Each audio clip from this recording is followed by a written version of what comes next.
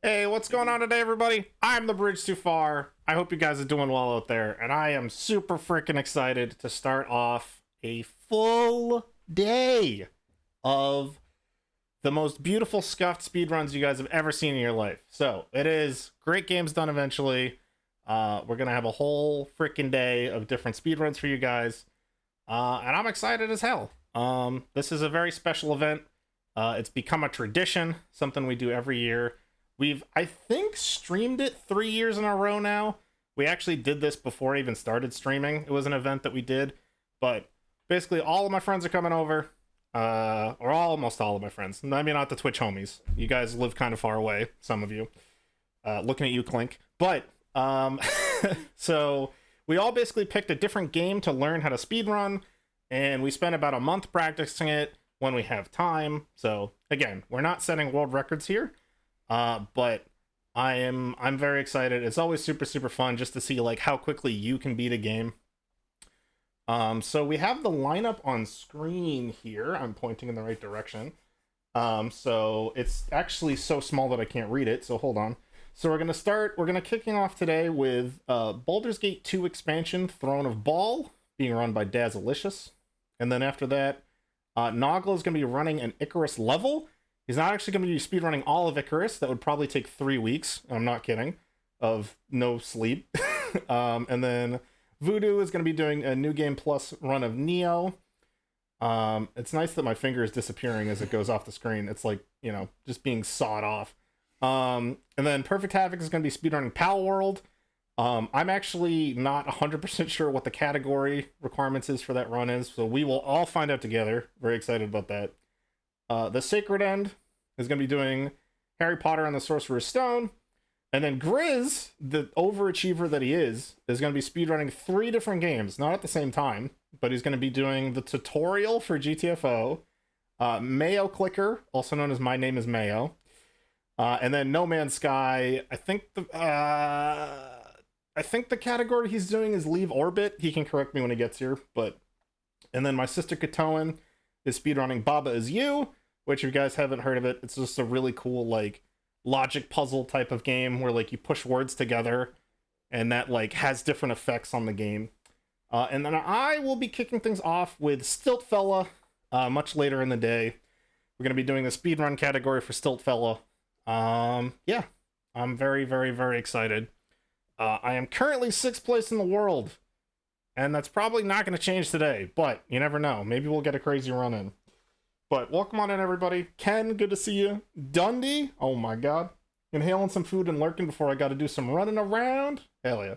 Well, Dundee, we're going all day, so you might be back. But good luck with all the running around. And yeah, hope to see you soon. Baba's murder, murder is you? Yeah, exactly. Exactly. But yeah, that's about it. That's the summary of today's events that I can think of. Am I anything else? Anything else? Nope. I think that's about it. So I should probably stop wearing a green hoodie so that all of my body exists. Ducky, welcome on in. Oh my god. Yeah. So let's I'm gonna welcome Dazalicious to the chair. I am going to be a Nebula's voice off on the right side of the room, so I will cease to be a corporeal form, and I'm just entering the Shadow Realm. But I will physically be here still. So we're going to cut to a quick break screen, I think, and then we'll fire up some Baldur's Gate 2, and we will get the marathon going. So yeah, let's do some Baldur's Gate 2 Throne of Ball. So BRB, just give us a moment.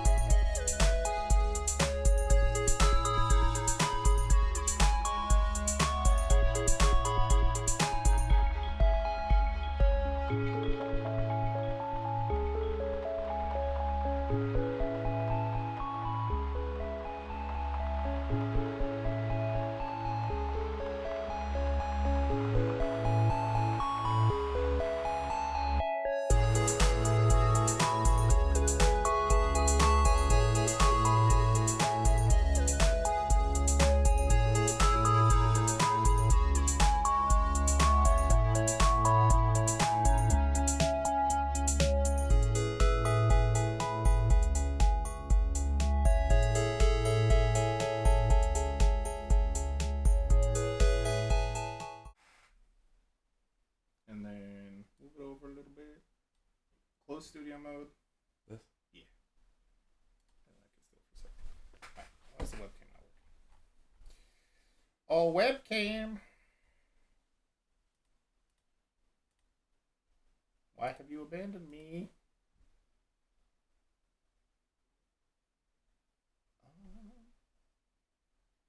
Oh, I know why. I figured it out. I think. Oh, were we in front of it? Why do I have 2 game captures? Wait. Hold, please. Well, technical difficulties. Minor technical difficulties. What the fuck? Let's remove the webcam and put it back. Why do I have Pal World? Oh no! We figured it out. I figured it out. I don't know. Okay. We figured it out. Nobody panic. We can blame it all on me. Yeah, totally, I'm trying. I have no idea what I'm doing. This is completely cool. Daz's fault. Yep, 100%. This is all me. Yep. Hold, please. Hello.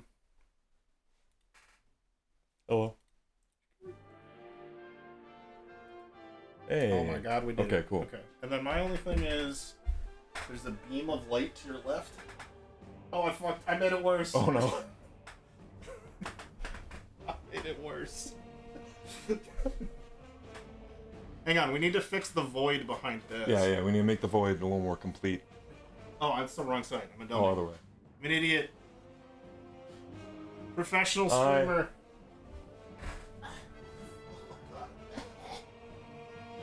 This is why we start early in the morning. No one can know that we're breaking the fourth wall. Yep. Okay. Oh, that's looking pretty good. Beautiful. Okay. Jabus. Alright. Okay. Alright, so we got the big ass green timer at the top. You can just intro your run, and then we'll start the timer whenever you're ready. And we'll get this thing started. I'm also gonna go post in the Discords everywhere that we're live, so I'll be right back. Yes. Kick us off. Alright, I'll start explaining things. So, what we're doing today is the Baldur's Gate 2 Throne of Ball speedrun. So this is the expansion pack for Baldur's Gate 2. Back, before DLC, you had to actually go out and buy the disc, install it. And so, because it's the expansion pack, we're starting with an already made character who went through the main game. It was done as a solo character, so just a sorcerer on his own. And when you're a solo character, you actually get tons and tons of experience, because the game is built for a party of 6 people. So it did hit max level. There's certain stats you want to go for. Key ones are you want high intelligence, so it's important for spell casting. High wisdom. You need at least an 18. You end up a 19 from stuff you end up doing in the game itself, where you get some permanent bonuses. And then there's a bunch of specific spells that you want. Some of them, the really key ones, are you need Knock, so you can unlock some doors. You want Skull Trap, because that does a ludicrous amount of damage, as I'll show off later. There's a few other key ones. Greater Malison, that lowers the saving throws of your opponents. So when you cast that on them, that means they have a disadvantage to trying to resist effects from spells. Stone Skin, helps protect you. Breach helps you break through spell defenses. The whole high-level Baldur's Gate stuff is just all mage battles and everybody throwing shields up and all sorts of things like that. Lower resistance helps you actually lower the enemy's magic resistance. So, magic resistance is like a complete ignoring a spell effect. So if they have lower resistance, they can't ignore the spell effect. And all sorts of other things do spell immunity, some stuff to protect you from magic energy, magic weapons, true sight to see invisible enemies, extra damage spells, delayed blast, fireball, finger of death. Stuff to break through more spell defenses. Hard wilting is a really big one that does like huge AoE damage basically. Other things, Dragon's Breath, bunch of damage, and then some really important spells I'll talk about later are Improved Alacrity and Time Stop. And there's a nice little wish there, I'll come up later too. So we have our character already, he's max level. Hit accept, go to the core rules. So there's different difficulty settings you can pick. Core rules is just the basic game, works just like D&D 2nd edition, which is what it's based on. And here we go. So I'll start the timer. And start the game, Adventure 4. So since this is an expansion pack, your character's already been through some stuff. And the stuff that's going on is your character is a child of the god of murder, Baal. He's dead, so what he did before he died was he put kind of his essence in a bunch of people, and they had kids. However, you interpret that however you want to. As you do. As you do. And you are one of them, and a lot of people want to steal your essence, because it's very powerful, and they can become a god themselves. So we've done a good bit of stuff like that. The main kind of adventure of Baldur's Gate 2 is somebody trying to steal your essence to regain their own immortality. And we've done that, we saved the day, everything's all good. So we're just wandering through the woods, kind of as you do. And we get this strange prophecy from these stone heads that are just in the woods. They tell us stuff about some people are going to come to kill us. And there's going to be a bunch of other ball spawn with their essence doing bad things. So we're going to get involved and mixed up in all the bad stuff. So we know somebody's coming to kill us. The storm approaches, they speak no more. And because we just are a little paranoid, we're just going to start casting some delayed blast fireballs in the middle of the woods. Is this the same character from when you did the speedrun last year? It is a different character. So the character of the speedrun last year was a mage thief. And this one is just a pure sorcerer. So I had to roll a whole new character and run it through the main expansion, the main game itself. Okay. Quick little 80-hour jaunt. Yeah, a little casual setup. Actually, you're good at running it fast at this point. Exactly, right? Yeah. And it's faster when you're alone. You don't have to drag a whole party with you. And you get way more experience. So we wait around a little bit. And they die. So that was the first of the 5 main people we have to kill. You'll notice we didn't die to our own explosion there. That's due to a certain item we have. So that's the Cloak of Mirroring, and the big thing is it deflects spell damage. So that's all like offensive spells like Magic Missile. It also includes a bunch of our own spells like the Delayed Blast Fireball and Skull Trap. Some other big items we have that are super important to get in before the run are the Robe of Vecna. So what this does is it increases your casting speed by 4. And this is a super esoteric thing because each round of combat takes 6 seconds. And each time a casting speed is broken down to tenths of those 6 seconds. So increasing casting speed by 4 reduces all of our spells, the amount of time they take to cast, by 4/10 of 6 seconds, whatever that comes out to. Similarly, the Amulet of Power reduces cast time again by 1, so those stack with each other. So basically, all our spells get cut by 5/10 of 3 seconds. So in some spells, we actually become instant speed because of that, which will be very important later on. And the other kind of really key item is our staff, the Staff of the Magi. It's really convoluted to get this. In the main game, you have to basically get this particular rogue stone and then find this random ass door in the middle of this particular district and then fight a huge group of cultists. It's wild. But when you get the staff, the really good thing about it for us is invisibility. So whenever you equip the staff, it makes you invisible. And when you re-equip the staff, you become invisible again. So we'll be heavily abusing that throughout the run, to be invisible almost all the time. And the last kind of really important item, there's the boot paws of the cheetah that double your movement speed, some belts that, this makes your base strength 21, ring that does all sorts of nice little things. But the really other important thing is to get the circlet. It doesn't do anything when you first get it. You have to go through this big dungeon called Watcher's Keep to get it. Go to the 2nd level and fight a chromatic demon, I think. But it'll be important later on when we make a better version of it. So, the person who came to kill us is dead. We're gonna loot him. And then, because that was really exhausting, we're gonna take a nap and sleep for 8 hours. Then we get abducted. Who knows why? I wish I could get 8 straight hours of sleep. Wouldn't that be great? Yeah. Just in the middle of a forest clearing, just lie down. Yeah. So we got pulled into hell. So this is actually where the final boss fight of the main game was, a slightly different version of it. We just got informed by a very powerful being called a Solar that we have our own pocket plane because we are a child of Baal, and we have collected a whole bunch of essence and done all sorts of things. So in this pocket plane, we're basically going to be doing very important stuff, I don't know how to put it. You basically have to do a bunch of challenges throughout the whole run. They're about reflection and defeating your inner demons and all sorts of stuff like that. But first, to do that, we have to deal with Saravok. So Saravok was the villain of the first game. He was also a ball spawn, and he did a whole bunch of bad things. You kill him in the first game, but to continue here, you actually have to bring him back to life and give him a little sliver of your essence. Ooh, woo! Yeah. We're just giving essence to anybody. Just handing it out, really. Just taking it. Yeah. So we do that, comes back to life. That surely won't have any implications for anybody else bringing back a mega villain to life.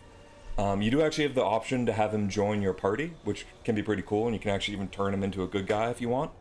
But we are going to reject him, and that will surely not have any consequences for anybody else. So he leaves, we're good, and we have to do the first of our, self-reflection challenges. Strangely, all the self-reflection involves killing people. So we basically get confronted by another person who has some of the essence of all, or did. He talks about how he had murderous impulses and says we'll have the same thing, which is probably pretty true because we kill a whole lot of people. So the first thing we're going to do is cast Improved Alacrity. And so what Improved Alacrity does is it basically, normally in a round of 6 seconds, you can only cast one spell. Then you have to wait for the whole next round to pass before you can cast another spell. What Improved Alacrity does is removes that restriction. So you cast a spell and you can just immediately cast another spell again, and that lasts for 2 rounds, so 12 seconds. So you get 12 seconds of just whenever you cast a spell, you can immediately cast the next one. That'll be really important later on, but here it's mostly for convenience. So what we're doing is we have to fight whole waves of basically all the kind of enemies you had to fight throughout the earlier games. So we're going to summon some minions to do this, and it's actually one of the longer fights in the whole run, because you just kind of have to wade through a whole bunch of dudes. So we summon some skeletons to help us.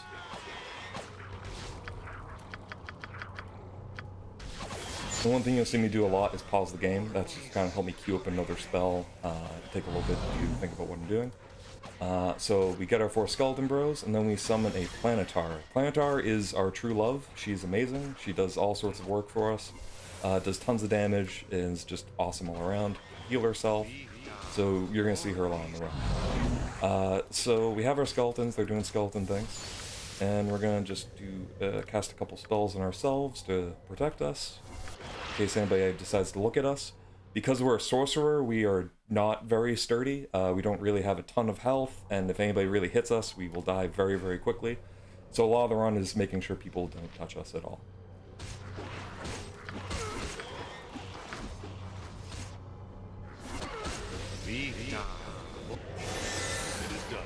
Cast a few damage spells around. Everyone decided to spawn over there this time.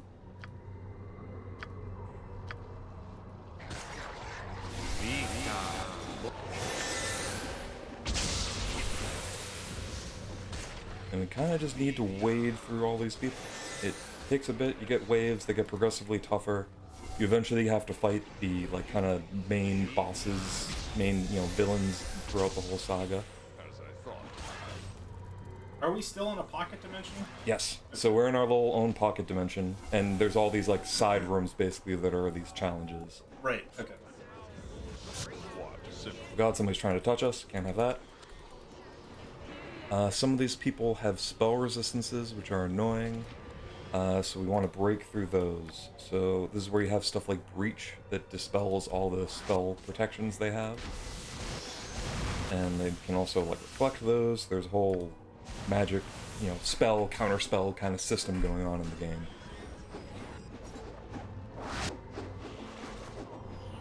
And these people are trying to kill us, so we will do... So protection from magic weapons, this spell will cast a lot. So when you beat the main game of Baldur's Gate 2, you're in hell again at the end, or for the first time. And you have to pass all these other different kinds of challenges that test your moral fiber, and kind of based on the choices you make, you'll get different bonuses. And one of the bonuses you get is protection from regular weapons. So any sort of weapons that are not, enchanted, not +1, +2, +3, whatever, those won't affect you. So since we also have the spell protection from magical weapons, that'll protect us from weapons that are enchanted, are magical. So when you have both that spell on you and your kind of constant effect you got from the end of the second game, you can't really actually be damaged by weapons, which is very useful. Yes, what, if you wish. So these are kind of the tough guys at the end here. So we're gonna get some better spells and throw them around. So that's a Dragon's Breath. It ignores magic resistance and just does a whole bunch of fire damage. And that should be everybody finally dead. You have to wait till the game recognizes it.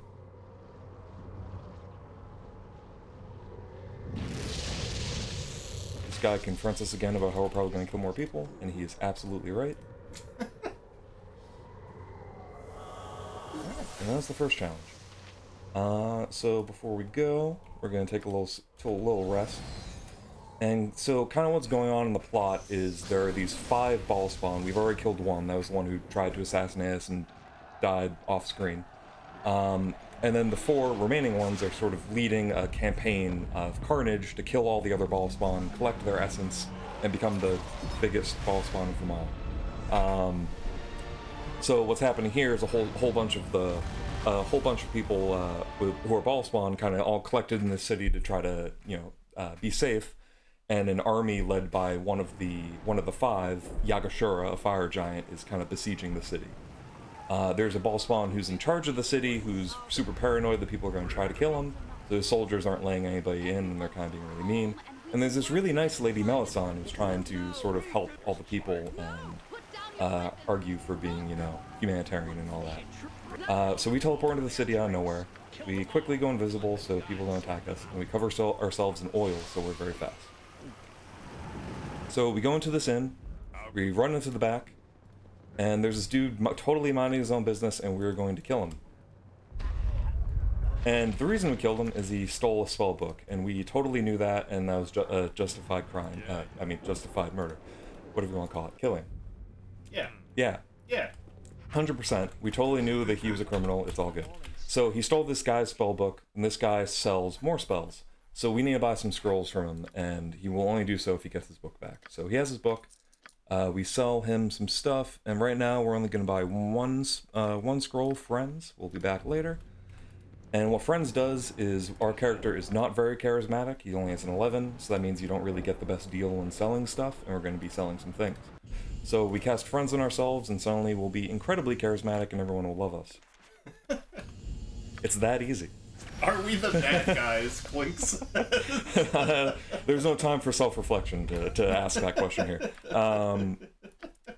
So what this lady is going to do for us is she's going to identify some of the stuff we stole from the person we killed earlier, and then we're going to sell it, and we make sure to not sell this circlet, because we're going to need that later. And so when you import a character into the expansion, they actually just give you a bunch of items, just for fun. In case your characters don't have good enough items, you can kind of distribute them across your party. Because our party is just us, and having other people would slow us down, we can just sell all this. And get a whole bunch of cash. So we sold all that, and what we need to buy from her is this elven holy water that will be important later. Also, what she can do for us is she can give us a way into the castle to speak to Bromnir, the guy who's ruling the city. She gives us a way through the old prison. She warns us there's some evil in there, but that's fine. So we have everything we need to get going, so we run into the prison. So... Oh, sorry. You can go ahead. Because the inside of that house did not match the specifications of the outside of the building. Oh, not remotely. That house was a bag of holding. Absolutely. So we're in the prison here, and what we're actually waiting for is there's a hidden door here, and your character takes some time to actually notice that there's a hidden door. If you have a thief, you can kind of actively try to detect them, but because we're not a thief, we kind of just have to wait. Just look at the wall. Just look at it. Just pause. Just look at it. Shit out of this wall. Eventually, he will realize there's a hidden door here. Hey, he found it. Alright. So we go in here, and a ghost appears, and he's very creepy, and he tries to speak, but no words come out, and he looks sad. So we're going to grab this skull from this barrel, which is a very reasonable thing to do. We'll go invisible again, and we'll run to a different part of the prison. Oh god, that is not supposed to happen. There's somebody in our way. That's really rude. Nobody... You're not supposed to stand in people's way. So we'll try to kill this guy, because he refuses to move. Or he can chase us, that works too. And then we go invisible, and we run past. Juked out of his socks. Absolutely. Ghost appears again, he's being creepy and ghosty. So let's see if we can get past these guys. Oh, that's so nice they chose to leave. They saw what happened to the other guy. So we steal a necklace here, and we go into this room. There's a bed, so we stick the skull and the necklace on there. And that turns out to be what the ghost wanted all along. So we put basically reattached his skull, put his necklace there. If only we had some elven holy water, we could consecrate the site. Oh wait, we do have elven holy water, so we sprinkle a few drops on there. This is a great impulse buy. I know, right? Our character's just really lucky. Incredibly lucky. He doesn't think about a single thing, just makes random choices, and it always works out. So we get the stone. So the stone will basically combine later with the circlet to get a really nice hat. So we have everything we need in here, so we shall continue running. And we're taking this prison to get to Gromnir, the leader of the city. So we need to unlock another door here. Try to run past this person. She sees us. We just say, I guess I'm just too irresistible for the likes of you. And keep going. That is some riz. So we continue going. Nice lady has teleported conveniently into here, and she's like, oh, you need to go talk to Gromnir. You need to talk him into doing good stuff. So we say, okay, we'll totally do that. We'll say what we can do to help. We keep going. We open the door. It's a fun little thing where they'll actually notice the door is open after a little bit. But it's fine, we're already gone. We unlock this door. Now they really realize somebody's in the prison. And we wait for a second till the round passes, and we can cast unlock on this, open this chest, and we get a wand. This wand is critically important to the run. So it's very important that I don't sell it. Which may or may not have happened to me before. We're wandering past all the guards, we're nice and invisible so nobody suspects a thing. We head up here, and we found Gromnir. Here's, don't sell the wand. So Gromnir is being unreasonable, he thinks somebody's trying to kill him, so he accuses us and tries to kill us, so then unfortunately we have to kill him. Kind of a self-fulfilling prophecy. So what we're going to do is we're going to cast Time Stop. So what Time Stop does is it stops time for everybody but us. And it lasts for 2 rounds, I think, or however long it does. So we're also going to cast Improved Alacrity. And what that does is it removes the kind of cooldown timer in between us casting spells. So what this now does is time is stopped, we can cast a whole bunch of spells, and nobody else can do anything until time resumes. So this is critical to a lot of the really tough fights in the run. This isn't really a tough fight, but it doesn't hurt to do it, makes it easier. So we're going to cast Lower Resistance on him 3 times to lower his magic resistance to 0. Then we're going to cast Greater Malison on him to lower his saving throws, so he'll have worse saving throws when spells hit him. We're going to spread some lower resistance around to other people. So a key thing is also the spells don't go into effect, they actually kind of just hang in the air until time resumes. So that'll actually really matter in some fights where you want some spells to hit before other spells. So you kind of need to position yourself appropriately so that happens. Okay, so we cast the...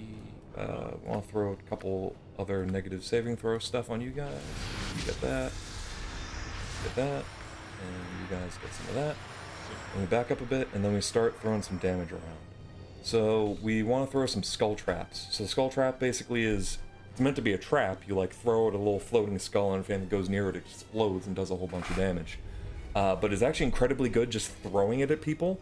It does a ton of damage, and it's one of the best spells, honestly, in the entire run. So we're going to throw a bunch of those at him, and then maybe kind of spread some around here. And then we're going to... let's go with some Dragon's Breath. So, once time resumes, a lot of stuff is going to happen, and ideally everybody is going to be dead.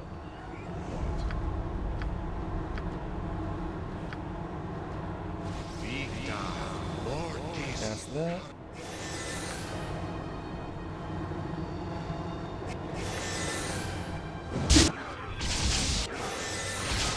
Couple survivors. Okay. Oh, nope, they still died. Alright. Everybody is dead. We zoom around a little bit for the game to realize everybody is dead. Hey, nice lady's back. She's like, oh no, everybody died. I hate to see it. And she says, okay, you have to go stop the giant, you know, one of the 5 who's trying to stop the city. You have to find some way to kill him. But the unfortunate thing is he's immune to all weapons and magic. Like, you can't hurt him at all. He basically did this crazy ritual to make himself impervious. You know, his skin is unbreakable. We're going to find a way around that, though. But before we go, we need to do a couple more things. So we want to identify some of the stuff we found. The screen is shaking because the city's getting lobbed fireballs at it, but that's not our problem. So we identified these two things. So the stone will be relevant for the hat we're making, and the wand of lightning will be absolutely, critically, massively essential to the run. But not for long. Don't sell it. Exactly. Don't sell it. Whatever you do. And then before we go, we want to just buy a couple spell scrolls from this guy. So I just scroll to the bottom. He also has some of the oil that we crave that makes us fast. So we want to buy him out on that. And then what we'll buy is a wish scroll. Be relevant later. And shape change. I'll buy 2 of these just to make me feel safer, because sometimes stuff goes wrong. And then we leave the city behind and we never come back.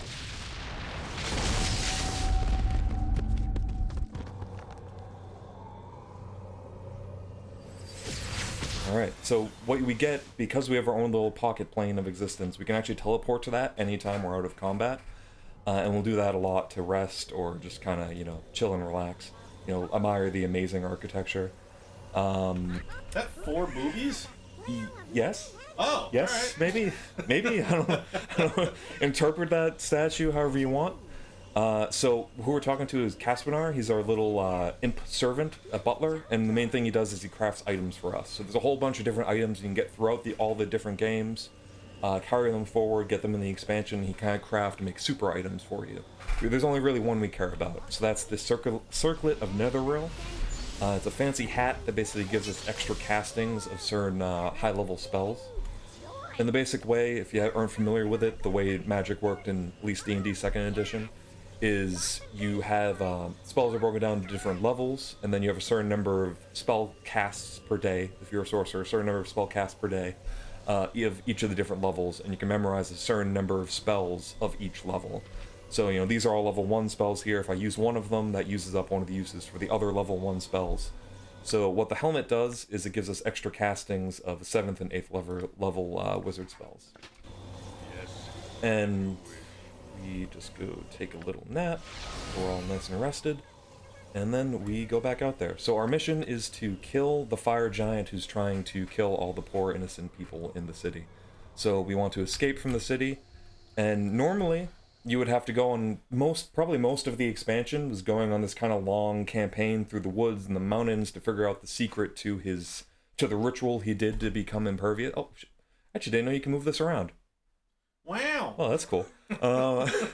So we go to a siege camp where he's laying siege to the city. And what we are going to do is we're going to take that shape change scroll we bought. And what shape change does is it lets you change your shape into a certain number of specific forms. And there's one specific form we're looking for. So this is there. We cover ourselves in oil so we're fast. And on the bridge, we are going to cast Time Stop. Once time is stopped, we run up. And here's the invincible Yagashura. Absolutely unkillable. Nothing can stop him. So what we're going to do is we're going to turn into a Mind Flayer. Oh. And we're going to attack him. So in D&D 2nd edition, if your intelligence reaches 0, you're brain dead and you die. So what Mind Flayers do is when you attack, you lower the enemy's intelligence and then you eat their brain. So what we just did was we lowered his intelligence to 0, he went brain dead and we ate his brain. And he's now dead. Oh. There you go. He should have made his brain invincible too. He didn't think that through. Yeah. So after we kill one of the 5, every time we get pulled back to the pocket plane and we get forced to reflect on our past or stuff about our future, trying to figure yourself out as a character, you learn dark truths about yourself. We don't have time to listen to any of it because we're busy being a mind flayer waving our tentacles around. So they're telling us stuff about the past, about what happened to us, but there's no past. There's only the speedrun. I think that was our mother, but that's fine.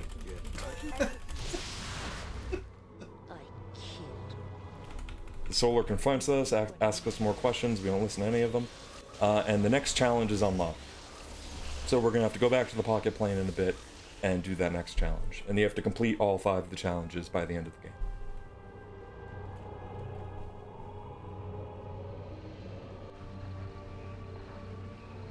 Alright, we're back here. We're going to turn back into our normal form. And nice lady is going to appear in a couple seconds. You off screen, sure. She's gonna tell us, oh no, well great, you did it, but there's still some more you have to kill, and if you want to kill them, you should go this way and do this. And we're gonna listen to everything she says, because she's guiding us on the speedrun. So she directs us to the city of Amkithran, however you want to say it, fancy name, which we have to go to. She says there's a guy named Balthazar there who can give us some more directions. So we're gonna do that, cover ourselves in oil. An army tries to stop us, we don't listen to anything they say, and we keep going. I always really like this guy, he has a cool marching animation. Run past all the dudes we'd normally have to kill, and we go to Amkithran. Amkithran? However you want to say it. We run up here. We're supposed to be meeting a nice lady here, but for some reason she's not here. That's very suspicious and strange. So Balthazar pops out. Here's the monk guy, he rules the city. He gives us some directions to the people we need to kill. He tells us the nice lady isn't here anymore. And he pops back inside. Alright, so now we have directions, we know where we need to go. So we're gonna go to the first of the two. So basically, 2 of the 5 evil ball spawn are dead. So we're gonna need to kill the 3rd and the 4th. The 3rd here is Abazagale in his lair, and the 4th is Sendai in her enclave. You can actually do it in either order. I like to do Abazagale's first. So we're going to travel there, and since we're here already, we're going to go back to the pocket plane and go do that second challenge.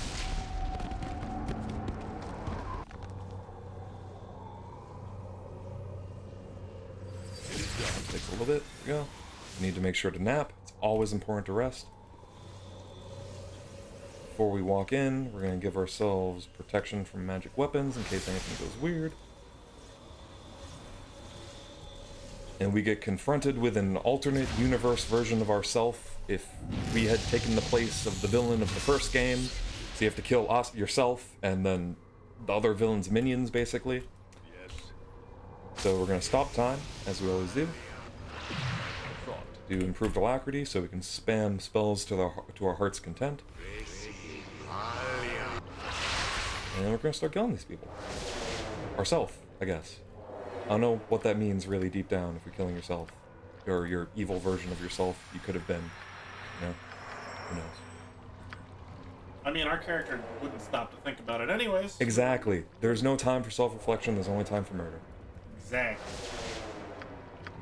So we're just going to cast some debuffs on these guys to make sure our damage spells could do damage. One thing that actually even kind of slows us down is our character has to physically pivot to look at different people, which takes a little bit of time. So we're going to start casting some skull traps. We actually want to back up a little bit to make sure the debuffing spells hit first. You get a skull trap, and you get a skull trap. And that's all our skull traps. So we're going to also start casting some Dragon's Breath. Start doing some big damage.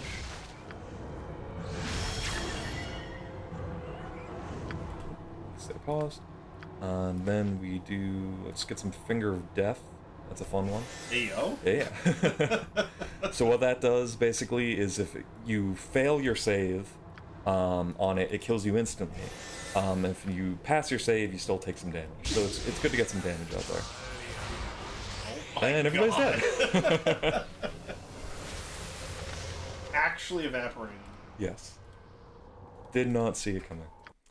So we take another nap. Very important to nap. And we're going to go into Abazagale's lair. So this lair is pretty spicy. So to get inside, you actually have to kill Abazagale's son, which is kind of messed up, but he's trying to guard his dad. We want to go invisible here.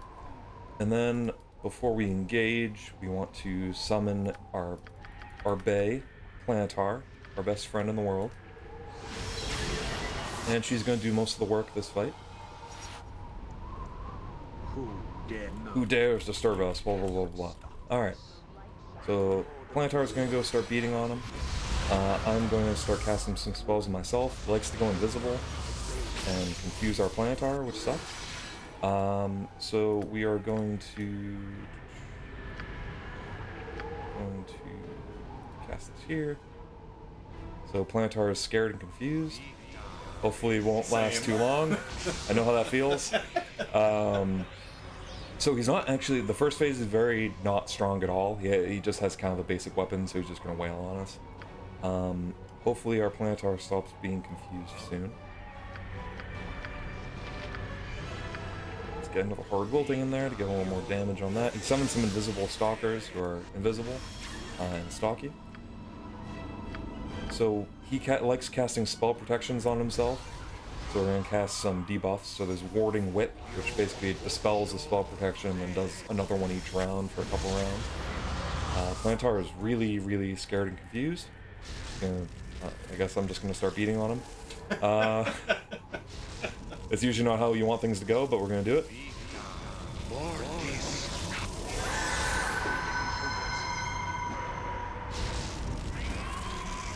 She is living her best life. That she is, yeah. Dr. Manhattan is awesome. Yes. It's good. I haven't actually had this happen to her before. I wonder if I can I like dispel that on you and get you back? Panique! She is panicking. Panic! Just absolutely panicking. Okay, so you're being troublesome. So I'm just gonna summon another one. The less panicked one. Oh, I can't summon one while she's still there, and I can't dispel her. And that uses a spell slot? Wow, okay. Let's see, how can we get this guy dead? We also need to cast some protections on ourselves. So we need protection from acid, because there's going to be some acid thrown around later. That kind of party. And then, how can we kill you?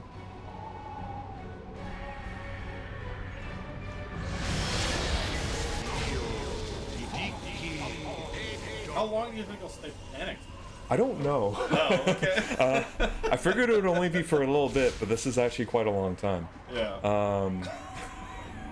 She's just absolutely losing her mind. Okay, so this is interesting. So I guess we'll do some more hard wilting. That's pretty good damage. Ah, he magic resistance. Okay, so we'll get rid of some of his magic resistance. Normally she's kind of supposed to just be wailing on him, and that kind of does a lot of the hard work for me. But that's not happening today.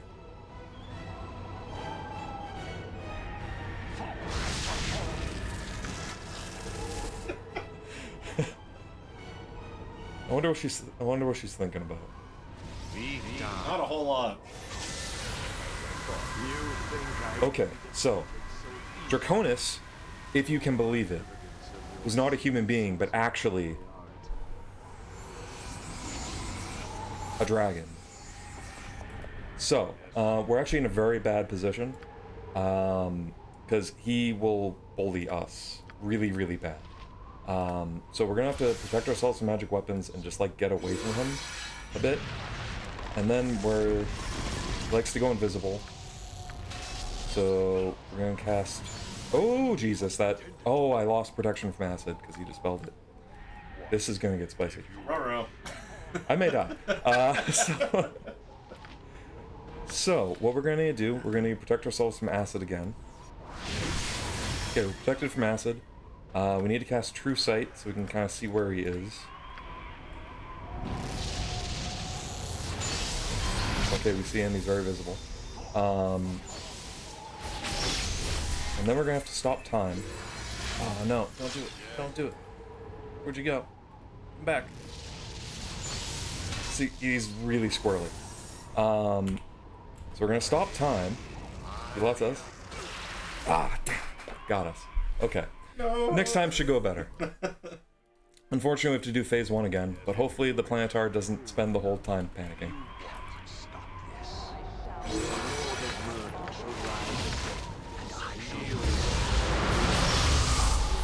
She did it again.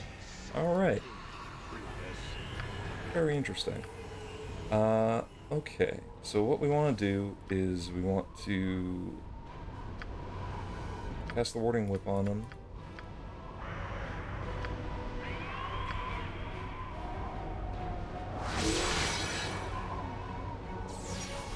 Yeah, I think she took some of the damage, unfortunately.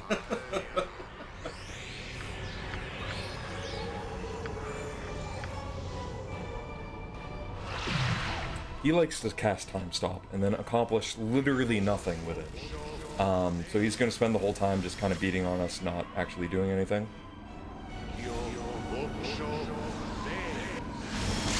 He knows you're in a speed run. Yes. It's just wasting time, icing the clock.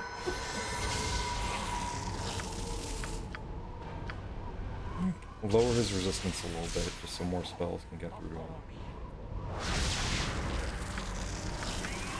We need to save these for the second form, because he kind of just has an entirely different health bar with different stats. Alright, go back to trying to kill him.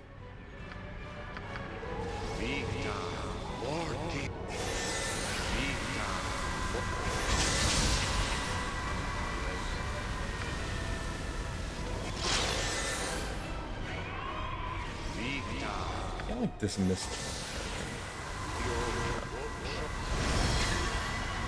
Okay, so he's badly injured, so we're gonna put protection from magic, put protection from acid on ourselves.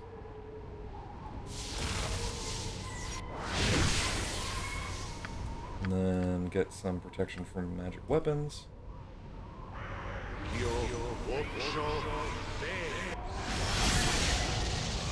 And then we're gonna try to kill him. I didn't even know he could do that. Okay, he can summon in a 3. That's interesting. Learning a lot.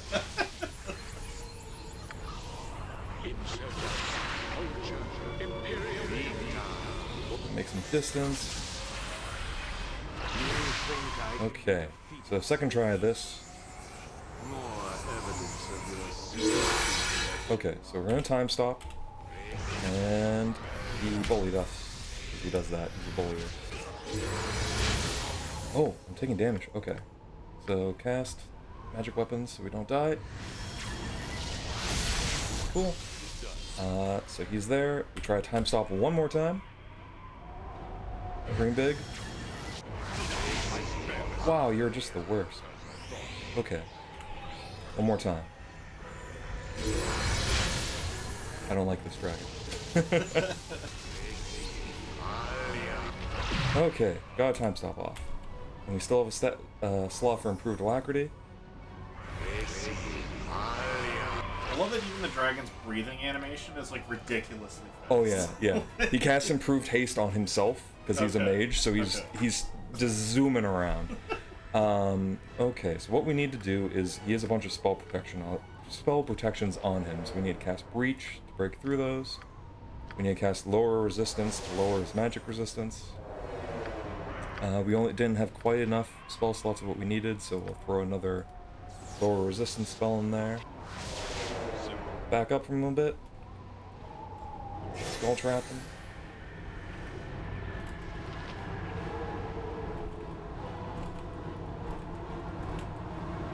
So skull traps. We're gonna Finger of Death him. Yo. A bunch. I'm sure some people are into that with dragons, but I'm not a personal fan of this one. Did you say it's a bad dragon? A very bad dragon. Very bad.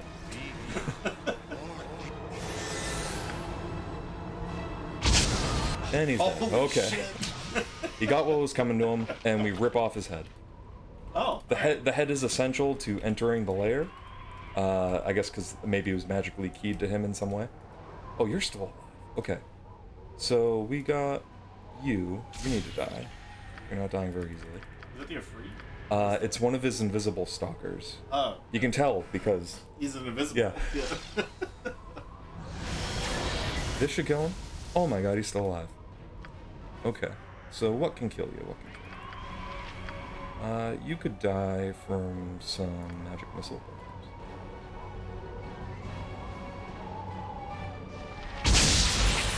Okay, everybody's dead.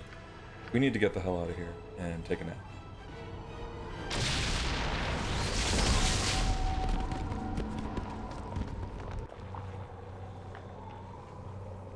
Back to our very comfortable pocket plane in hell. And back out there.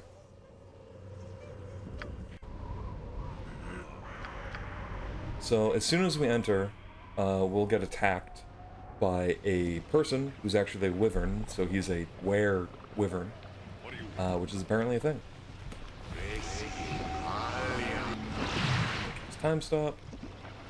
Improved alacrity, so we get some spell spamming. And let's see, what does this guy want? We want to lower his resistance.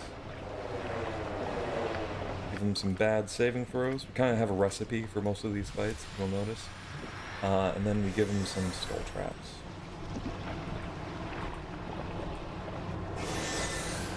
One or two. One or two. And then maybe we'll throw in a Dragon's Breath for good measure. And just in case they don't die somehow, we'll give ourselves magic weapons. Invisible again by re-equipping our staff. And he's dead. Didn't need the Dragon's Breath, but that's okay. So he has something we need. So he has a scroll of stone to flesh scroll, which will be important later, and a empty breath potion flask.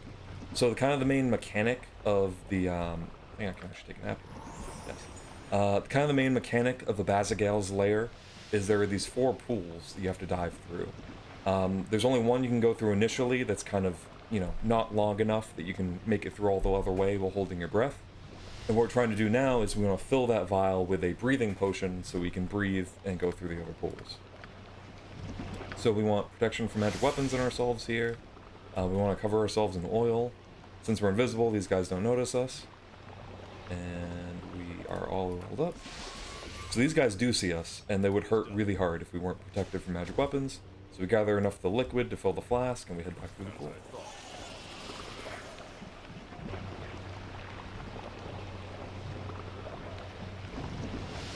So the next pool we go to, we're going to need a length of rope.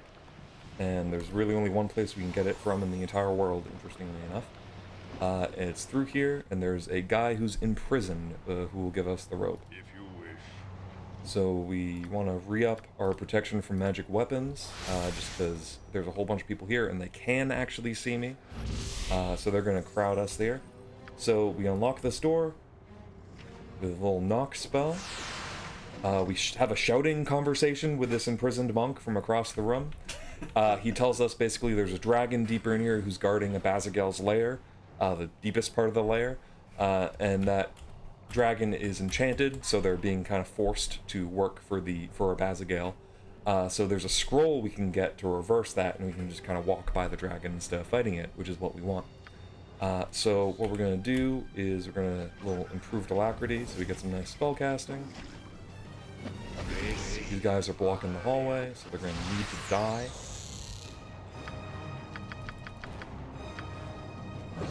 Dragon's Breath in there, and maybe another Dragon's Breath for good measure.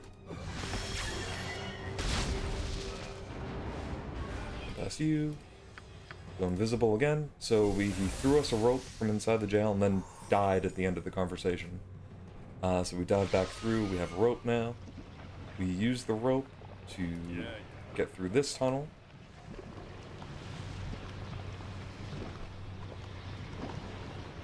And in this tunnel, basically what we're looking for is we're trying to get that scroll to free the dragon so we don't have to fight it.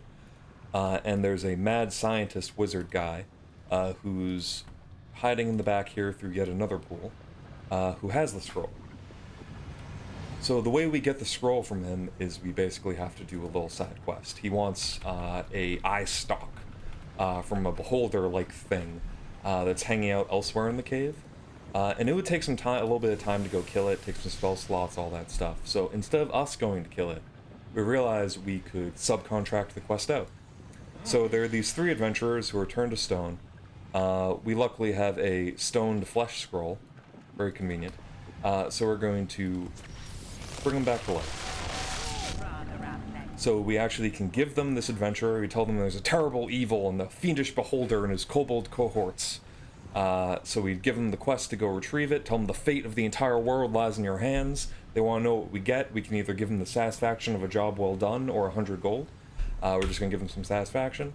So they go agree to do the quest for us. Several days later, they come back, even though the guy was like right over there, like in the other part of the cave. So they come back, they have the eye stalk, and they realize, hey, I bet we could take this guy. I bet we could kill speedrun. We backstab him, and I bet he has all kinds of treasure. You know, classic, you know, finish the quest and then kill the quest giver. So they attempt to kill us. They try. They don't realize we're a son of Baal, so we turn into the Slayer, Baal's like avatar, and just murder them all. And they realize that was a really bad idea, so they actually reload the game. That's my favorite part of the run, by the way. That they literally reload the game. A little bit of save scumming, it did not work out for them. So we have the eye stalk. So we can go back to the mad scientist, give him the eye stalk, and he will give us the scroll we need.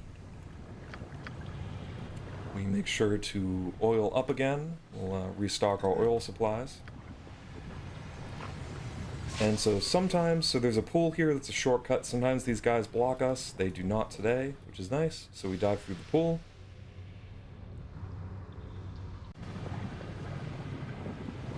It is done. And here's the big dragon that we would normally have to kill, but today we don't. We free them with the scroll, and she just kind of lets us go, which is very nice. So now we're in the deepest part of Abazagale's lair. So Abazagale is kind of off here in the darkness, and we need to do a little bit of setup and kill some of his minions here that are in our way. So we're gonna time stop. Classic improved alacrity. Throw some skull traps their way.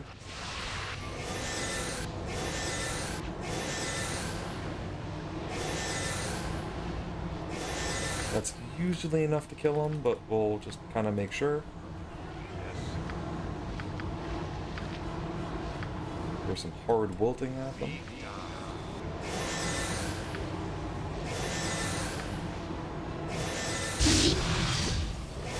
They're dead. So we're literally in this guy's room. We can't even leave. He's literally over here, but we're just going to sleep in a little bit. So we just rest for 8 hours. He's literally staring at us from across the room. And we're going to do a bit more setup. So kind of like his son that we murdered. He also has 2 phases where you fight him in like a humanoid kind of form, then you fight him as a dragon. So to get through the first phase a little easier, we're going to do some setup. We're going to actually use the skull traps as a trap. Set up a whole bunch of these. So what I'm doing here is quick saving and quick loading in between each one. So Baldur's Gate uses that 6-second round timer I mentioned, where you can only cast 1 spell per round. But if you quick save and then quick load again, you can only do this out of combat. You can actually just kind of reset the round for yourself and just start casting again. So we're going to do that to stack up a whole bunch of these pretty quick. Our goal is to get about 30 of them. We have 6 of them per rest. So we're literally going to sleep for 6 sets of 8 hours. So we're sleeping for more than a day, 32 hours. Just in this... Nope, don't want to do that. That would blow up the traps. Need to rest. Alright, so 12, 13...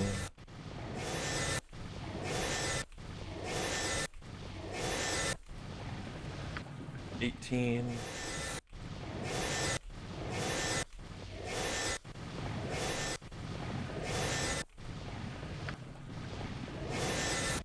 We can higher. I think this should get us 30. Alright, then we want to do a little prep before we run into him. We want to protect ourselves from the elements. So he's a frost dragon secretly. So he's going to do frost damage, so we want to be protected from frost damage. And if you actually get your resistance high enough, you actually get healed by the damage, which is a nice little bonus. Give protection for energy to give some extra protection there. Then I want spell immunity. So what you can do, there's basically all the magic in the game is broken down to different spell schools. And you can give spell immunity from basically each of the different schools. And the only real important one we need right now is immunity from abjuration. So all the spells that remove spell protections are abjuration spells. So this kind of gives us a protective barrier against that, because he's going to try to dispel our protections and then murder us really, really quick. And we don't want that to happen. Do some protection from magic weapons, so we are protected from melee damage, and then we run over to him. He talks to us, gives us some taunting. We do lower resistance on him. Oh, you're not supposed to be there too. That's interesting. Okay. As long as you go first. So he turns into a dragon. And so he's immune to time stop. So if we stop time, he just keeps going too. So we aren't going to bother time stopping him. So we're going to... Oh, knocking us around a bit. Then we're going to improve alacrity, and we're going to try to kill him very, very quickly. Before he kills us. And we want to get some lower resistances in there. Lower his saving throws, and we start throwing out damage.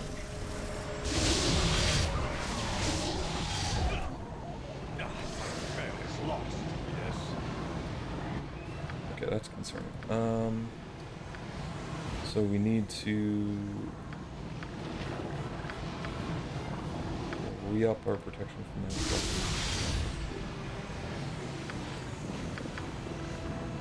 Throw some fingers of death.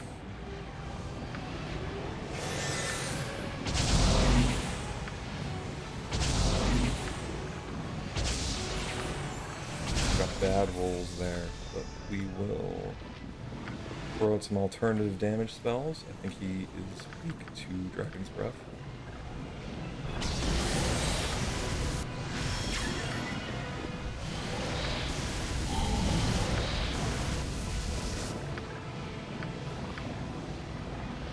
Some hard wilting on him.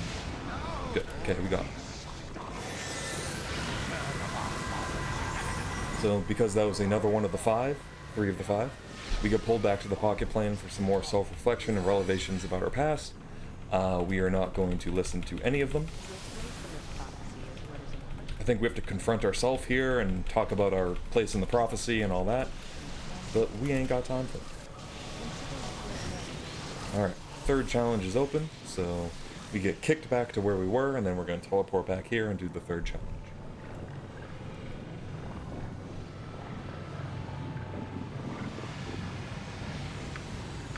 Back to our pocket plane.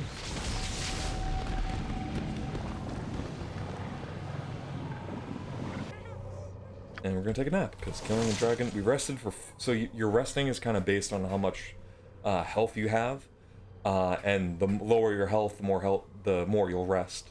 So because we didn't have a cleric with us to heal us while we were resting, our resting took 4 days. So we just napped for 4 days straight, but we now have all our health back. So the challenge in here is going to be, we're going to fight a Slayer, the avatar of Baal that we can also turn into ourselves.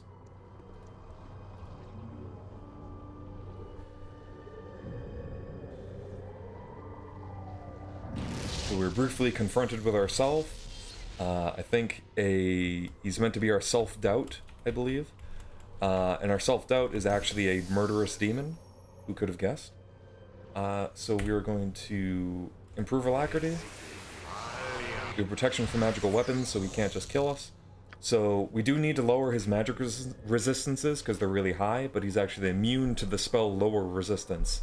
So we have to use a kind of more expensive sort of spell, Pierce Shield, that will lower his resistance 3 times. So it takes a little bit longer to cast. And you get 3 of them off.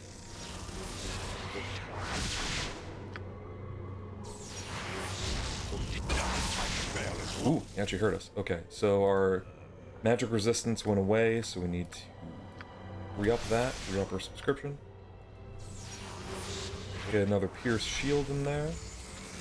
Probably one more for good measure. Get another improved alacrity to get our spellcasting back up. And then we should be able to just kill him.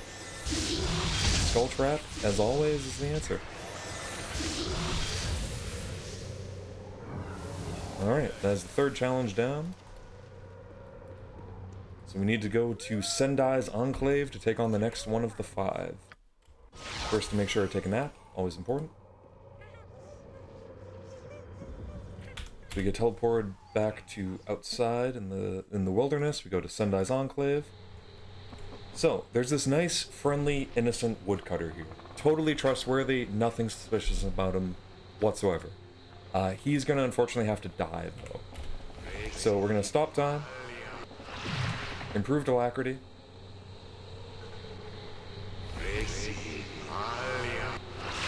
Run up to him. Lower his resistance. Make sure he dies. Lower saving throws, maybe run a little distance here, and we'll throw some skull traps his way. Now you may wonder, why are we killing this innocent woodcutter who's done nothing wrong to anybody? The answer is because he's not actually a woodcutter at all.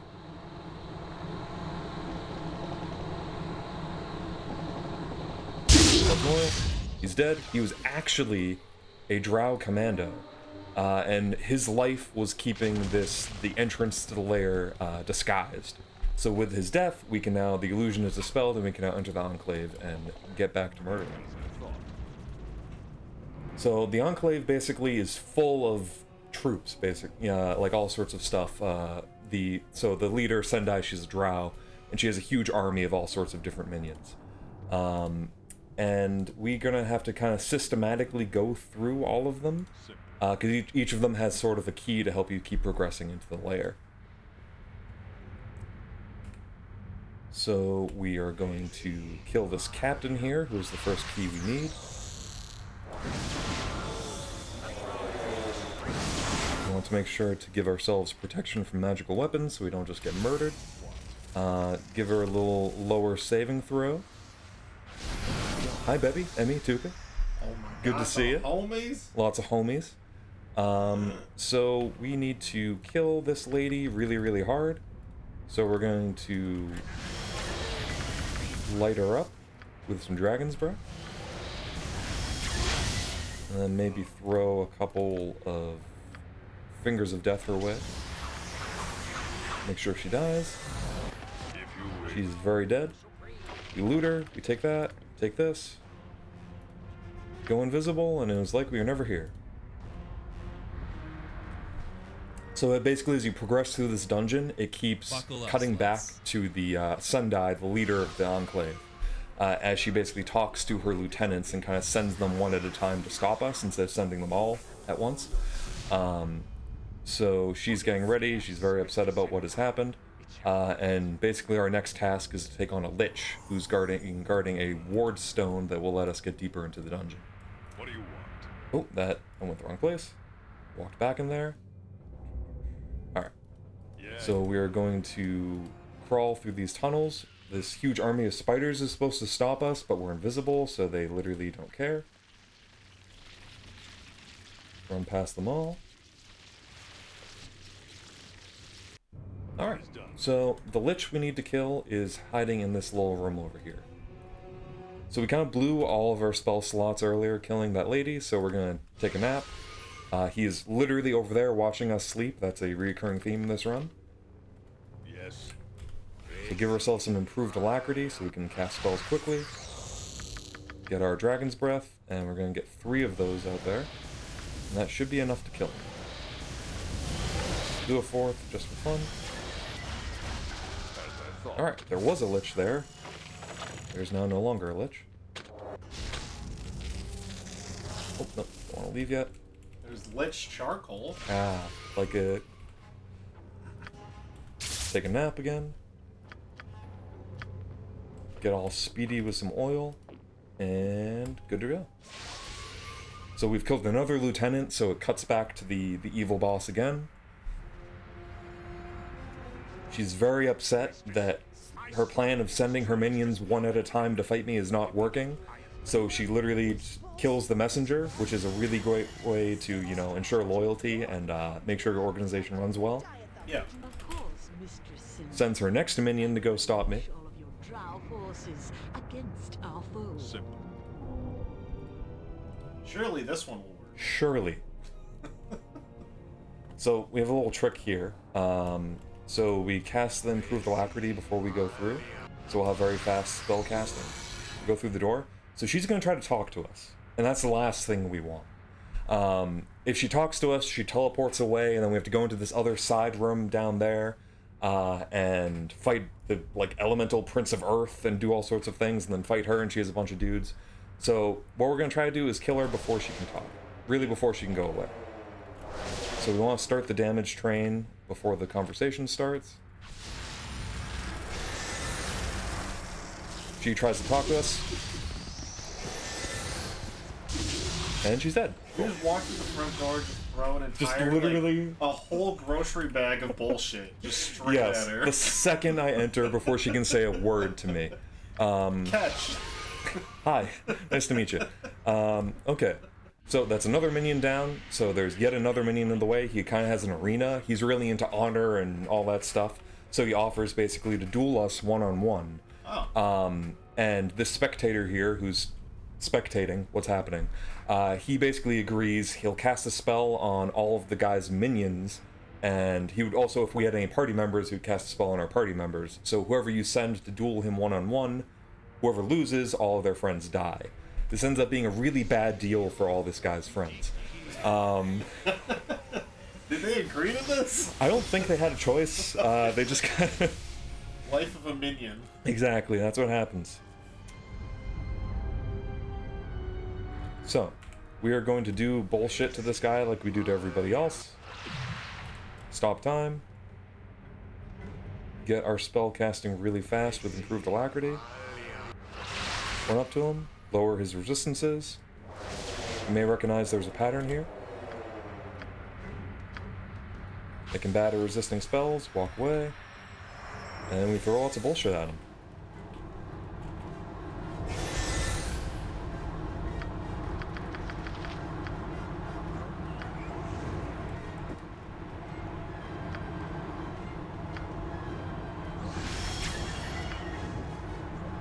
Just to really make sure he dies, we'll throw some extra, let's see, more of those at you.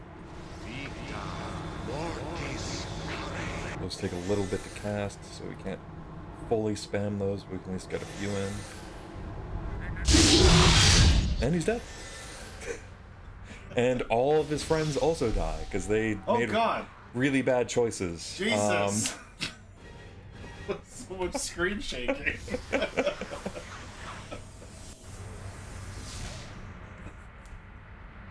So, one minion left. She's like, well, everyone else is dead. My Mind Flayer friend Mick Thickle, however the hell you say your name. Mick Thickle? I think it was actually Mick Thickle. Mythical? Oh. Less fun. The last person I want sucking my brain out of my body is someone named Mick Thickle. Just like a triple thick McFlurry. Just sucking my brain out of my temple. So he has a minion of his own, a little Mind Flayer here who can't see us, so we're just gonna run right by him. And then here's Mick Thickle. And we actually don't have to kill him. We can just run right by him. I think he realized what happened to all the other people and realized it's not worth it. Yeah. So what are the odds that the sixth best person you send he's the last to do a job is gonna actually complete the job? Yeah. So he was the smartest one of them, and just let us go.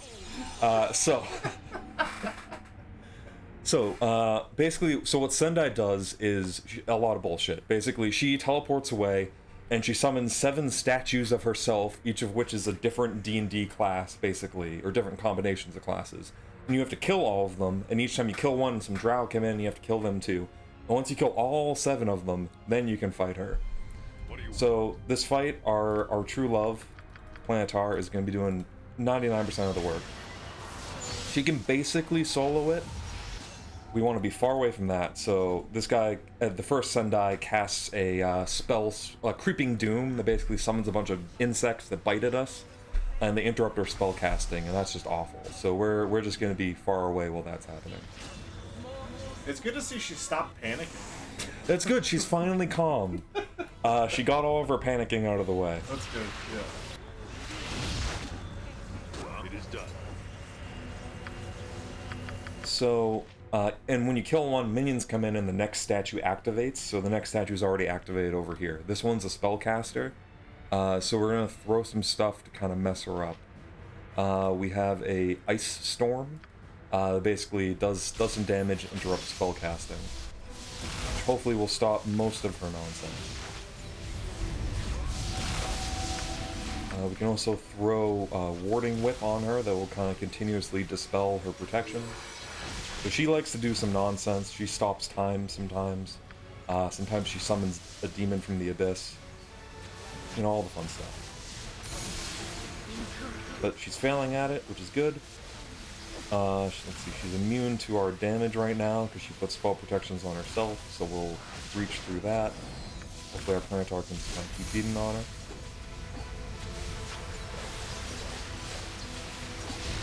Okay, help a little bit. So another thing our staff does, it actually is, it also can dispel spell protection, so we can kind of help out with that if needed.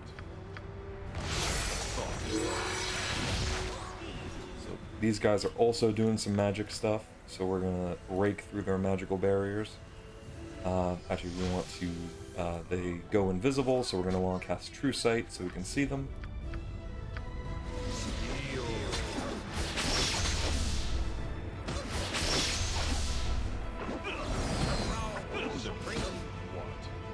Oh god, somebody saw us and attacked us. That's the last thing we want. Let's see.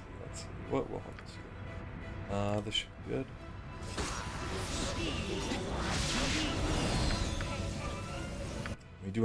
We stole some health potions earlier that will help us stay a little more alive. You go back, you go do that.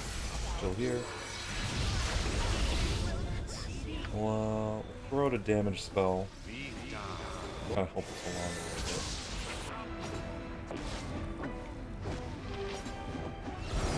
See if we can help dispel some of these spell protections. There we go. So, one reason we love the Plantar is she has 3 heal spells. So she has 3 casts of the spell Heal, which basically full heals her. So you kind of have to kill her 4 times. Hold it.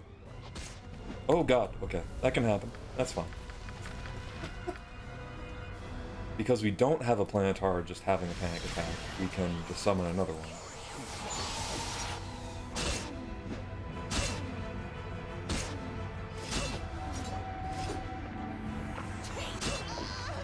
There we go. Alright, more drow come in, more drow will die. This one's another spellcaster, so we kind of want to go and mess her up before she does some nonsense. So we Ice Storm her. Does a lot of interrupting. That was not where that really was supposed to go, but it looks like it's kind of working.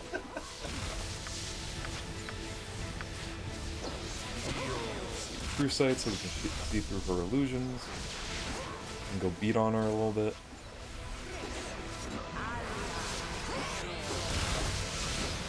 Working, so we'll do a Warding Whip. Break through. Oh, she did time stop, so now we just kind of have to wait. This is what it feels like to be the NPCs, I think. Yeah.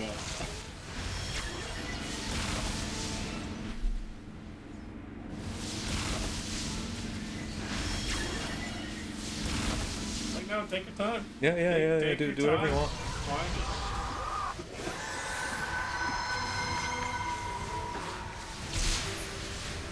Okay. She's gonna be a little annoying, so we're gonna breach through her spell protection. Get Plantar over here to start being.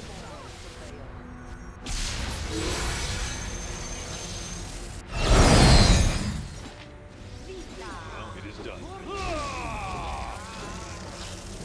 Let's see. Oh, weapons ineffective, so she has protection from magic weapons, so we want to get rid of that. Let's see, we'll do a little spell thrust. There we go. Nope, weapon's still ineffective. Okay. So let's see, this spell should help us.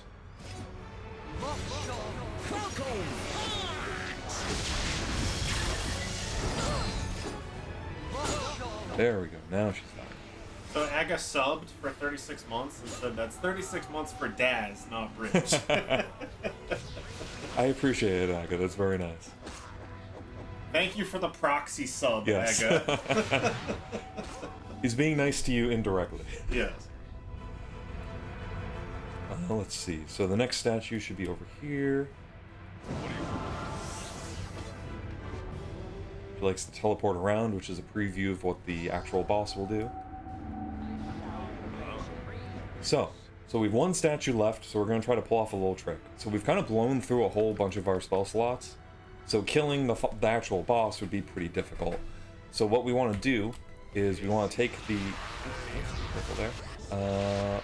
So the last statue here, we want to lower her resistance, so she's not good at resisting magic. lower her saving throws, so she's worse at making saving throws. And then we cast a spell called Maze on her. So what Maze does is it casts the victim into a different dimension, an interdimensional maze, for a certain amount of time. And while she's there, she's kind of actually removed from existence, does not count as being in combat anymore. So once that all kind of goes through, I am no longer in combat, and ideally, in a little bit, can teleport out of here. So I'm going to teleport back to our pocket plane and take a nap. Again, I assume the boss is just waiting for 8 hours for us to come back. That's basically all they do, right? Is plan and brood. Yeah, that's kind of the thing. Yeah. So she's probably like plotting some extra stuff while I'm gone. Like it's probably a nice little bonus to her. So we still need to kill the last of her clones, basically, before we can actually fight her. Planetar will kill her pretty fast.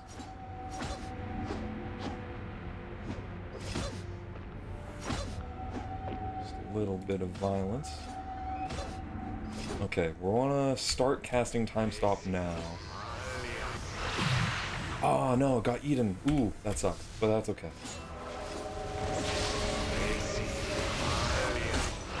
Kaz, I love you, but this explanation is exactly why I don't play D&D. Come on, Aga. There's a couple things going on, one or two things. Okay. So, she has all sorts of spell bullshit on her right now, which make it very difficult to kill her. So what we need to do is break through that. Ooh, can't be targeted on invisible or sanctuary creatures. That is actually a problem. A very big one. I think I actually can't... Yeah, I can't actually target her at all. I think I'm going to actually have to reset there. But that's okay.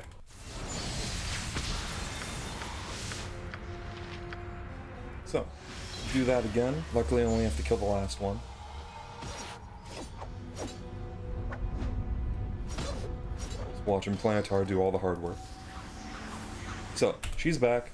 We cast Time Stop. It's imperative to do that as quickly as possible. Okay, so we stop time. Now we can do all the bullshit to her that she was trying to do to herself.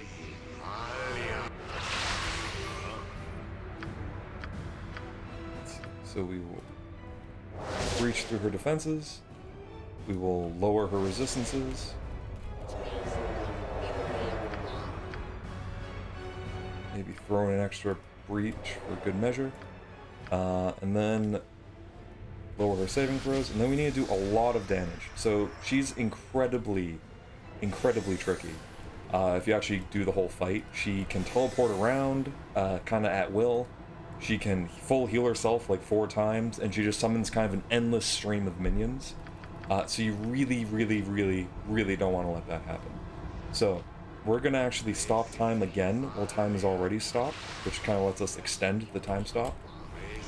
Give ourselves another improved alacrity so we can keep casting spells. And then we're just going to fling basically everything we have at her and hope that kills her. Oh, time did not say stop. That's interesting. Alright, we're going to just wing it. See what happens.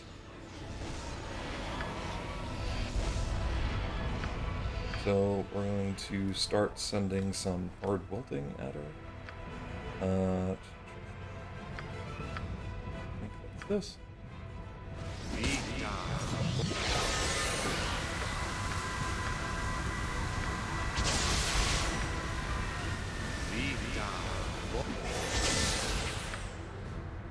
See if we can get her. Oh, she stunned me.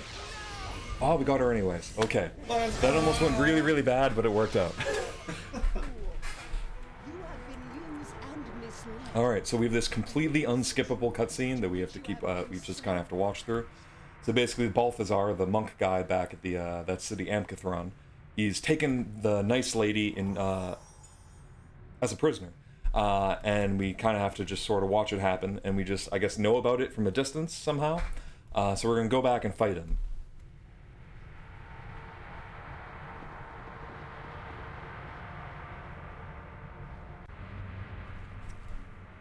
All right, then we get abducted again for more exposition that we won't listen to, where it's basically revealed that that Balthazar guy is in fact the last of the five evil ball spawn doing evil ball spawn things. The giant we killed earlier gets resurrected briefly to answer some questions that we again will not listen to. And the fourth challenge is open. So once we wait through this lengthy cutscene, we will eventually get control of our character again. Our cozy studio apartment in hell. Yes. Dude, I wish I could teleport back home like whenever I wanted. Yeah. Like that would be an amazing thing. Like it's not the nicest looking home. There's, you know, a lot of screaming skulls and flailed bodies and teeth and eyes. He's a little tender loving character. Yeah, a little bit, yeah. Well, it's a fixer-upper. Exactly. It does have a cool feature. If you did actually have a party, you can actually summon any and all of them. Basically, anybody who's been in your party throughout the, you know, in the previous game. Oh. So you can kind of rebuild your party with whatever people you want. We're not going to take any of them though, because they slow us down. Yeah. So the fourth challenge down here mostly involves these three statues staring at us and judging us really, really hard. But actually, it involves the current god of murder who took over the position from Baal after he died, and he's kind of interrogating us a bit about what our plans are as we collect more of the Baal essence. Yes. The ball essence. Yes, he wants to know what we're planning to do with it, but we aren't really going to answer him because we're just going to not listen to anything he says. So. He's going to send some guys to kill us in a few rounds, so that's in like 18 or something seconds. So we have a bit of time to prepare. So what we're going to do is we are going to cast some buffs on ourselves. And those buffs include protection from magical weapons, so things can't kill us. And how about a true sight, so we can see them. They like to be invisible and run around. And then we kind of just wait. And eventually, some assassins will come to kill us. We will stop time. Yes. Oh, I forgot to rest. That's fine. That's a little twist. So normally I'd kill them with some other bullshit spells, but that was not going to happen today. I'm going to kill them with these.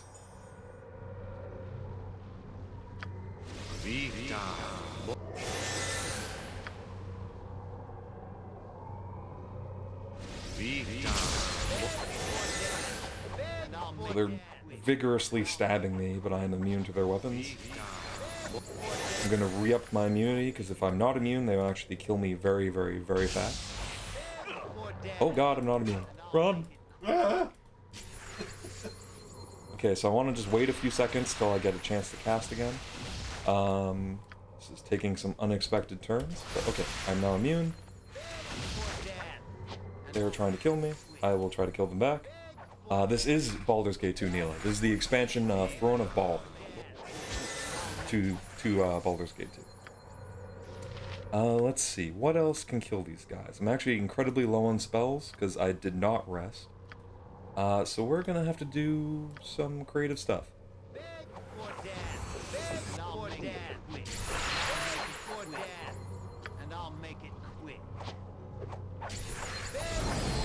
Actually might not be able to kill them. Yeah, I think we have to reset, but that's okay. Now we're gonna take a nap. Oh, okay. Okay, that's spicy. So you nap right into the combat. Let's see, we did actually get our spell slots back though, so that's okay. So we're gonna do protection from magic weapons, so we don't just die. And now we're gonna do what we meant to do the whole time. Hi, Paint Chip. PCB! So let's see, these guys will stare at us menacingly. We will stop time.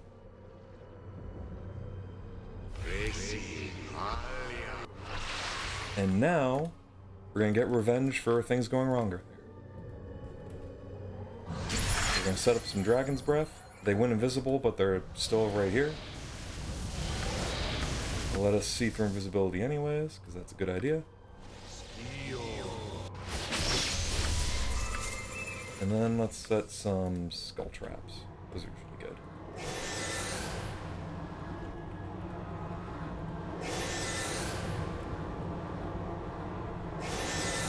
And throw out some hard wilting to make sure they die.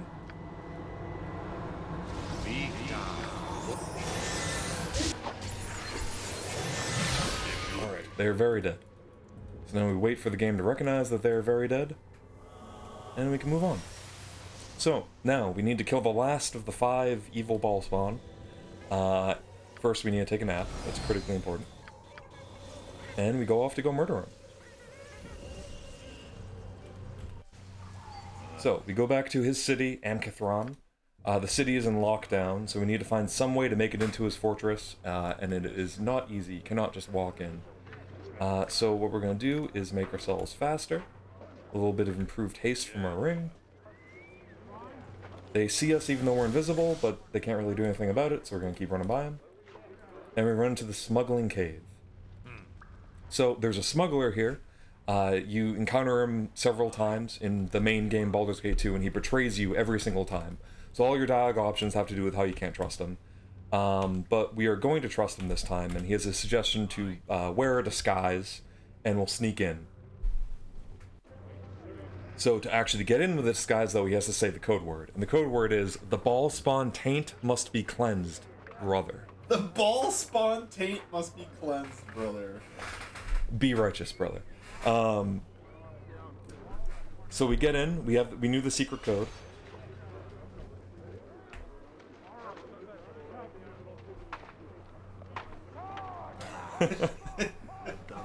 So turns out the guy, brother. The taints must be cleansed, brother. 100% serious dialogue. So it turns out the guy was betraying us, but only betraying us a little bit. He was going to drug us so they could do whatever they wanted to us, but he did not drug us. So we'll go invisible, run past the people who are going to ambush us, and head inside. Don't forget to cleanse. Very, very important. So, this Balthazar, the monk, the last of the 5, he really likes to bully us. He will knock us down, kick us around. He actually kicked me off screen once, like just out of the map, and then ran through out of the map as well, and just beat me down while I was on the ground. The actual Super Smash Brothers kill. Literally, off screen me, like. So we need lots of protections, because he can do all sorts of bullshit. So, what we're going to do is we are going to give ourselves, let's see, spell immunity from abjuration, so he can't dispel our spell protections. Gonna give mirror image, so we're harder to hit. We have a bunch of clones of ourselves. We have stone skin, so we can kind of absorb blows.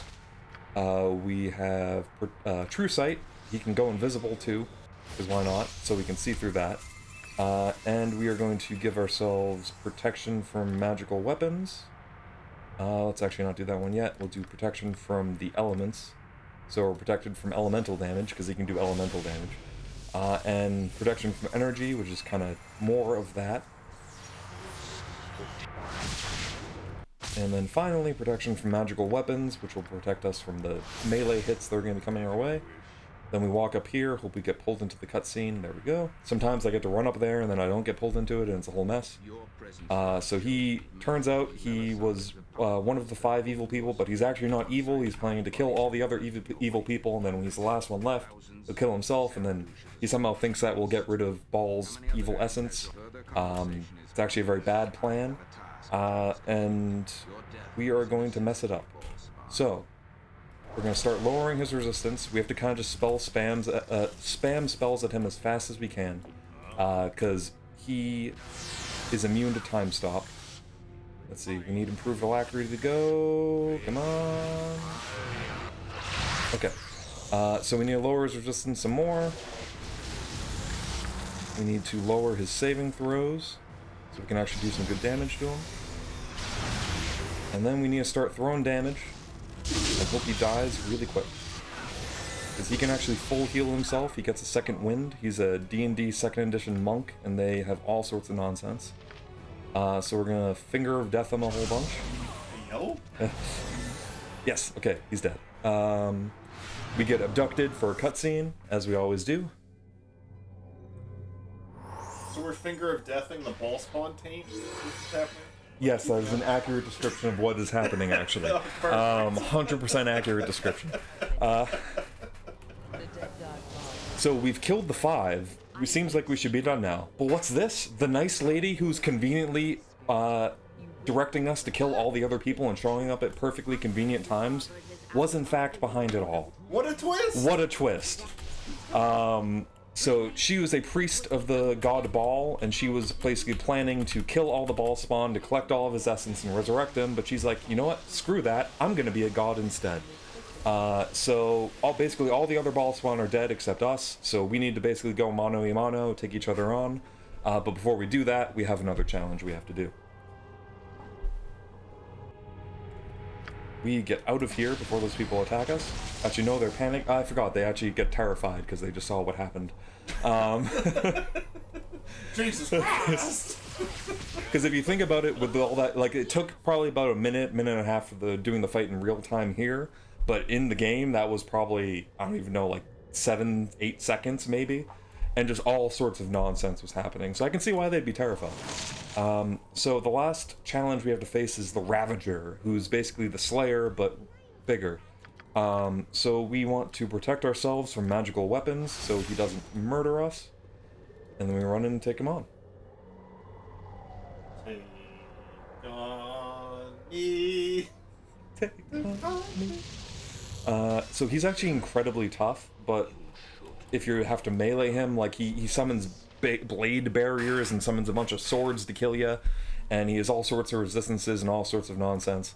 So he's also resistant to the spell Lower Resistance, so we have to use the kind of better spell, Pierce Shield, to lower his magic resistance 3 times. First, actually, we have to cast Improved Alacrity, so we can cast our spells quickly. And then we do this 3 times. So all these blades, if I didn't have protection from magical weapons, I would die in an instant. I would die incredibly fast. So it's important for me to keep that spell up. So I'm going to have to recast it a little bit. And now we can start throwing damage at him.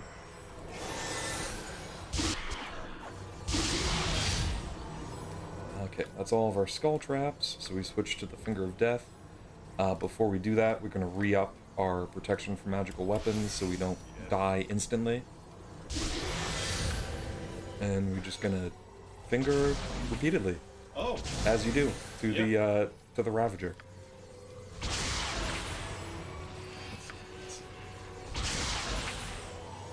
Probably won't kill him, so we're gonna have to throw some hard wiltings at him.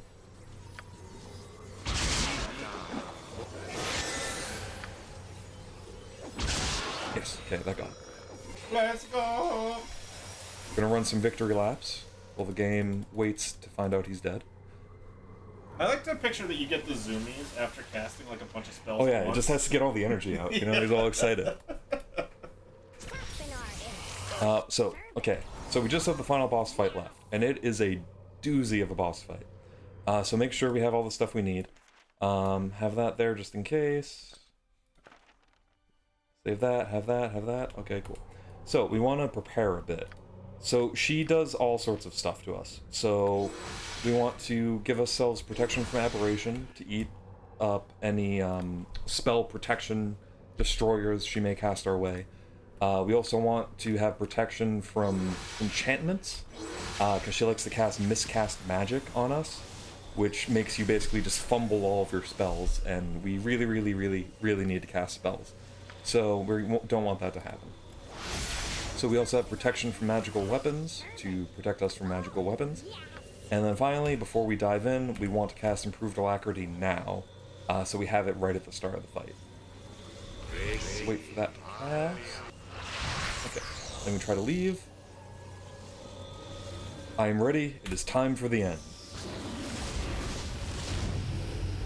So where we're going is the Throne of Baal, name of the expansion, where the evil lady, who we previously thought was a nice lady, is rotating around and just soaking in all of the essence. Oh my! Yeah. Soaking in all of the ball essence. Yes. Just straight in there. Okay, so we got a good start here because we were able to... God damn it, Dongle. So we can just start throwing spells at her immediately. Which is ideal before she even talks to us, which is like the best case scenario. Because we really don't want people to talk to her. Alright, start throwing some damage at her. Okay, we're not getting great rolls with those, but that's okay. So we want to throw Finger of Death at her.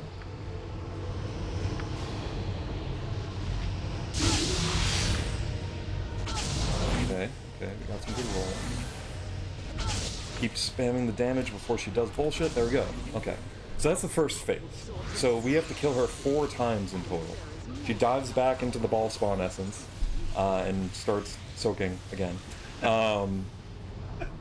And there's basically these 3 platforms we have to defeat, which each of them is like a well of the energy that she's absorbing. So we can't rest here, is kind of the big thing. So this is the only boss fight arena we can't rest in. So what do? So we just blew basically all of our good damage spells, and how we're going to fight through 4 phases of her, as well as actually some minions on each of these different wells. So the secret is to take this wand that we got at the beginning of the run. It's a wand of lightning. What it does is shoot lightning bolts. You target something 6 times with it, and it'll shoot 6 lightning bolts. So we're going to target ourselves with lightning bolts 6 times. And then on second thought, we realized that's a pretty bad idea. So instead, we're going to make a wish instead. And what that's going to do is let us wish 6 times for 1 use of the one spell slot. So when you wish in this game, basically, based on how wise your character is, you get a different pool of potential options. And every time you wish, you get presented with 5 of the options pulled from the pool. We're maximum wisdom, because we're obviously incredibly wise, as you can tell from the speedrun. So we get the best pool, which has a mix of some good things and some bad things, but mostly some really good things. So what we're fishing for is for the wish that lets us rest, like we had just done a whole rest, and we get all of our spell slots back. So because what that wand glitch does, basically, is for certain spells that don't have a target, spells that just target yourself, that kind of thing, it will let you get 6 casts of that spell with that wand use. And it actually doesn't use up the wand at all, so you can kind of do that as much as you want. So we only have, in total, 6 spell slots that could be used for Wish. And usually we have to use 1 for the improved alacrity, so we usually only have 5. So with only 5 wishes, there's a good chance we actually wouldn't get the wish we want. But when we get 6 wishes for every wish, that really increases our odds. So we're fishing for a particular wish, but we're going to get some nice stuff in the meantime. So we're going to give improved haste on ourselves. We are going to, let's see, get magic resistance. We're going to create a random potion. So sometimes you really don't have any great options, and you just kind of pick a filler option. So like this one, improved haste again. Raised all of our characteristics to 25 for 4 rounds, that's a good one. Let's just do it again. So, that was an example right there. So we got 6 wishes and didn't get the wish we want, so we would actually be completely out of luck normally if we had to cast 1 wish at a time. But because we get 6 wishes for the price of 1, we have a pretty good chance to get what we need. Let's see. We can lose 10,000 gold, that's fine. Yes, there's the one we want. Make it as if the entire party has just rested a full night and rememorized all their stuff. Of course we get it twice. Let's see if we can get any other nice things. We can gain hardiness. We can... Let's get healed. Let's get improved haste. Alright. So, first thing we gotta do is go invisible, as always, and then cast Time Stone. So each of these wells is guarded by basically a very powerful kind of elemental minion that the villain has contracted into her service. So our goal is to kill him before time resumes, or right as time resumes, because otherwise he summons a whole bunch of dudes with him, and you have to kill them all, and that's a pain. So we're gonna breach through his defenses, lower his resistances, ruin his saving throws, back up a bit, and start eating some damage out of him. Pause again. Let's see. just in case he doesn't die. We protect ourselves from magical weapons. We get our Finger of Death going again. Throw as many of those at him as we can.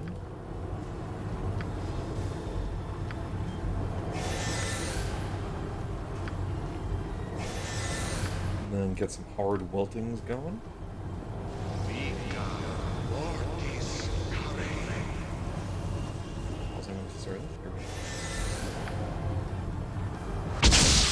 Okay, so he exploded, which is good. So, we also just blew a bunch of spell slots again, so we're going to be making a bunch of wishes again. Oh, I was casting that in real time, not supposed to do that. Honestly, one of the hardest parts about the trick is you have to click 6 times, and you actually have to pause a little bit in between each click, otherwise it kind of just fails. So we do that.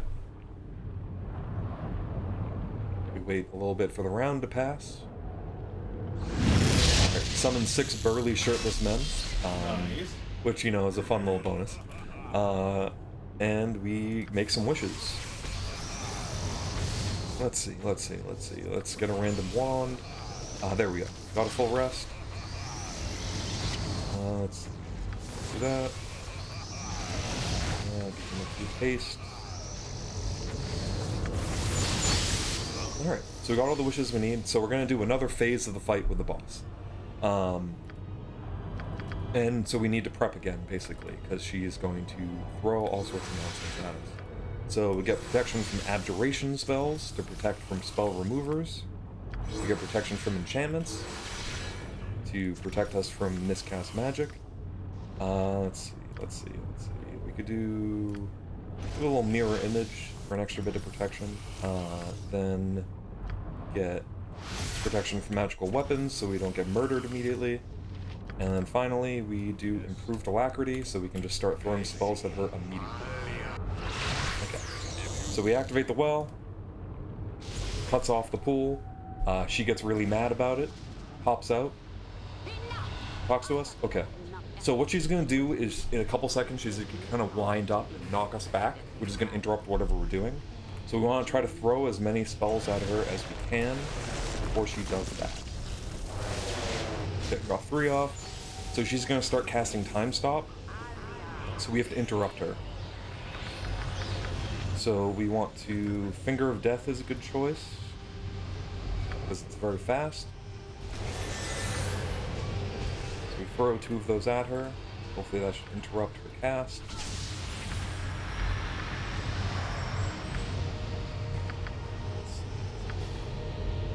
Another one of those. Okay, so all of her resistances should be lowered. Oh, okay. We lost our improved alacrity, so we have to recast that real quick before she casts, hopefully. There's some nonsense happening. The screen is shaking violently. Protection from magical weapons again, so we don't die. And then we skull trap her, and hopefully that will kill her. Okay, so we do some more Finger of Death. We just need to get her very low until she kind of gets sick of you and jumps back in to go back absorbing essence. Okay, cool. That's probably the hardest phase because of that knock, and she knocked us down again because she's rude. One on the way out. Yeah, just a little extra. Okay, so we need to defeat the next well. This one, he can summon some really, really bad minions, so we want to make sure to get all our spell slots back, so we can kill him and so he doesn't summon those minions. So we are going to, again, summon our burly men to grant all of our wishes.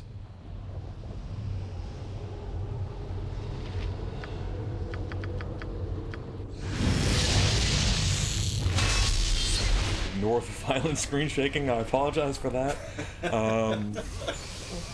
Let's see. We could get more better characteristics.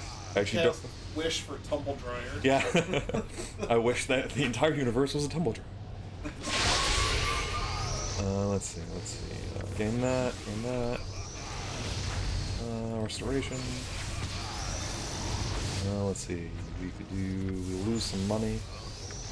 Alright, so we need a fish for more wishes. Yep, as I was saying, this is the hardest part. You have to, like, gently click. Perfect time to make it work.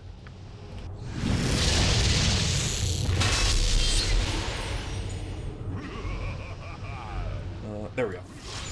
We also get some bonus wishes. So let's see. We'll get a random wand. We'll raise our characteristics. We will get greater death blow. We'll rest again. And we will get improved haste. That's good. Okay, so what we need to do is we run over here, we stop time, make our spells speedy.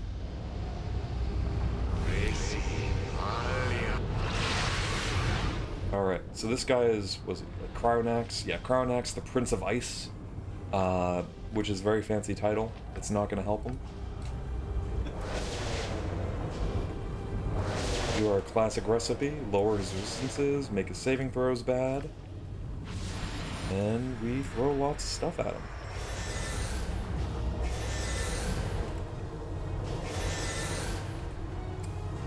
Let's see. Let's go for some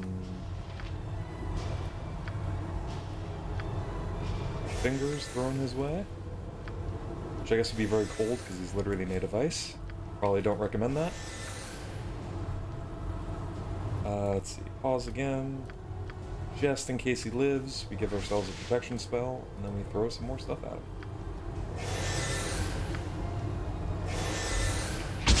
Perfect. That's what we love to see.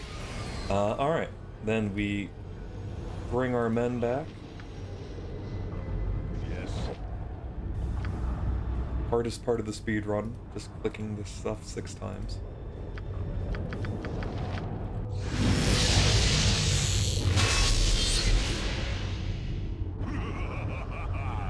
Let's see, improved haste. There we go, full rest. Not really like any of these, I guess we'll do that. Raise our characteristics. Let's party. And raise our characteristics. Yeah. Alright. So, we need to basically do the same preparation we did before. Protection from abjuration spells. Protection from enchantment spells. Give ourselves some stone skin so we don't get beat so easily. And mirror image. So there's 6 of us. Protection from magic weapons. And finally, our improved alacrity.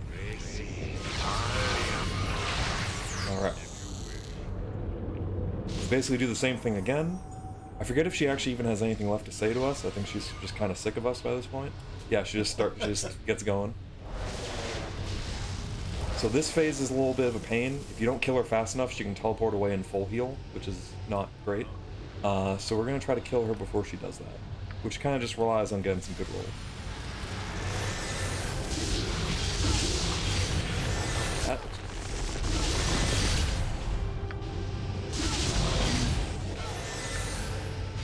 Yes. Okay, that was a good one. Let's go! Very nice. Worst case, we could actually wish in the middle of combat, so we could get all our spell slots back, but that would take time. So, this platform is actually a bit of a pain because the boss of it, a fallen solar, basically like an evil version of the good lady who's been kind of guiding us through everything in our pocket plane. She just summons her minions no matter what you do. So we kind of have to, we definitely want a good setup here with time stop. So we'll get our spell slots back. Yes, first round. Let's see. This is actually really good. So one of the wishes you can get is a double length time stop, and that improves alacrity for free. So we're just going to take advantage of that. So yeah, she summons all her minions. They, particularly these giant ladies, which I'll zoom out a little bit because they're a little TOS. I think you're good. I think it's good. It's artistic. What I was doing in Outlast last night was that was TOS. something. That was absolutely something. Alright, so we're going to breach their defenses. Basically all the big ladies have very good defenses. And they like have spell contingencies. Basically when you start casting stuff on them, their contingency goes off and they get more defenses. So so we want to try to break through all those best we can. They're a little hard to target. Then we want to lower their saving throws, as you do. Throw out a few of those. And then we just want to start dealing out the damage. Back up a little bit so our damage spells hit after the lowering resistance spells. So it's important the solar has to die, because these ladies almost inevitably will survive. It's just kind of what they do. We don't want to use any of our... Actually, we could use one, probably. One would be safe. I've actually had 5 wishes in a row of getting 6 wishes of not getting the rest. So I'm very paranoid about that. So let's see, we're gonna throw out some fingers. See if that kills some people.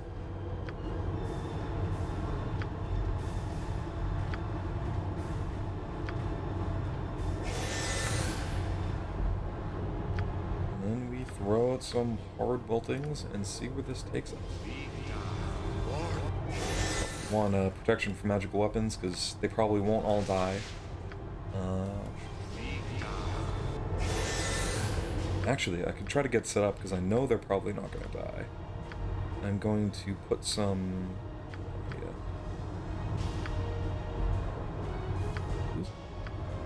I might have actually already used all the one for that.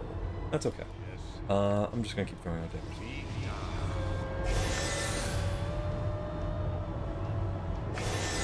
So this time stop is like double length, so we actually get a huge amount of time to throw this out. And we're actually still in the middle of wishing, so we're just gonna head back to our burly men over here, and let that resolve in a little bit.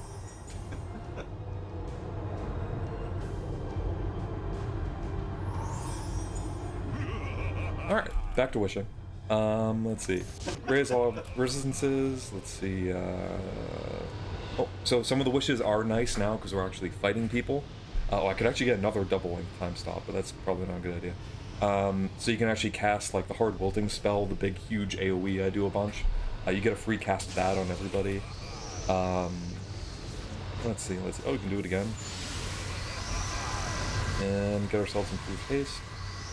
Let's see who lived. Yep, as expected. Oh, nope, she's still alive. Okay. I thought she fell over for a second. She did. I don't know why. I think. Can a snake? So she's like a snake lady. Can a snake trip? I don't know have for to the. think about that. That's a question for you for the day. Can a snake Can trip? you trip if you don't have leg? Man, I didn't expect such a difficult question this early in the morning.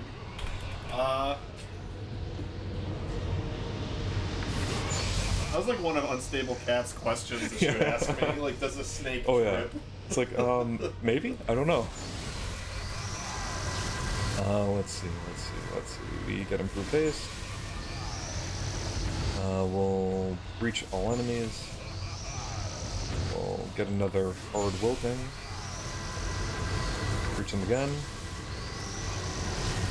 So we just have this lady kind of wailing on us. We're just gonna keep wishing while that's happening. Get our men to counteract her.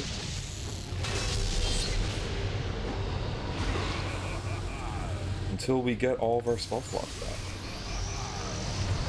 Let's do that, do that, do that, do that. And eventually we'll get the wish we need. Oh, create a random one. Okay, so this example where it may take several times for the good wish. Oh, our protection from magical weapons went away, so she can actually kill us. Hopefully we cast that really soon. Okay. Let's see. Do that. Eventually, there we go. There's the wish. Rest for a full night. And oh, I feel like every time I get it like multiple times in a row when I don't need it. Try that. And breach armor. Okay, now she's dead. Which that was actually like ideal, because that we killed her during wishing, so we got all our spell slots back, so we don't need to wish again.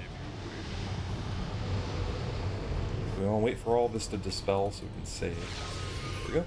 And we set up our resistances one more time. protection from abjuration, protection from enchantments, protection from magical weapons. I'll get a stone skin in there too for fun.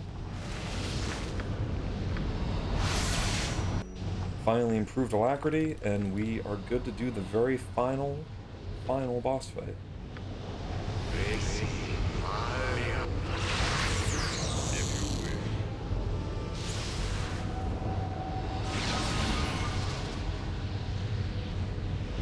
Alright, she has a couple things to say to us. We're even stronger than she imagined. Who could have foreseen it? Or saving throws. Right? Yep. And then start eating some skulls at her. Yeah, this is really good. Nice. Did it in one. Alright, so that's all the fighting. We could say time stops once I can't make any more decisions, so I do have a little bit of dialogue to go. So basically we have to decide what's going to happen with all of the ball essence. The gods have decreed that she is not worthy, we are worthy. So our options basically are you can give up all the essence and the gods will store it away for you, hopefully nobody else can get it. Or you can retain all of it and become a god. And that's what we're going to do. Hell yeah. We retain the ball spawn. So that's time, that's the run, and that's Baldur's Gate 2 throwing a ball. Woo! Let's go! She's very upset that she cannot become a god. Skill issue. All she should have done is just wish rest repeatedly, over and over. Like, I don't know why she didn't try that. Yeah. And Get shit on. The Michael Bay explosion at the end too. Holy it's fuck. perfect. So we absorb all of that essentially, and we ascend into godhood, and become the god of speedrunning. Your mortal essence grows as you embrace your fate. So it's early. You have literally a year. Do you know what you're going to be running next year? That's a great question. Is there more Baldur's Gate on the horizon? I could do Baldur's Gate 3. They have some good speedruns there, I think. Okay. That'll give me some time to learn it. Maybe they can, refine it a bit more. I hear there's a lot of nonsense there, so it could be pretty fun. Yeah. If I really wanted to, they did actually make other games with this same engine, other D&D games. Yeah. There's Planescape Torment, which is a really big favorite of mine, really good story. There's Icewind Dale 1 and 2. I think that's all the major ones they made with the engine. So they all would have kind of similar tricks, so I might go for those too. Just because they could use a lot of the same broken kind of ideas. In time, all will know your terrible name. Your tyranny shall be renowned, your strength and guile legendary. You are the ball spawn, lord of murder, and the mark you have carved upon the realms shall never fade. And then that is closing the book on it. Beautiful. Absolutely. Alright. Thank you, everybody. This was a lot of fun. And I'll be in the audience cheering you all on. Hell yeah. Bye.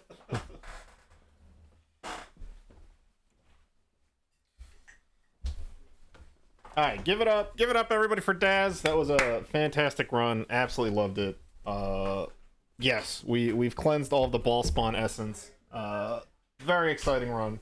Let me jump over to just chatting real quick. Un momento. So that was, let me also make this slightly larger. All right, so boom. We one down. We got Baldur's Gate 2 Throne of Ball by Daz, and then we're gonna take a quick break, and then we're gonna be moving on to Noggle Bandit doing a run of Icarus. He picked the level in Icarus to speedrun, and he's just gonna be. Well, I'll let him explain the run, but yeah, very excited for that. So Icarus, then Neo, then Pal World, Harry Potter, GTFO. My name is Mayo, No Man's Sky, Baba's you, and then I am the caboose with Stiltfella. So yeah, let's bring it over to a quick break screen, and we will keep the speed running train going. So thank you guys, everybody, for hanging out. Very, very excited to finally get to do this. Yeah, it's gonna be a good time. Get some snacks, some snacky poos, some blankies. We got a full day of speed running ahead of us. So, BRB.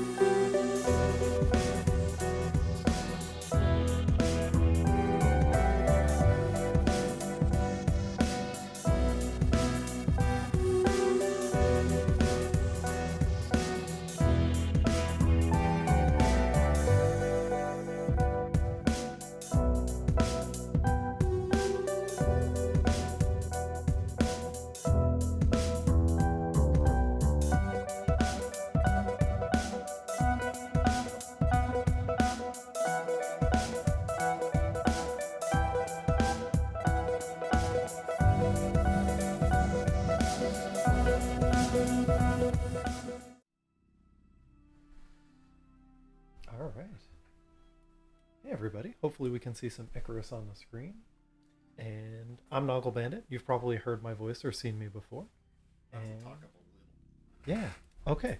So Icarus is a pretty cool game. It's a survival crafting game. It's going to let us drop down onto a planet and complete a mission. So let's pull up the mission for today. We're just doing one mission today. There's a lot of missions. There's over 100 in Icarus. So we're just going to focus on one. It would actually take a few weeks. Hey, Mel. Hey, Panchard, and everybody else in chat. So we're getting hired by the African Assembly to go in and build a house, essentially. So we're going to be constructing a building. They have no square footage requirements. That is their problem. And we're going to put a bunch of things in it. They're going to pay us a flat fee. And right at the end there, it says, all resources and construction materials are the responsibility of me. Good news for them. I'm really good at Icarus. I know this area inside and out. So we're going to build them the coolest house that they've ever seen. In Icarus, it is mission based. So you drop down, you do a mission, and you leave. But you can have some items come down with you. So I've pre-selected, we're going to be bringing a pickaxe, a crossbow, or sorry, a compound bow, a wood cutting axe, a knife, a sickle, a backpack, a speed module, because this is a speed run, and a dropship recall beacon so we can get out a lot quicker. So with all these things, we could bring a lot more. We could bring an oxygen tank. I could be bringing a lot more crazy gear. But with just this small kit, we're going to be able to show you a little bit of how Icarus works. You guys will get to see a little bit of the vanilla gameplay. And if you've ever been curious about this game, you'll see kind of how it goes. But usually when I drop in, I also drop in with a full set of armor, like I said, some water and some oxygen and some other things as well. So we're going to be going in with a little bit less. Oh, Brie, oh no. And then let me just find the timer. Okay. So we're going to drop in. So timer starts when we are on our way in. And hopefully audio works. I'm going to see if that does in a second.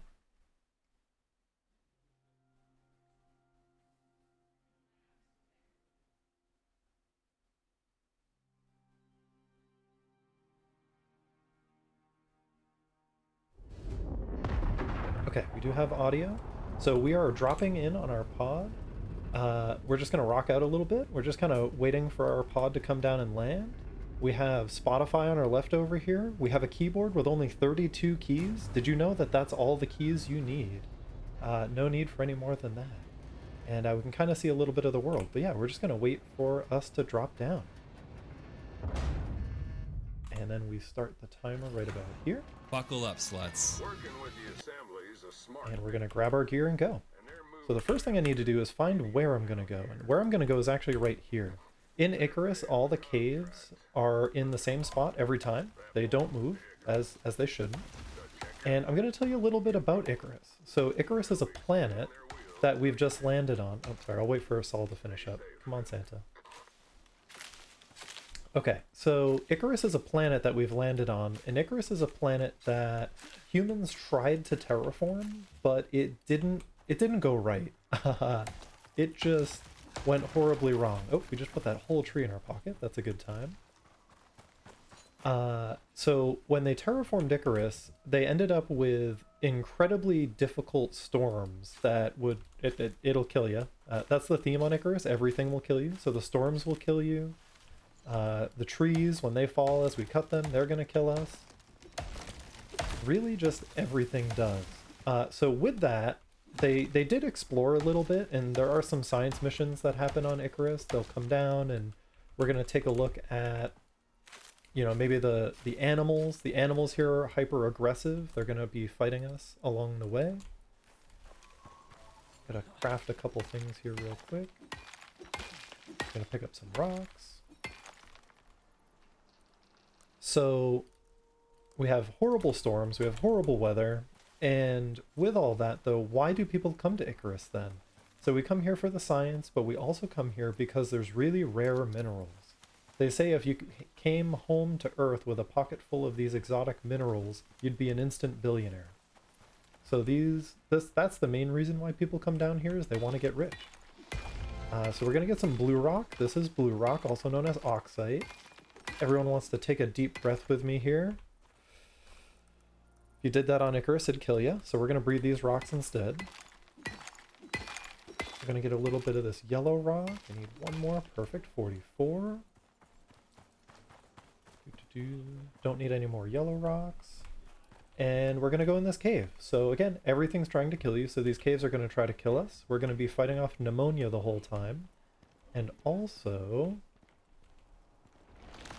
let's see, here we go. There's some cave worms. We're going to get rid of them. Oh, there's another one. Oh, he got me. Oh boy. We're okay. We can take a couple hits. So that was just one, so we're going to get a little bit of gold. We're going to get a bunch of iron. And because they said they just want a standard house, and I know exactly what they want, I know how much of everything to grab. So right now we're looking for 260 iron. We got the 20 gold we need. I'm not seeing any copper. So we may need to stop at a second cave so we can find some copper. That's unfortunate. But off we go. Okay, while we're low on stamina, we're going to do some more crafting. So I need 12 of these. That's going to be our floors and ceiling. These are going to be our walls. We're going to have some structural supports, and we need a door on our house. So we're going to start crafting the house in our pocket while we're mining. We like to multitask. This is a speedrun after all.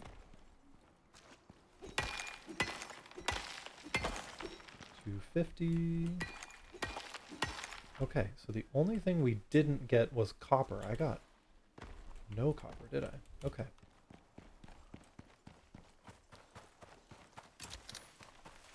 All right. So I'm looking for white rocks out here in the open. We need some white rock. That's silica. We're good on blue rock. We're good on yellow rock. Oh, I see one right here. We're also looking for some deer. Deer, thankfully, are not hostile, but deer have... What is going on? Okay. Oh, I didn't rebind my controls. I'm using Bridges controls. Oh boy.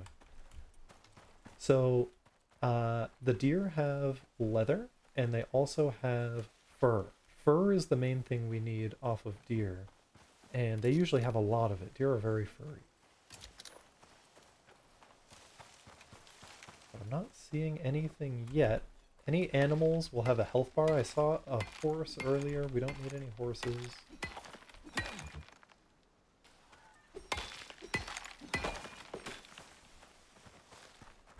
Actually gonna check. That might be enough, but it might not be. Yep, that is. Okay. Oh, let's see. What do we got here? Oh, we have a deer. And... Okay, we're going to rebind our controls real quick, because I need to be able to crouch.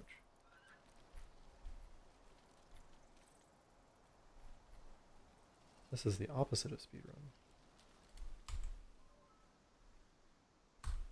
Okay, there we go.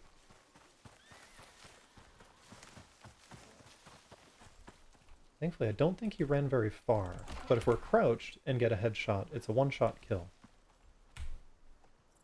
So now that we have this deer, we're going to skin him and get some of his materials. I only need his leather and fur. We're going to leave everything else behind. No sabotage. We play a lot of this game, and his controls are just slightly different than mine. And actually, while we're here, we're going to craft... Oh no, I need a little bit of stone. Okay. I have one more thing I need to craft before we get to the house. I need about 12 stone for that. Get one of these. And let's see. Oh, we have another big deer here. There we go. And it's really weird. While we're in that kill cam, I'm actually able to move. So you may see me in one of those, just actually sprinting right at the animal. Usually try to go fast. So there should be a cave right here. Yep. Okay. Caves in Icarus aren't always open. We have to sometimes open them up. So we're going to get all this stone here. And we're going to watch out for worms again. There's one there. Lots of gold in this cave. Okay, we're getting sick of these guys. Okay, copper is the main thing we need. We actually have everything else that we need. Perfect. If this wasn't here, that would have been a real bad day. That's all we need. Okay. Off to building a house. Hey, great duck. Saw you guys playing some Outlast Trials last night. Oh boy, not scary at all.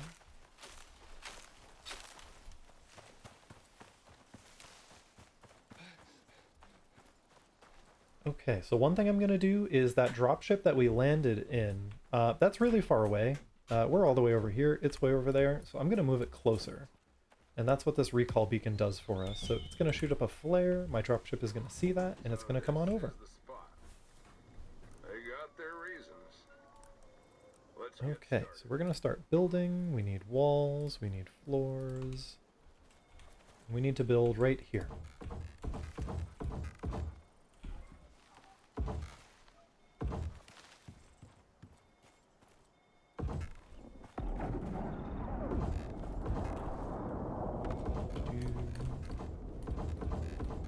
And this is going to be their little house. So we'll put a roof on it. Yep, there's a pod, or there's the flare. The pod will be down in a moment. There it is.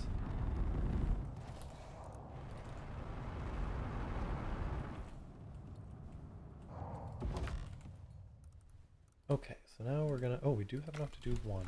Okay, I need 2 more of those furnaces, and then we will be able to start cooking some of that iron we just got. So, On the left-hand side of the screen is our mission. So the first step was just to reach the area. The next thing we have to do is build a cabin. We've built the cabin, so the next thing we have to do is build a decoration bench so that we can decorate the cabin. The decoration bench, although it's called the decoration bench, we're going to be building tables and chairs for the most part there. I guess you decorate a house with tables and chairs. And I think we're going to need more wood. Let's go chop down a tree. We always need more wood. Oh, that tree just jumped in our pocket. Okay. Usually chopping down a tree takes a lot more work than that. Oh, we need something else. We need more stone. Okay, we'll get that in a moment. I'm going to put these down. This is probably the bottleneck of the run, is waiting for these stone furnaces to do what they do. I started this speed run with only one of them, and then I graduated to 2, and then graduated to 3. We need a lot of these things. We're going to start with that. Oh, actually, not you and you. I'm going to put copper. I'm going to put that in there. Okay. So I think we need more rocks. Let's get more rocks. So while those are crafting, if this rock wanted to hop in our pocket, that would be really cool, but it doesn't always. We have a 1% chance, so that tree jumping in our pocket, that was a 1% chance on each swing. Same with these rocks. That's like a special perk we get. Okay, so we're going to make one of these. We're going to make one of these. And then we're going to make...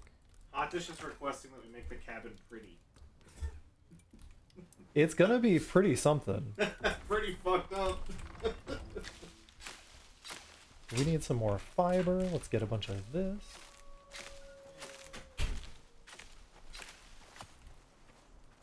We need so much fiber. It's good for your diet. Okay.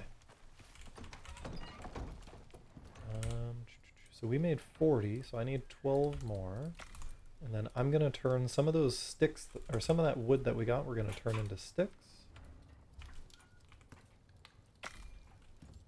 We're going to deploy this mortar and pestle. We're going to start making a bunch of tree sap. Okay, 18 more. We're going to need more wood. And all the while, so as I'm doing all this running around, all that iron is still smelting. In Icarus, there's kind of tiers of construction. So tier 1 of construction is things that we can build in our pocket. Tier 2 would be things we can make at that first bench that I have. We actually need tier 3 to be able to finish this mission.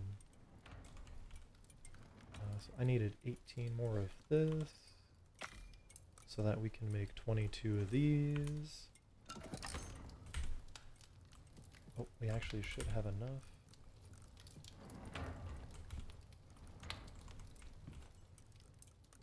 Make an anvil.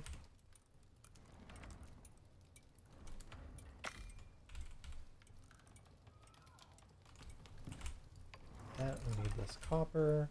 We're gonna take this anvil, we're gonna put it down, and anvils are great. So we got rocks, we smelted them, and now we're gonna break them up into nails. I need 12 bars worth of copper nails and 20 bars worth of iron nails, and then that should be enough for us. Do 10 at a time. I'll pick that up. Pick that up. And yeah, so here are all the decorations we can make. We can make giant worm statues. We can make end table, rustic tables. It's like House Flipper in here. Okay, so we got the copper nails. With the copper nails, we can make a crafting bench, or a carpentry bench. This takes a long time to do what it needs to do, so we're going to get that going as well. Kind of trying to keep track of all my bottlenecks. So the carpentry bench makes refined wood. So we take the wood that we got outside and we refine it. But that's going to take 1 minute and 40 seconds, and that's slow. So we gotta work on that. We're going to get some more wood and some more stone. Oh, got hit by that tree.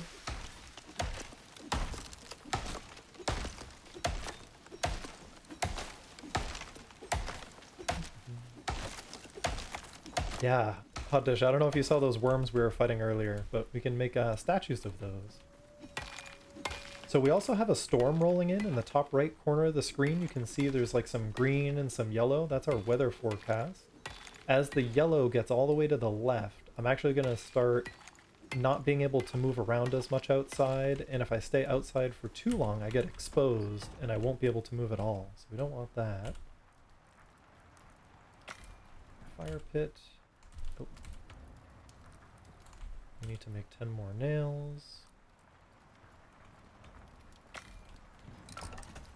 Another thing we're going to be doing is figuring out why this furnace isn't on.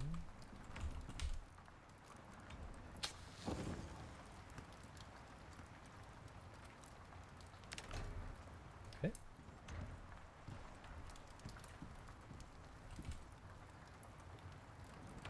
No, we don't want to be exposed. If we're out and exposed, we're going to be taking a lot of damage. So that's no good. Okay, so we have all the nails we need. We don't need this anvil anymore. In Icarus, if you break something, you get half of your materials back. So we're going to do that to get 20 iron ingots back. That's fast. And we're going to make tier 3. So the crafting bench allows us to craft tier 3 things. From that, we're going to need to make cement. And the cement mixer requires this, which we have. Once we get cement, we can make a concrete furnace, and that's going to enable us to finish the game. The only thing I don't have right now that I wish I did was more fur. We didn't find enough deer on the way over here, so I'm going to have to go hunting pretty soon. Oh, I need 2 more iron. We got that. The cement mixer also takes quite a long time, and I'm going to need more stone.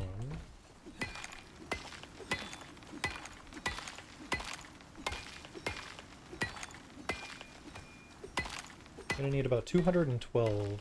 What my notes say, so we're going to sit here until we get 200 stone. So yeah, storm exposure, that meter in the middle. We just don't want that to get over halfway. Once it gets halfway, we can't move anymore. Oh, that rock just jumped in our pocket. I don't need that much stone, so we're going to put most of this away. I'm going to place our cement mixer. And 20 concrete. Okay. So I still need 23... Probably shouldn't be doing this during the storm, but the storm's just about over. So that health bar... Oh, that's a deer. Got him. Alright. 22, that's pretty close. So I need 1 more. Okay. Anything will give me 1. This horse will give me 1.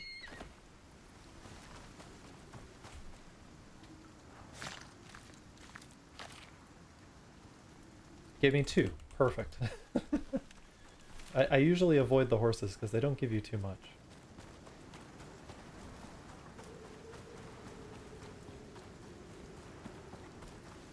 What do we have nearby? A little rabbit or something? Okay, we'll leave him alone. Okay, so let's start crafting things. So we need a bookshelf. We need a 3-seater couch. We need a 2-seater couch. We need 6 chairs. We need 4 nightstands. And then I think I'm out of sticks. We're going to get some more sticks. We need a large table, and we need 2 beds. So that should be everything that we need to build out the cabin, and all of that is going to fit in here. So these are all set. We're going to pick all these up. I'm going to pick everything out of them as well, because if I don't pick the stuff that's in them, it just falls on the floor, and then it gets in the way. We're very tight quarters in here as we're going to place all that equipment. Okay, but we don't need that, don't need that. Let's see, what else don't we need that we can just put away? Okay.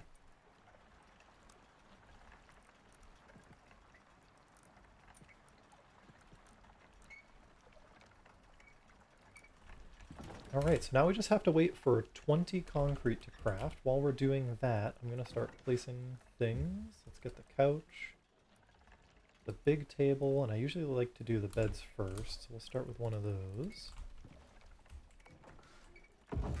Again, the requirement is just to build the house with all the things in it. They never said where the things need to go or that it needs to be functional. So I'm going to put the bed side by side over here.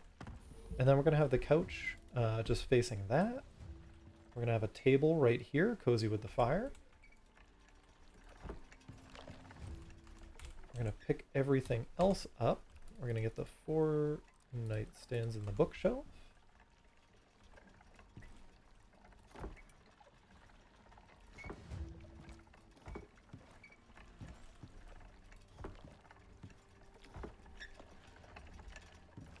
Gonna make sure the house is able to support this weight. I think I gave it enough beams. Let's see if we can fit the couch too.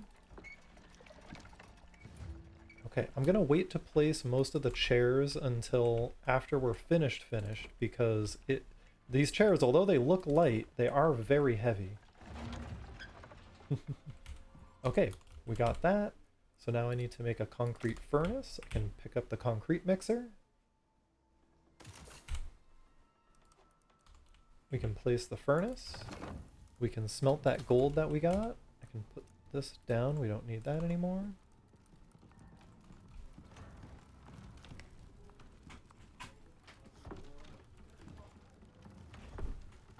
Oh, we're starting to break. Too many things. Okay. Oh, I think it just broke. Oh, we're still breaking. Okay, hold on.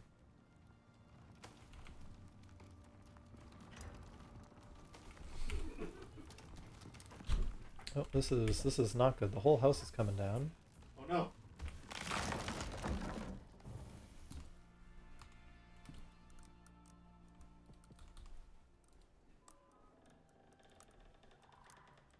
Usually that doesn't happen. I just got really unlucky, and unfortunately it is a problem because I haven't smelted the gold yet. If I had smelted the gold, I wouldn't worry. They never said the house had to be intact. That's another requirement they conveniently left off. Oh, this is really not good. Let's pick up the couch. In all my speedrunning attempts, I never broke the floor. That's new.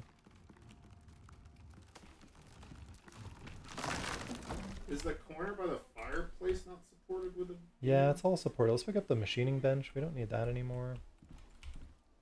Does this count as shelter? It does. Okay, it's happy. I'm happy. We'll build one more wall.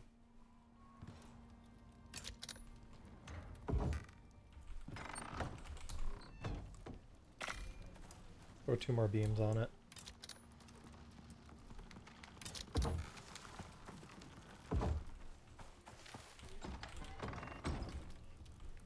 Okay, so now we have 10. That's everything we need. We're going to make the last 2 statues. So all of that teching up was just to make these 2 statues. And I'm just going to drop this on the ground. This is a really heavy concrete furnace. We don't need it anymore. So we're just going to put the statues on the table. Put the chairs. I forgot to drink water this run, but that's okay. We apparently did it fast enough that we didn't need it. And we just start placing things. Okay, that can go there, that can go there. And that should be it. Unless I have a chair. Oh, I have a chair in my pocket. Hold on. Okay. That's everything. You did it, and lived to tell the tale. Which is And there we go. 22 minutes, 26 seconds. That's a world record. 58 minutes is the only other submitted attempt. the assembly's trust. You're doing it. And that's GG, woo! Yes, is that a chair in my pocket, or are you happy to see me? Oh man. Just got the surprise chair in the pocket, you know, just hanging out there. So that's a little bit of an insight into Icarus. So you just drop down, you can do whatever you need. The animals are super hostile. Thankfully, we got lucky. The horses typically charge up and attack you, and so do the wolves, but we just avoided them, and we left them alone, they left us alone. You do have to manage your oxygen, your water, but we just did it fast enough that we didn't need to. So I think with that, we can, I'll throw it back over to Bridge. Thanks, guys. Hell yeah.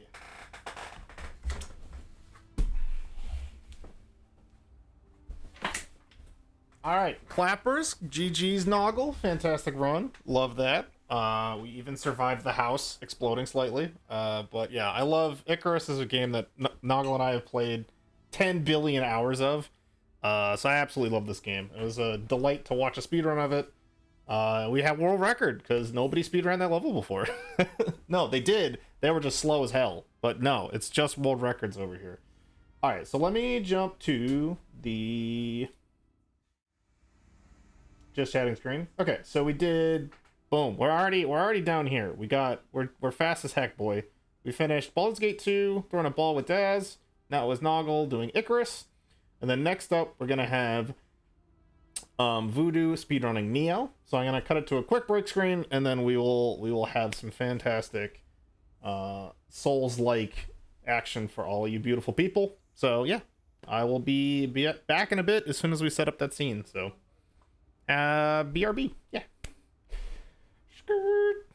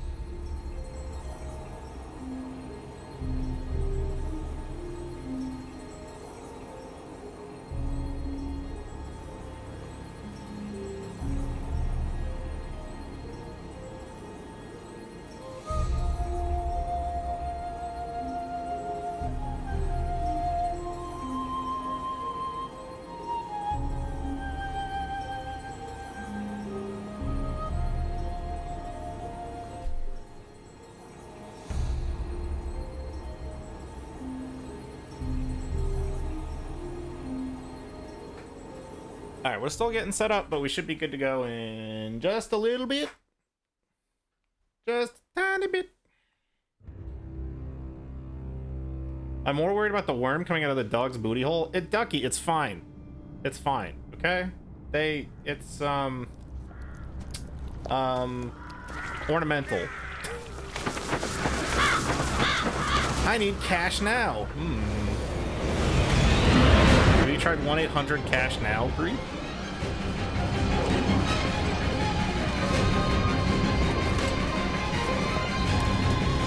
Yeah, JG Wentworth has your back.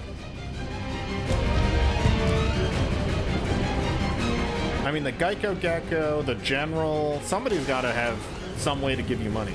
But they'll at least tell you that they're going to give you money, which is almost as good as actually getting money, right?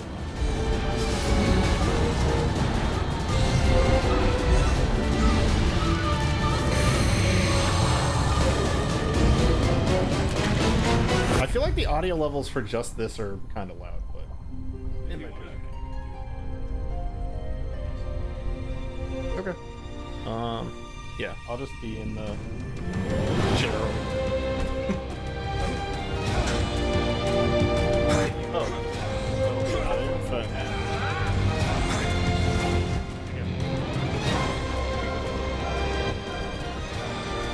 Did not knock my computer over.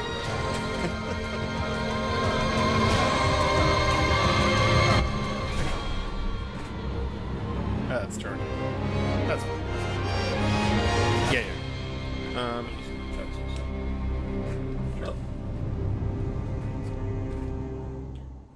And then I'll just have to tab out to like start the timer. Yep.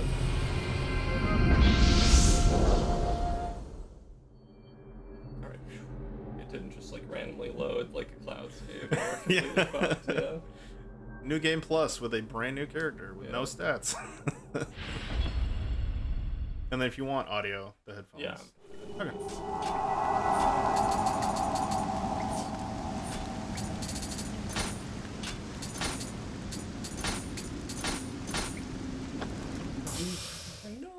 No. Alright, so this is a new game plus run of Neo. Question. Okay, so we're doing like, I'm Voodoo, by the way. Yes, the runner is Voodoo. We're doing a new game plus 4 until I get to a boss that I'm not doing on to a new game plus 4, which is only a couple of them. Okay. Because you basically have to no-hit the boss. Yeah. That sounds like some bullshit. Anybody that's played this game before, I'm using dual swords with a 70s Obsidian Samurai set.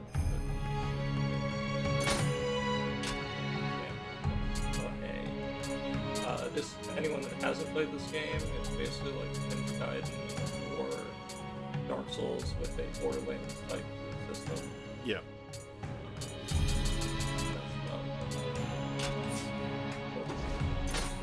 I do remember when I played it doing like a lot of weapon farming for like good loot. Yeah. It's like unplayable with bad weapons. Yeah.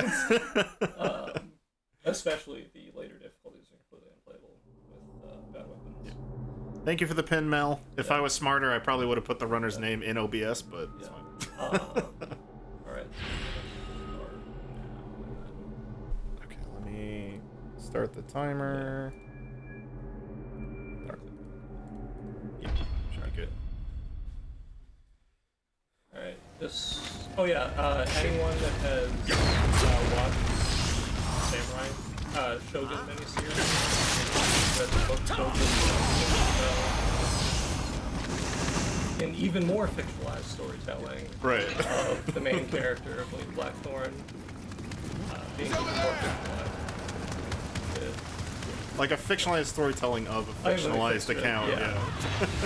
One annoying thing about this game, unlike those games, is you can get hit while you're interacting with I saw it! This way! Over here!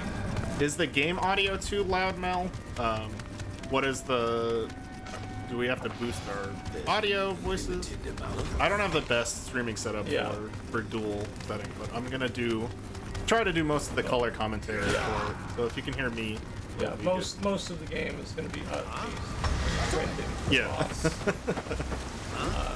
because we have all the gear that we'll ever need. Can you drop game audio? I don't know. We can wait to load. Yeah, I'm almost at the boss. Oh, Okay. but as soon as I...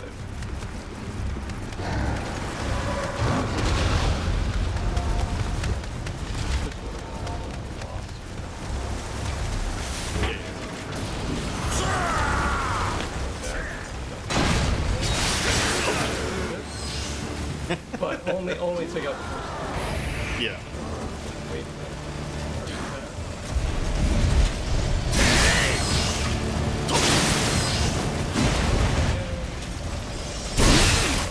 Okay, oh, you see, so he just gave me, when you're in a new game, the boss is debuff.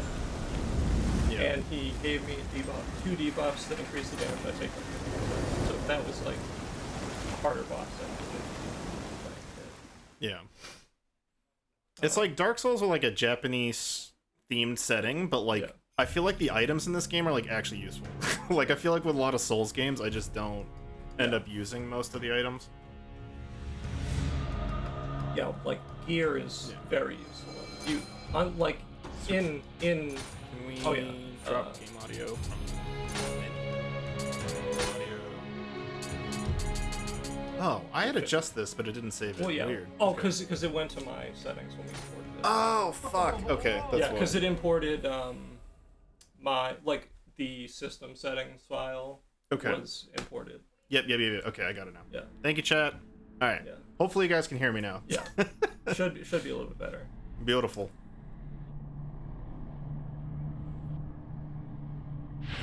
Tuka, thank you for the biddies. Yep. In this mission, we are going to start by sprinting like we do on every mission. I switched to my second menu here at the bottom. I have a ninjutsu item that gives me increased move speed. So Okay. try and pop that at the beginning of every mission. You know, we're sprinting the boss. We might as well sprint as fast as Yeah. possible. Because I think it's probably because you have less stamina or like not that item that you have. Yeah, but then, you can't run very far in Yeah. the base game. Right. Because I saw like a lot of just dashing over and over. Yeah. For movement. Alright, this is an operation. Oh, that was. Okay, we okay. I was gonna say we didn't die, but we died. So, Got the command grab. yeah, so in this mission, we have to. Behind that demon has a key to a Yeah. door that's behind us. Yep. So, like, most of the missions, we can just run straight to the boss, but that one we have to get. Yeah. And it's like a pretty slow picking up Yeah, animation. the animation, no. The only animation in this game that is invincible is your dash, and it has, like, really weird iframes. Okay. Everything else you can get hit out of. And a lot of things is like you count as an airborne state and you can get like an airborne knockdown. But the we still heal. Supposed to be able to kill.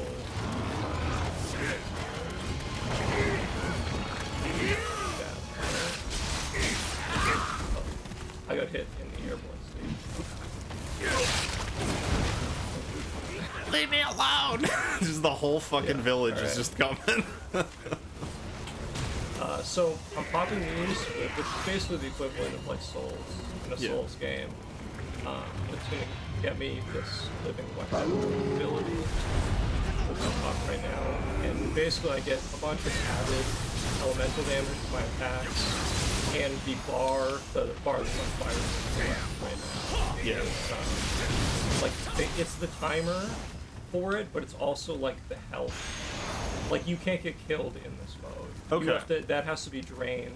Does it go down when you Before- get hit? Yeah, Okay. and it slowly drains it.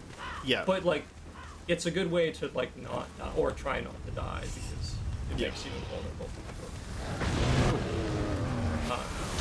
In a normal speed run, you have to like low level speed run. You have to like do this weird glitch to get through these without dying. Yeah. Heal up the boss over here. I'm gonna pop my weapon buff, my attack buff beforehand. I'm gonna debuff the boss if you take increased damage. Kind of. And we'll put him into the second phase when that ball. shield. Oh, never mind. He was about 1 HP away. Damn. Yeah, like I said, you get one shot by, and this is the second boss in the game, and you get one shot. Yeah. And I have like unbelievably good gear, max level, unbelievably good gear for this. Yeah. And you still lost. But luckily, we can, because the door's open.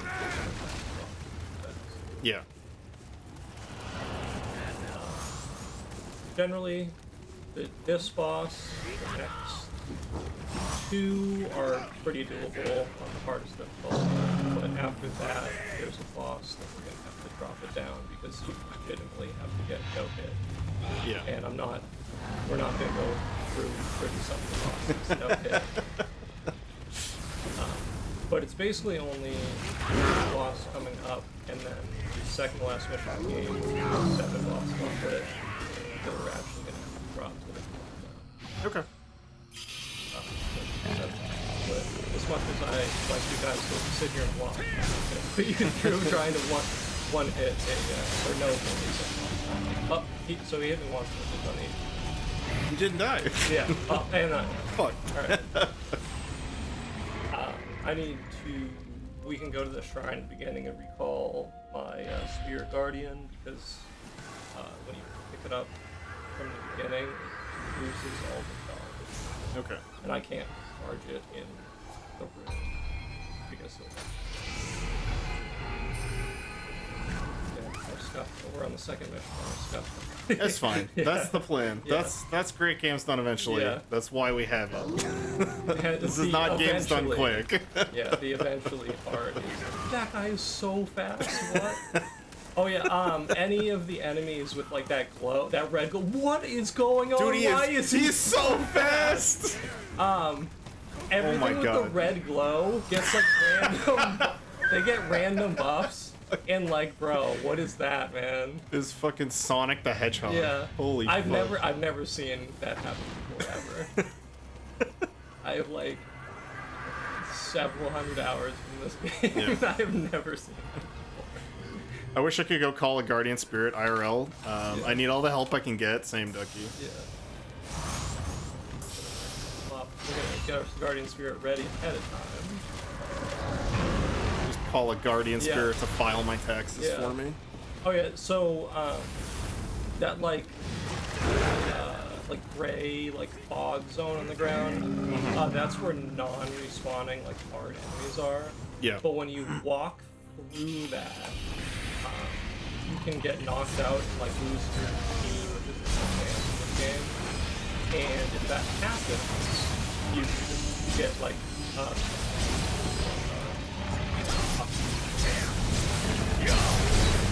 oh no!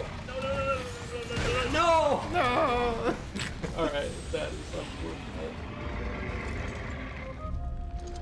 Yeah, so my stance got broken. Yeah, we- and you're just, like, Yeah, you stunned. get stuck and there's nothing.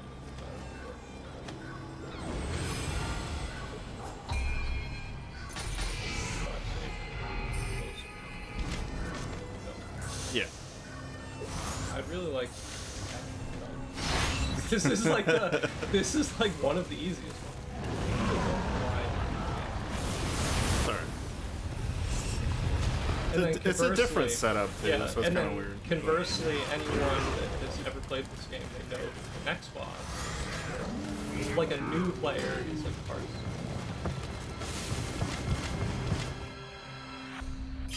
But it's weird because it's like not actually.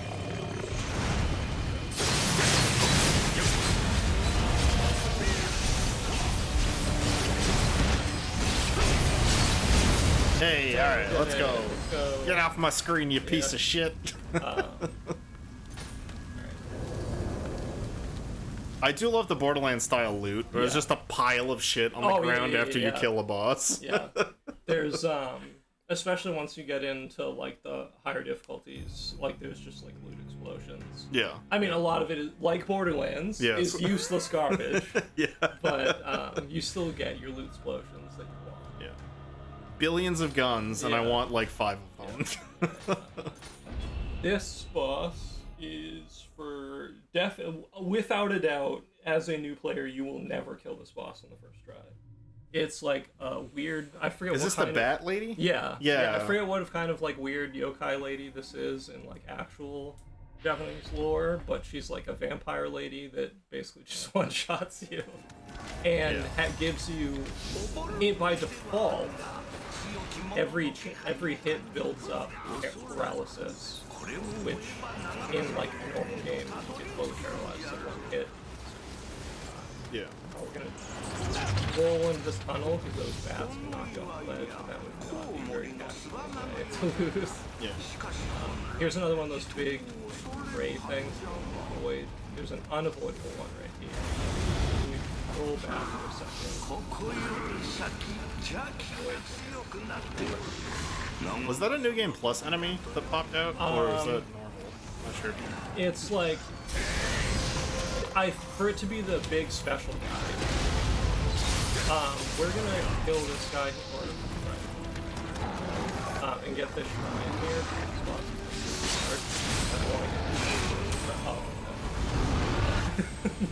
Get good. Because that would be a shorter run back. But we do have a shorter run back than normal. Shortcut. If I jumped off the cliff at the beginning here. Normally, you're not supposed to do that. Okay. Or when you're playing through level normally, you don't want to Yeah, I know when I played this game for the first time, it took me a very long point to even get to this point. Yeah. Like, I remember farming a bunch, literally just to fight the first boss, like, on the Yeah. boat before I even got here. Oh, we did get real fast. That one is, like, incredibly hard. I don't know if it's, like... It's not, like, actually frame perfect, but I know it's definitely a very small limit. Yeah.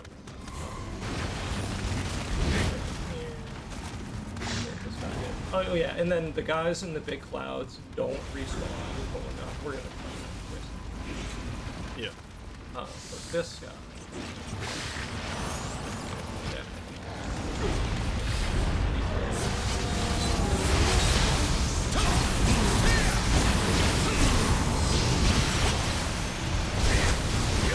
Nice. Extra spooky boys. Skeleton So we warrior. heal up, get back our special like magic and ninjutsu abilities on the item bar down there. Pop our tiger sprint control, I think it's what it's called, is the one that gives us move speed.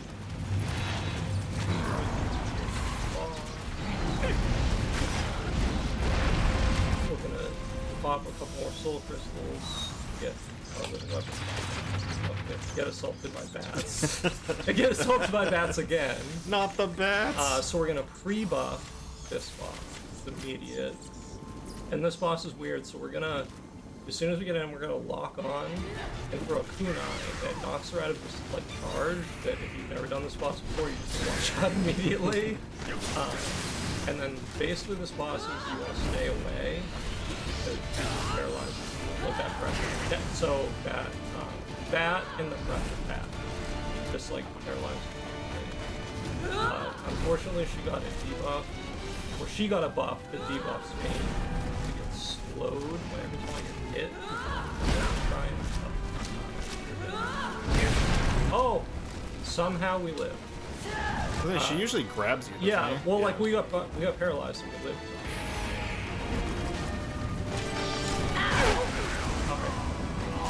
Go second. Thank you for the good luck. Yeah, I thought we had it. I do like that she's on stilts. Yeah. Big fan of that as a stilt fellow enthusiast.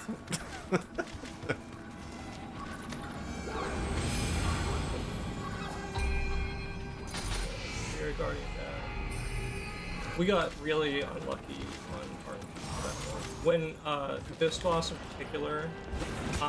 So she always charges at you as soon as you jump in to the arena. Yeah. But what she does after she gets knocked down is entirely random. Yeah. And you kind of want her to go into her grab attack, but so once again, we kunai, we throw the weakness talisman, which is big thing. Oh, we avoided the instant lose grab, but we wanted her to go for the grab. God. this is the one.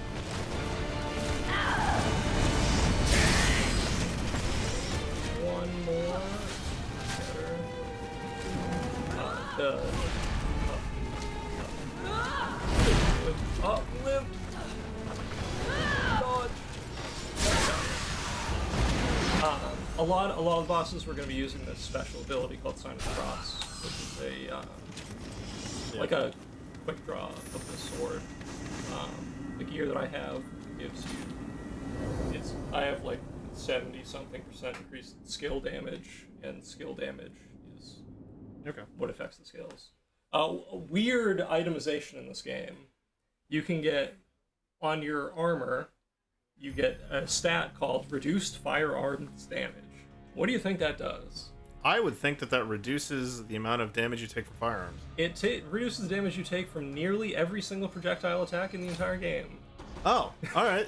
Which is firearms plus. Which is good, because a lot of stuff you just get absolutely deleted. But when a dragon shoots his breath at you, you don't expect it to be considered firearms damage. It's fire. Yeah. And the dragon it's fire has heads damage, though. The dragon has arms. Yeah. So this boss, or this mission has two bosses. First, we're going to sprint down these bridges. We're going to get to an area. We're going to get to an area behind a door up here, surrounded by one big Oni. And there's going to be a familiar of the Oni made. Lightning first. Yeah. It does a bunch of lightning damage. And lightning debuff in this game makes you have massively reduced action speed, so you really don't want to get hit. Especially if this is also buffed with an ability which is called Sloth in the game. This game's already hard enough when you move at full speed. Yeah. It's way worse.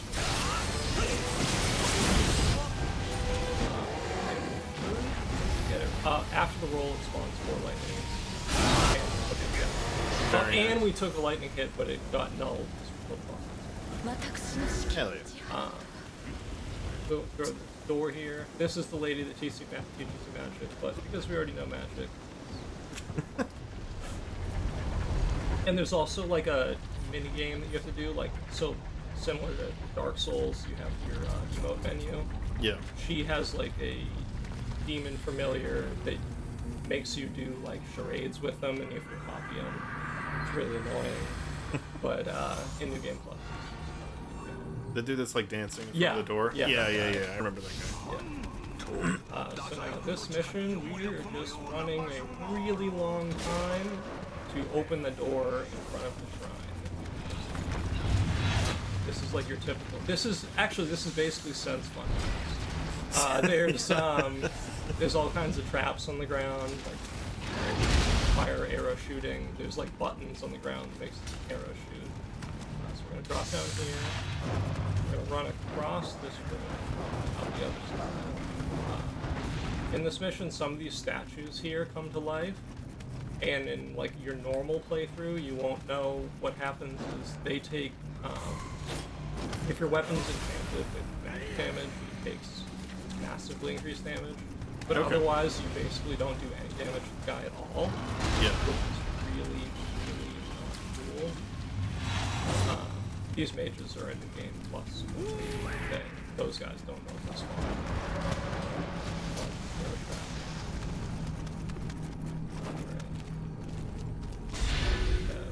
Avoided getting deleted by all the guys, which is cool. Well, this has like a really long animation. So while we do that, we can go in the get a refill on our items. We can sprint because we like sprint plus in this game. Yeah. I'm not sure if you're gonna do the strat that I saw in the speedrun, but I'm curious to see if it's How to do this part coming up here? the boss that's like a to dude. shoot the boss in the dude. face? Yes. Yeah, we're gonna try to shoot Okay. the boss in the face. Beautiful. I'm probably not gonna try and go for the double shot because you need weird stats that reduce your action speed or increase your action speed. Okay. But we talked to this lady. She is the wife of the guy you kill. Oh yeah, any like Naruto enthusiasts, Kaku's ability, Raikiri, they have the actual real life weapon called Raikiri, because in Legend they cut a bolt of lightning in half. Oh, these are the stone guys I'm talking about. So when you have elemental damage, you basically stop them. But if you don't have elemental damage, they take completely damage. Thankfully, Ginshio over here, that's her name, does like absolutely vulgar amounts of damage to everything in here. So you kind of just let her do all the, or try and let her do all the work. There's going to be a gigantic response here. First, we want to take up pages. Like, he just made me take, like, I just got a defense produced. If I get hit by anything.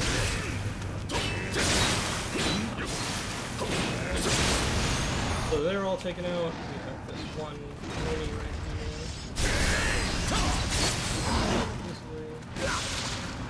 Real easily, I mean, we die. And then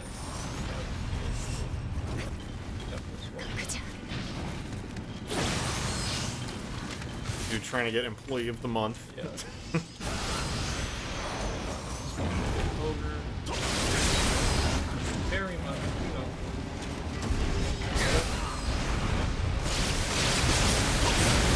He also just like pieced Yeah. out. She just left. You know what? No. She got knocked down because I don't have. I'm not listening to audio. I don't. We're alive. We're alive somehow. These guys are like relatively. Are you sure you don't want to put headphones on? No, That's I'm not fine. Okay. Oh yeah. She's I have to. taking damn a it, now I have to go nap. find her because I need her to help with this. Oh, she's in this corner of the room, Alright, but I could be hold on. wrong. Is she over here somewhere? Yo, where are you out? There we go. Save. Alright, run, save. So you gotta open this. This has an inconceivably long animation even after she does it, which is really annoying. So I'm gonna pre-buff. When we walk in here, the boss is gonna like stand there, so I'm just gonna try and shoot him in the face immediately, as it normally I would. My favorite part of the run. We got it. We're there. All right, so we're gonna walk behind. We're gonna get. Okay. We got one knockdown. All right, we didn't get the double knockdown. Yeah, well, genuinely one of my favorite parts of the run is you just walk in and shoot this dude directly in the face. Oh no. Alright, I wasn't expecting that to happen there. That was unfortunate. What I didn't see is when I was talking about the bosses having random buffs. Yeah. He had a buff that gives you fusion state, which is you take percent of your damage. Ooh, okay. So normally he doesn't one-shot you, even on this difficulty. But we got debuffed. Yeah. I'll just blame him, even though it's a skill issue and I should have just blocked. Venom, welcome back. Yeah, actually, like, you can block in this game. I basically never block in this game. You just want to dodge. Yeah. It's different. It's different than like Dark Souls, where like blocking is like actually good. Blocking in this game is good. Outside of there's like a very specific item affix that you can get. Oh no! Oh, okay, so we're going into the boss room at 1 HP. But we shot him in the face, we got our debuff, we got our buffs. I can heal. Alright, so actually that wasn't oh.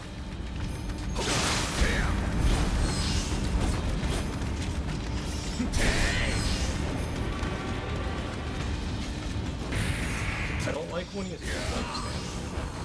I'd much rather he do something, like that makes sense. It's a lot it's a lot easier to like, react to stuff. yeah, than like sit there playing the waiting game. It's like the goddamn like anyone that's played Elden Ring and you get Moog and he has massively delayed attacks. Yeah. And it's like, bro, I just want to roll. Do something, please. Yeah. Yeah, when I don't know why, it's just so menacing when bosses are standing. The launch you play this game for like 10 days and gave up. Yeah, Yeah. I got so far into this game, Venom, and I never beat it. Yeah, this game is very, very difficult. Yeah. I mean, granted, I'm playing on the hardest difficulty, so it looks like really hard. But like even on regular new game, you get like basically one shot by a lot. It's very fast paced. But if you do like Ninja Gaiden or like Souls games, I really suggest picking it up. Oh, these games are also on Steam sale right now. I think this is like $20. I looked earlier. $20. And then, so we canceled his wind up on a special attack there. So if I activate the weapon, cool. We didn't get the bar below his HP, that gray bar, is like your poise.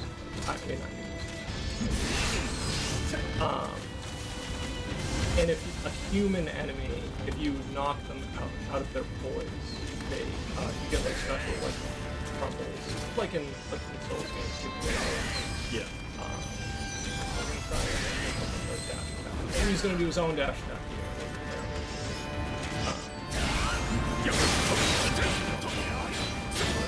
Stay blocked. Block. Yeah. No, thankfully there's like you do some damage through guards, Yeah. so we did get him. Little bits of chip Yeah. damage. Yeah. Nice. Chip damage does get there. That's not normally possible. For you to just be able to spam like that, but the gear that I have allows that. You get like extra. Oh, look you got a cool achievement. Nice. I don't understand what that achievement was supposed to say we were doing, but we did it. Congratulations. We'll probably be getting a number of achievements in this game. Probably, yeah. Actually, we'll see how far you actually made it, Yeah. because we'll get those boss achievements. Alright, here we go to the boss that we're dropping right down to Way of the Demon, because this is the not very cash money, weird giant sea monster guy that 3 of his 4 attacks are guaranteed one-hit kills, regardless of how good your gear is. And I don't think any of us want to deal with that. I really want to play the Demon Souls remake, Yeah. Venom. Yeah, I too would very much like it to be ported to PC. Yeah. Because, well, let's be clear here. If everything else is... Well, actually, I want Bloodborne as well. Yeah. I haven't played it. But yeah, I want Demon Souls and Bloodborne. I want all the Souls games. That was another option. I was thinking about doing that. Oh. Maybe Yeah. so this boss, you can straight up just sprint to the boss. But normally when you do this mission, you're supposed to go around the whole area and you light up these fires over here. Wait, I'm gonna grab some. Yeah. Alright, you do that. Basically, we gotta watch out for the big laser attack on this boss. Pleasant. Get up close and personal.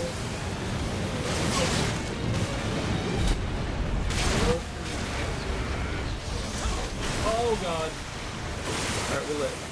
We live to run a speed.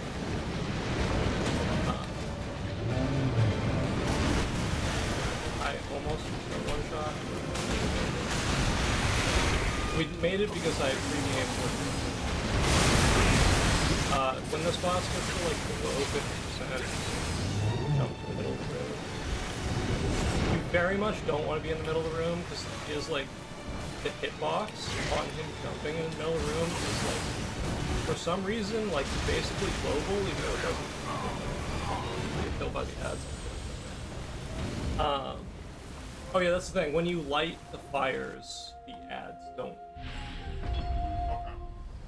Which basically this boss is impossible on higher difficulties with the ads. Yeah. I just messed up the DPS race there. Didn't get it.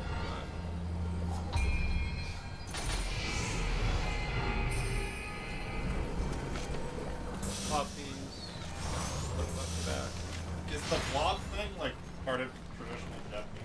Okay, so it's called Umibozu. Yeah. It's like a sea deity, like yokai.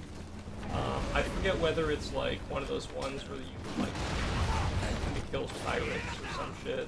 But there's like it protects the ocean from something. I don't remember what it protects the ocean from. Probably me, obviously, but Because this level in particular was like a temple that got desecrated. Yeah. Like they stopped under. yeah, it is kind of.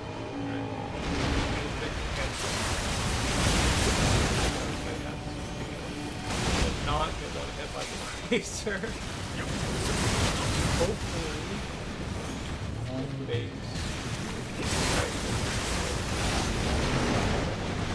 Alright, we're gonna switch eyes. Oh yeah, there's stances in this game. I didn't talk about that at all. So there's different moves that you don't use with different stances. This is my stance only attack. So we phase them instantly. We avoid the middle of the range. Hell yeah.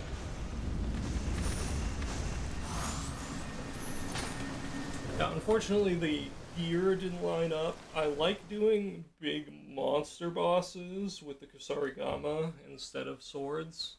Yeah. But I like swords as a whole for most of the game. I was gonna say, have you been using those for the whole run so far? Yeah, I've been the equipment setup is dual sword only. I have no my second weapon is entirely there to as a stat stick to give me a additional set piece bonus. Okay. But normally, like when you play, or a lot of people, you have like your build set up with 2 weapons to use because a lot of the stats overlap. Like, for instance, the skill, there's a stat called skill that gives Anfa and dual swords. I hated those enemies. Yeah, anyone that's played Souls and doesn't like bone wheels, this is like a bone wheel except fast. Yeah. Which is Worst as terrible bone as you wheel. can imagine. So this level, we're just in like a stinky cave that poisons you. We're gonna try and get not stinky. So this boss, or this level, like a couple of the other levels, we can get key first. The key is right up here next to this guy. We're gonna pre-game our living weapon. Kill this guy, get the key. Don't get spooked. Oh, we got spooked. Please don't come in the door. Alright, we're safe. The run is safe. The rest of this, we're just sprinting through here to the boss. All the green stink everywhere, poisons you. How fun. How Souls-like, a stinky poison area. Wasn't quite a Miyazaki swamp. Yeah. but close. Yeah, yes, luckily this game doesn't have swamp. Oh yeah, there's a bone wheel spook behind those crates 100% of the time. No! No! I didn't get the heal off. Yeah, so I guess I just got shot in the back and it did 99.9% of my HP.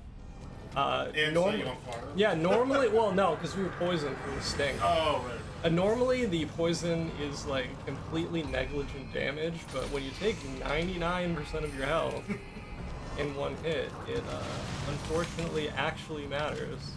Alright, so we're gonna avoid getting spooked this time. We did it. Don't face me, bro. We're on fire. That's not cool. We're gonna be on fire and poisoned at the same time in a minute. Avoid getting spooked there. Alright, we already got the key.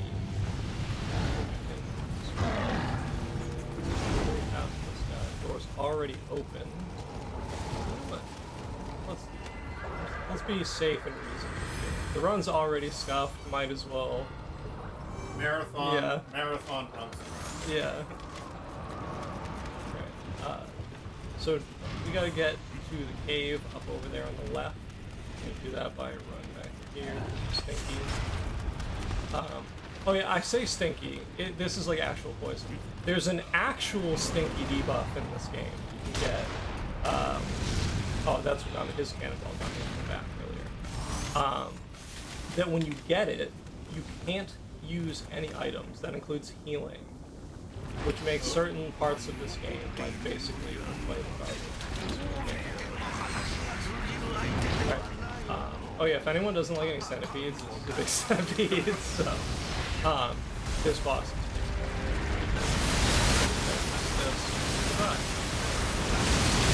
As the gameplay develops.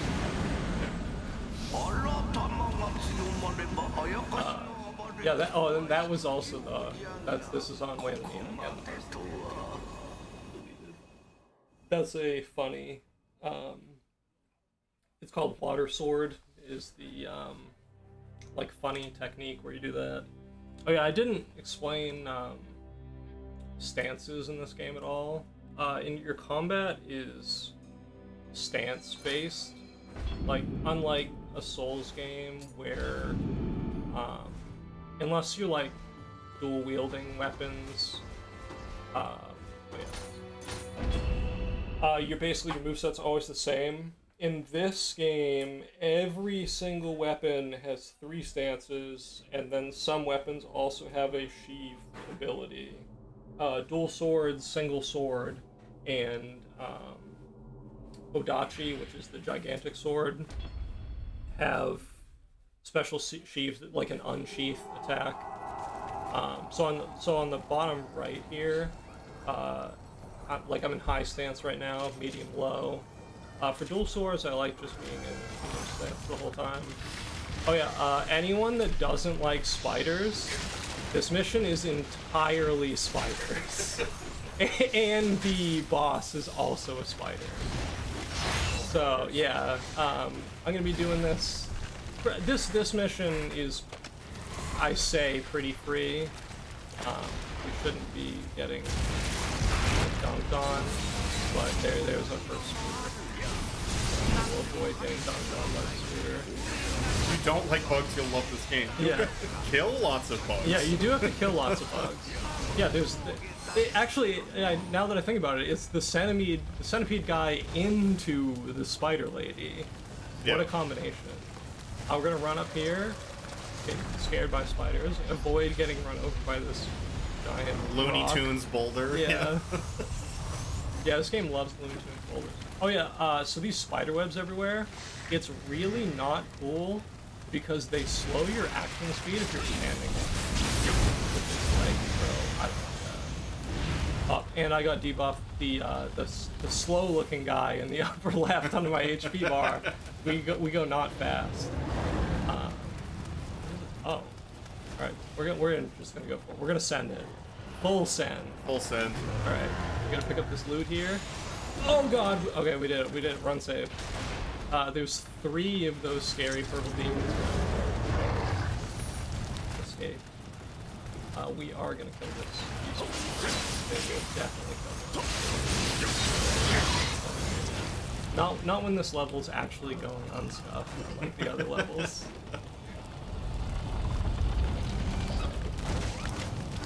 So then we gotta run up here to the castle.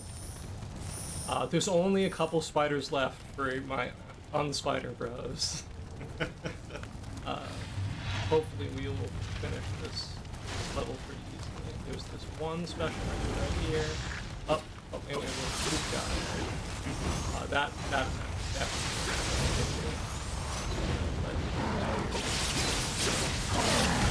Oh! We risked it. Okay, did it.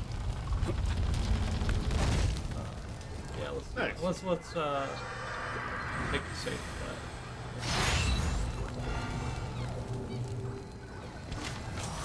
Pop our tiger, run and scroll again. Run up here. Avoid getting spooked. The goddamn bone wheel. That's a super bone wheel. You see, it had like the red aura on it. That one is really not cool. It's a bone wheel at Prestige. Oh no! Oh. Okay. Alright, so now we get to... Oh no! No! No! Does the door opening good, or does it not matter? Like, you got the door open. That physically. one, as soon as you get it, like halfway through the animation, Yeah. You get a cutscene into the boss. So you would be invincible as soon as you get Yeah. to the cutscene. But unfortunately, that guy had other plans. We gotta get our list after that. Oh yeah, like all these other kinds of games, the bosses have weaknesses to certain areas. A lot of them are weak to fire. Yeah. Guess what? Spiders are weak to fire. Perfect. Who would have thought? Yeah. The Fire Guardian Spirit is also just the best Guardian Spirit in the game, so basically everybody uses it for everything. Taking kill it with fire to heart. Oh no! Heal.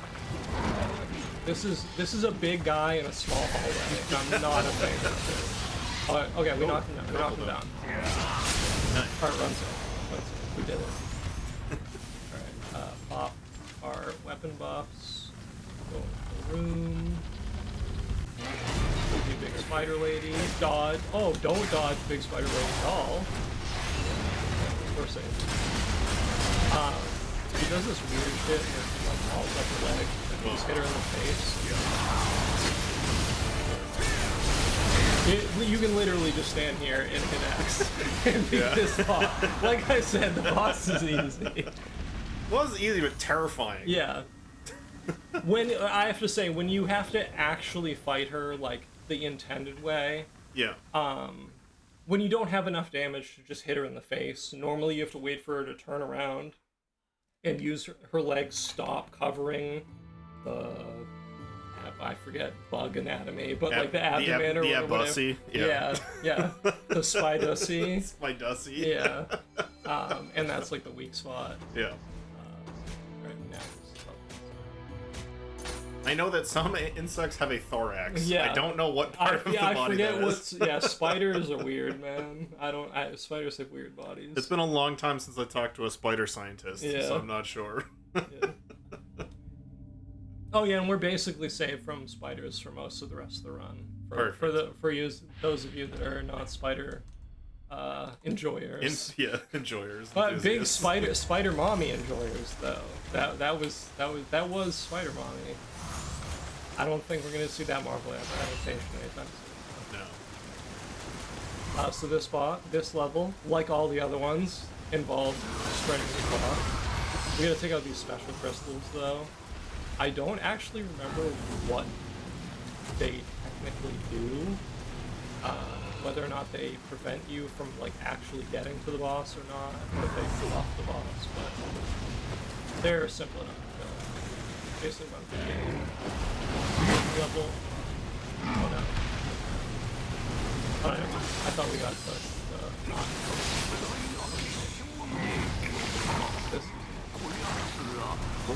the crystals like heal. And these guys are like, okay, we got it. Oh yeah, if you kill the crystal, the special guy dies. Yeah, I can't remember. I thought that like, you'd get to a door that was like, there's crystals still on. Yeah. But I don't remember. No, I think that could be it. Okay. Yeah, some of these levels are like weird.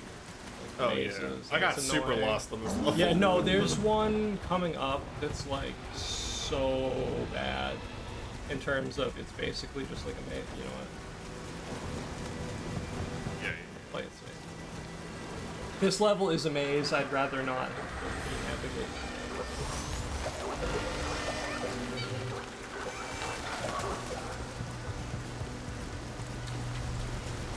So, if I kill the crystal, the big guy goes away.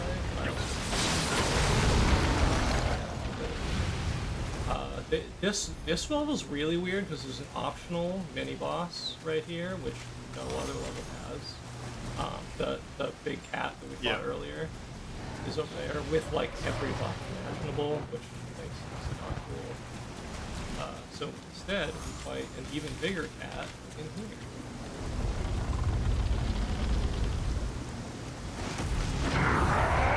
I mean, last I checked, I haven't seen a tiger that looks like that. It's the moveset is basically the same as the other cat boss.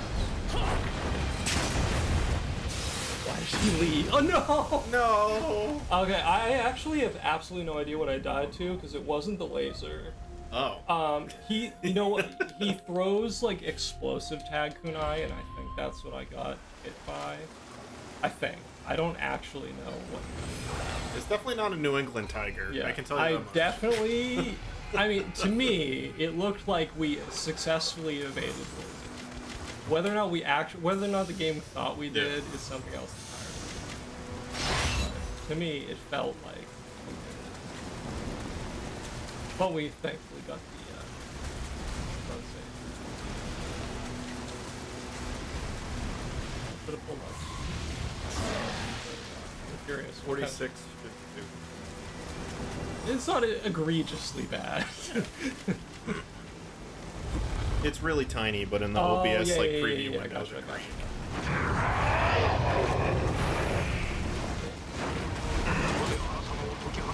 Funny attack.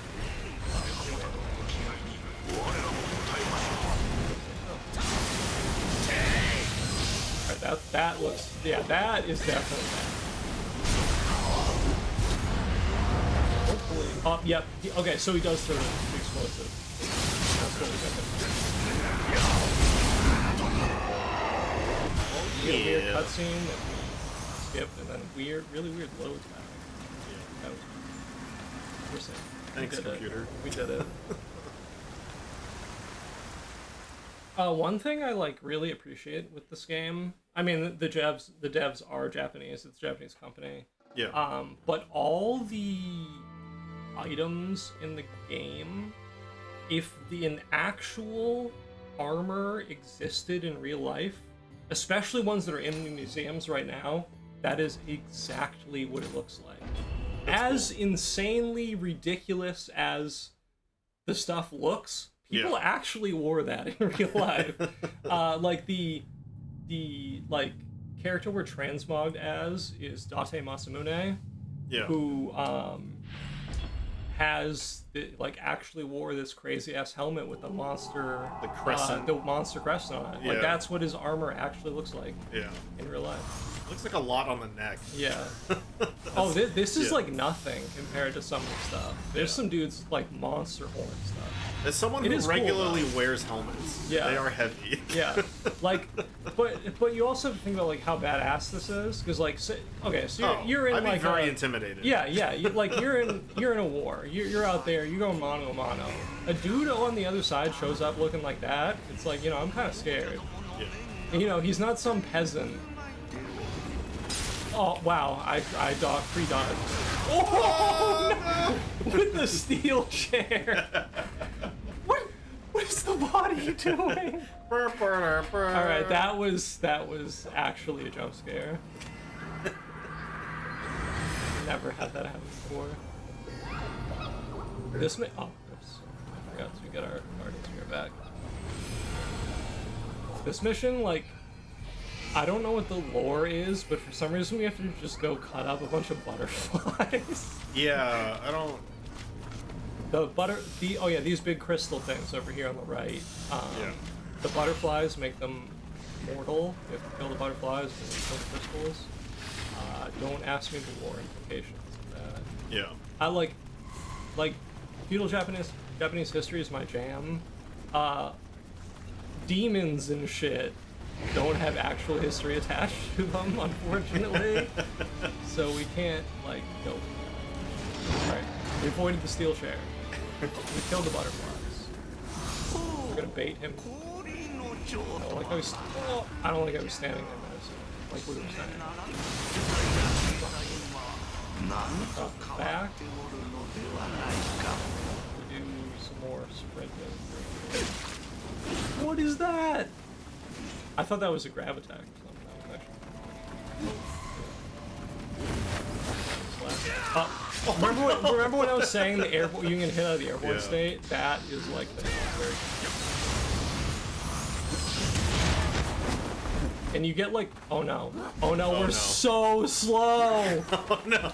We're so slow. All right. No, she re-slow buffed us, debuffed us again. We might actually just lose to this enemy. Because we might get chain slowed for so long that I can't actually like fight back. Yeah. Alright, we might have seen it. We might have seen it. That's like Sekiro when you get like did it. old aged. Yeah. Okay, we actually did it. I thought that was like a run killer right there. We avoided the steel chariot again. Man, I quit this game so quick. Yeah, I got so far into it, baby. No, we're like real shit. This game's really hard. Yeah. Like I can, not like a brag, but like I can very easily beat every Souls game Yeah. with like minimal deaths. How many deaths have I died already? like 20. Yeah.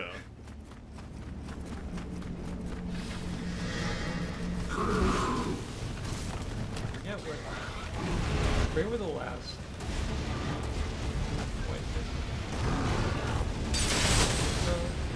Oh no! My bones. We did it. We're safe. Run safe. Oh, and they gave him the stupid. There's a Stamina debuff. debuff? No. There's a debuff that makes you do no damage. Oh god. Yeah. Hitting it with Yeah, a like wet that's why I was noodle. getting it for like 50. And it's like, bro, I hit it for 3,000. Why am I hitting it for 50? Alright. Let's move again. Luckily that one didn't give us the move speed. So these guys really don't want us to walk through the door, that's all I'm saying. One more set of butterflies over here. I'm not saying you made the wrong decision by quitting this game, Bebby, but you might. If you don't like hard games, this is a hard game. I know. Say So the least. I know Bebby beat Sekiro. Yeah. I think you really enjoyed it. It's weird though, because Sekiro, like, this is gonna sound weird, but Sekiro's a rhythm game. Yeah. No, I agree with you. Okay, we're gonna get stuck. Avoid getting absolutely obliterated. This boss I didn't practice as much as I could, but actually kind of. Sekiro, in a lot of weird ways, is closer to Guitar Hero. Yeah, You know? especially like Ishin, like Sword Saint Ishin Yeah. is like may as well be a Guitar Hero game. Yeah. Yeah, Sword Saint Ishin. That's probably the one where it's most egregiously a rhythm game. My first Souls-like experience, it took a minute. Yeah.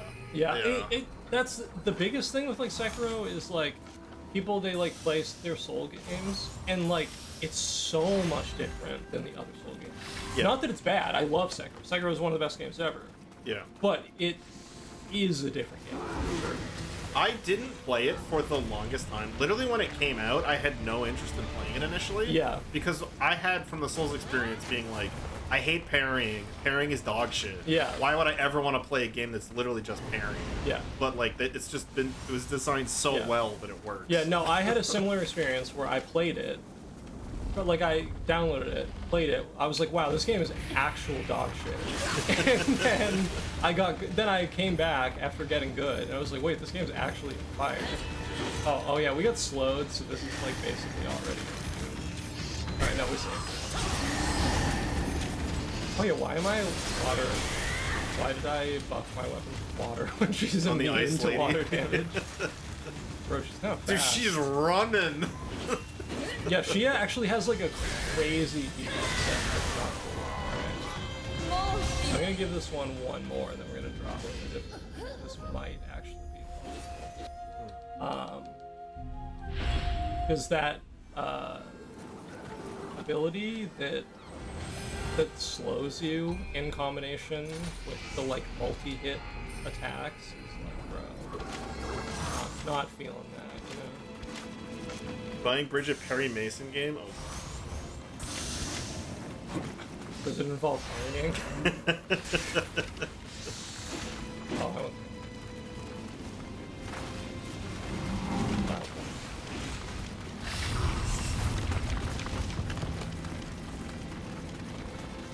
Actually, yeah, the longer this takes, the more we're on schedule for Yeah. time because we were ahead of time. Voodoo is protecting the integrity of the Yeah. stream schedule. I mean, if need be, we can get in the optional, like after I finish and we still need to like delay. There's optional endgame fight 2 bosses at the same time nonsense, which is like legitimately hundreds of times, like for me to beat them. All right. It's not happening.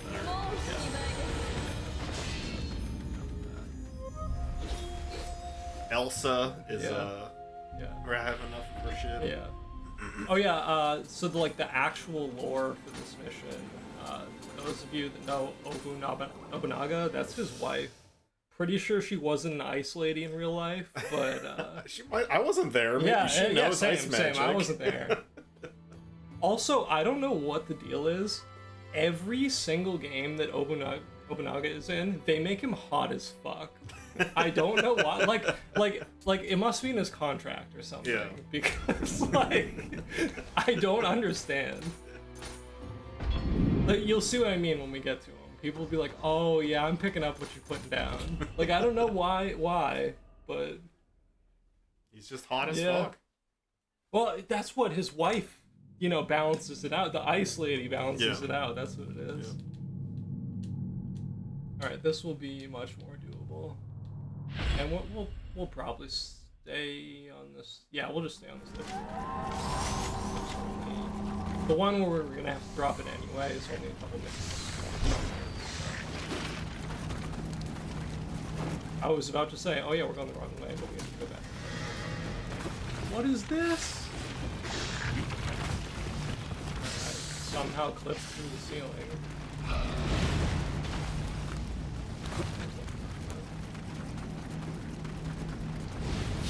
So like we went down a couple new games, but the enemies still get you still get the weird like red clad, like that nonsense. Yeah. They still basically go with one hit. You just are slightly less likely. There's a chance it does 90% of your health instead of all of it, which is always a good one.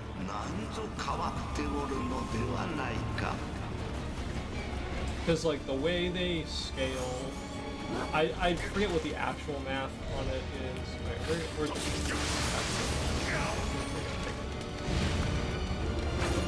Somebody was just like, "Hey, I need you to guard this ladder. If anybody climbs it, you stab them."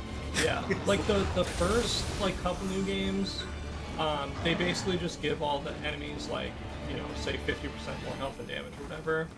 But then after that, I think they add increased damage and health, plus they add the buffs and some of the buffs like paralyze you or make you -1 action speed. The action speed moving stuff is like the we're saying is like the worst, and they stack, so you can get the sloth effect, is the one that makes you move really slow, and then you can get electrocuted on top of it, and you saw we were moving really slow when that lady only gave us the sloth. Yeah. And then you can combine them, and it's like you basically can't. It's like playing Dark Souls Dark Souls 2 without getting any attack, which, as we all know, is unplayable garbage. I know you're a Dark Souls 2 player. I am. It's unplayable garbage without adaptability. That's like, it never occurred to me to not level adaptability. Yeah. It's like the first thing I do. Yeah. No, but I mean, like, they should just, like, when you get the game, they should be like, oh yeah, this game's kind of unplayable garbage. You don't get adaptability. Yeah. There should be a warning screen Yeah. in the tutorial section. Oh, we, like, almost one-shot her. That was very much unexpected.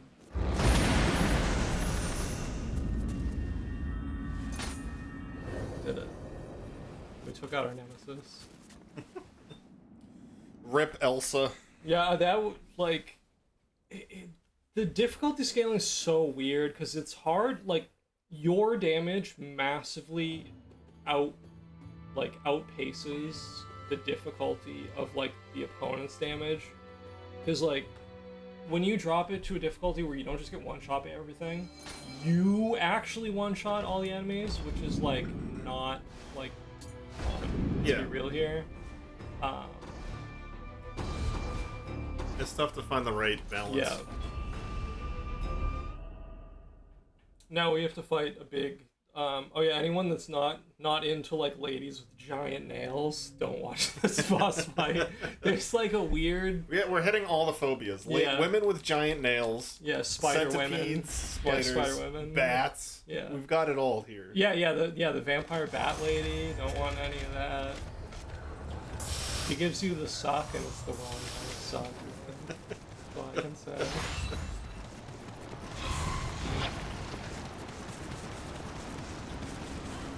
Like every other level, we're just trying to avoid the bone wheels of doom. There's another bone wheel of doom over there. I mean, I don't, but I kind of really want to know what the lore is on the fucking bone wheels of doom. Yeah. Peace out, Venom. It's like someone got killed by a flying tire on the Yeah. highway and returned as a Yeah. vengeful tire spirit. Oh,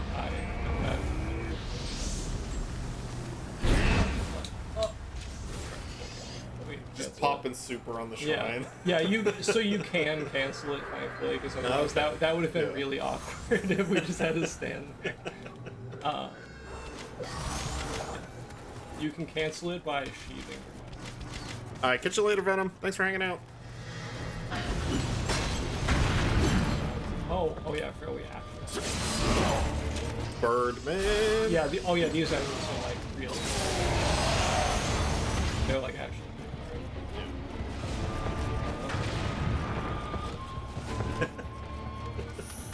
I was like, wait a minute, this is wrong. Yeah, 'cause you're supposed to go this way. The way that it doesn't look like you're supposed to go. You'd think you're supposed to go over there, I remember getting lost. but here. no.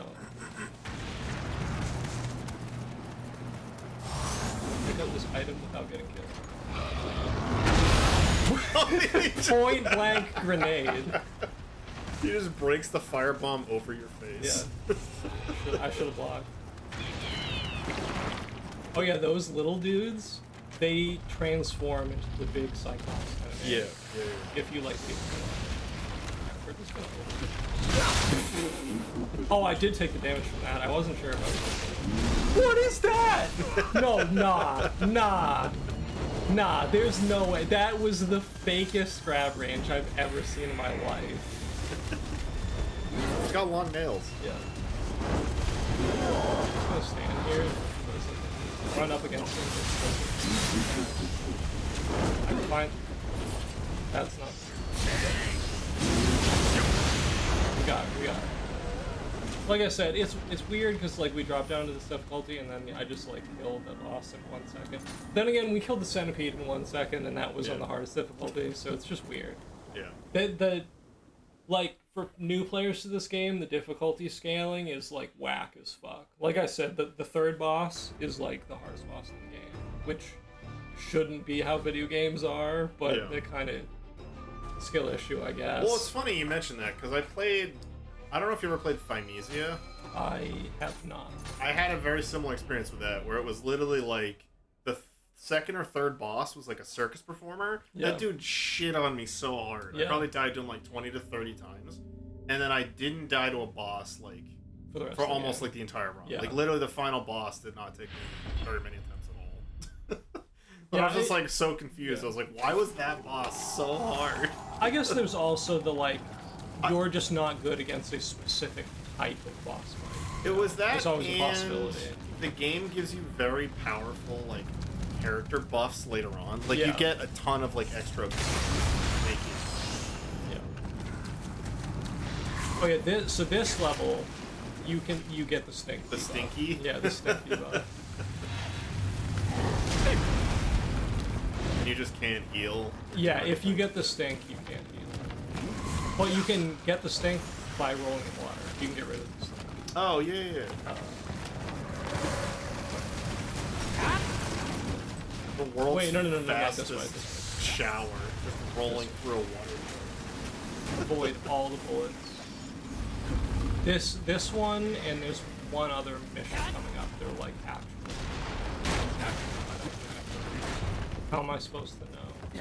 Oh yeah, there's a guy, like this dude, you like give him poop. I don't know why. He eats it. I'm not even kidding. I don't know why. There's an achievement to give him a lot. Then you get this helmet. He gives you his helmet for transmog.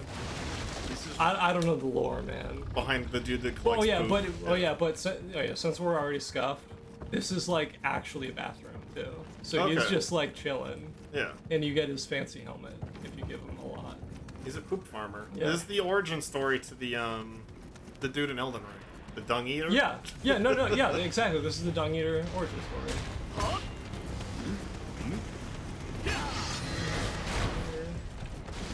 This boss is like weird. So these, because like in real life, so like getting back to the story, in real life, the boss, Hondo Tadakatsu, is actually allies with like our like group of people, but he's like getting corrected by the crystals. So if you just like kill the crystals, just like, yo dog, I'm friends now. Oh, he gives up. So you can just like straight up just avoid the rock, kill the crystal, and then he just dies. And then, that's the first boss, if you couldn't tell by the level continuing. Yeah, yeah, this part is like, it's like, this way, I think? Yeah, we did it.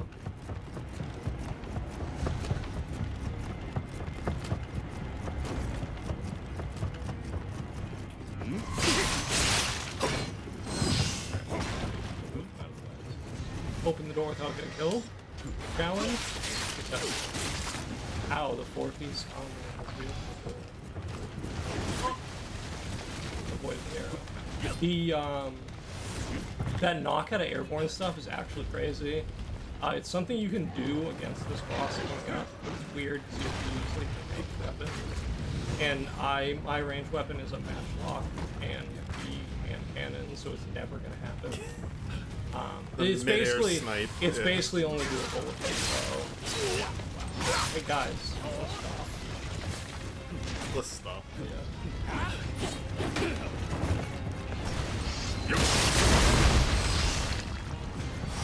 Oh wait, no, it's not this. Is it this boss? I get like, there's so many bosses in this game that I kind of just like, it all blends into one. Oh, we went wrong. I'm probably wrong. Actually, I can't remember. Isn't the chicken... This one's Okatsu, I think. The chicken blue is like coming up? Yeah. No, I was thinking this one was Saigo Maguichi, which is the guy that flies. And that guy you can knock out of there. Yeah. That's, he's... Oh. Why am I... Okay. Skill issue. Why are we lost? What did I do wrong? Oh, this way. Yes, you did it. Yeah, these maze levels. Oh, yeah. Oh, yeah, and you saw the funny strategy on this.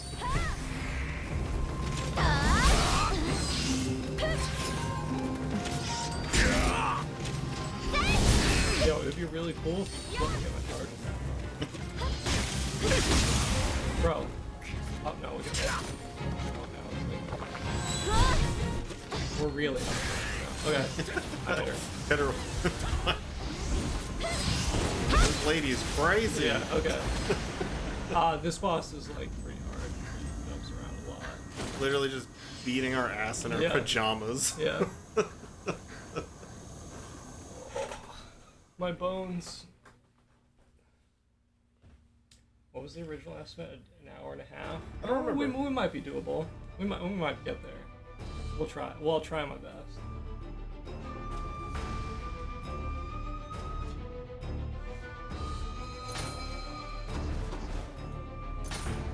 My cutoff for the event ending is Monday morning. When I know. So we're good. No, but I'm trying. I'm saying like get us back on schedule. Yeah. You know what I mean? Yeah. But I'm saying like there's no schedule that we need to follow. You good? We can just add more nonsense to it if need be. Because if anything, like last year, I feel like we did a lot of short runs. So like Yeah. the event, and I think we finished GGDE in like 4 hours or something. Yeah. Like it was pretty quick. Bro, I was livid when I got that stupid, like, door bug glitch on my run where I Yeah. get stuck. Yeah. And it's like, bro, this run's actually going pretty good somehow, and then just fucking, Yeah. like, get soft locked. This is just marathon luck in a Yeah. nutshell. Like Right. we've all had it happen to us. Oh yeah, the reason this level is like an annoying maze is because they have those like ninja doors everywhere, and you have to like remember which one Yeah. goes which way. This area, if you walk on that side, the floor falls out on you. So don't do that. But you can see like the worn, like, Yeah. the wood worn in the floor Yeah, to the tell. yellow Like, right yeah, there. yeah. As we get.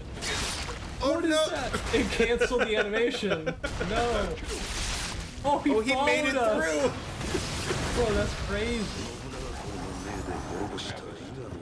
You're saying. Dude is trying really hard. Yeah.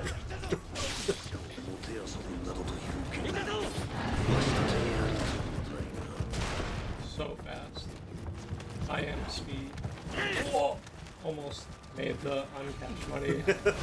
Falling into Yeah. the spikes.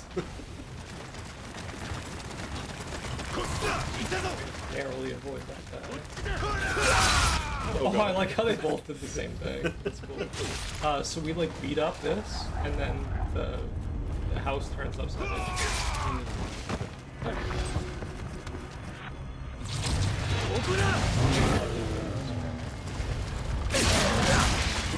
We managed.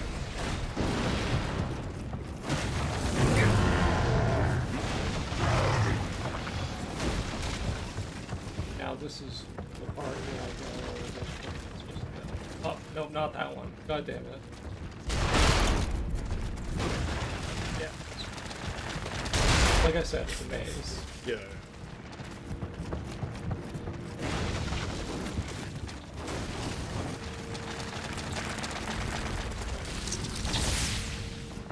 Oh yeah, that weird spit that we just saw is the Yeah. spider going for the slow U.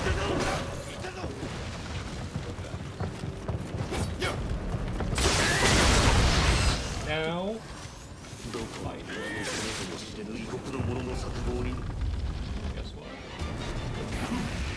Oh, ribbit. There's any not frog information in the chat? Yeah, as you see, there's a big frog.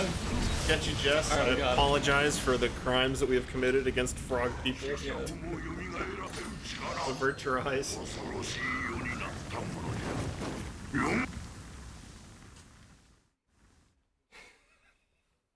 Frog, a menace to frog kind. Yeah. Oh,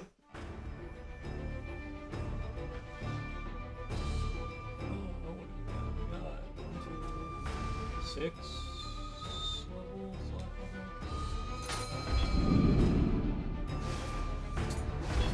think. Yeah. So.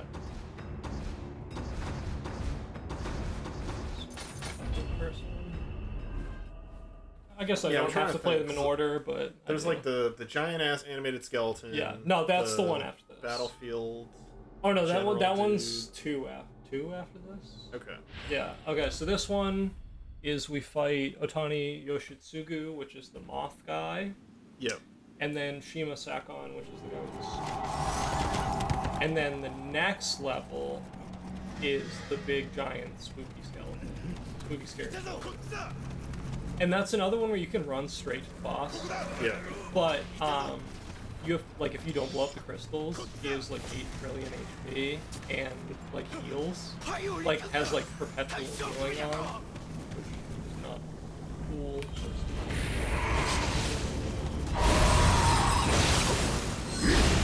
I really liked this boss fight. Yeah, no, this one's cool. This one's cool, and then his boss in real life, the one with the wind in the cave, that guy's sick.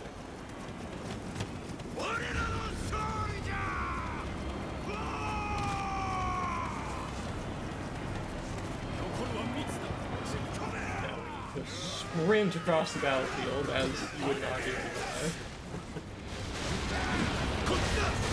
straight up sprinting across the battlefield. In full armor. We sneak in behind enemy lines. Fuck no, we're just behind it. Oh, I say that. No. Oh no! See, that's the thing, is like, they just did that. Obviously, I would just be completely dead if this was the hard. But it's like, I don't know. I just feel weird about like the way they see it. Yeah, I mean, I can definitely see it. Like, things like are very peaky. Yeah. Right? Yeah. Now we fight.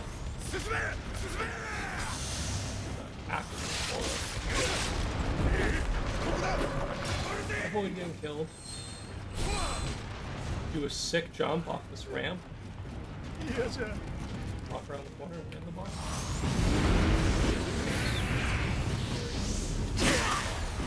Oh no. Oh no, our action speed. It's gone.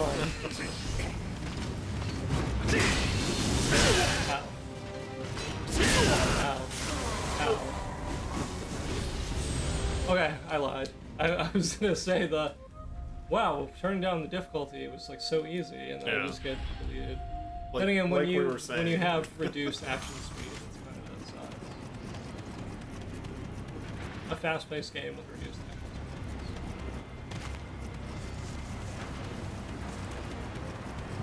speed. Go for it. Are any of those people friendly? Or Yeah. Both sides trying to No, some.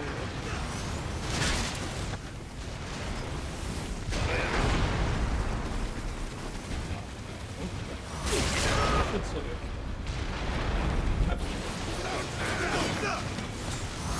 I haven't tested it. I might be able to shoot this guy in the face. Oh, I don't have any. The hand cannon might be too slow. Okay, I shot him in the face and he didn't. You can shoot him in the face. Oh no. Did a chunk? Yeah. No, but I was hoping for the stack. But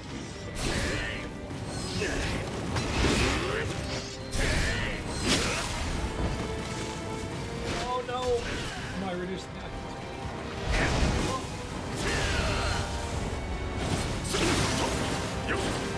Yeah, like, it's hard to relay when you're complaining about it, how awful it is to produce that.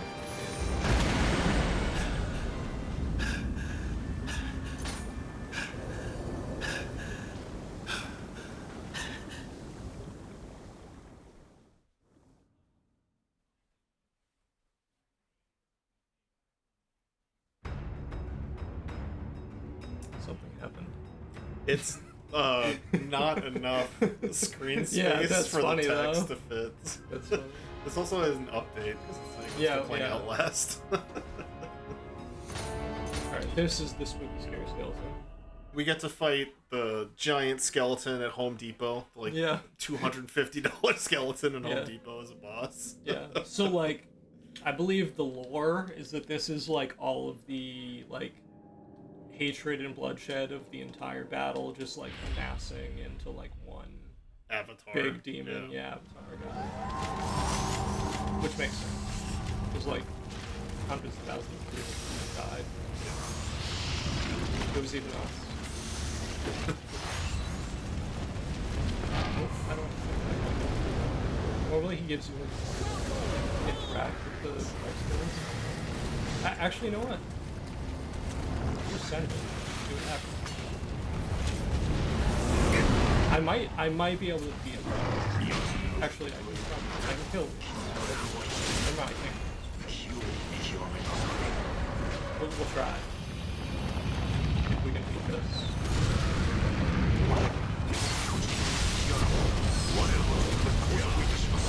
Bro, happy feet over here. Alright, he's crumbling. We in The there. font has perfect treatment.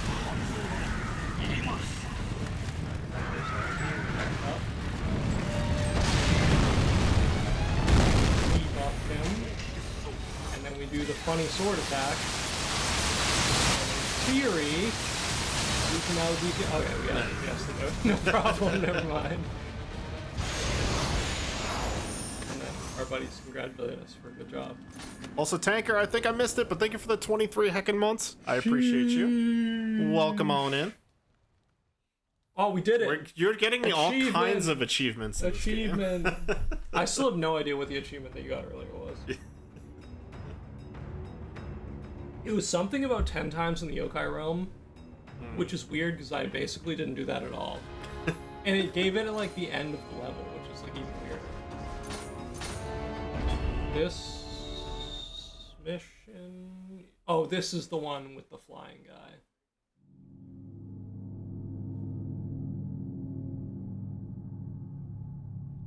His lore is he has a musket and he can fly. Okay. Very cool lore. Yeah. In like real life, he like was like a retainer for the Nobunaga. For, like, his retainer was like, yo dog, stop. Please stop killing my Yeah. friend. We're doing the fast strat of just sprinting through all the fire.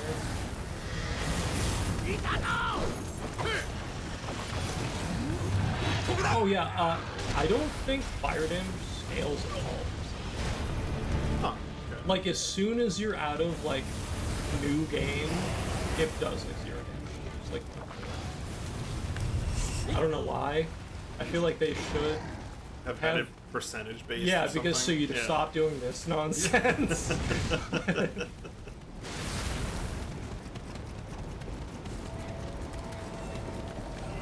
Case. So we don't have to get such hot feet.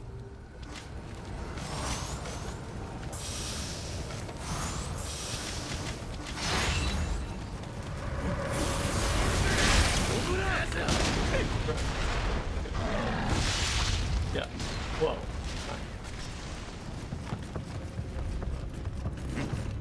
This place is kind of a maze too. Not as bad.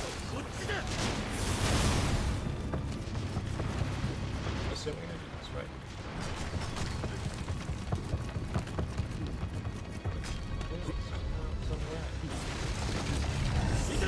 Completely avoid firing mini bombs. Oh! Oh. Okay, so I like fell, but then stopped falling. This dude. Yeah, I remember. Yeah. This is the guy who's saying you can knock that. Yeah. The bow. Yeah. Or you can just go. Just beat the shit out of him. Or you can just go. He, like, even in regular difficulty, he, like, has not a lot of health because he fucking flies. Yeah. It wouldn't be fair if there was a boss that had a lot of health and flew. Not when you can't fly, anyway. I'm trying to think, was it Sin, the dragon from Dark Souls 2 DLC? Like that's some trivia that I have a hard time. The flying poison dragon or whatever Yeah. from like the second DLC. Yeah, was Dark just, like, Souls 2 DLC is like, bruh. Yeah. But like that was a boss where the dragon would not stop flying. Yeah. Like it would stay on the ground for a second and then go back to flying and like dive bombing. Oh, we're actually on pace for a decent run, somehow. Hell yeah. Despite all the setbacks. Because we only have a few missions left, and this is the last, like, annoying maze level. This one you can legitimately just be stuck in here for, like, hours if you don't know where you're going. In fact, even if you know where you're going, or you think you know where you're going, you can get stuck in here.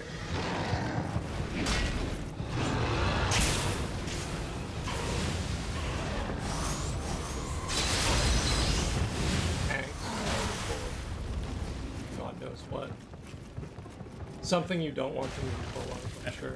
Ball essence. Yeah. From Dez as With the steel chair! Oh yeah, so that like, the like yin-yang debuff under our HP is the thing that makes you take like, I forget what the actual percentage is, whether it's like 40%. but it's cool.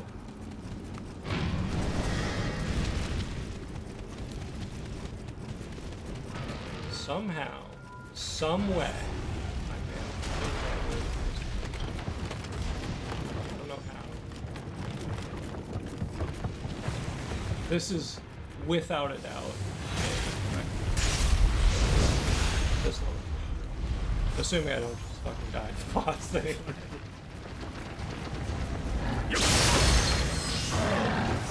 Especially, like, all the missions have collectible kodamas that you get when you play through that you can unlock for, like, static buffs to, like, your soul game or, like, on-game item drop rate. Yeah. Though collecting those on this level is, like, because you, like, need to purposely get lost because they're in, like, weird spots, you know what I mean? That was the word. Yeah, same.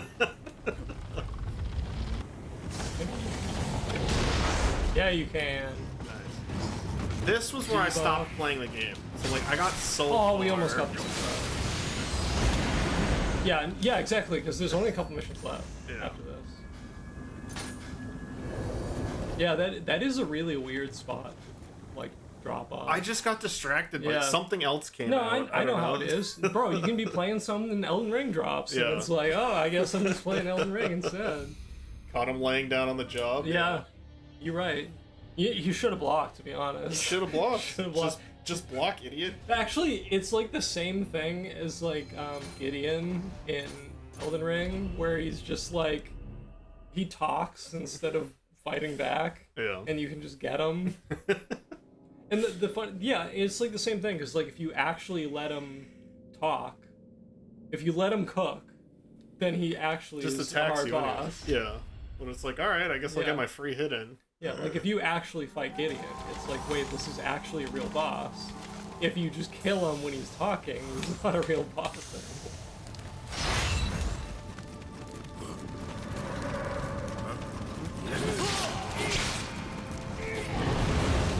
Oh, yeah. I'm kind of sad that wasn't an enemy that they could spawn in during, like, the Elden Ring crowd control that I did. Because I feel like that would be really Gideon? fun. Just a bunch of Gideons. Oh, that would be sick. I don't know if it would work. Actually, I kind of want to do... Yeah, because now that I played this, I can forget the muscle memory for this, and I can go back to playing Souls games. Yeah, because... Oh, yeah, the controls. So you can't just... For anyone that is wondering. So you can't just, like, play both of them at the same time. I kind of want to take the randomizer thingy and make it do now that you say that. Because, like, oh no! Slowly fall to our death. That was the most anticlimactic fall to your death. My leg! Yeah. Bro, his dumpy was just too big. Yeah. That was so funny. I thought we were going to be able to save it because we were, like, stuck for a while. You, like, didn't fall for it. Yeah, oops, there goes gravity, man. Yeah, because, like, all Gideons would be a very interesting Elden Ring. Like, surely it would be hard, but I'm curious, like, if it would be, like, do they all spawn just talking, or do they spawn spamming every single spell in the game? Because if they spawn spamming every single spell in the game, it's much more. I'm just picturing, you enter a room that normally just has like 20 slimes and something, and they're all just standing there with their arms open talking to you, like overlapping dialogue. Yeah. Or like when you first like open the gate of like Landell and you walk on the main road, and it's just like a million enemies there. Oops, all Gideons. Alright, we did that. Yeah. Trying to navigate this door without getting spooked. We did it.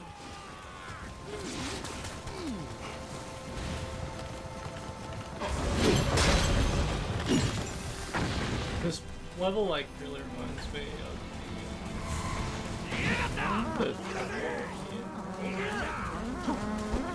with the monks. Yeah.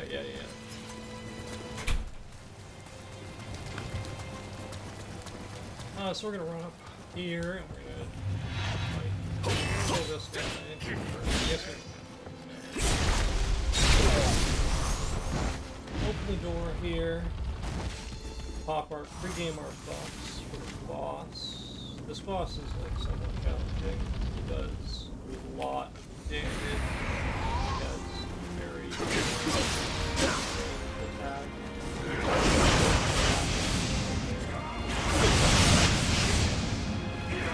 A lot. Can you please stop?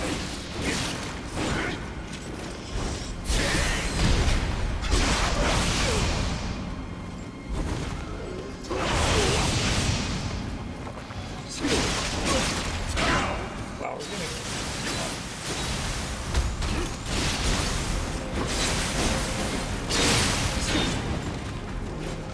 and this one.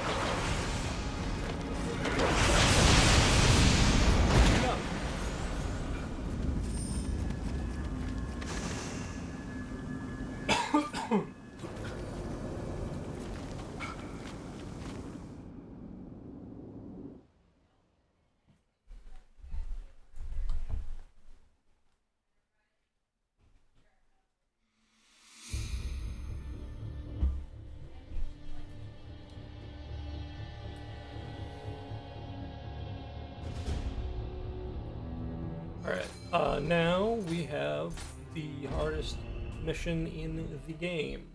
It involves a 7 boss gauntlet.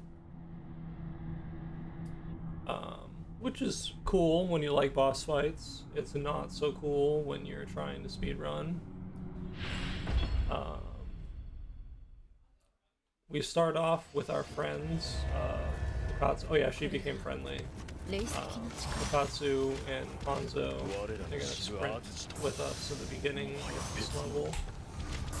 Until we fight this, like, I don't know if I'd call it a boss per se, but like a group of strong enemies.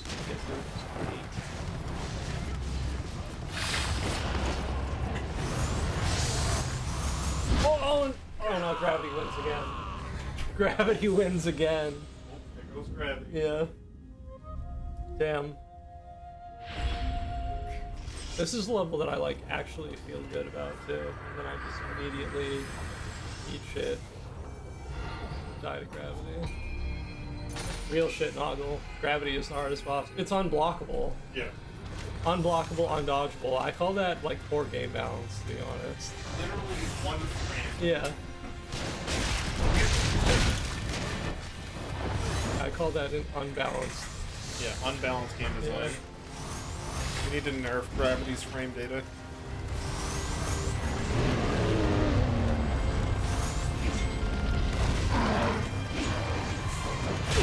Oh no, the spooky dogs. Oh yeah, there's another one of those. Oh god. Fucking Fox McCloud. Yeah, another one of the goddamn Tengu guys that he gives you to the gravity guy, the gravity boss. We luckily avoided him.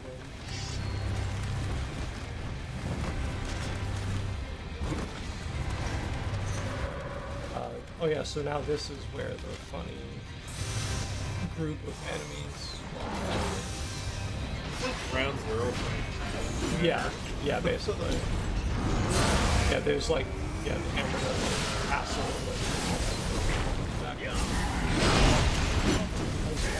Oh, I guess our friends just like decided not to come here. They should be here fighting with me. And then they just, as you can see, this kind of like stuff. They decided to join the party. Wow, thanks. After I kill themselves. You're too fast. Yeah.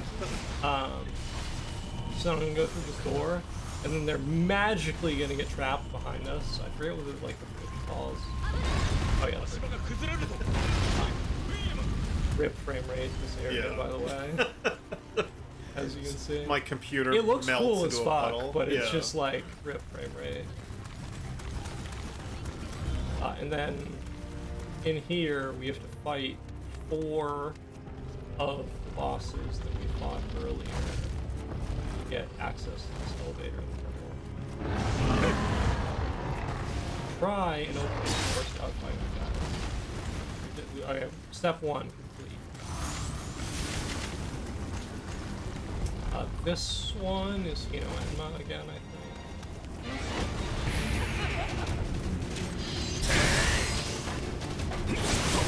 For some reason in this, like as this mini boss, she kind of just like stands there, which is cool because this boss sucks and I'd rather just kill it immediately.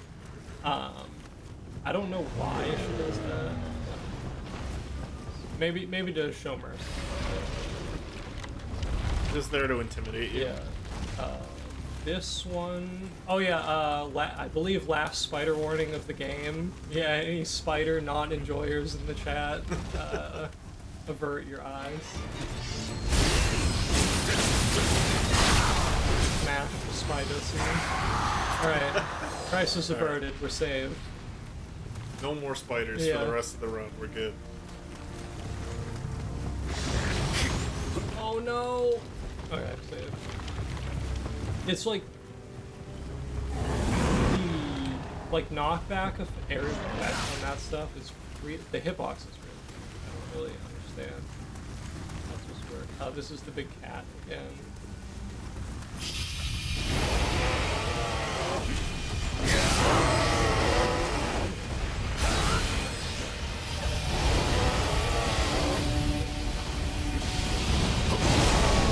Really? One more left before we get like quote unquote real bosses. I believe well, I don't believe they definitely scaled down the health as part of the boss content. Yeah. It would really suck if you had to fight real versions of them.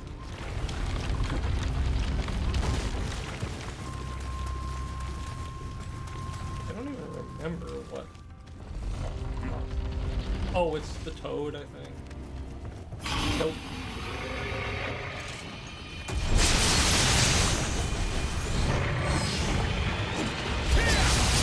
We get revenge Yeah. from the start Yeah, of the run. yeah, exactly. I mean, yeah, that was like somehow that was like the low point of the run. That went really not cool. I don't know why. I guess it just happened like that. Yeah. Gotta get into the groove. Yeah.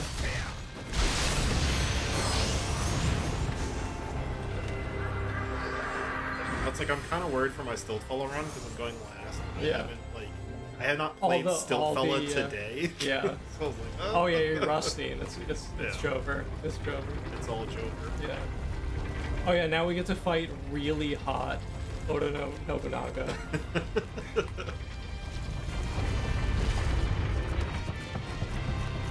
It's like a Dark Souls staple, but I can't even imagine that platform triggered elevators are even a thing in real life. No. So it's No. like Cue the Squidward's William. Oh no, he's hot. you do be pretty fine. Oh, we got him. Easy game, easy life. Yeah, he's dead. That's 5 bosses. Now we get the 6th boss.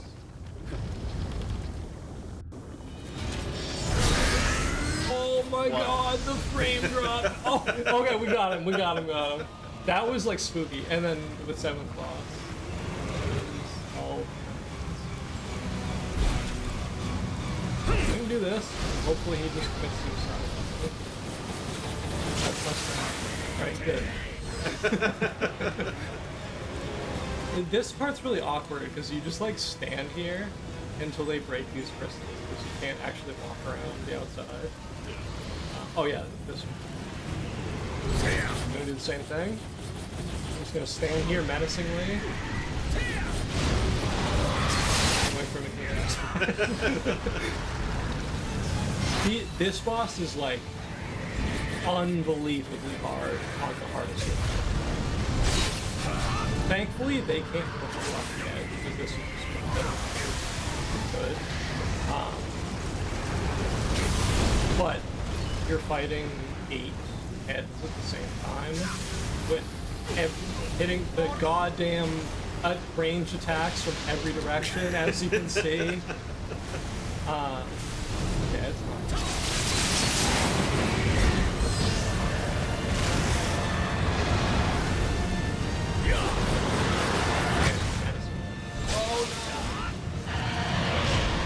My leg.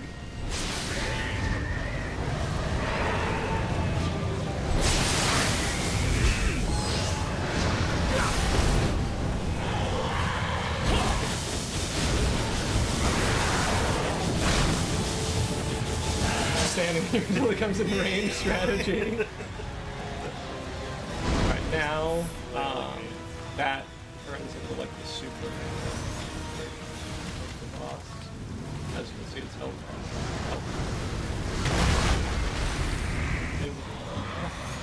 We did cover. I'm just stand here and do it again.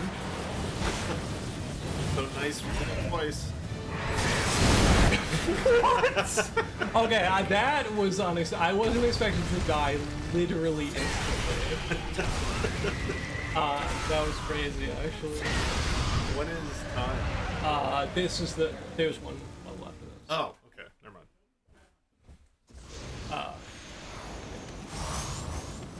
You go back to similar, so like in Dark Souls 1, where it's like you go back to the Undead Asylum to fight the whatever demon guy. Yeah.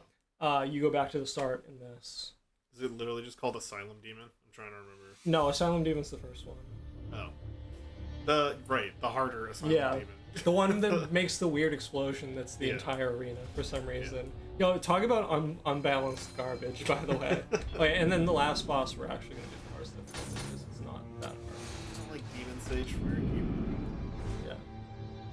It's a clone of that NPC. Yeah.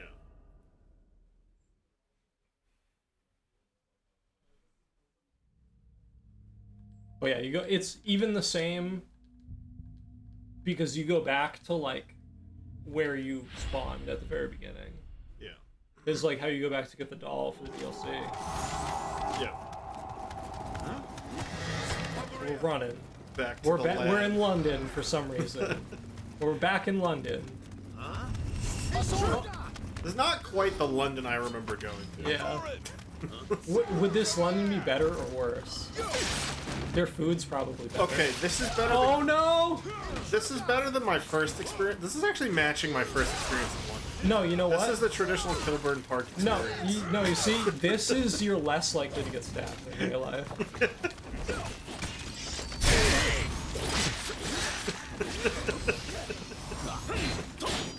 Apologies to any Brits in the chat. But you know I'm right. I think they would agree with us. How did you get in here?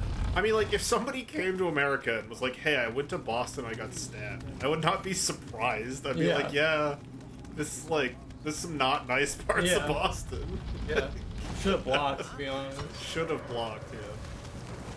Oh yeah, now the demons are in London for some reason. Demons and fucking werewolves and werewolf of London. Yokai of London. Yeah. Yokai with the steel chair in London. Bro, imagine sprinting upstairs that fast in real life. That'd be crazy. Oh. Blow my fucking knees out immediately. Just don't mind me. Gonna walk down these stairs here real quick. Oh yeah, Kelly, the boss you fight before the dragons. Yeah. Now you fight like his clones. Yeah. Down here in test tubes is one of them. Wait, but to avoid the jump scare, we're just gonna break the bottle of Oh, we got it.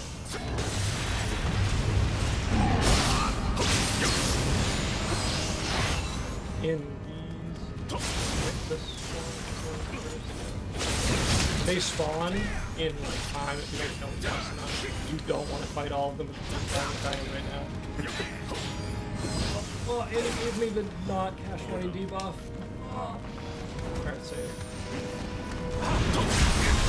Oh, no. We're dead.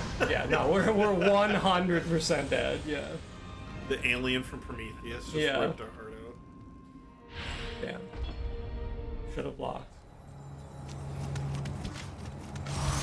Well, his just like blocking animation is holding his hand up with Yeah. just, like random energy beams. Yo, Cass! Cass, welcome on in. What's happening? Good to see you. We're winding down the Neo speedrun. He's over there!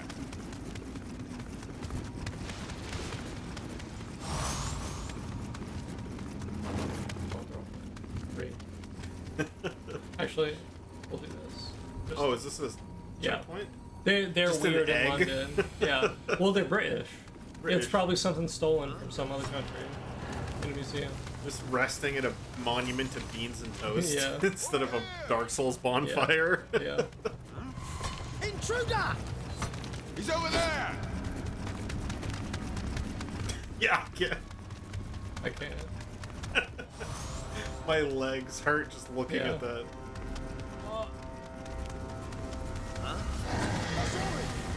I like how none of the people here are concerned about the demons. Yeah, no. Like, you'd think they'd be, like, fighting the demons or something. Nope. Just hanging out. I mean, if I'm working security and the Yeah. demon is like, I'll work half your shift, I'll be Yeah. like, alright. Yeah, my boy's got wheels. I'm out of breath watching him run so long. In full armor cast. Yeah. Just built different.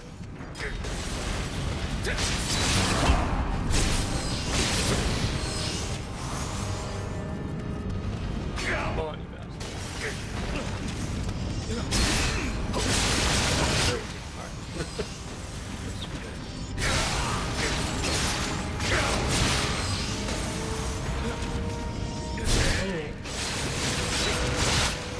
Ah, look at that. We got clone destruction. Oh, it's blocked? No! Wait, what? Okay, I was gonna say, did we Wait, not get the key? they gave the key to the dude in the jar? Yeah, they did. Don't question it. Oh, So now we go to the last one, which I don't know the lore implications to this fucking guy.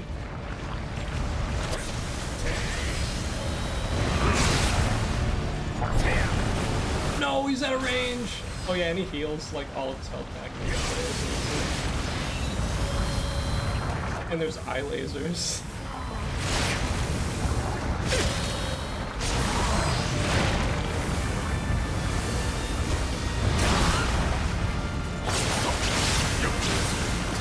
No, stop healing, you bastard! No! Damn, it was going so good, and then you just healed his health bar 5 times over. it's not even like, it's not like Melania. Where, like, Yeah, you hit no, and he, heals, no, he just like heals. heals. Yeah. What a fun mechanic. Yeah. Are there items that you can like debuff a boss to keep healing? I don't think so. I know, I don't think you played Bloodborne, you said, but there's Yeah. a boss where there's a mechanic like that. Yeah. You can use numbing mist to stop him from healing. Yeah. No, I don't think. I actually never technically finished my randomizer because the final boss had final boss health, but was the boss that would stop and heal itself. Yeah. And Yeah, that there wasn't was happening. no easy way to like farm the item that like stopped it from healing, so it was just I was watching a Sekiro randomizer, and you know the knight? on the bridge. Yeah. Yeah. So that guy got spawned at not there, obviously. So, and he he's just still can't immortal. kill. Yeah. He's still immortal.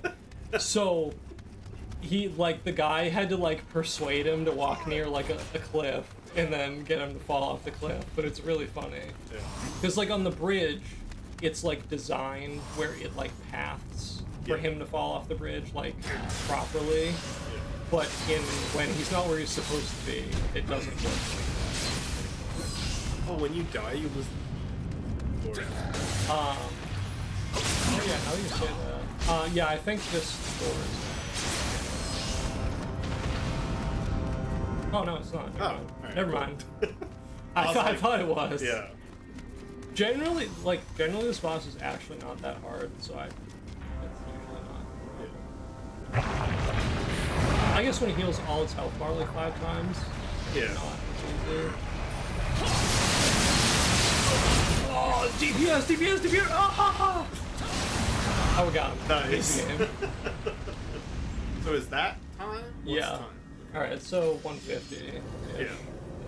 Yeah. Nice. Alright, we did it. Woo! Good shit. Should've just DPS'd them down, man. It's like, obviously that ability looks overpowered.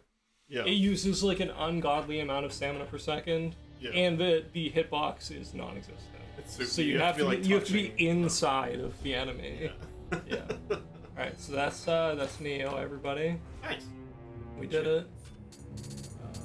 Yeah, I don't know if you wanted like cut off the stream. I'm gonna close this if you got some sus stuff. Stick No, with you're or not. good. Yeah. Okay. All of my inappropriate Yeah. videos are in the correct folder. Okay. We're good. Oh, how long is the delay? The delay is probably 10 to 15 I was seconds, gonna say, probably. 'cause they Yeah. just- Right. Yeah. No, Twitch delay is significant Yeah. from real time, but. Woo! All right. Sweet. Battle World next, I believe. I think so. Hang on. Let me. Or you're good. Sorry. Yeah, I'm just curious to see talking the to strat. myself out loud. So that was stuff. All right, so GG's to Voodoo for that run. That was really fun to watch. Next, so we're down here now. So we're gonna cut to a quick break screen, and then we're gonna be watching Perfect Havoc do a speed run of Pal World, and then next we'll be doing Harry Potter and the Sorcerer's Stone from the Sacred End. So, congrats! I missed the end of Noggle's run. Oh no, that's okay. The VOD will be up, Pan, if you ever want to go back and check it out. But yeah, so I'm gonna pop to a quick break screen. And we will keep the speedrun shenanigans going. So don't go anywhere. BRB.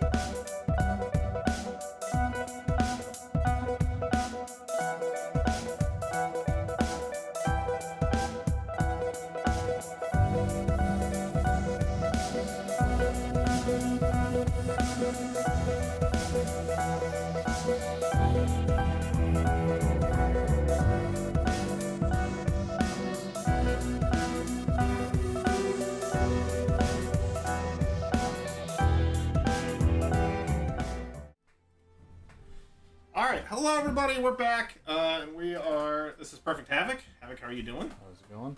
Excellent. We're doing a Power World tutorial speedrun, I believe. Yes. So, I don't know if you want to start the timer now, or... Yeah, okay. we'll get right into it. We'll get right into it. Beautiful.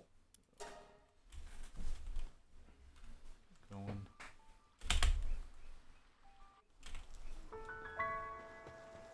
Alright, so our goal is to complete the tutorial. Just collecting a bunch of materials. Person just casually stands up with a gun. He's like, hello.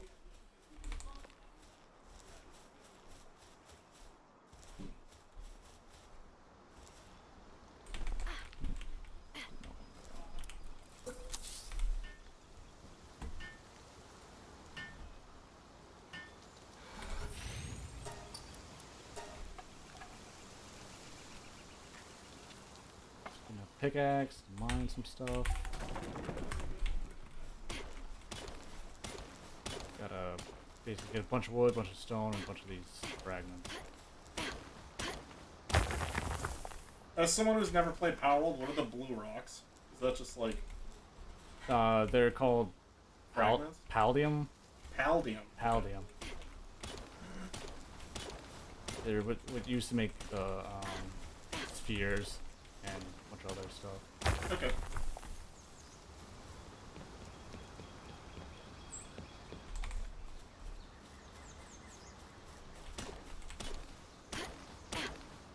Another thing is trying to keep, if your stamina bar deplenishes, then you have to wait until it fills back up again, so you don't want that.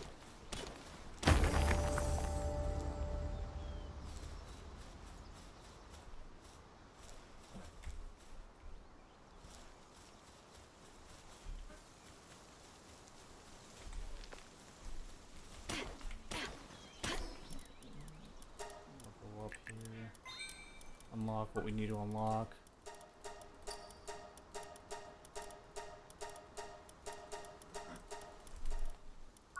Open that up.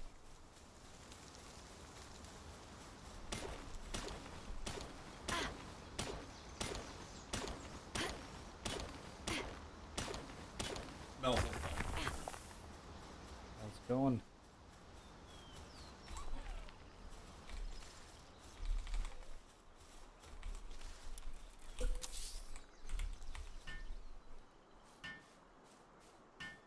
So I guess it's promising that this game has been out for this long.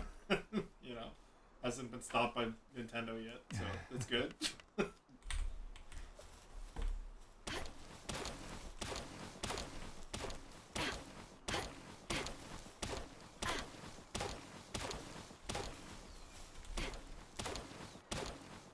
just trying to get enough materials to build enough for a base.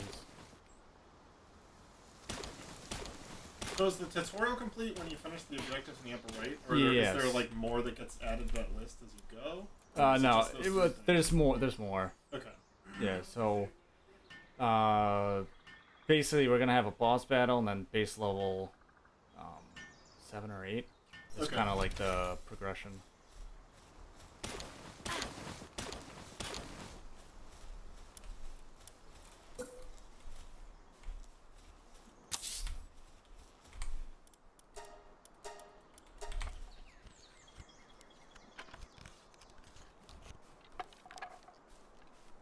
A lot of chickens here.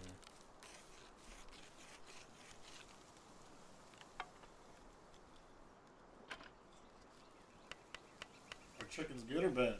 I mean, neutral. I kind of want a cat first because they can mine. But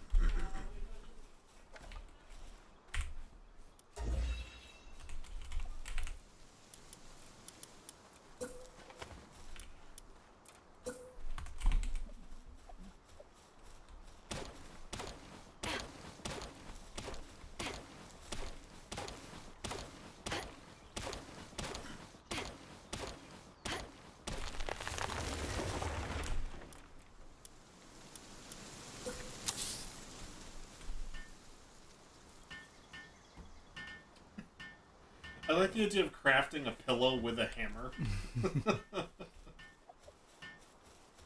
Austin Stepbro, welcome on in. What's happening?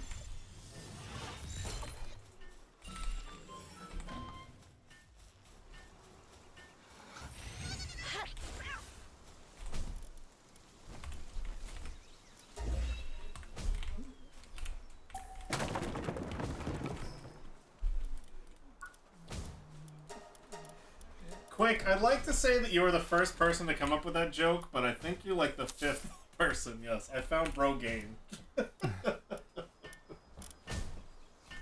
I found Rogaine and grew a longer beard.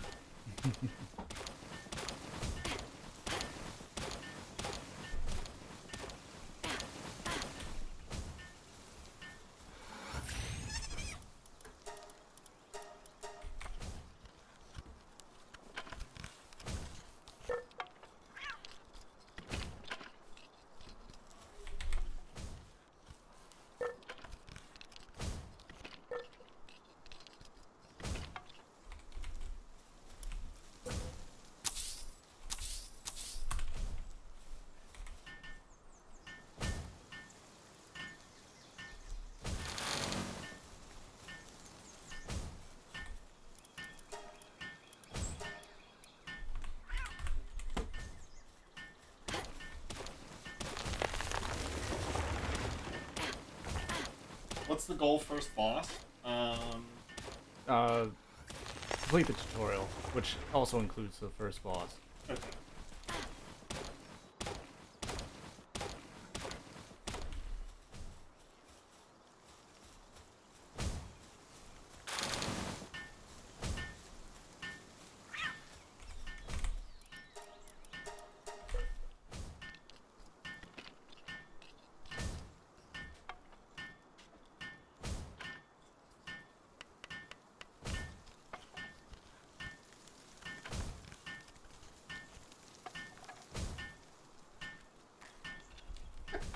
I like that it's referring to your pal as in good condition.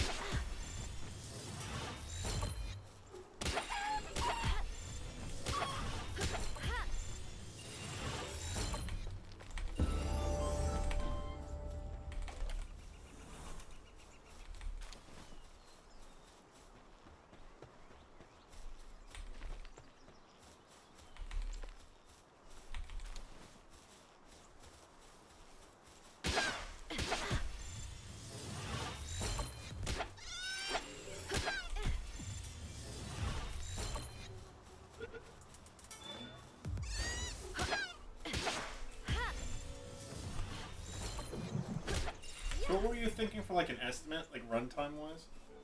Probably 30 minutes-ish. 30 minutes? 30, 20, 25, 30, something like that.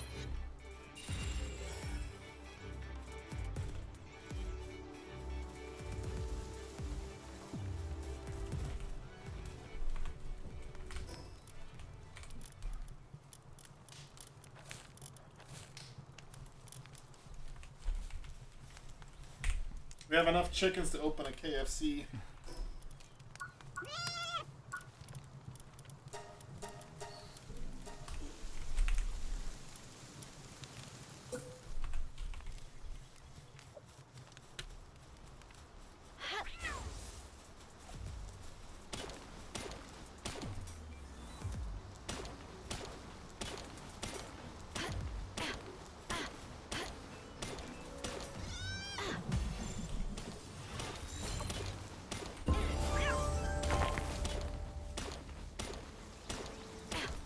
Where are they fighting?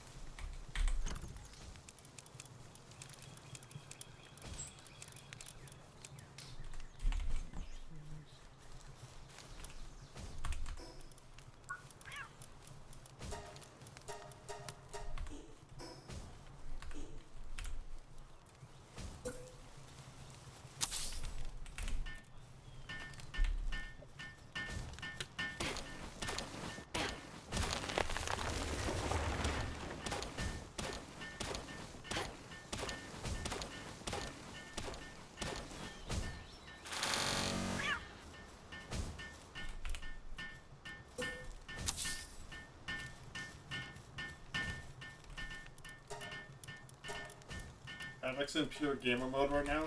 Damn right quick. I would try commentating the run, but I've literally not played a second of Pal World, and I usually try to watch people's runs beforehand so I can provide color commentary, but I suck. Yeah, it's my bad too. I'm not. I'm basically just gathering materials, building stuff, Okay. catching pals, trying to build up the base. So I just need to catch the pals, and then once that's done, yeah. So I need 16 more. Beat the boss, and then Okay. we'll be on our way.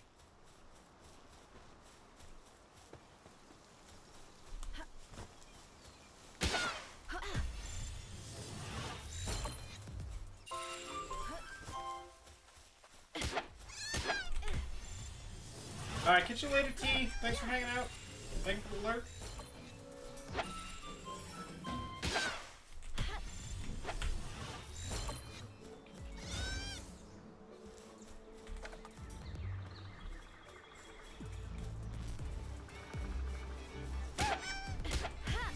That's the worst because they like run at the same speed as you. Yeah.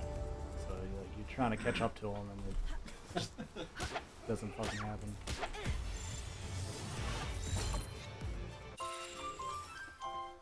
Headed to the laundromat to do some coke? Alright, thanks, Adino. Good luck. It's not a bad place. There's probably a surprising amount of coke in laundromats.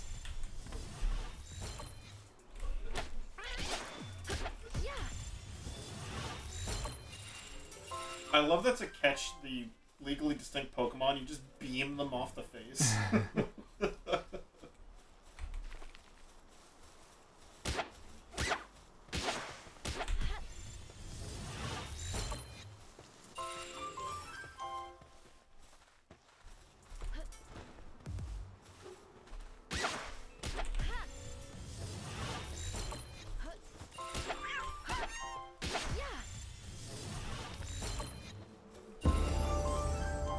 So we need 6 more.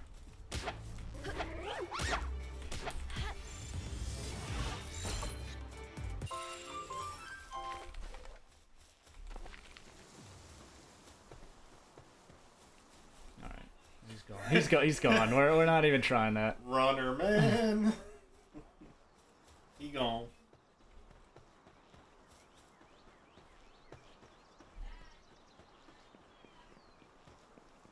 Is that the tower? That is, yeah. We're Okay. gonna fight the boss in there.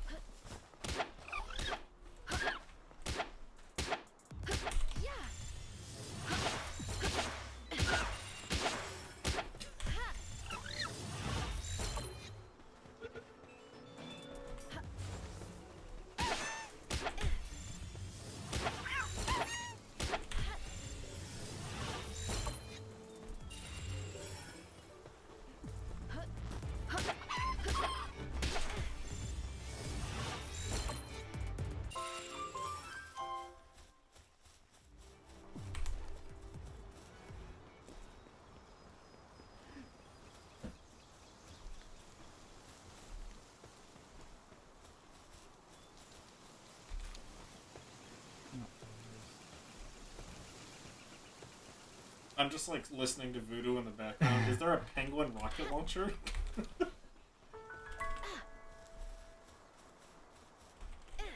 There we go. Kobe. Made him angry, so he attacks us. So we don't have to chase him. Alright, that's all of them. Can you pick up the ball that like missed? Or... No, the one No. once you use it's gone for good.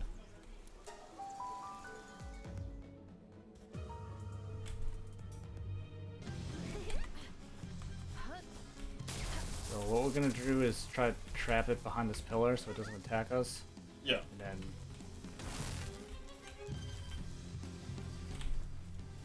like that. Get rid of that move.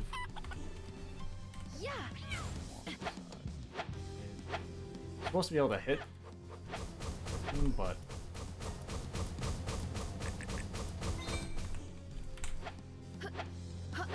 yeah, I don't think I can hit him through this. Lot. But he'll just like keep but trying to attack yeah, us. he'll Okay. just, we have aggro right now. Yeah. Make the cat do all the work. Yeah, I mean we'd be doing like 40 per hit if we could hit it. Yeah. If I trapped it like over there, it would have been all right, but. Maybe they patched it. Yeah. Reduce spear length by 10. So I kind of don't want to Move, move. yeah. So I mean, if this is gonna so work, fuck we'll it. just like we'll just chill here, let the Yeah. cat just fucking do its thing. It's a syndicate officer. Has a rank. Yeah. He's Yeah. doing his best, the little guy. Getting his butt scratched to death. I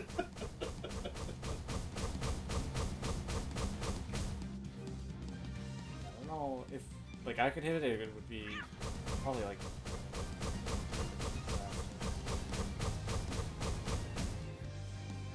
Yeah.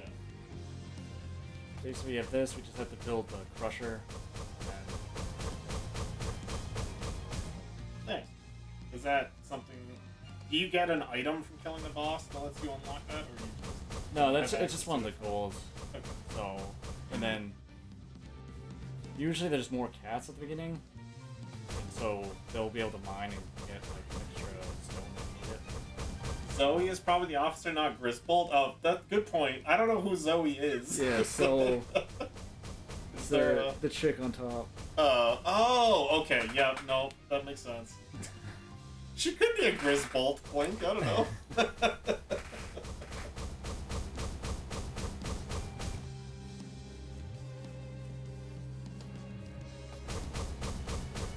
You just go to a Pokemon gym and there's a Pokemon running the gym that just throws out a human out of a Pokeball to fight for it.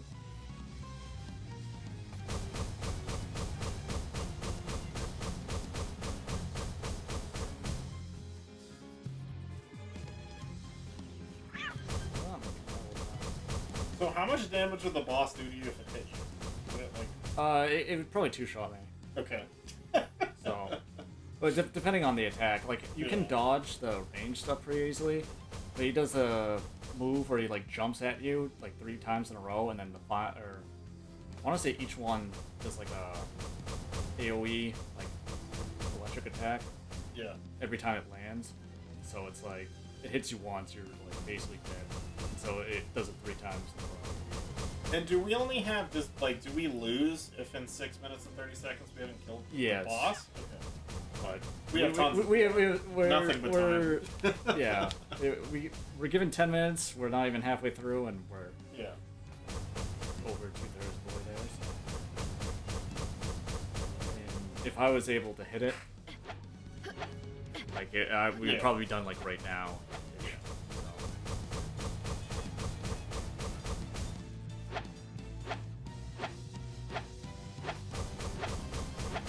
2 attacks a second. We do like 40. Yeah. Imagine actually 40 or 4 minutes times.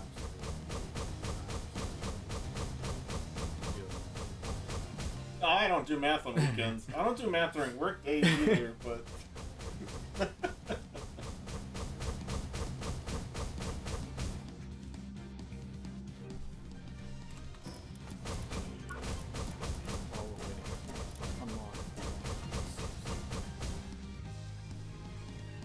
Should be like 2 attacks.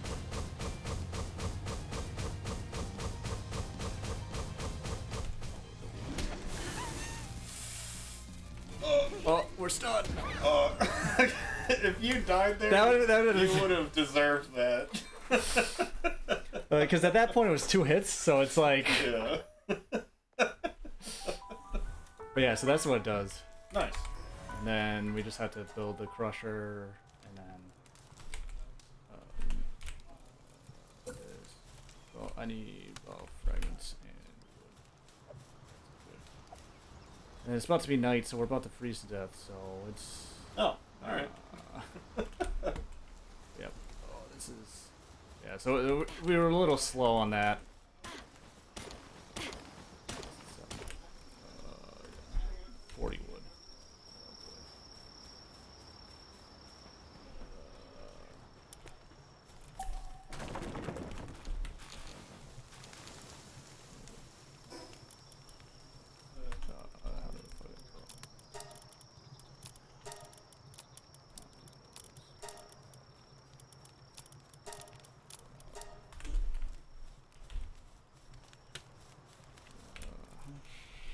Still need 25.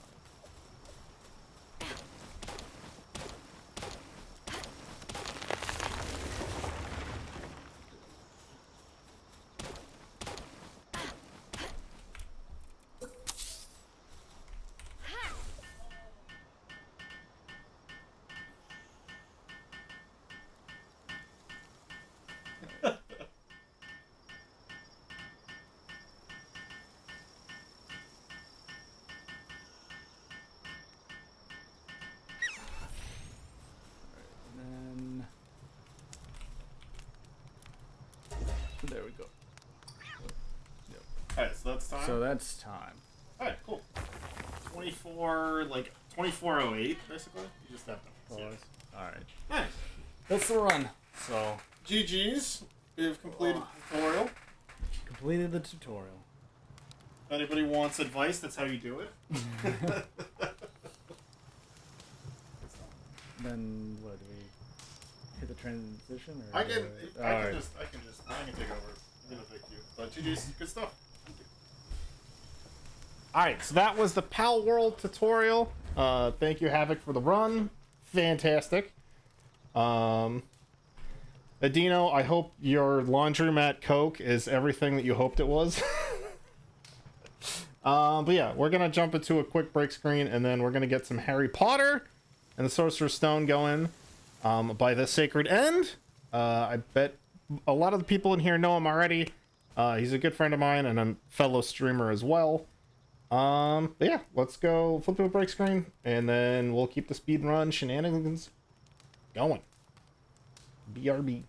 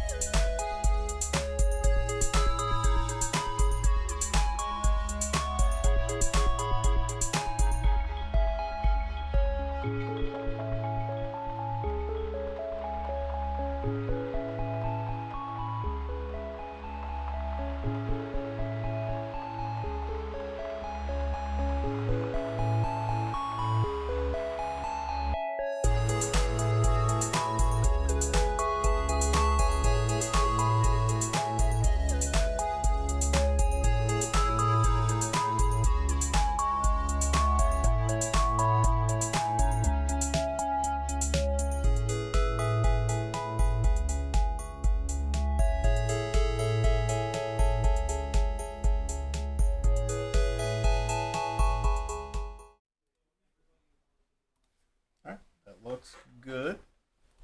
All right. Hello, everyone, and welcome back. Sacred, would you like to introduce yourself? Yeah, absolutely. For those of you who are frequent enough to my channel, welcome on in. Thank you for joining me today. Others that have never seen me before, I'm the Sacred End. I am a variety streamer of sorts, and I was invited here to do some speed running. So, yeah, welcome on in, Dino. Hey, Neela, how's it going? Casaria, oh my gosh. Casaria? Yo, welcome on in. Yeah, so we're going to be speedrunning Harry Potter and the Sorcerer's Stone. In general, a couple rules for this. The Harry Potter you guys know does not exist anymore. We do our best to never talk to Hermione Granger. For the most part, all of Harry's friends from the original series are useless and dead to us, and the adults are cursed as hell looking. Pay particular attention to the Slenderman who is wearing a wig and teaching potions class. Yeah, thanks, Clink. So yeah, without further ado, we're gonna hop in and get things started. So go ahead and start the timer. Shoot in here. Place the game, and there was nothing about the starry sky that night to suggest that strange and mysterious things would soon be happening. As unsuspecting muggles slept, a huge motorbike with a giant astride it tumbled down sorry, from the Mel, darkness. but she just slows us down too much. The giant, named Hagrid, left a blanket-wrapped bundle on the doorstep of number 4 Privet Drive. Nestled in the bundle was a baby. Yeah, sorry, gotta represent Ravenclaw. Harry Potter, the boy who lived. For the next 11 years, Harry lived with his dreadful step-parents, the Dursleys. Petunia over there looking particularly unhealthy. Until that fateful day, when he received the letter inviting him to attend Hogwarts School of Witchcraft and Wizardry. Hagrid took Harry to Diagon Alley to purchase a most unusual list of school supplies. While at Gringotts Wizard Bank, Hagrid collected a scruffy package from Vault 713, mentioning to Harry that the package, whatever it was, would be safer at Hogwarts. Soon after, Harry caught the Hogwarts Express from platform 9 3/4 and left the Muggle world far behind. So there's a couple of different strategies we'll be using in the game too. There's, Dumbledore stood up. There's super jumping, This turn, there's hyper the jumping. corridor on the third floor and is the out most of bounds to unique everyone one of who them does all not wish is to going suffer to be brightness a scales. most painful death. It's glitching essentially. So Harry Harry's going to sat get up beneath the to sorting some hat, unique hoping that he would not be upperclassmen chosen for spells Slytherin House well over before he actually Gryffindor. learns them. Not Slytherin, eh? Said the hat in his ear. The first thing we're going to do here is on one It of could these be scenes, great. we can speed up the It's all camera here in scene to your scene. head, and Slytherin will help you on your way to So greatness. we'll be starting that No? Well, if you're sure. second. By holding down the Better back be. key, we can speed up the cameras. Gryffindor!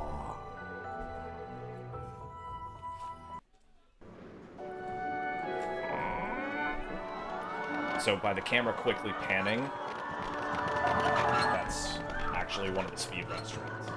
Saves anywhere from like no time at all to like 9 seconds of cutscene. Welcome to Hogwarts School of Witchcraft and Wizardry. I am Albus Dumbledore, your headmaster. Now, Hogwarts is full of secrets, Harry, so search behind every door. But keep in mind, not all secrets are rewarding. Only this morning, I took a wrong turn and stumbled upon a room full of chocolate frogs. But alas, when I returned, they'd been replaced by a nasty horde of fire crabs. Now, Gotta hate those up fire the crabs. stairs and It's with you for off to your life. lessons. Don't be late. Your first lesson is upstairs on the 3rd floor, Mr. Potter. Hey, Harry! Remember me? Ron Weasley? My brothers, Fred and George, have something to show you. Follow me. Sure, whatever you want, Ginger. Follow me, Harry.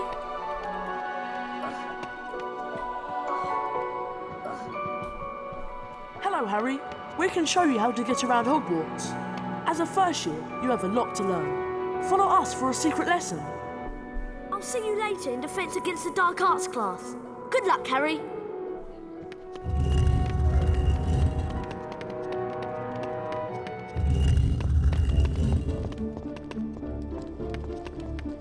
We're going to teach you how to climb. Run to the bookcase and don't stop. You'll climb up. Above the bookcase is a Bertie Bott's Every Flavour bean. Collect all the beans you can find and meet us in the next room. So that's actually, we got really good luck on that there. That's an instant climb that's kind of tricky to pull off. Otherwise, he jumps up in the air and, like, takes an extra second. Well done. Now, let's try jumping. Run to the ledge, then press the jump button to jump across. If you fall down, you can climb back up and start over. Meet us in the next room. We'll take the shortcut and meet you there. And this is the only point in the game we really care about collecting beans.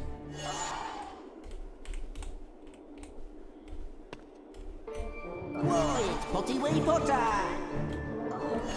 That's Peeves the poltergeist. He's always causing trouble. Peeves doesn't like first years, so watch your step.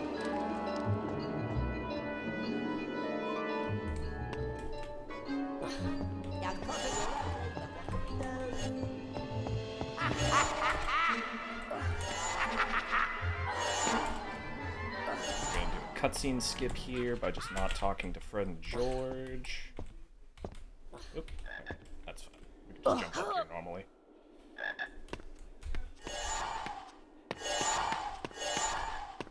Alright, and we're gonna try a super jump here. Didn't get it. Don't want to spend too much time worrying about that, so we'll just move on.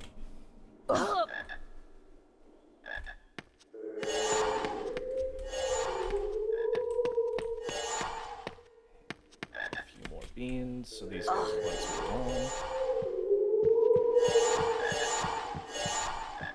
on. Alright, see if I can get this on the first shot. If not, we're gonna save state load. Thanks, Harry. Yeah, nice. Alright, there we go.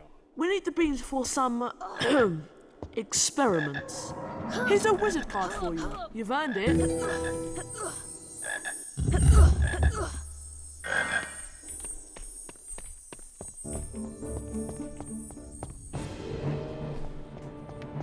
Well, well, well.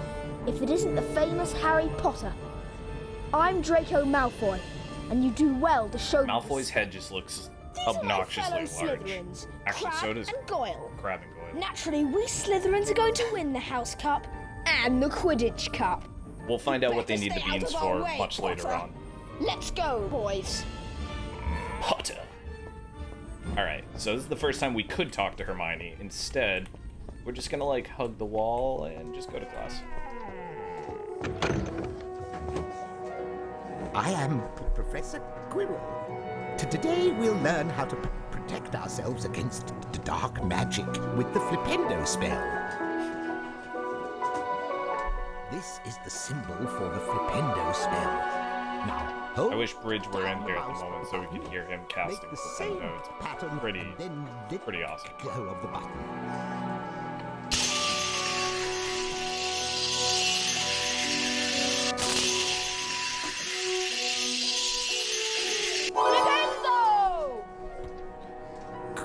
Quite good, Mr. Potter. 5 points for Gryffindor. Try again, Mr. Potter. And we really don't care about being that successful with our education, so we're just gonna fail the second attempt.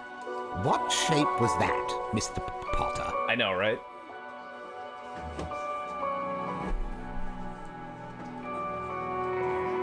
Splendid! You may now enter the Flipendo Challenge to practice the spell. Follow me, Mr. Potter. And there's a couple of, like, not glitches, but strats we'll be using. I guess it's kind of a glitch. Down the mouse that if I re-attempt it, it does add time, and it's kind of a waste of time, but I'm going to do them anyways because they're kind of fun. This is one of them. Try it on so that. If I don't get it first shot, we're going to try again regardless.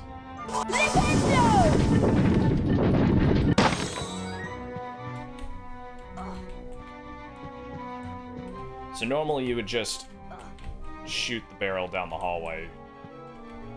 But...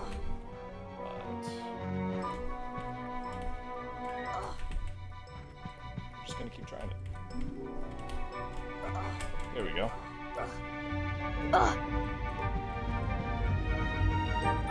Coming up, we'll get to see our first brightness scale attempt. Well, not really. A brightness scale manipulation.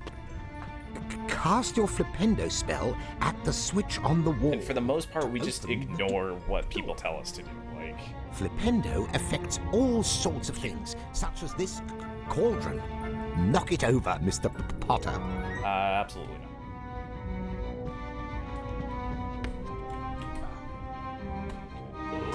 Flipendo! Get ourselves some height there.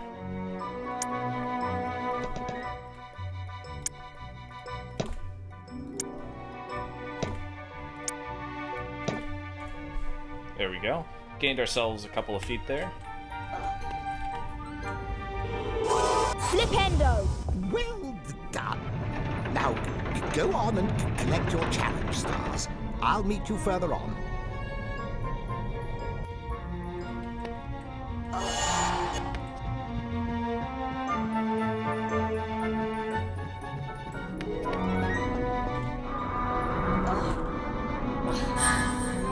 Jumping in particular is usually the faster way to move.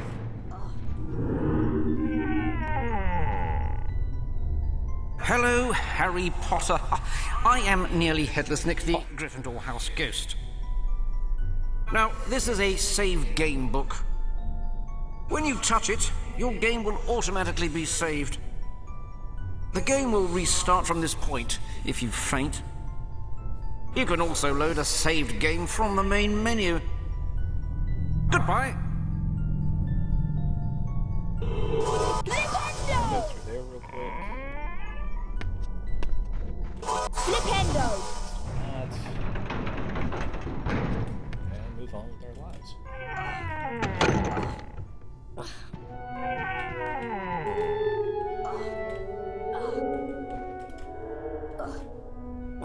Cast your flipendo spell on this block to knock it out of the way. Flipendo! This will be our first hyper jump. Harry got mad ups. Flipendo! Flipendo!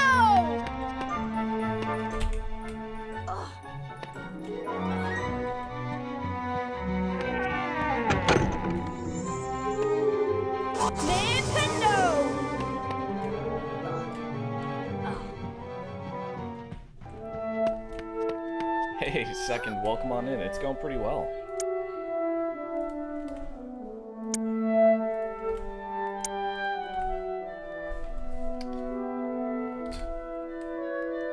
There we go.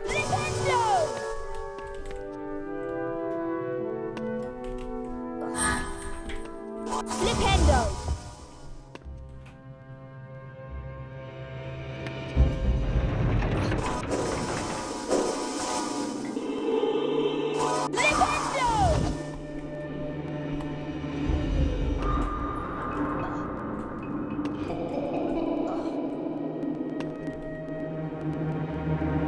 Whoever designed the educational rooms in here with bottomless pits.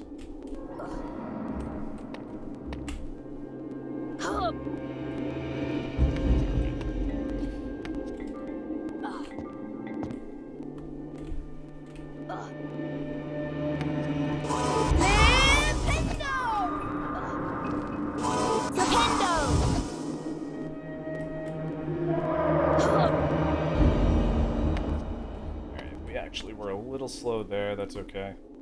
Just gotta wait for it to come back.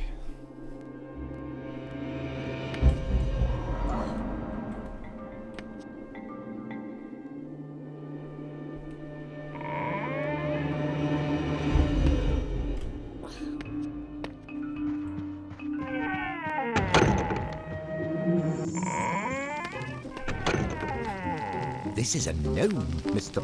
Potter. They like to pester young wizards. Knock him on his backside to complete the challenge. They move quickly and can be quite a nuisance.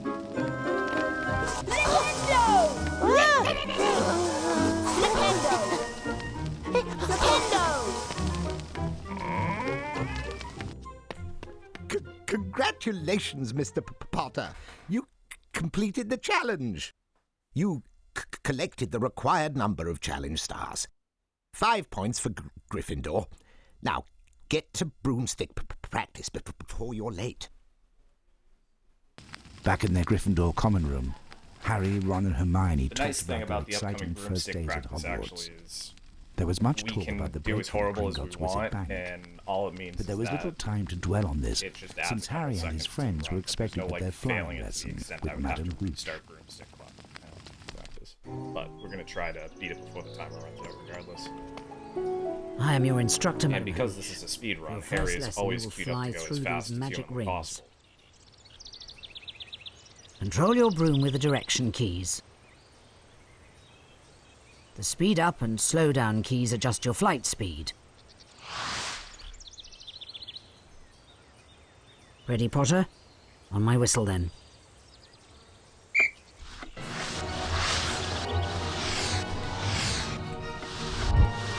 Well done, Mr. Potter. Now let's see how you do with smaller rings.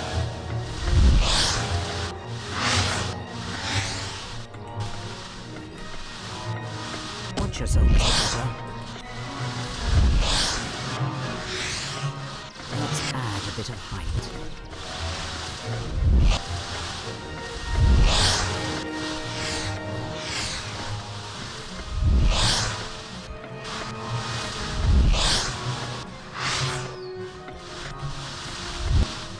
These rings should challenge you.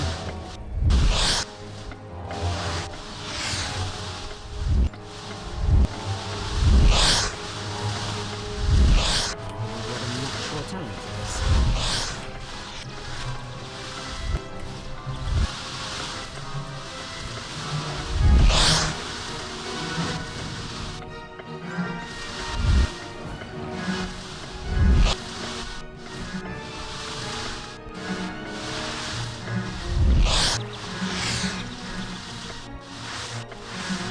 Let's try it with moving rings.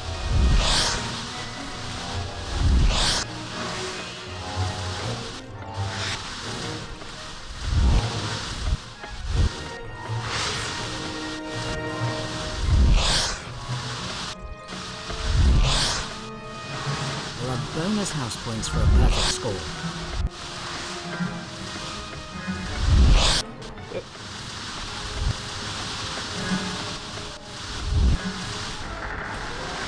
Always keep an eye on the next troop.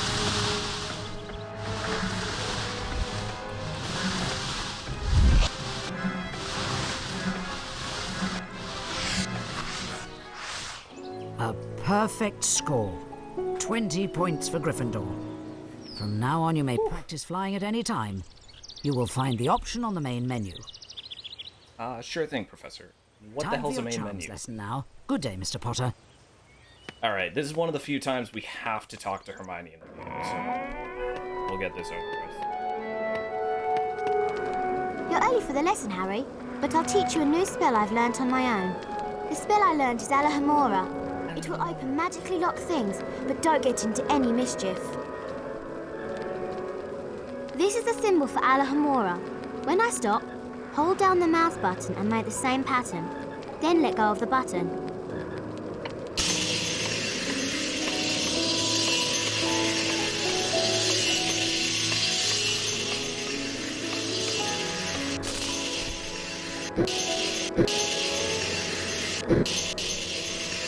Alohomora! That was good, but I know you could do even better. Great, Harry. I'm sure Professor Flitwick would give you 5 house points for that charm. You're getting the hang of this.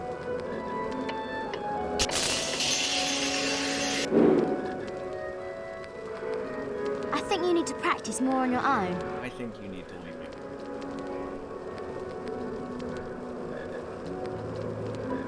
Now you try using Alohomora. We still have a few minutes before the charms lesson. That door in front of you is magically locked. Cast Alohomora to open it.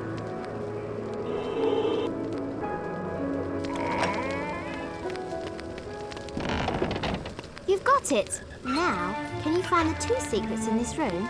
No.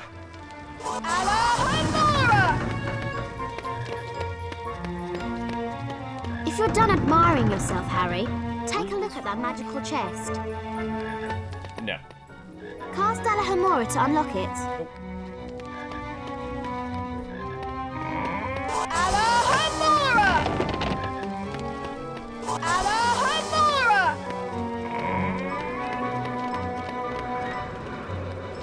Charms class is through this door.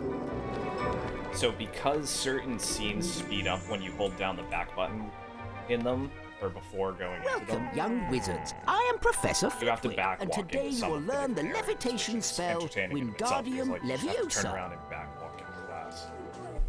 Observe the correct Wingardium Leviosa symbol. When I stop, hold down the mouse button and follow the pattern, then release the button.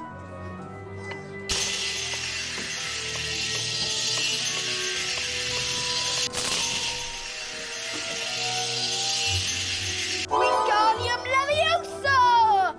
That's good for a first year, Mr. Potter. 5 points for Gryffindor. Try going slightly faster this time. Yeah, I'm all set with underachieving, Professor. Just get on with the Don't class. pay attention, Mr. Potter. That's not what I taught you.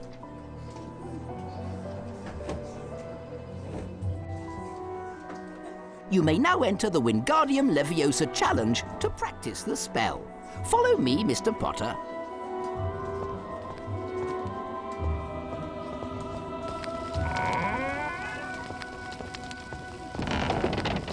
Cast Wingardium Leviosa on that statue, then move it onto that large plate. Wingardium Leviosa! Well done! Now go and collect the challenge stars. I'll meet you at the end. Good luck, Mr. Potter.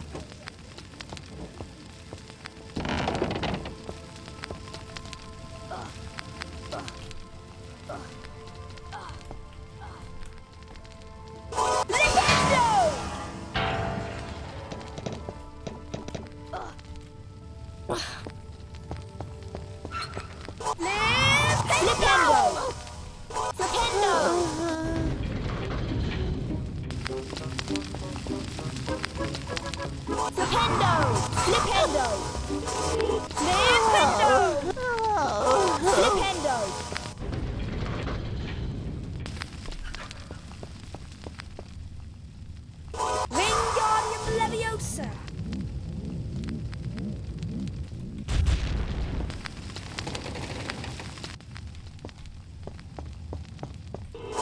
Wingardium Leviosa!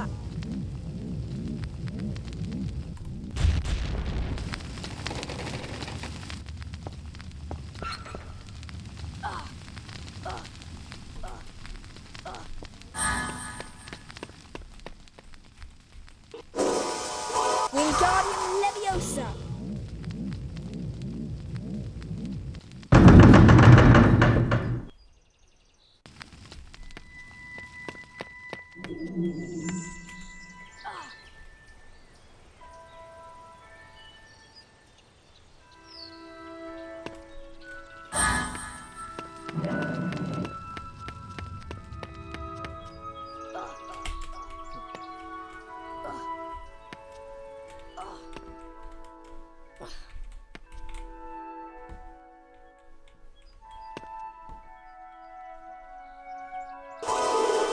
Wingardium Leviosa!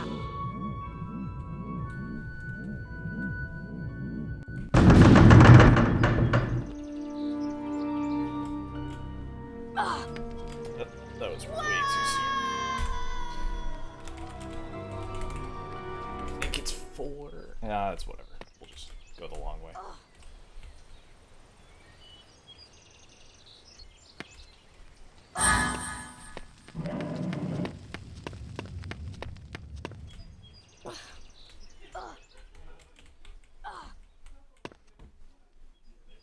Wingardium Leviosa!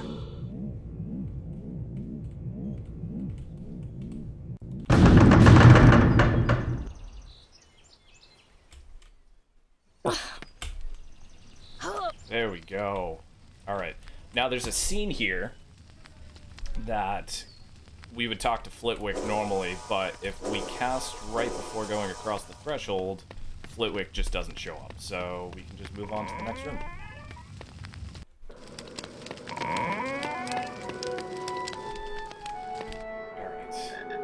Yeah, Hedwig even drops us off something, which I'm sure would normally be helpful, but Harry doesn't appreciate his friend in this game, so we're just moving on.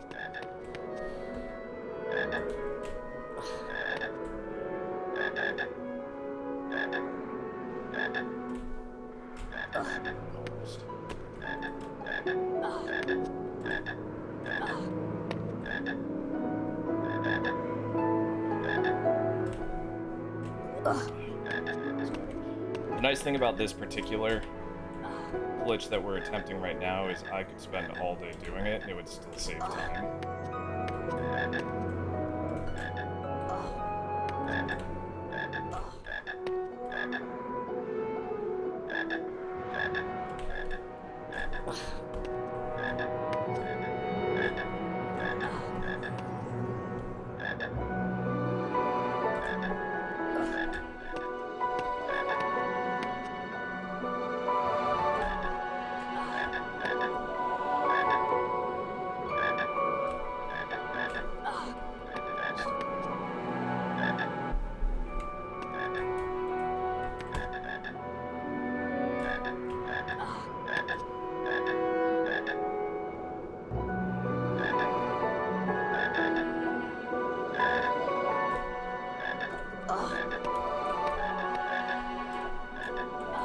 So the reason I'm taking so much time on this is because it will allow me to skip a Peeves fight.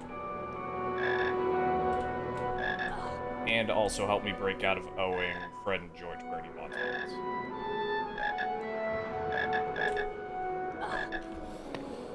One of the challenges, let me see if we can slow the pace down. Sensitivity technically is a little different than what I'm used to, but a good player never blames the hardware, right? So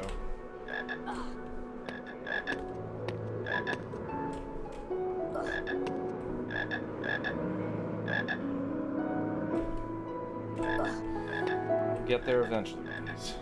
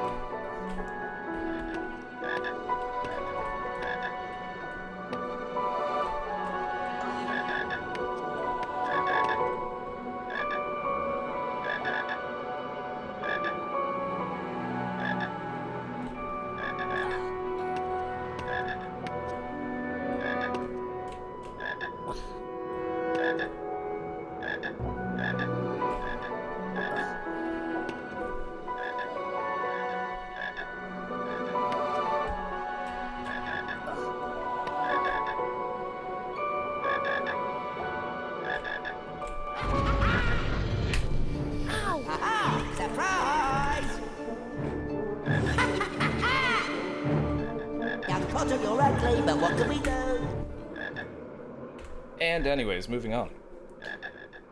So, normally, we'd hop off of that, land on the floor there, and be right at this point here. So, Peeves is just T-posing above us, waiting to hang out, so we're gonna go ahead and hit him. Oh, that actually... So we need to do that with enough time that I can back away. I gotta stay close-ish to the wall. Young Potter, you're ugly, but what can we do? I gotta get down next to Fred and George. That should be perfect. Do you have 25 bits for us? So we all just get fragged out of the cutscene. Experiments. Everyone says you belong in a zoo. If you look in the mirror, surely we'll crack. We're still technically in the fight until I break out into the next area of the game. Like, even with other cutscenes going, So. Do you like surprises?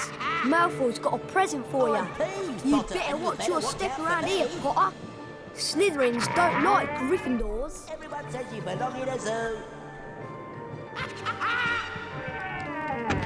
If you look in a mirror, it surely will crack. Young Potter, you're ugly, but what can we do? Well, we meet again. Having a tour of the castle, are we? This is as far as you'll be going. You won't get past me, no matter how hard you try. Oh, boo-hoo! Potter can't get out of the castle.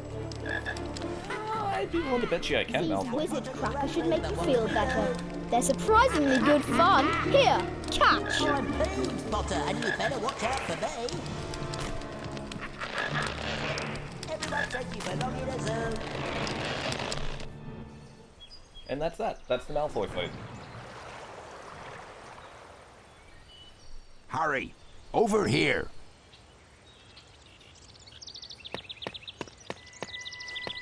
Hello, Harry. It's me, Hagrid. Good to see you. These are the Hogwarts Castle grounds, and I'm the gamekeeper, of course. Can't believe how quickly everything grows round So, like, here. Hagrid looks reasonable The for a friend character Hermione's developed at the in this entrance era to of the gaming, greenhouse trying to put a waiting ton for of facial features. Drop Sure, I round for get tea it. later after your lesson. But just wait. McGonagall, Slender Snape. It's gonna be a great time with the teachers. So normally we would walk over here and talk to Hermione, but again, Harry doesn't really care to be friends with anybody in this iteration, so we're just gonna skip around Hermione.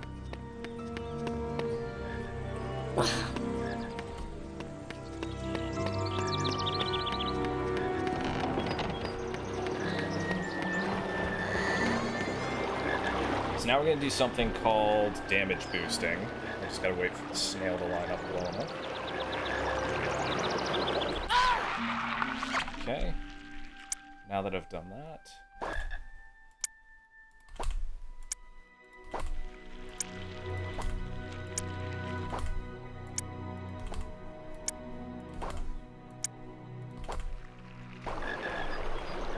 Now we're up and above. So we're just gonna jump. Jump again. Skip the entire. No. Yeah, something like that. Alright, now we're going to do another damage boost off this Tentacule. This one might take me a try or two.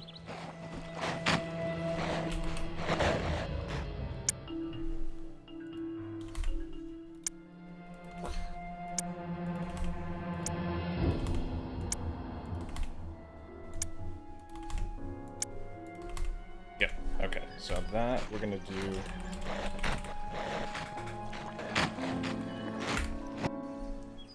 This.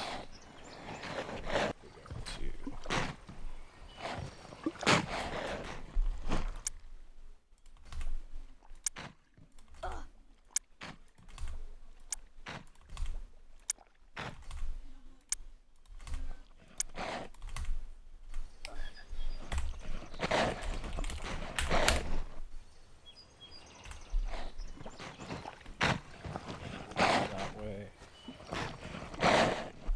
That might work.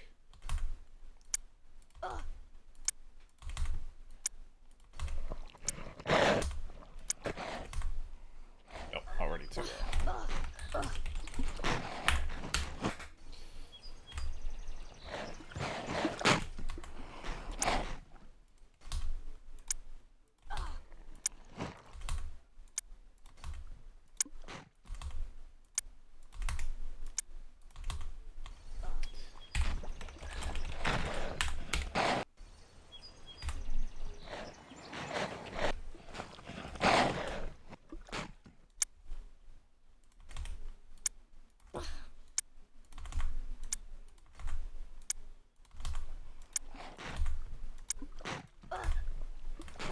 Alright, there we go.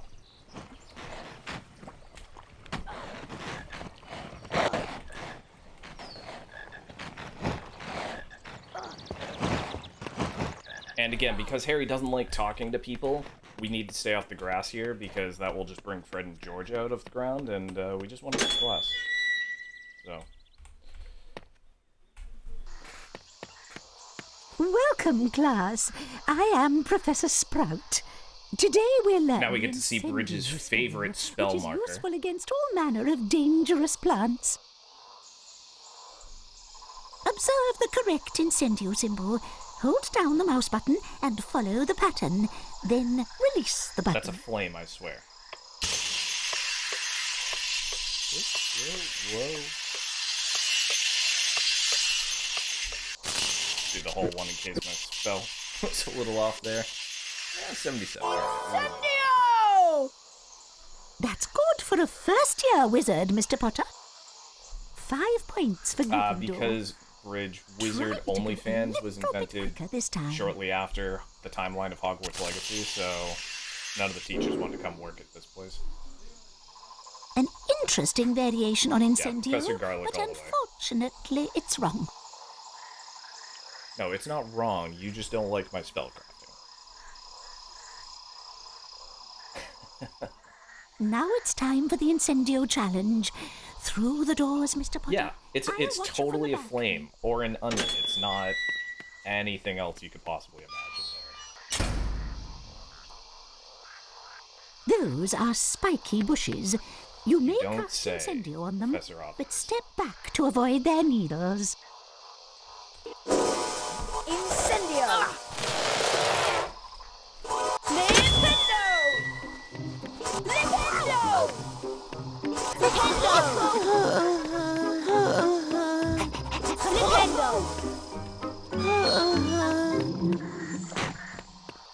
Nintendo! This is a typical species of venomous tentacula. Cast Incendio to wilt it. Incendio! Now collect the challenge stars to complete your lesson. Away you go.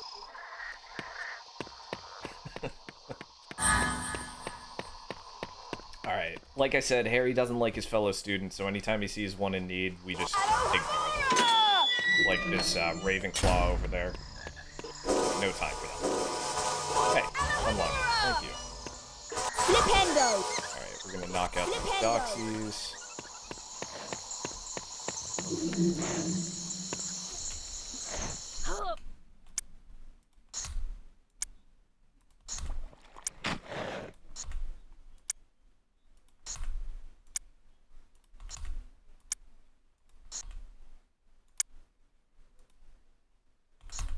Alright, I might be too far to the right here. We'll try. Nope. Alright. I might be able to recover. There we go.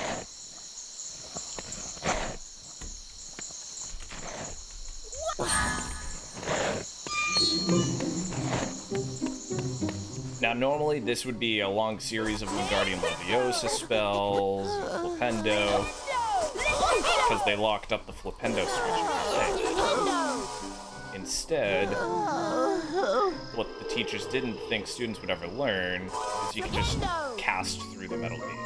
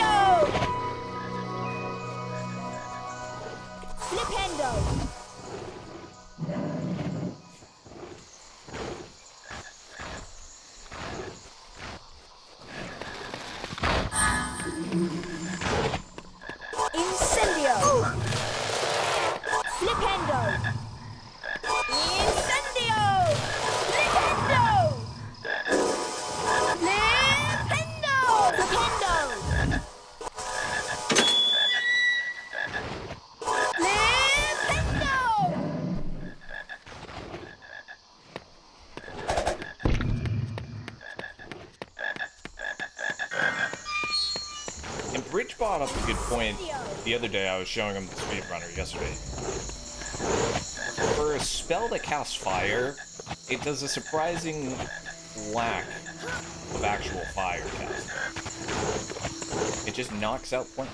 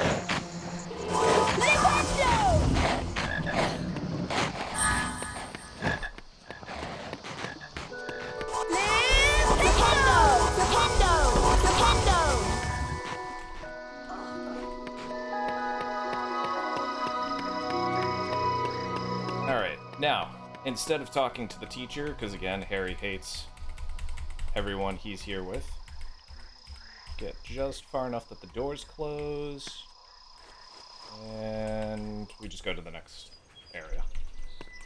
Alright, we're going to try this skip real quick. If I don't get it first shot, we'll just talk to Hagrid, because timing and Hagrid. No, so... There you are. I hope you did well in your herbology class. I've got something I need to talk to you about. Be best to discuss it back in the hut. Meantime, exactly. you're gonna be Turns late out for the your entire broomstick time, training. Harry just needs Off to you learn go. the brightness spell.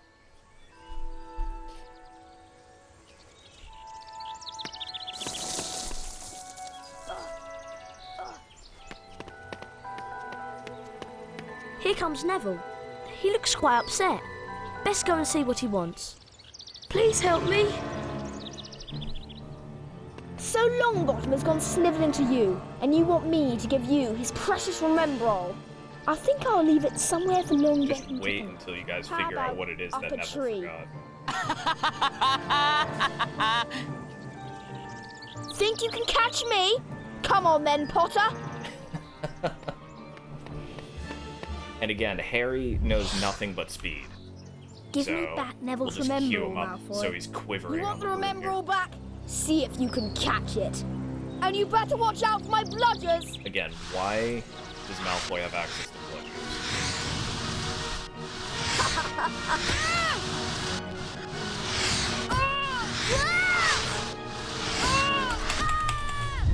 That's that.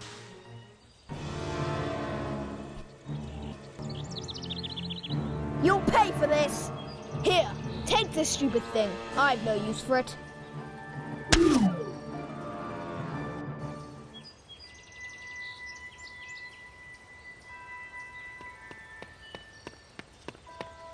You've got my Remembrall back. Thanks, Harry. I'll be able to find my toad now. Come here, Trevor. Come back. I remember now.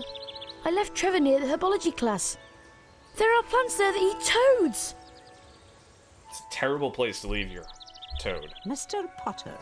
Oh. I'm Professor McGonagall, Now we get to see Deputy claw Headmistress hands of over here. Hogwarts and head of Gryffindor House. Although I She's do not missing approve of your literally chasing everything Malfoy above the about. knuckle on those hands. I'll admit you have remarkable talent on a broomstick. Ordinarily, first-year students may not compete in Quidditch. In your case, we might overlook that rule. Harry, Gryffindor's first Quidditch match of the year is later this afternoon against a formidable Slytherin I know you've never team. played before, See you but then. we're putting you in as the ace.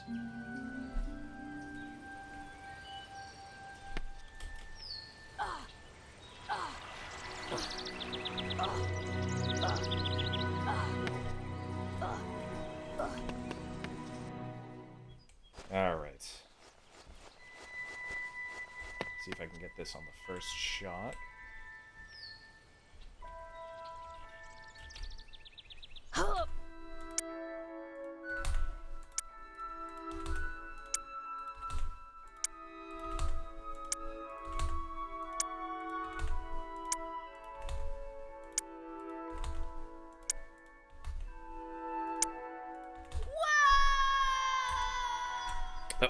Alright. That was my bad. Wrong input.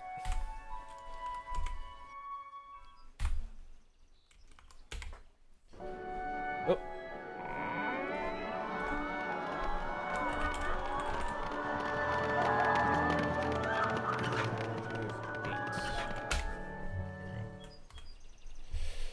Alright.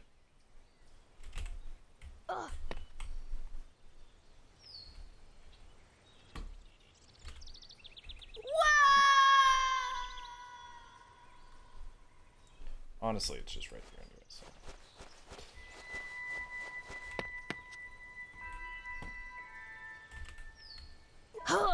There we go.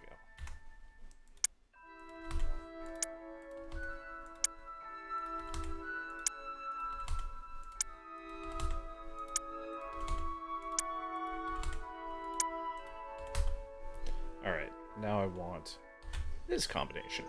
There we go. So now we enter the actual Forbidden Forest.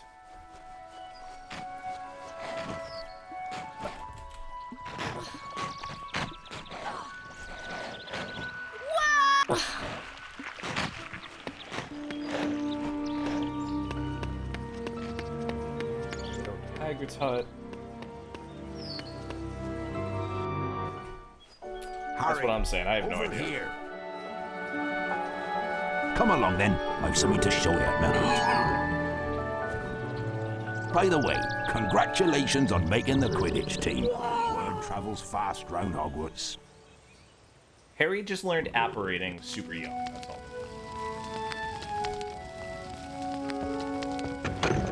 Welcome to my home, Harry. It's small, but still roomier than your cupboard under the stairs, eh? Now I can show you what I wanted to talk to you about. Like the most disrespect. This is why Harry doesn't like anyone. It's a dragon's egg, Harry. But it's our secret, mind you. The egg is at a very delicate stage. I can't leave it here alone, but I need some fire seeds to give it that last burst of heat to make it hatch. Harry, can you fetch me some fire seeds? I grow them in caves out in the garden. I need you to collect as many fire seeds as you can find. Careful though, they're spitting fire and the seeds are hot. Let them cool down before you pick them up. Off you go then.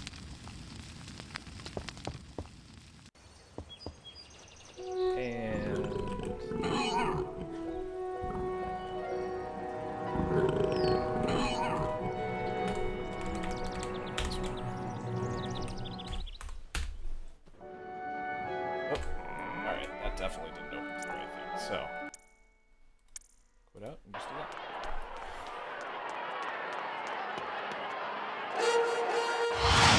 Welcome to Quidditch! I'm your commentator, Lee Jordan! It's Gryffindor versus Slytherin. The Quidditch pitch has 3 goals at each end. The chasers throw the quaffle and try to put it through the hoops to score. Watch out for the bludgers. These are charm balls that can knock you off your broomstick. 2 beaters of each team try to keep them away. Massive fucking hands. Gryffindor's new team seeker is Harry Potter. It's his job to find and catch the golden snitch. Jordan, no. I was just given my uniform like 2 hours ago, so I really don't know what I'm doing here, but that's fine. We're just gonna catch the shiny gold and catch the snitch. The game is over when the snitch is caught. Good luck.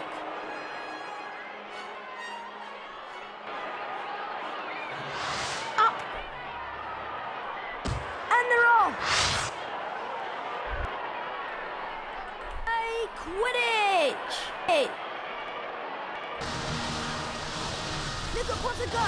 He's after the snitch! He's getting closer! Come on, Gryffindor! Oh, sorry, Professor.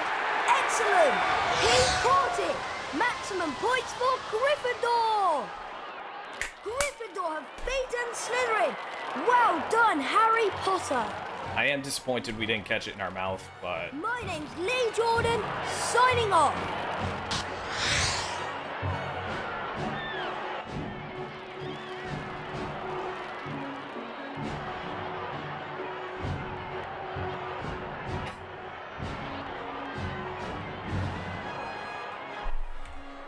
Harry Potter, the youngest seeker in the history of Hogwarts, had won the Quidditch match. Congratulations again for winning the Quidditch match against Slytherin. You are fantastic. Something is troubling me, Harry. Ron and I heard strange noises outside the Forbidden Corridor. Come up to the 3rd floor and have a look.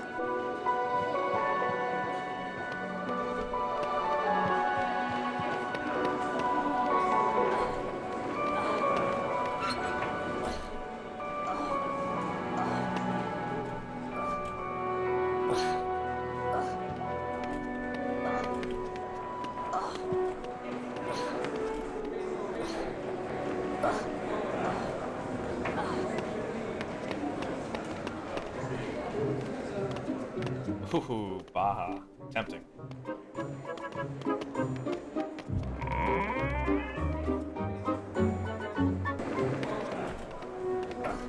Very important we hit this kid right here. Please stop that.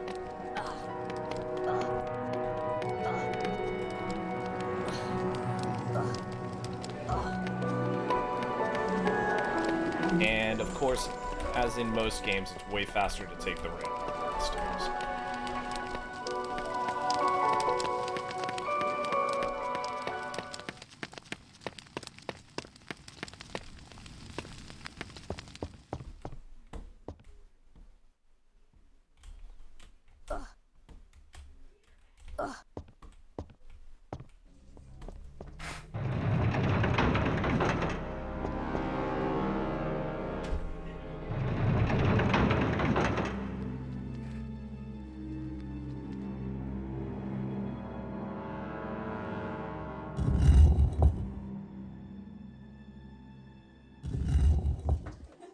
Wow! Did you see that? Professor Snape Snape just came out limping of the away, Forbidden Corridor. limping away after attempting quite to go badly. pet a dog. Come on, Harry. Let's take a look before Filch comes back. Hear that growling? Oh, I think Yeah, there's something exactly. awful down the corridor. We'll get a nice close-up with Slendy later on.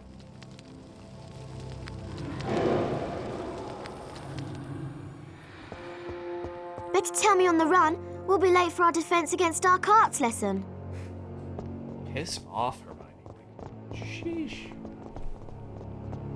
What do we have to do to convince you?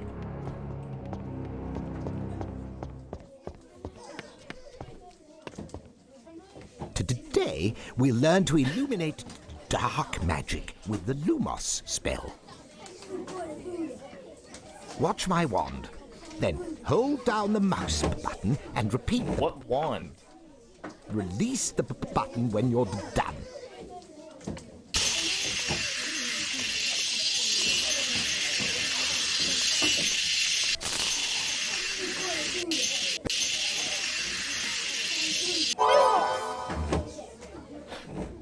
Today, Potter. Mr. Potter. Do practice. Shaky 5 effort. Got points it. for Get it? Gryffindor. Try working faster this time, Mr. Potter.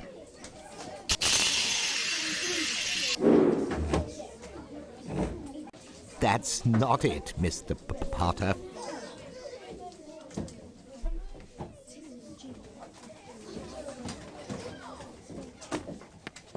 Yeah.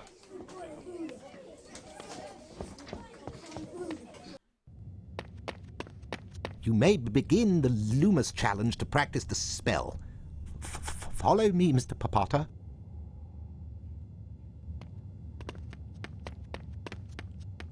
Hold down the mouse You button suck, to aid the Mr. spell. Potter. To cast Lumos, let go of the button.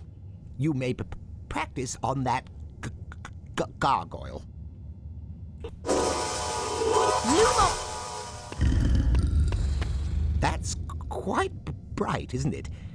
Now you can cross the chasm and collect your challenge stars. I'll meet you at the end.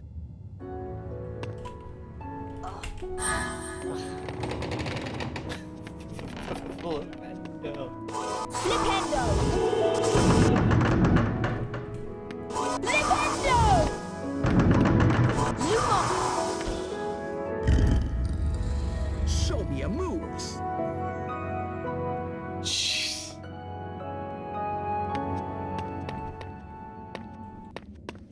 Retro, welcome on in.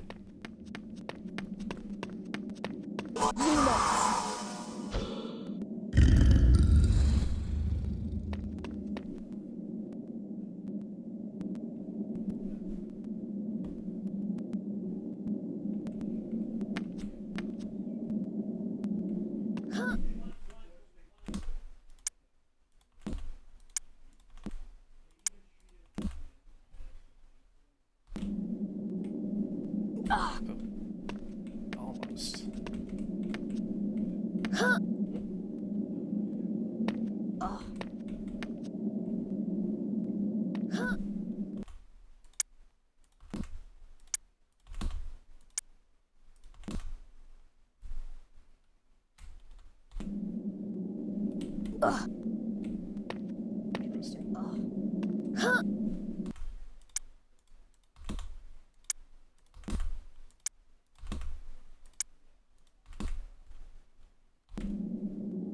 There we go.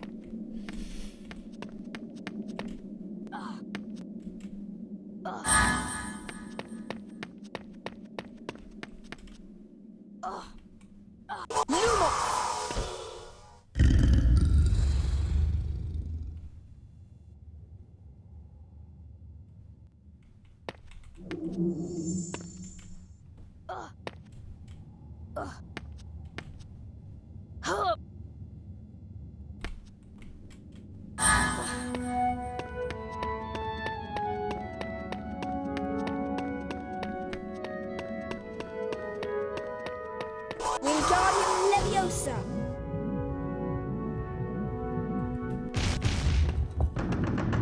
Zuma.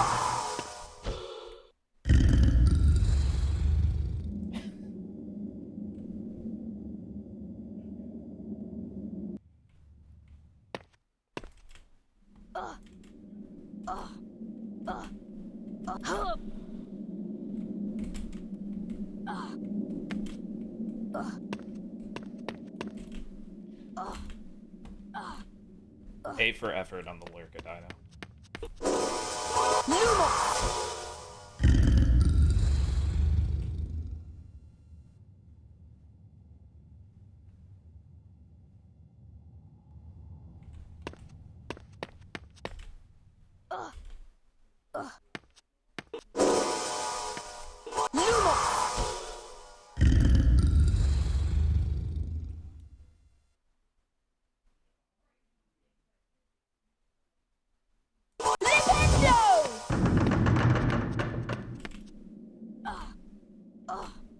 Revelio, Revelio, Revelio, Revelio, Revelio.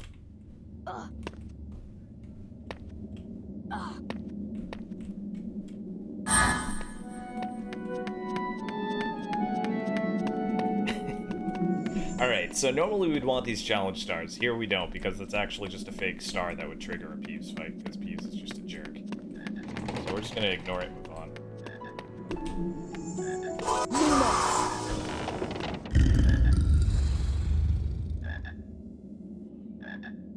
I've got you now.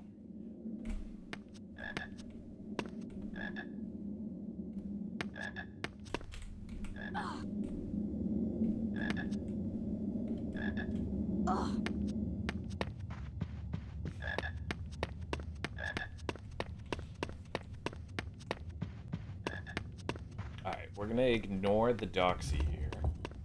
Go straight for the jump.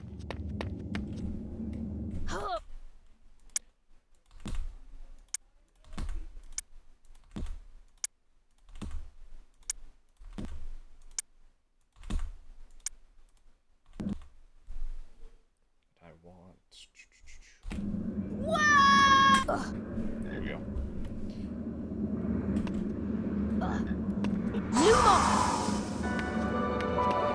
And we broke the fence. So, unfortunately,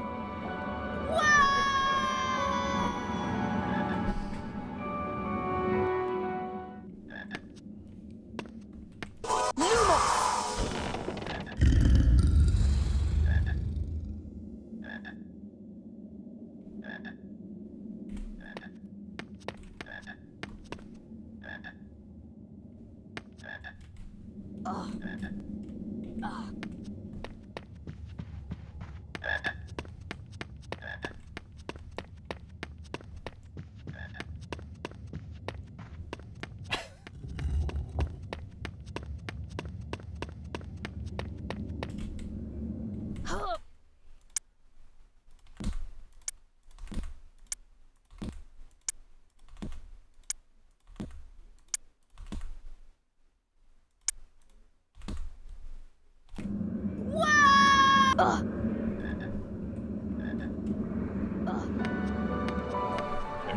collected the required number of challenge stars. 5 points for Gryffindor. I mean, I was a little concerned because I messed up the professor because he bugged, but normally the bug is based off of you. If you kill that doxy that was coming out to attack, that would be the issue. I just saw a rundown in the entrance All right, hall. everybody get ready for the best professor Hogwarts has ever hired. Next is our potions lesson. And it looks like we're already late.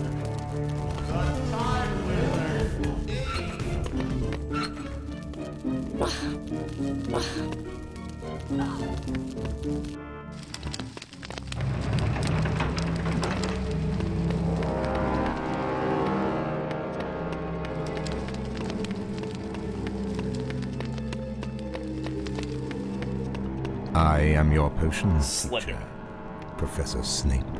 Today, you will learn how to mix a Wiggenweld healing potion.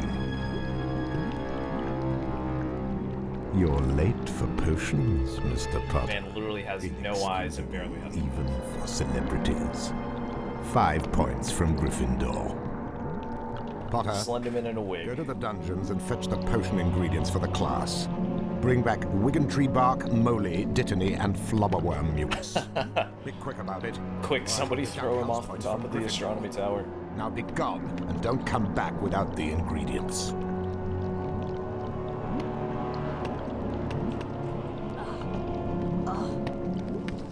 Oh, that was easy. That I'll just must grab be the Dissing. ingredient. That'll be the end of potions class, right?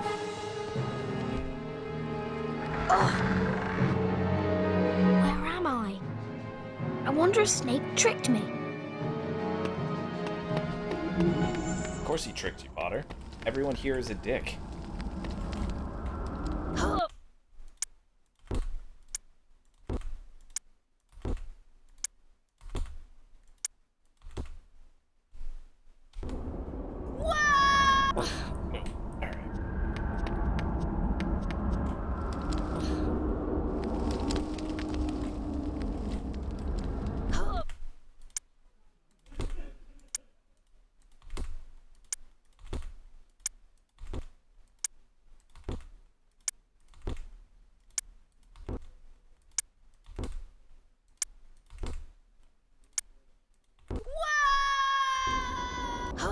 Here we go.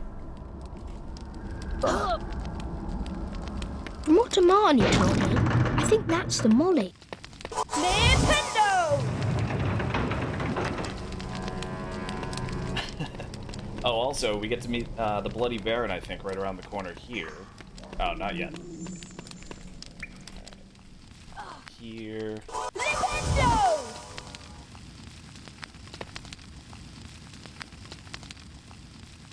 But fun fact about the Bloody Baron, he has no defense against aerial combat, so don't walk up. Nintendo! Alohomora!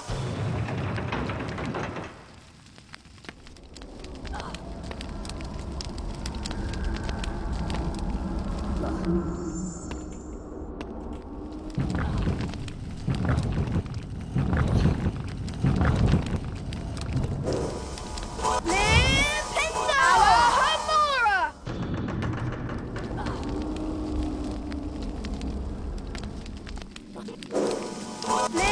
Nintendo! Ah!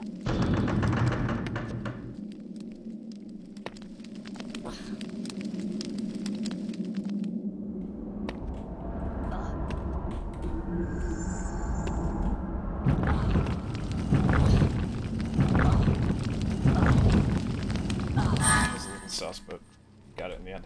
So yeah, the Bloody Baron, normally if you walk into him as an enemy, It's the bloody he does a Baron. ton of damage, but if you just jump through him, he's got nothing. Flipendo! Flipendo! Flipendo! Flipendo! Flipendo!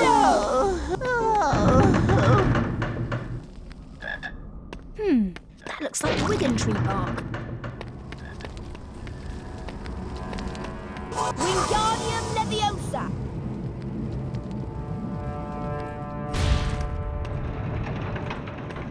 Wingardium Leviosa! Wingardium Leviosa!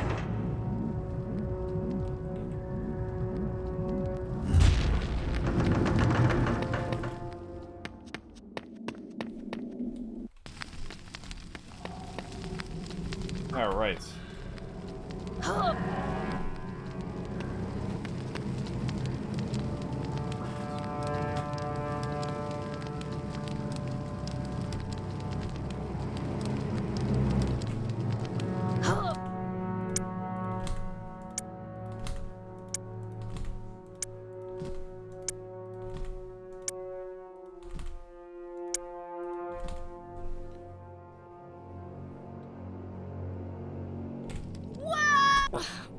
Nice. All right.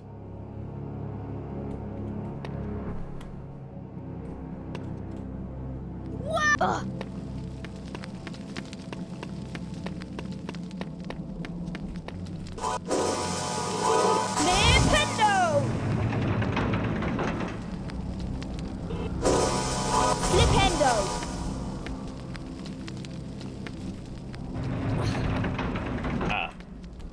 That's actually, normally that's the hardest one for me to pull off, but I'll take a first try.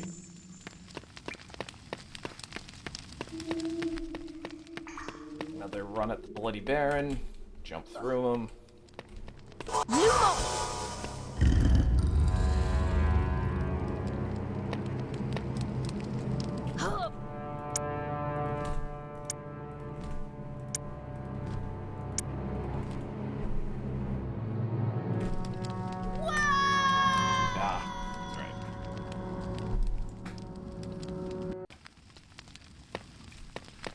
Do that one the old-fashioned way.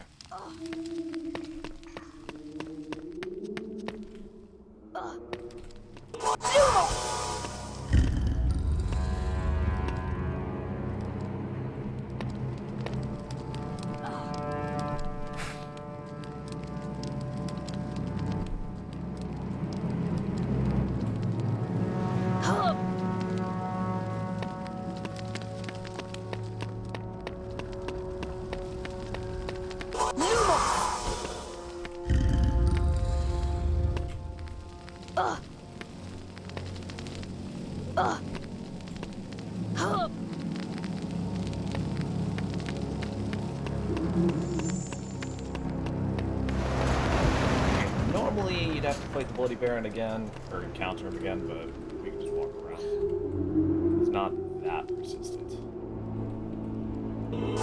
Flipendo!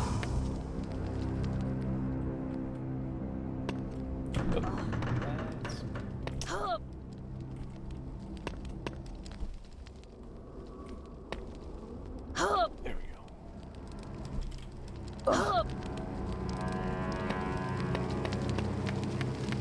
That must be dissonant.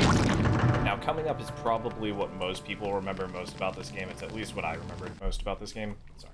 We'll let us talk to Slenderman first. Late again, you lazy boy. A further 3 points from Gryffindor should teach you a lesson. I see you've collected a few challenge stars, but I'm afraid they have no value in my classroom. I've ended the lesson without you, Potter. The other students are off to the Halloween feast. Join them, if you must. Halloween feast? Perfect. Nothing could ruin that. Except what I remember most about this game is Harry! kid. A huge troll is on the rampage! It's cornered Hermione in the girls' bathroom! Okay. She needs our help. We must try to rescue her straight Must away! we? But, like, there's a feast.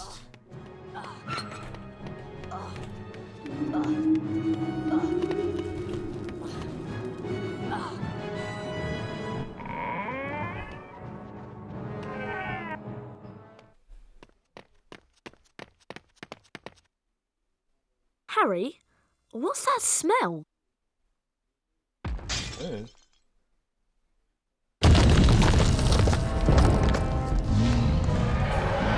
This way, Harry!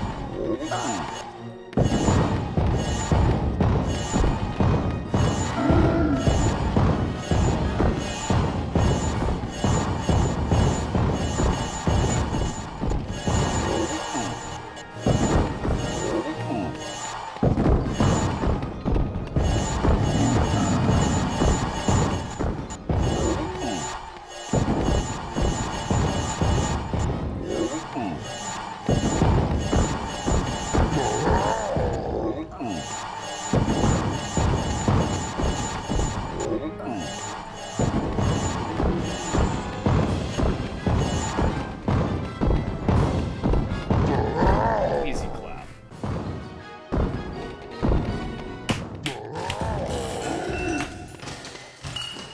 Wasn't there something we forgot? That's right. The troll is enormous! Now, if I were good enough with the mouse, and hopefully I am, we can actually destroy the objects the troll's about to grab before he Harry, I'm trying to charm the troll's trap so it bashes him in the head. we might have a few concussions.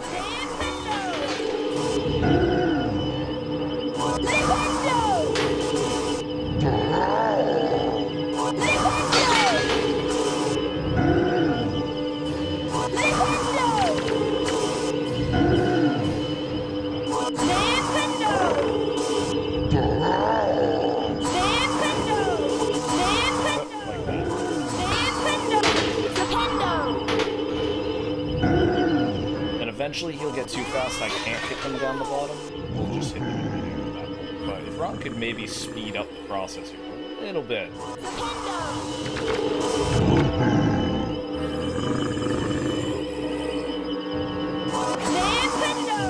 What nobody understands is what nobody understands is I'm actually trying to hit Hermione with these flipendos, but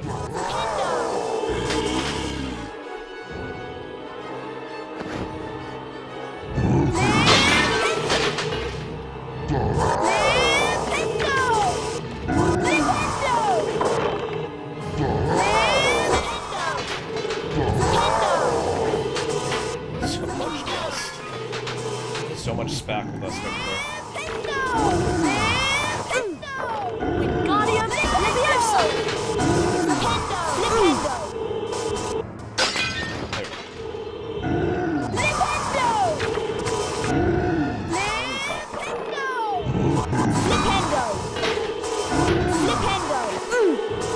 Wingardium Leviosa!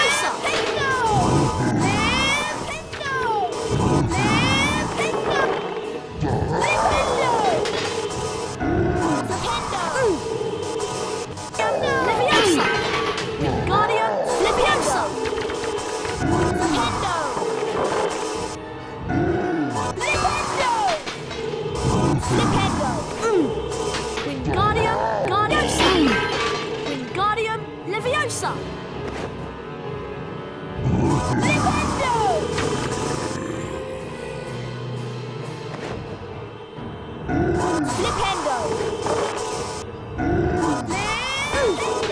Wingardium Leviosa!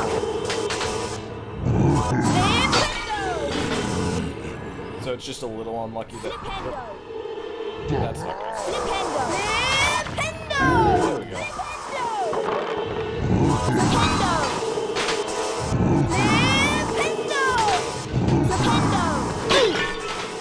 No, stop hitting Ron with the objects. No! Oh my god, leave the kid alone. Okay.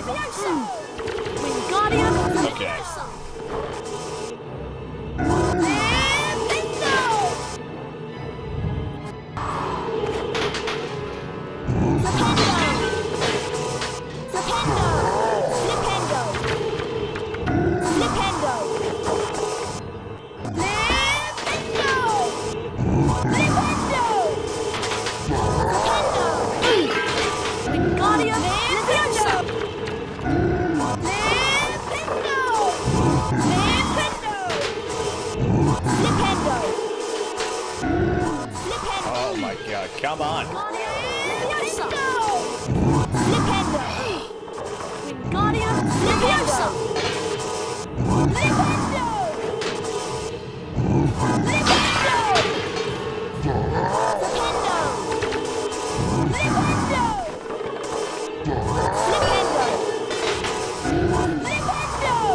Come on, just keep throwing them at Harry.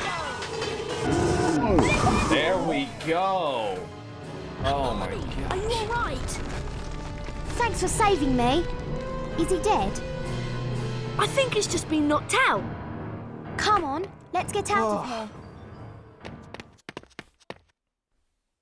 Exhausted from their encounter with the troll, Harry, Ron, and Hermione returned to the Gryffindor common room to discuss the strange goings-on at Hogwarts. Ron already needed a brain Harry surgeon, suspected Bridge. that someone had released the troll to distract everyone so that they could get into the forbidden corridor. But there wasn't much time to think about who was behind this, especially since Harry was... Now I'm torn, because I've got to compete against Ravenclaw. Welcome to Quidditch. I'm your commentator, Lee Jordan. Now, the snitch in this particular game has an insane path to follow and mind of its own that just kind of switches between. So, we'll see. Roger! Potter seen the snitch? Oh, that was close! Come on, Gryffindor! Oh, sorry, Professor. Excellent! There we go. Maximum points. Making up for the troll.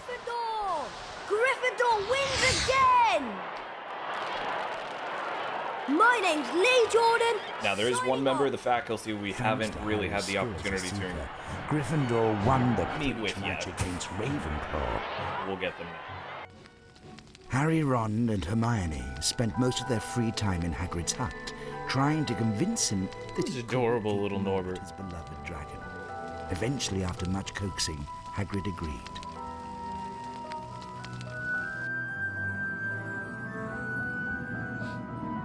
Harry unwrapped the unexpected Christmas. Link, that's kind of like when they started putting Overwatch on ESPN. It was like, well, it's a 3-hour time slot because the matches could go that long. But then the matches end in 20 minutes. And it's like, oh, left this in my we'll possession. just run commercials for the rest of the dead air. Use it well. A very Merry Christmas to you. Harry tried on the cloak, while Ron and Hermione helped to prepare for the climb up the tower. Be careful, I don't Harry, feel so good, Hermione. You can't stay invisible while you cast spells. Filch might see you. With Norbert safely bundled up, Harry set off for the tallest tower. He hoped that the cloak would conceal him from Filch and his cat, Mrs. Norris.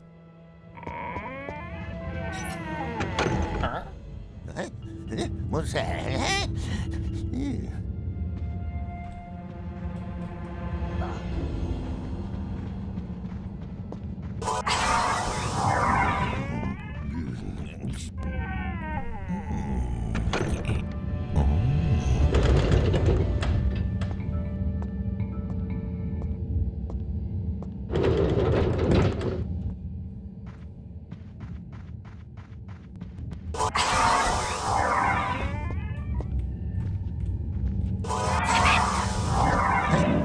What's that?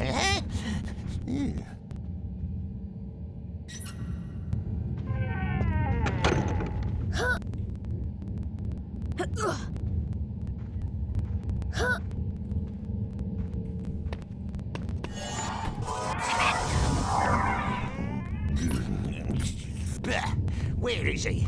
Pray I don't find him, my stealthy little student.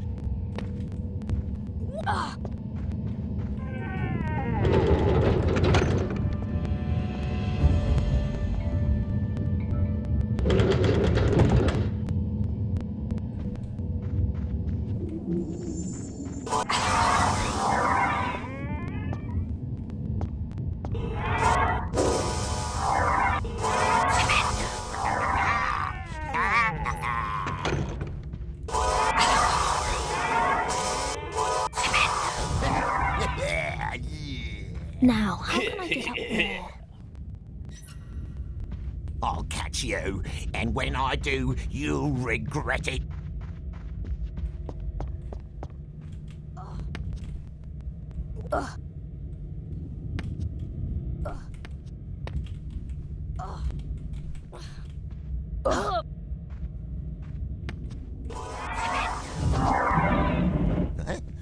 What's that?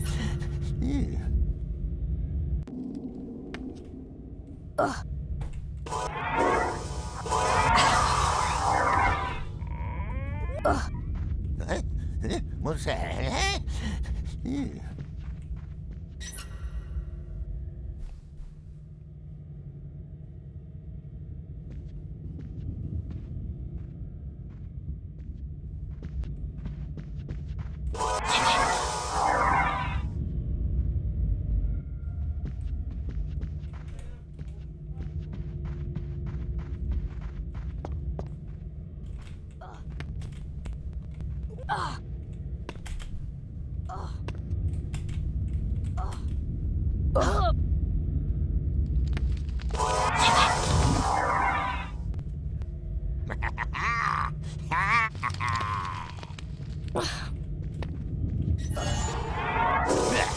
Where is he? Pray I don't find you, my stealthy little stew.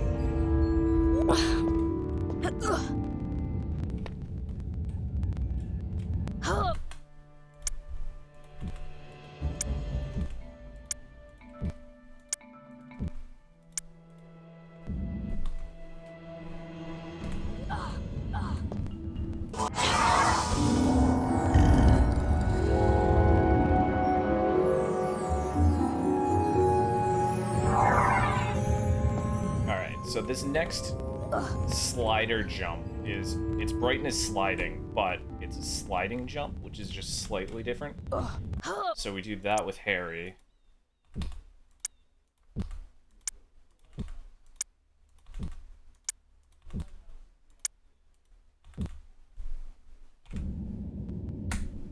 Ah, alright. Gotta be a little closer.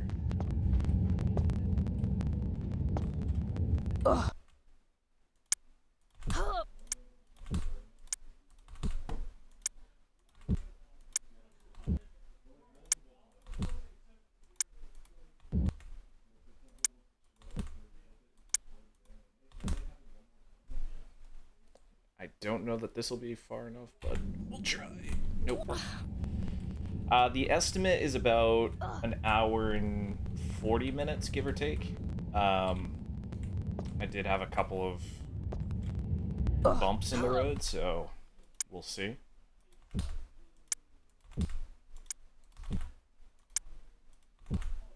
There we go. This is the money.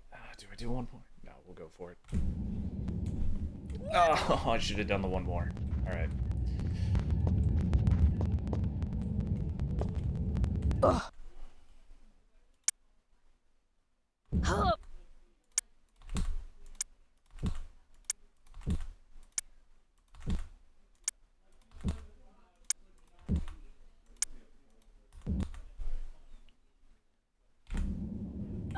There we go. All right.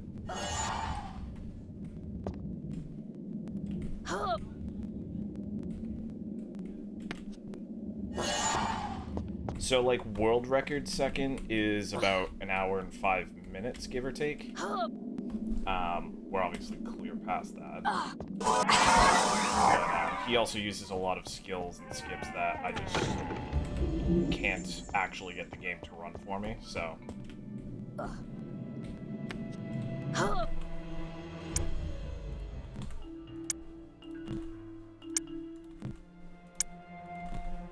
because Harry loves to get high up in this game.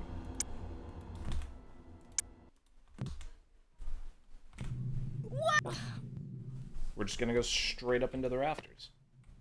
What?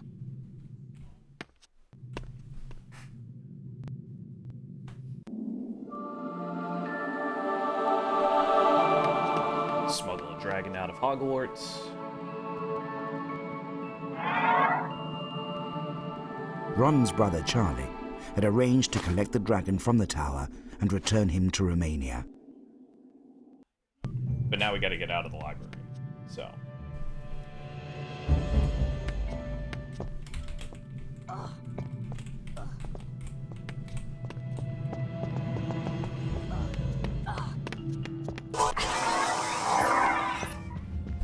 Skip cutscene right there by just blinking Mrs. Norris out of existence.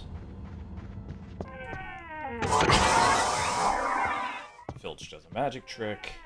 Aha! I've heard you And then for gets sure extremely this time. Quick, Mrs. Norris. Or not You racist, keep watch from above.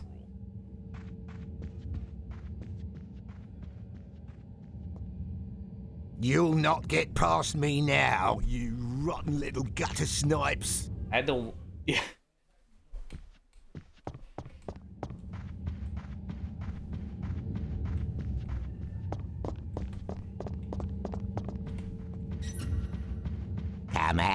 Come out, wherever you are.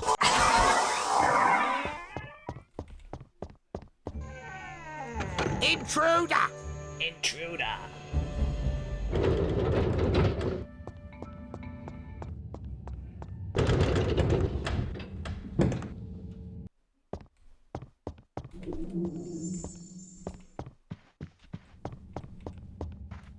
Yeah.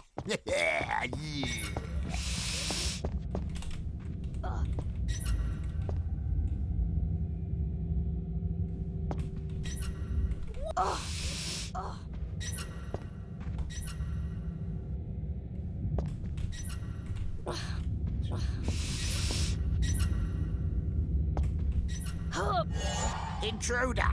Intruder! In the forbidden corridor!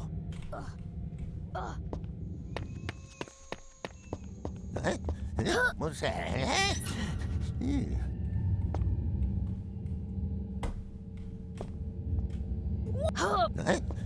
What's that?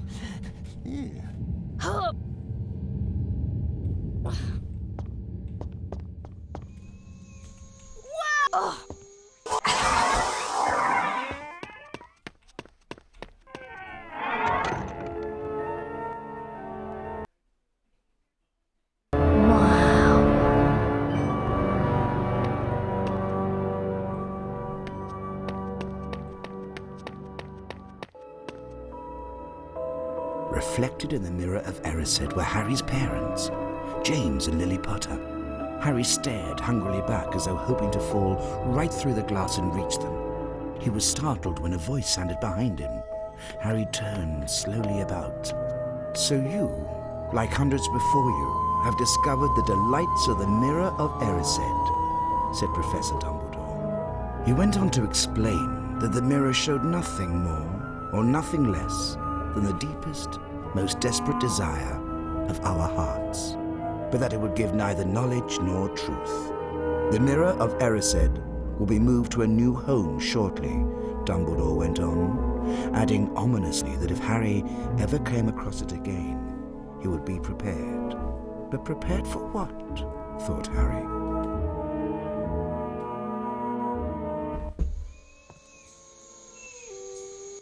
Filthy whelps gave us the slip, Mrs. Norris. I've locked the only door out of here for the sake of me nerves. Stay here and watch the library for a bit, my dear.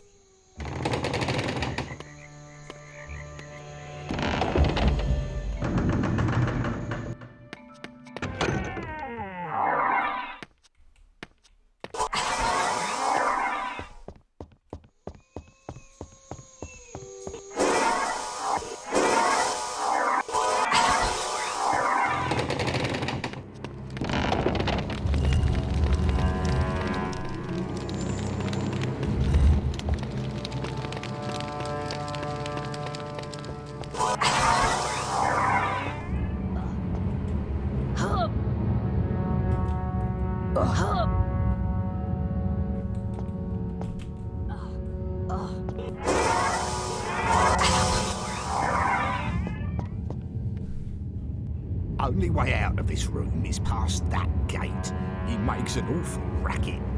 You take that side of the room, and I'll take this one.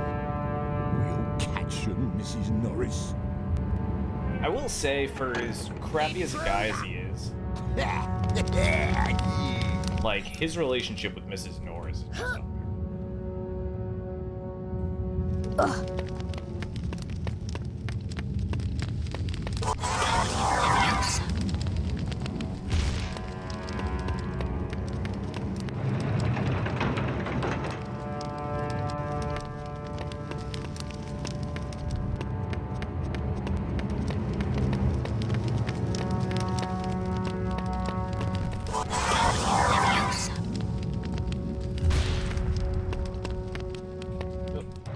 That's actually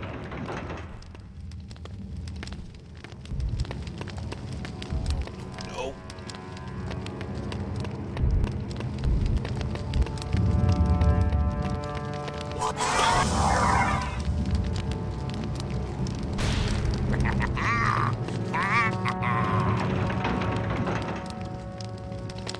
No one gets past Argus Filch and makes a fool of him.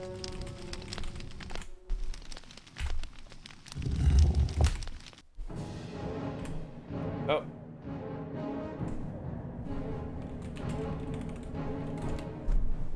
There we go.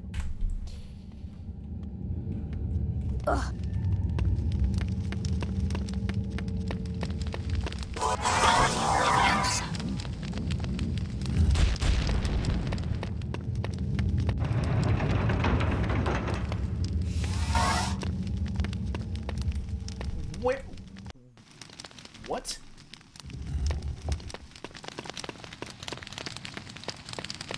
A little sus on that one. I'm gonna just do the run back real quick, but like, Mrs. Norris should not have already been that close to Harry.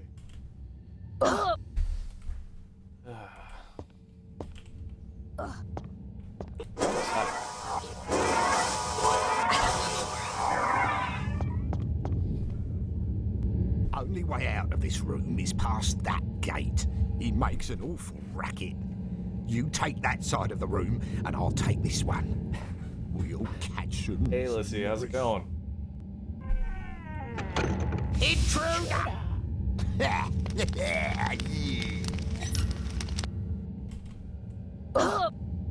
See, the cat should have been all the way over there.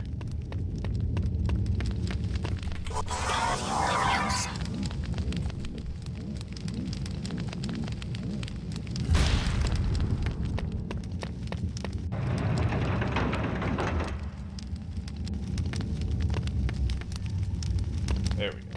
Okay.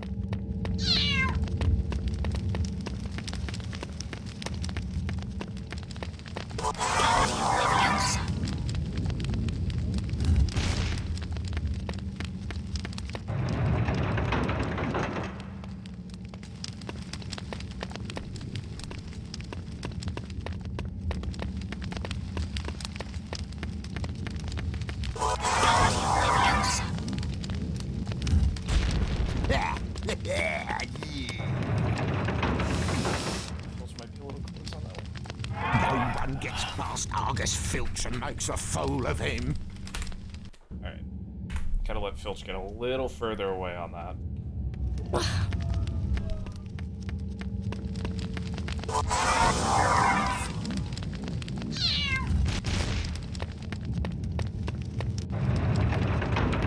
Ah.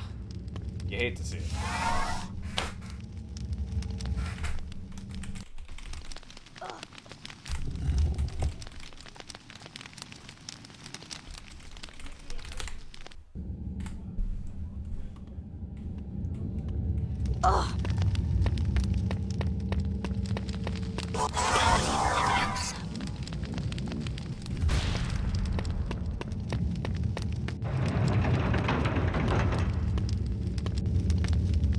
There we go. Alright. But again, Mrs. Norris is moving so drastically fast. I've never seen her move that fast in this speedrun before. So.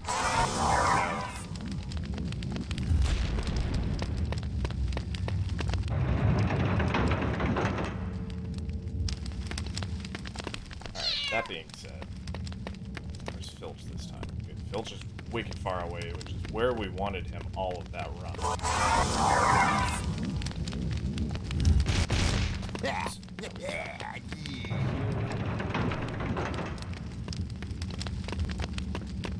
There we go.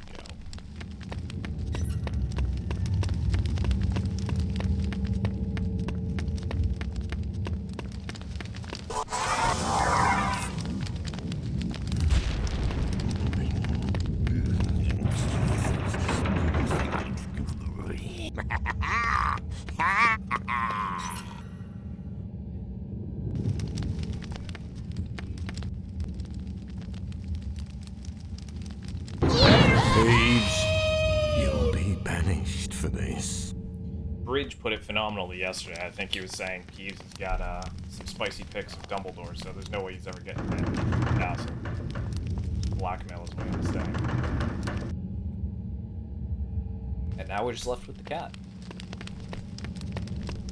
So we distract her with a little bit of noise by destroying some property.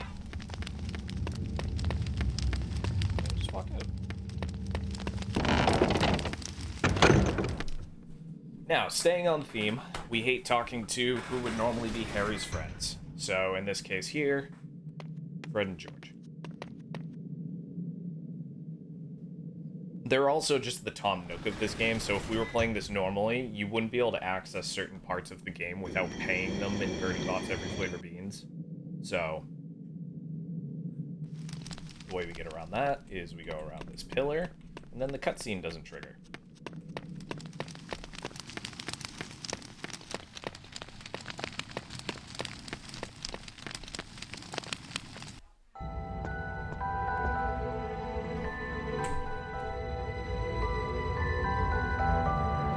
Hermione, Ron, and Harry researched the secret of the Sorcerer's Stone. It could produce I just jumped off of that table a few minutes ago. a potion that would make anyone immortal. No wonder someone's trying to get it. Anyone would want it, said Harry. Hermione suspected that the package Hagrid had taken from Gringotts contained the Sorcerer's Stone. It was the Sorcerer's Stone that was down the Forbidden Corridor, being guarded by whatever it was that had growled at them. Snape's been acting very suspicious lately. He may be planning to steal the Sorcerer's Stone. But there's no way Snape would try anything while Dumbledore's around. But Dumbledore left 10 minutes ago for the Ministry of Magic in London. That must mean that tonight's the night. Let's go! Now, I want you all to be absolutely amazed by the high-resolution spider cobwebs we're about to see in the Forbidden Corridor. What about Filch? He's always watching the Forbidden Corridor. We'll just have to take our chances then.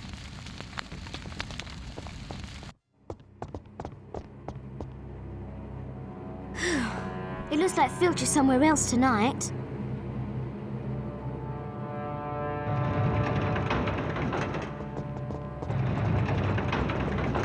So very clearly the troll has been through this particular hallway, and since Snape was last seen limping his way out of this hallway...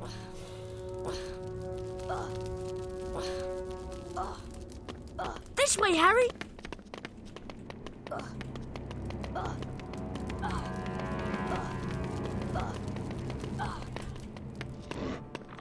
I think this is where the growling has been coming from. Now, with this upcoming fight, yes, cobwebs. Hear that? Yeah. I don't think we should go in there. With this actual But fight we've got coming to up, stop there are Snape. 3 heads we have to encounter. Each of Go them on, goes to Harry. sleep. We're right behind you. So we want to start with the one that takes the longest to get it to sleep. Then we can do it with the other 2. Doesn't matter.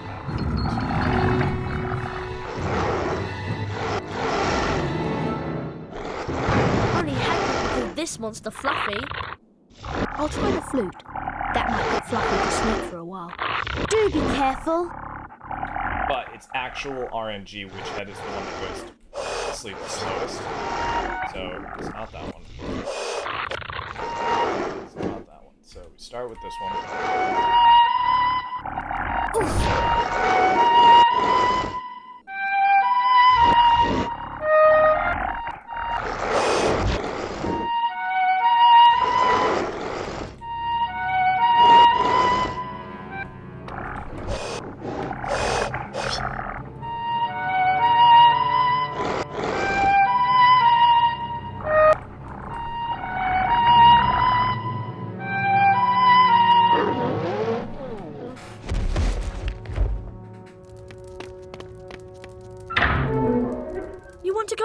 Hermione? No, I don't. Right. See you in a minute. I hope. It's okay! It's a soft landing! You can jump! Shut up! We're still with the man-eating dog. Come on, Harry.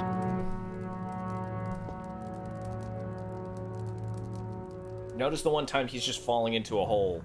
No yelling.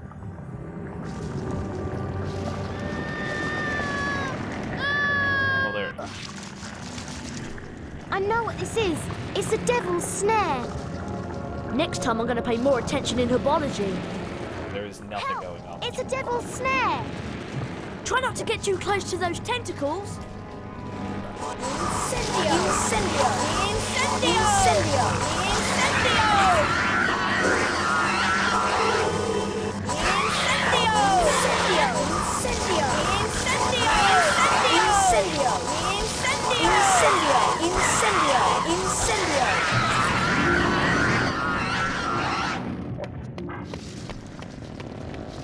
Thanks, Harry. Yeah, that was the close, that was the Rule This way, 34 Harry. Harry Potter fight.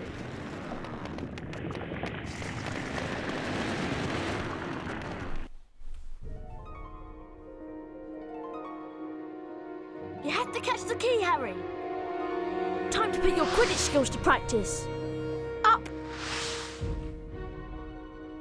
Good luck, Harry. What Quidditch skills? Literally just got put on the team yesterday.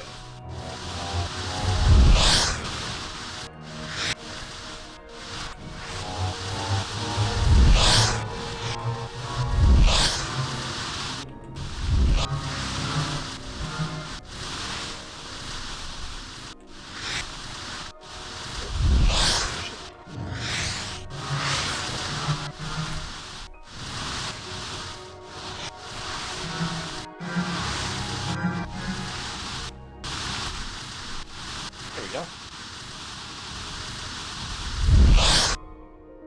Well done, Harry. Let's see what this is.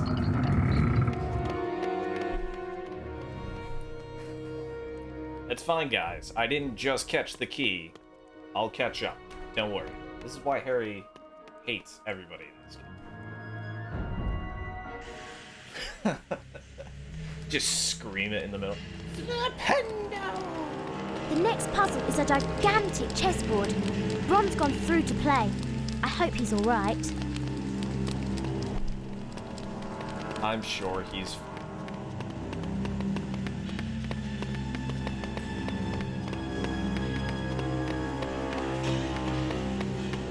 Oh, Ron, are you all right? I've defeated most of the pieces, but I've been hurt. It's up to you now, Harry. Harry, you have to be careful and avoid the pieces. They all move one square at a time. You'll have to make the pieces fight each other in order to get across safely. Walk onto the board, Harry, to start the game. Do be careful. This is 100% how chess works. Don't let bridge upset you.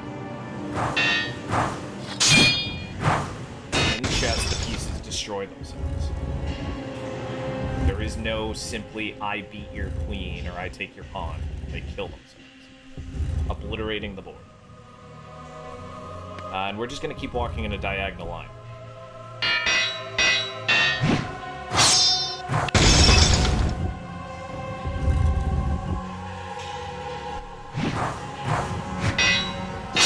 Stop it! Stop it! Stop it!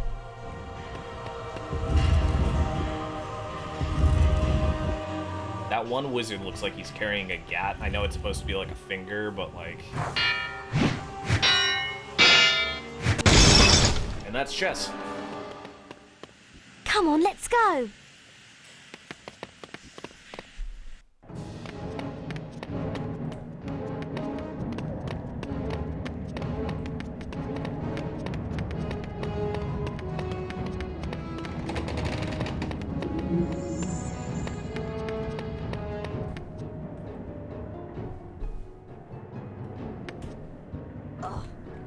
Alright. So we're gonna give this a shot. Oh no! The exit is blocked by magical fire. Looks like you have to choose the right potion. Be careful, Harry. It could be poison.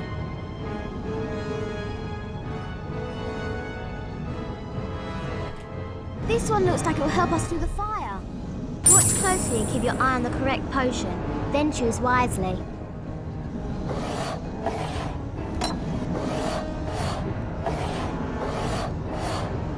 Or we could just not. Thanks anyways, Hermione.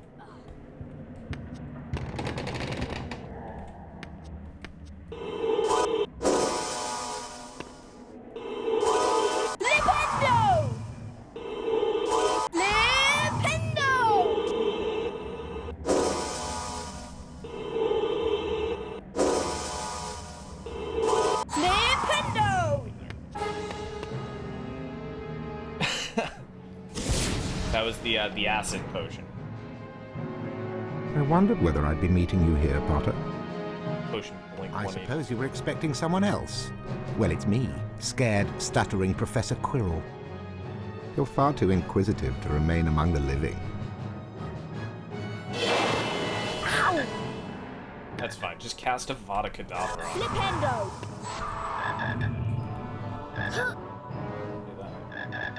Flipendo!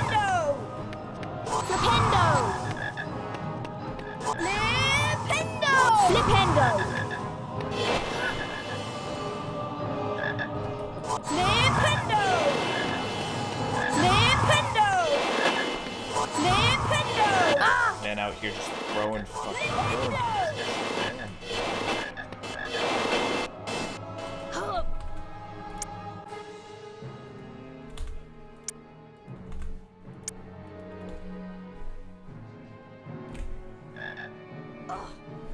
Curses, Potter! You will not succeed again.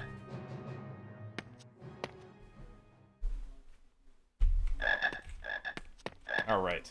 Now, if typically you get to this point and have no health, you can grab the save and it'll instantly give you at least half. We're gonna load up on a few chocolate frogs here. Get a sugar high before we go in. Now, I remember the movie pretty well in him just turning around at this point.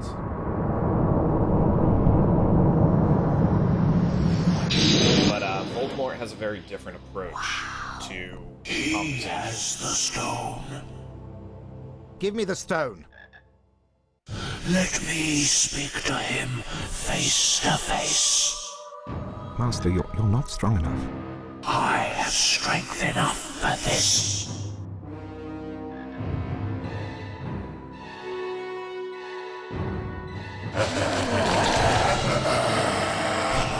That's how next works.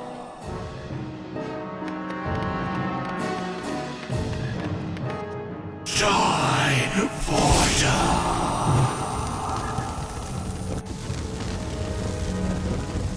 You can't escape me, Potter. Maybe I can cast your friend in lovely place.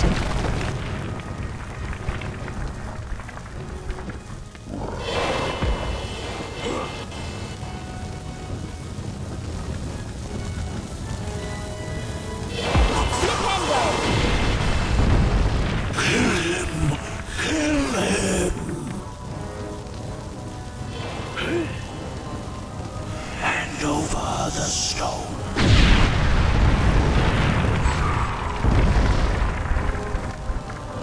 Now I have you.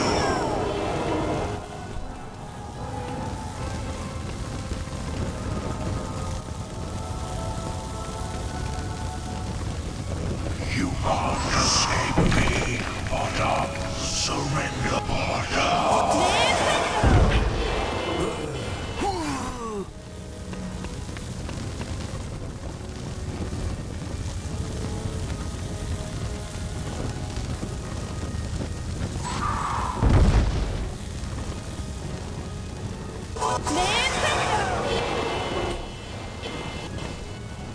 You will. Alright, and time will be when Voldemort starts having a little bit of a orgasm here in a sec.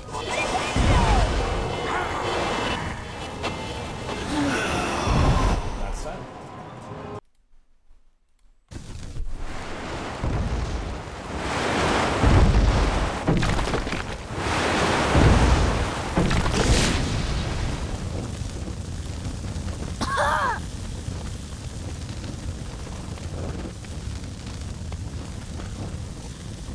Most important, though, is finding out what we needed those birdie bots every flavor. What happened down in the dungeons between yourself and Professor Quirrell is a complete secret, he said.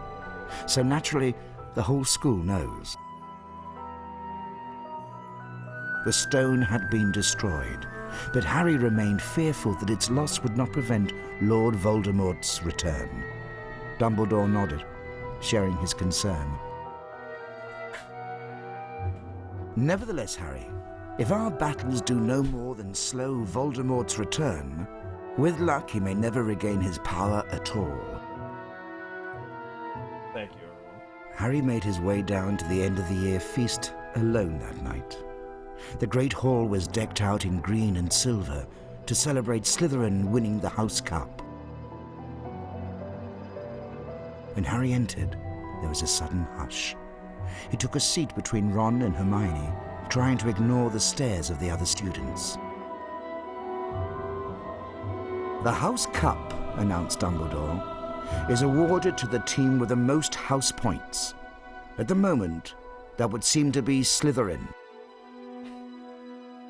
But a storm of cheering and stamping broke out from the Slytherin table.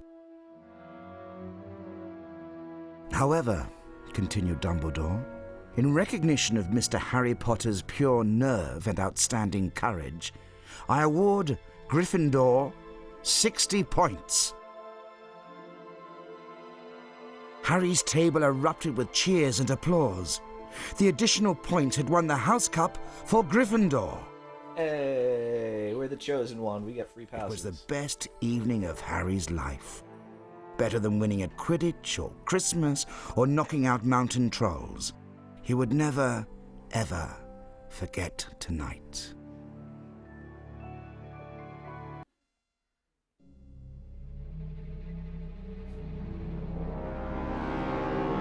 Professor Snape. I mean, Slenderman.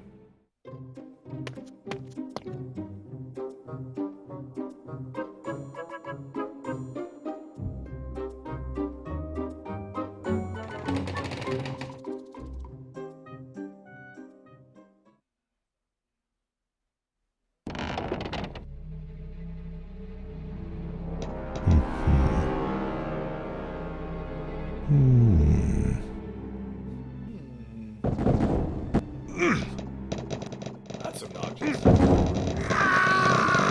And that's how they murdered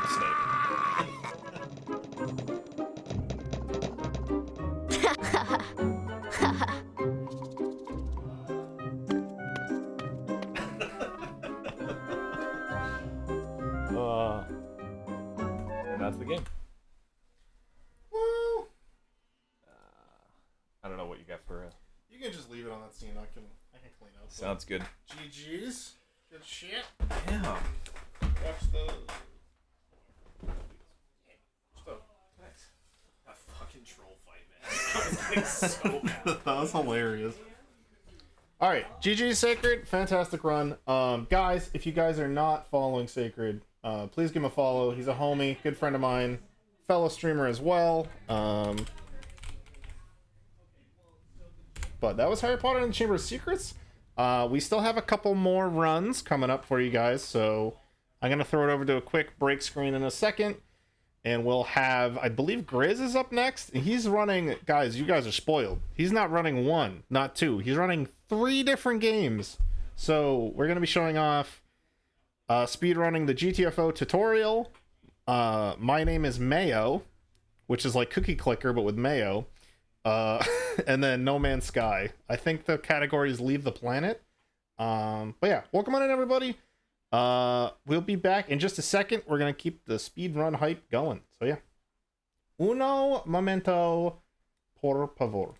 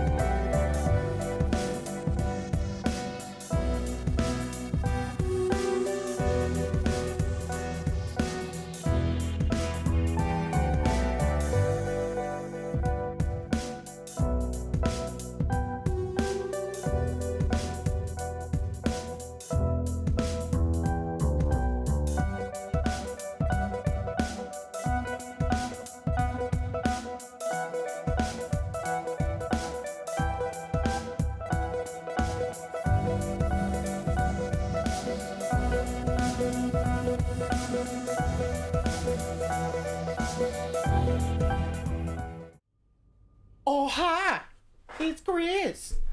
What's up, everybody? So, as Bridge alluded to, I will be doing 3 speedruns, because I apparently have time on my hands. But we're going to go through the 3 basic speedruns. So, first one here is GTFO. For the people that have seen me play it before, we play this game every Thursday night, and we decided to just play the tutorial and see how fast we could run it. Bridge and I have been doing this for a little bit to see how we could just have fun with the game, because the game's not fun otherwise. Whatever. So we'll go through that. Bridge got even hotter. What's up, Dina? How you doing? So we're going to go through that. I can't do all of the lore in like the amount of time it takes to run the tutorial, so we're just going to run this tutorial and talk at the same time. You're sure it's fucking hilarious. Thank you.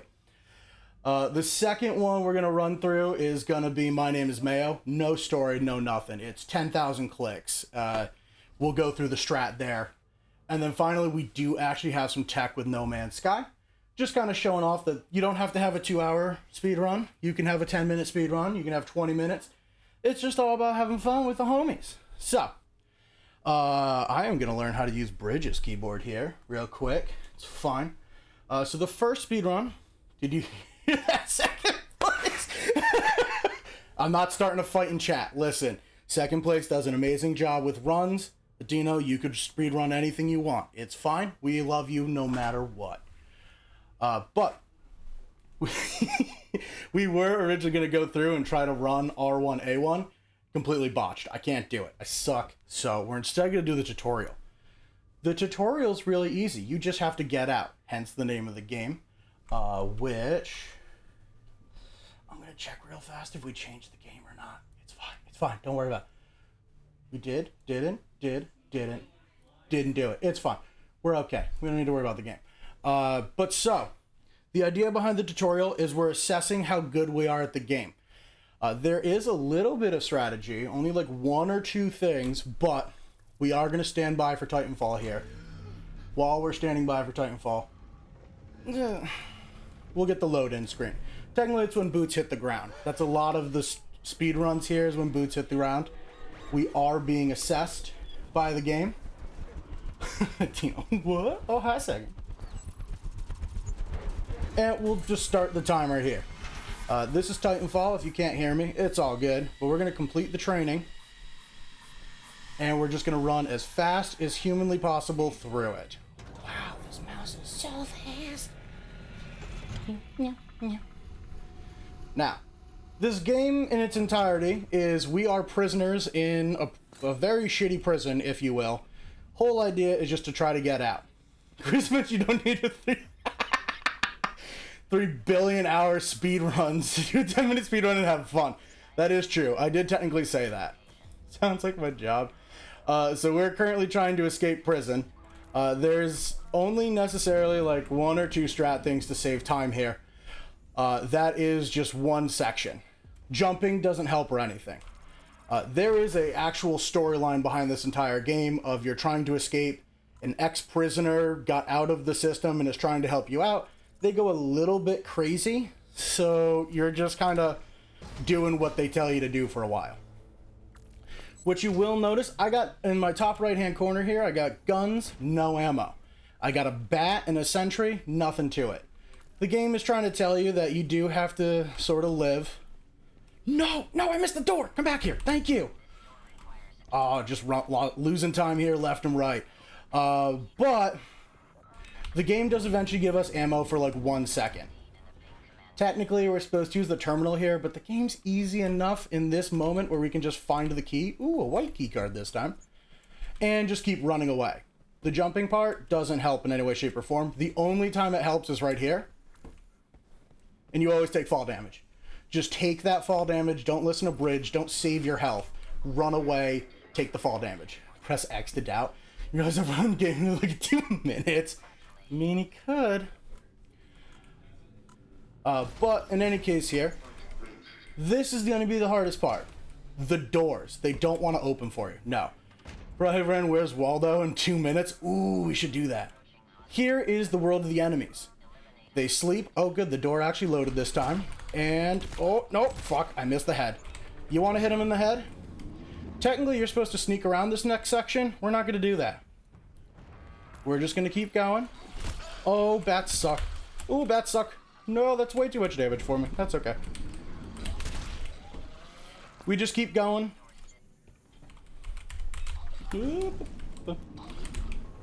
Nope, it's fine. Yeet! We do have to wait for a door here. Oh, I'm gonna botch this run, so I'm gonna take a lot of damage here. It's okay. Oh, are they not gonna load past? Yeah, they are. Okay. Just making sure. Oh, that's dangerous damage here. Oh, no. No. No, no, no, no, no. No. Get the fuck. Oh, oh, no! That's it. Okay, so I suck at the tutorial. No! We're fine. It's over. Oh, I get it here. Oh, no. We're going to be stuck here for a bit. No. Nope, nope, nope. Yeet! It puts me back in the checkpoint where I'm about to get raffled. Thank you! Oh, there's another one, though, isn't there?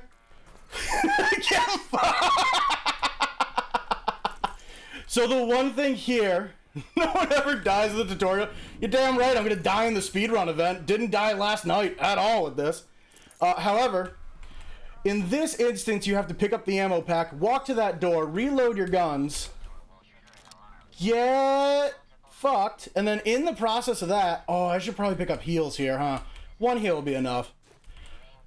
Now, damage turned off the big iron. Yep, you did. So in that process, there we go. We needed to wait specifically for that lockdown is cleared. So we're going to wait for that lockdown is cleared. Now it's going to actually, come on, do the door. And then we just wait here and hope and pray that my 40 health is enough to get me through. Otherwise, we have to reset it. We're not going to reset it. We're going to keep going. It's fine. Now, right now, the enemies are kind of breaking through that door. At least I killed some of them, the 4 that I was supposed to. Mind you, also, the bat sucks in this game. I'm blaming the bat, not the player. Hate the player and the game at the same time. What? Oh, you fuck. No! Oh, oh.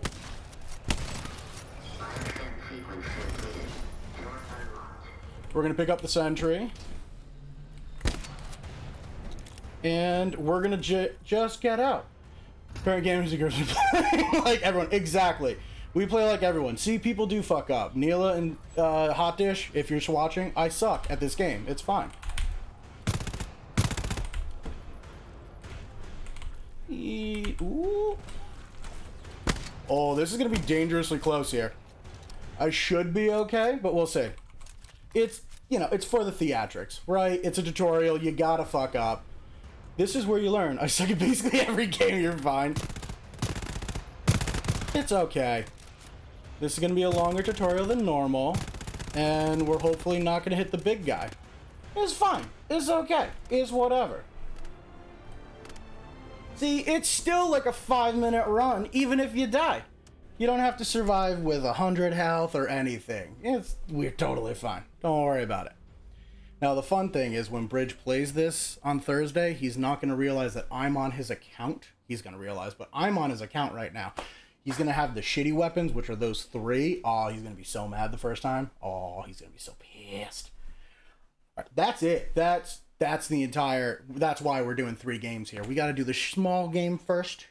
5 minutes, easy peasy. You can die and show back up with only 20 health. Easy. Now, the second part is now we have to pick a new game. So in this case, we have 2 games. We're going to instead set up for my favorite, which is Auto Clicker Simulator, but I have to do it manually because I didn't set up the auto clicker in time. It's fine. It's cool. It's whatever. We've instead... Oh, hey, Bridge. Did you like my death? Was it a 10 out of 10 there? It was hilarious. It was great. I was so pissed. I was like, how am I not hitting it properly? So in this case, the second game is going to be My Name is Mayo. Are we good on that? Good? Yeah. I think I found some willing test willing subjects. Participants. Nice. Yeah. And in this case, so for anyone that doesn't know this game, you just have to click a jar of mayo 10,000 times. That's how you beat the game. That's the speed run. And so we have this mouse here. Nice, wonderful, beautiful.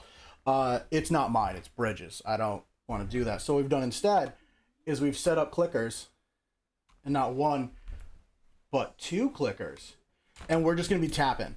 So this is, if you need to go get a snack, go to the bathroom, this is a great time to do it while we make up a story for this game. Hey, Grace, I'm going to go get a snack, actually. You're going to get a snack? Let's go. Get a snack. Let's go. We're going to have the Bridge Too Far joining us for snack break time. While we remember and run a different game. Oh no! Wait, did you actually play this? I did, yeah. Oh, okay. I'm sorry. It's 10,018. It's gonna be 10,018 We can't clicks. reset it to 0? No, you have to literally uninstall and reinstall it. We're good. We're good. 10,018. We're good. We'll figure it out. I launched it to test it to make sure it worked. Nice. My bad.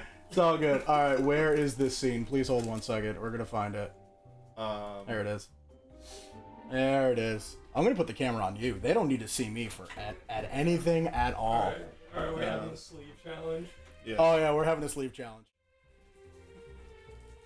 Bridge sabotaging yet again. Touched his mayo jar. There we go. So wait, what's the plan? So what's the plan? I don't know. You want me on camera, or? I mean, I'll sit over. I can sit over here and just start clicking away while you guys eating saltines. Okay. Do we want to go one at a time, and I'll tag you in, or? What are we talking?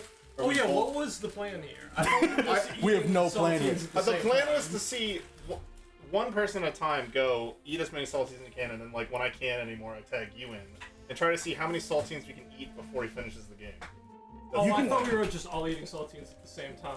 You can all eat saltines at the same time on the back screen here, and I'll just be over here clicking. I'm just eating saltines. We're just eating saltines. It's fine. We don't plan things sit here. here on the floor and eat saltines. Alright, fuck it. We're all gonna see how many saltines we get, and no one's gonna be even counting. I guess I'll try to count. No, we can just yeah. Okay, and both of these work, Just tell so us we're when good. to go. All right, so we're doing 10,020, and we're gonna. Oh, we gotta reset the counter. Hold on. It's over. It's all ogre. I'll eat off David's I was just don't eat those ones until you have to. Yeah. Alright, there's 37 saltines in the sleeve. Nice. Nice. Uh oh, I did something. Oh, There we go. that's easy. Well, that's the sleeve one. Yeah, that's sleeve 1. We have 7 sleeves of saltines. We have to see how many saltines we can eat. Wait, where's the tub of mayo we're scooping? Do you have a tub of mayo? I don't eat mayo. I fucking hate mayo. All right, well, we didn't do a mayo challenge, I guess. Sorry, everyone. So there is. Can we pick the camera up? Don't redeem. I would tilt the monitor before I move the camera. Oh, fair. It's fine. We'll keep it there. So we have Bridge, we have Sacred, and I forget your username every time. I'm so sorry. Voodoo. Eating saltines while we click a jar of mayo 10,000 times. Secretly playing like everything. Listen, I have some time on my hands. I was on the way here about to try a 4th game, but we'll count it out. Yeah, just dip it. Just dunk it in the water. All right, are y'all ready? Yep. 3, 2, 1, go. Okay, so we also are cheating a little bit. Normally, you're just supposed to sit here and click a mouse 10,000 times. So what I've done here is instead I've coded these 2 little keyboards. Fuck no! I'm sorry. They're yelling, timer to start. It's all right. I'll just sit here for 30 seconds. The integrity of this. Fine, we'll go to 10,226. Whatever. So we've coded these 2 keyboards to be left click and spacebar, and you just have to sit here and click a lot. Like, I don't know, 10,000 times. That's what the speedrun is. Yeah, we're gonna be here for a bit. So like I said, if you need a snack, to be on the other side of those fingers. Oh, hello. Chad, am I allowed to drink water, Chad? No. You guys tell me. You're not allowed to drink water. Am I allowed to drink water? Tap fast. While eating these saltines. I'm trying to tap as fast as I can. I'm off stream while he's eating. It's so dry. You can only drink Fireball. Wait, what is Bridge doing? I think it's getting caramel. Yo, somebody get me some Fireball. Honestly. Do we have Fireball here? That's a thing, huh? I'm half joking. We have Fireball. We do have Fireball. We're not doing it today. Sorry, everybody. Unpleasant. I'll just throw my head over here on the side. Yeah, so we just have to keep going through and clicking. A lot of clicking. It's a lot of carpal tunnel. Let's pour it up. Aga's not here to pour it up, so you know. We can also like jump people in as well. Like it's whatever. I will not lie to any of you. I haven't tried this speedrun, actually. We're just in here. I've done like 10,000, like 5,000 at a time, and I'm like, rough estimate. But it's St. Patrick's Day minus one.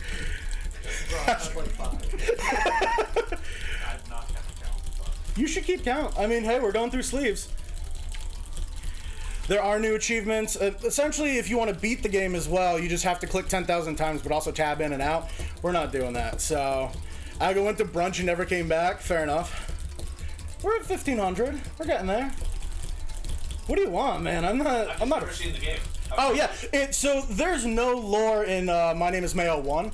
There is lore from My Name Is Mayo 2. You're a like has-been jar of mayo on the shit end of luck. So you have a shitty apartment and you go through all of the floors, and it's like a very sad, decrepit story. How the saltines doing, bud? It's so dry. It's so dry. Well, don't worry. We're almost at 2,000. We'll just go to 10,000. It's fine. The game technically ends at 10,000. We've done some time issues. We've scuffed everything over here with me. I'm sorry. This is all you get. This is the best you get. It's so dry. A has-been jar of mayo. Yes, that's a has-been jar of mayo. I prefer. I am bred to My Name Is Mayo. We can do whatever name you want. So also the shitty thing as well, so we could code these all to just spacebar. It actually has some sort of like in-game item or in-game like mechanic here, where if it's all spacebar or all left clicks, it's actually slower. So you'll see me go slower. It's not the fact that I'm getting tired, not at all. Definitely not at all. It's definitely the fact that the game is ruining our run here. How you doing there, bud? Yeah, how we doing? Doing good? All right, we got like half sleeves. Yeah, Bridge is crushing. We're at a quarter of... I'm just not drinking water. It's fine. It'll be okay. We're almost at 3,000. I don't know what you all wanted. This is the best I could do, man. This is content. This is a lot of content. No, listen. If I could buy a third, if I had a third keyboard, we could do other things. Find me any other streamer on Twitch that is housing a sleeve of saltines while Usu keyboard power slamming a jar of mayo. Tell me that, chat. You can't get this content anywhere else. Oh, we should have got foot pedals. There is someone else doing this. Someone quick go to like, I don't know, what is it, like the just chatting or cooking and see what's happening here. Saltine percent. Saltine percent. I mean, this actually isn't going too bad. My hands are gonna be really shitty for No Man's Sky, but this I mean, is better than the 50 chicken nuggets I had to eat in 4 minutes. Oh, that's true. Someone please type out what is happening here, since I have no clue. This at least won't give you the meat sweats afterwards. This is gonna definitely hurt the same way, though. This is probably gonna hurt the same way. You are housing those, my man. You are doing great. Look, I'm trying to finish a sleeve of saltines before he beats the game, and I can't drink water. It's so dry. He's getting there. It's fine. I was gonna say, this reminds me. Yeah. Look, do you think this is worse than the nuggets? Do you like the nuggets more or less? The nuggets, I got the meat sweats from the nuggets. It was so bad. I would like to think that I'm not slowing down, but I might be slowing down. You got this. You definitely got this. I don't know. Sacred over there, maybe not. Oh, shit! Better than me, honestly. God damn. Well, Oh, wow. He's hiding them already. We're at 4,000. Those are for later. Those are for later. Some guys are circling around a computer with finger moving and a jar of mayo. You're not wrong. The only thing we're doing here is technically trying to open this jar of mayo. That's it. Hold on. Do you have the... Oh, here we go. One middle finger. It doesn't change anything. But you can just tickle it open. This is the content we need. I'm going to need you to keep going. I'm just throwing it out there. I mean, you technically have... How long has this run been going on for? Like 10 minutes? It's so dry. You got plenty of time. You're fine. You can finish those, 8? Chew those crackers, Bridge. You can finish the 8 of them in the, I don't know, 10 more minutes it's going to take to do this. I have no moisture left in my body. Oh, perfect. We got another sleeve of saltines just in case. Oh, nice. no. It's fine. It's whatever. So how's your day been? You been having a good time? This is the interview part of the channel. Yeah. It's been great. Yeah? Yeah. Was there anything that you like would do over? Would you jump over some trolls more? Would you? No. You still gotta go, huh? Mm-hmm. Oh. How are you gonna do that? Still fellow's gonna make me salty enough. I do not need to eat a sleeve of saltines, but here we are. Listen, we're at halfway through.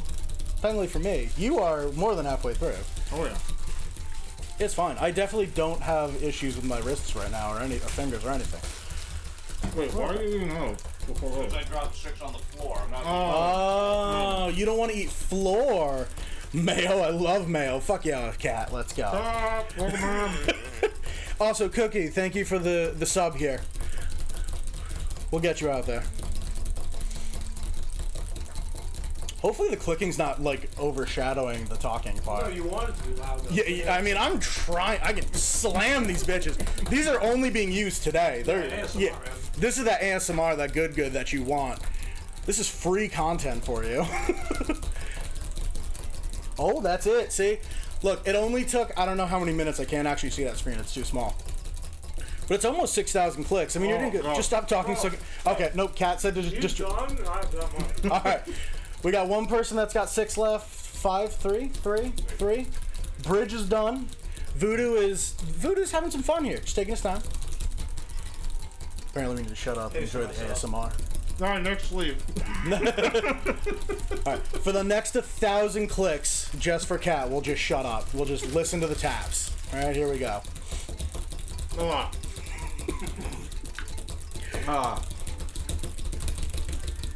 inside.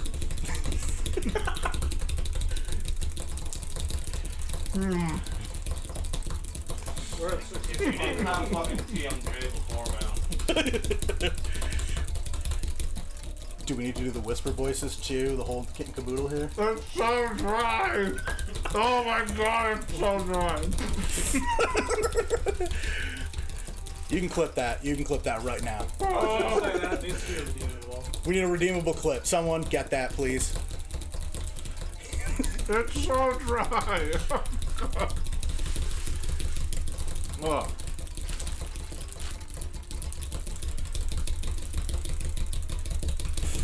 Thank you for the cleanup. I'm just eating sand. Well, you had some mayo. Listen, I'm trying my best to open this mayo right now. Yo, get the jar open. Dude, I ain't trying. It's 3,000 more clicks, okay? Respectfully.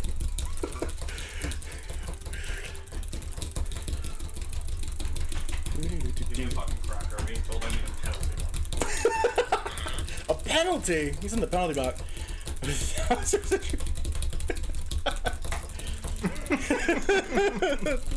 Are you gonna try and open a jar of mayo like this in IRL? Oh. Wait, how many achievements are in the game? I have 1,000 trophies in this. So there's. Are we doing a full achievement run?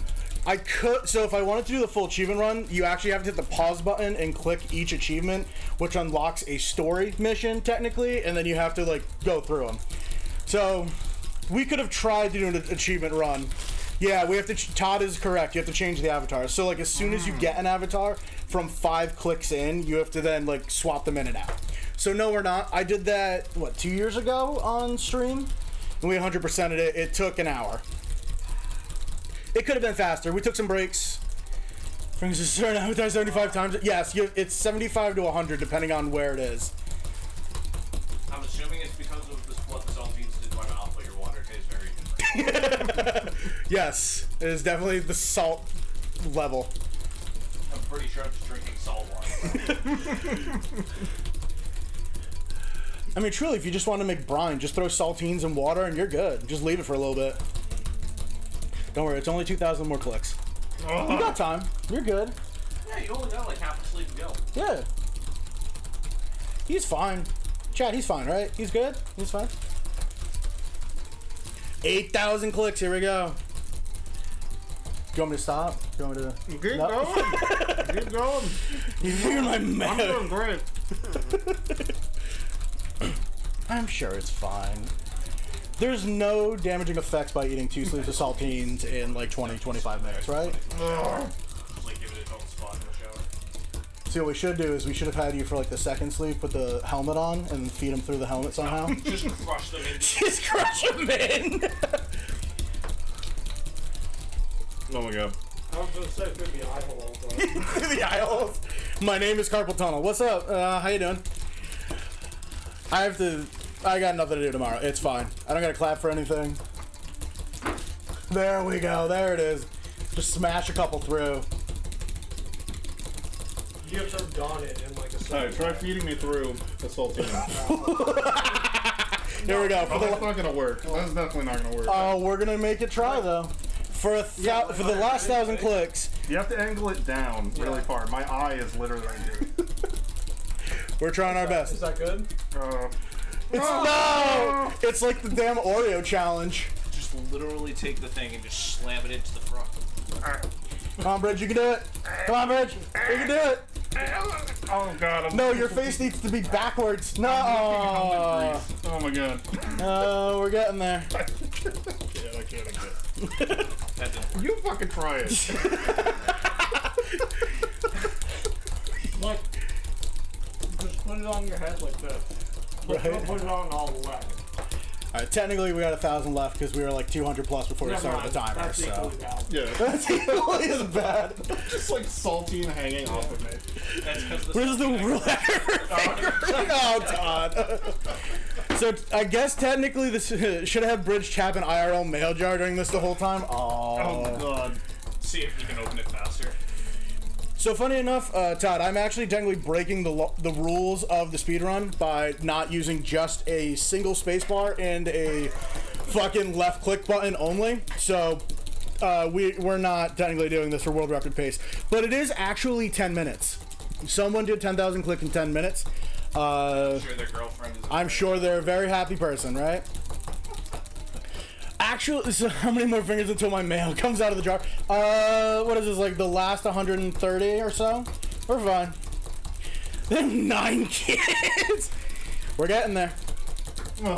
One more. Do you want me to slow? Just. No, keep going. There it is. We're gonna keep going just in case, because I technically have like 200 more to go here. It's just to show the tenacity. Soon. There it is. A sleeve and a half by the Bridge Too Far. Sleeve and a half of saltine. In 10,000 clicks. There you go. With no water. With no water. You're regretting this, aren't you? A little. This is how I maintain my girlish figure. Yeah. Alright, we will pause it. How long was that stopwatch? Uh-oh. How long was... What did I do? I hit stop. It stopped. It stopped. Only under 15 minutes. That's Nice. That's pretty good. We were expecting like 25 minutes out of that. Do we need to find a fourth game? Do we need... We got No Man's Sky, right? Oh, we got No Man's Sky. That's right. Yeah. So there you go. The show is just swole finger. It's fine. We're here. These meat claws are fine. We're just fucking... This is all I was doing for 15 minutes. That's all. We're just sitting here fucking... That's... The audience is extremely upset. Oh, I am so sorry. You can open the jar? Yeah, so you can technically open the jar. So to open the jar, you have to beat the full game. Yeah. So all of these achievements here, we have to do these. So we have to act. Yeah, so you actually have to like. So hit the bikini. Ready? And then now the jar of mayo is a bikini, and now you have to hit it about 50 times. And then you get a new achievement. Okay. Okay. Are we gonna sit here and do this? Do we need some time kill? How long? No, we don't have to. The category was 10,000 clicks. That it is was true. Not open That, a jar of mayo. There's a fuck ton. There's a fuck ton of these. There's also technically a bird minigame, if you would like. Meow. It's a fun game. We are. It sounds sick. It's 10,000 clicks, man. That is it. We're only 4 minutes off world record. That's pretty sick. Ain't bad. Well, we were cheating, but... I mean, we were cheating, but whatever. My wife said I should buy this game. All right. And then we'll just hit escape and we get out of this game. Oh, that was fun. All right, so we're gonna, I'm gonna desalt my mouth, and then we're gonna flip to a quick break screen, and then Grizz is gonna come back with No Man's Sky, speedrun, and then we're winding down, guys. We're getting close. No Man's Sky, My sister's doing Baba Is You, and then I'm gonna finish off the night with Stilt Fella. So we're getting there. we go. Thank you We're guys, getting everybody, there. for hanging with us on this lovely Saturday evening. I appreciate every single one of you. And yeah, we'll be back in a little bit. Uno momento.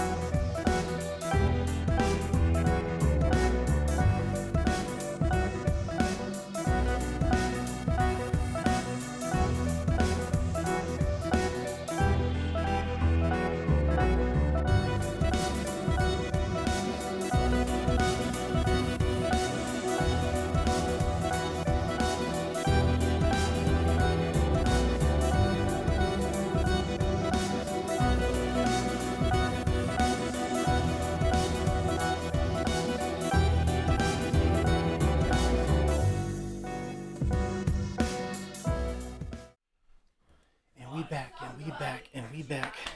All right, we back with No Man's Sky, baby. Let's go. Grizz, take it away. Thank you. You go have sleep time. Drink a lot of water. Give it up for the bridge too far eating. Somebody go find how many saltines are in a sleeve, and we'll figure that out.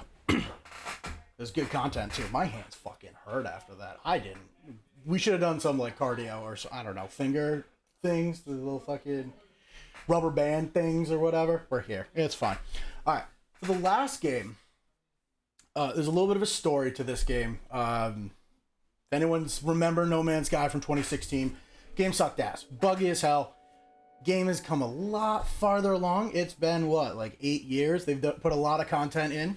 The only problem with putting a lot of content in to make the game a little bit more fun is it makes it a little bit easier. So there used to be a category in this game when it first started off where you actually had to just get off the planet because it was incredibly hard to do. because you don't have a lot of the, like, even second world items that you would find in the progression. So because of that, this category is technically now gone. However, well, listen, we're here to have fun. Again, looking at you, second place, Adino, your little squabble there.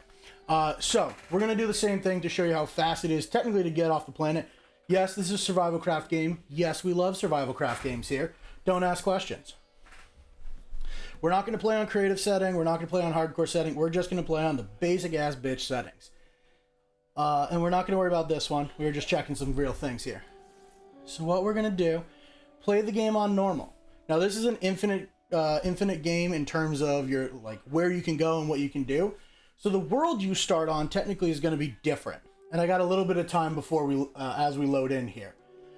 So we can end up, the first planet you're always going to end up on is going to be some sort of hazard. Holy crap, I haven't touched this game. Yeah, it's fun. We came back to it. So you're going to have some sort of bullshittery in the game. We'll start the counter here. It's fine. We're not... Technically, it's supposed to be when you initialize, which is right about here. So we'll subtract 6 seconds. When you start this game... Oh, that's a hot planet. That's going to suck because of the storm. There's different levels of the game, or different first worlds that you're going to start off on. It's going to be really hot, really cold, or toxic as fuck. Just like all of our friends. Really hot, really cold, or toxic as fuck. So, we're just trying to get off the planet to a more stable planet, but we're showing up in the middle of nowhere. We got no recollection of who we are, or what the hell we're even doing. The only good thing about this game is that when you're going through the game and doing the tutorial, so the speed run is to get off the planet, it's essentially the start of the tutorial. The only nice thing is that when you start to actually get control of your character, which is right about here, a straight line to your ship. You do have to repair your ship, but it's at least a straight line. Oh, shit, my bad. No, we gotta get past that, yup. There are going to be some moments where the game stops us to give us missions and all that. Oh, we're gonna try our best not to get hit by shit. That's not a good start. Fuck you, plant. And there are 4 basic elements, or 5 basic elements we need. We're gonna need this ferrite dust, we're gonna need carbon, we're gonna need oxygen, and we're gonna need some dihydrogen as well to repair our ship. The basics that you can get without having to go too far. Now the problem here, dihydrogen is the key. Technically you are correct. Nope, is you have to hit that button first. And we have to save ourselves a scanner. No, it's pure ferrite. There is a little bit here in the fact of we need to go through and get regular ferrite, and we don't have the ability to get any other types of things. You can see that we're kind of fucked there. But, oh, that is going to be bad too. I got the shittiest one here. We have some caverns, so we have to be a little bit smart. But for anybody that played this game originally, there was a very easy glitch at the start of the... Oh my lord, that is not fun at all. No. Fall damage? Me? What the... Oh no, sir! We're getting out of here fast. Outside of the fall damage that I'm going to take every single time... Uh-oh, no way. Okay, we still have carbon, we're good. Outside of that, we're going to need to get some basic parts here to get our ship back together. And we're going to try to dodge everything here while also trying to run faster than the speed of light. Now, the problem is I have no... Oh, I have sodium over there. We do need to get some sodium to basically go through the tutorial here of having better items and just, in this case, hazard protection from the hot world that we're on. Going back to my thought process here that I had originally... we do have one and only one tech here, is that you have to melee and then jump and you go a little bit faster. Now that does mean I am going to take a shit ton of damage because there's a lot of falling. That's okay. It does regen, luckily. Now in this case we need a little bit of carbon. We need a couple of these things here. The mountain blowing up is a new feature, which sucks. Was not expecting that. Ooh, I passed my ship. Went a little too far. No way, went a bit too far. Oh, no, is it broken? Oh, no, it's not broken. Meow. I went backwards. We're just sorry, dude. It's the second hero. I think it's a cherry streak. It's alright. It's Grizz this time. Bridges in chat somewhere. We got thrown backwards. No. It's fine. So that means that our ship, for some reason, spawned all the way down in that cavern that I didn't want to go into. But it's fine. We're going to pick up some extra materials along the way. Just so that way we have them. It's okay. It's fine. And we're just going to keep fast jumping and letting our health is in the top left-hand corner. We technically have shields, which are the 3 little plus signs. So that's more of like the enemies if they attack us and stuff. And then we also have our actual, like, where did you go? There you are. Oh, this is going to be bad. We're fine. We're fine. We're gamers. We're good. The second part of it here as well is we're going to do some falling. A lot of falling. The bar itself is actually the damage. Why don't you donate to prove it quick? Oh no. New enemy, who dis? You're fine, you're peaceful. You're good, you're good. You're fine, bud. We are going to get ourselves a little bit of carbon that's over here. I thought Cruz was going to speedrun walking up a room. Not this time. Waking up a room in GTFO. Listen, I did technically do that, and then got punished wholeheartedly for it. We're going to pick up a little bit of carbon here on the side. Now, my problem is that I'm going to have to use carbon to refill my poor little mining beam here. Is mine? Okay, you're here. But we got it. We're here. So the idea here is, again, get off. We got to find our ship. Yeah, that's Bridges' clip, not mine. So in this case, we do have to go through and fix our ship. We need a couple of parts. We're going to need just raw ferrite as well as a quick little find to a hermetic seal. Now the problem is that we're currently in a little valley. So we might have to do a little cheesy jumping or reset because... Oh. But we'll be fine. It'll be okay. We'll be good. There's a way down, there's a way up, right? And we just have to read audio logs, so we're just going to spam A a lot of times. We also are going to need the hydrogen to make this. Oh, I don't have enough. That's a problem. Ooh. We do have the metal plating, which is good. We're going to go pick this up real fast because we need the shorter bit of item. No. I mean, you technically give me carbon, but I don't need you just yet. Now, be flying a flaming ship in orbit. Listen, it technically works. We're going to pick up a lot of this because we technically need a good bit of it. We also need the oxygen and carbon over there. So we're going to do a little bit of a safety of just picking up some materials. Now, obviously, that's true of every survival craft game, right? You got to pick up the safe items to save yourself a little bit of time.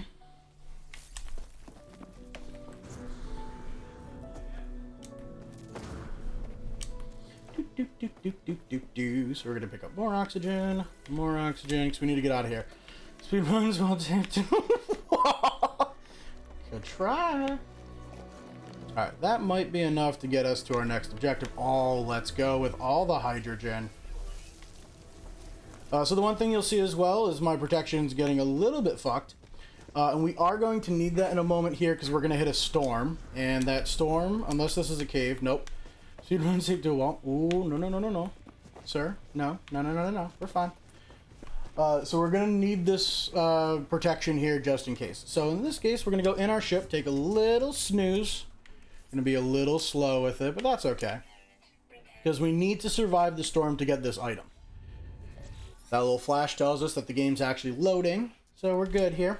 Now in this case, the hermetic seal used to be an item you have to craft, and the items to craft it, pretty much you had to walk around, and in my little left-hand corner there, there's little boxes. You had to find the items in the old game. Now in this version of the game, you don't have to do that as much, which is quite nice. Go ahead and craft that. I'm going to need that as well at some point. So we're just going to craft them as we go. The thing is we need this pure ferrite, which is something that's going to be hard as hell, and the hermetic seal. Now. Oh. Oh, no. No. You go away, tentacles. See, you thought you weren't going to see any more tentacles today after Sacred's run. You're wrong. I found a world with tentacles. And I just got slapped. I am getting slapped. Get out of here. Alright, can I get the health out of these, please? Gonna grab that, gonna grab that, gonna grab this. And then we're gonna use the planetary chart to tell us where the hell we have to go. Now, if it makes us go up any of these oh, we are in a cavern, boys and girls. Never thought I'd hear Grizz telling tentacles to go away. Oh, Adino. Yes, we are. Oh, we have to go up the cavern. That's... Alright, well, we're jumping. We're going to keep jumping because we have to hope that we can actually make these jumps because otherwise we're just stuck. And that's the only kind of, we'll call it, problem with a procedurally generated game is, holy fuck, there's no way to get up there. Oh, we're just here, boys and girls. We can't get the F out of here. No! Ooh, ooh. Well, we're gonna see. Nope, there's no way up that way. So it's the only problem is we don't really have a good booster for this. So we're gonna try to cheese it the best we can to try to get up there. Hell of a seed, exactly, Clink. Arguably one of the worst seeds you can get is this seed of the fact of you have no way. Oh, it's a wall of flame too. That's gonna. There's no way for me to safely get up here. Oh. It's gonna take a while to get up here, and I'm gonna get hit with this wall of flame. We might die. It's gonna put us into the ship again. It's just the item here is we're gonna be stuck. A wall of flame, yes, a literal wall of flame. Oh no, oh no. And unfortunately, unlike Sacred and using the brightness to his advantage, I can't use the fire and the brightness to my advantage. Now, with this being arguably the worst seed imaginable, we're going to be doing some just jumpy jumps. And we're going to pray that that's not... Oh, it's a little ways away. Okay.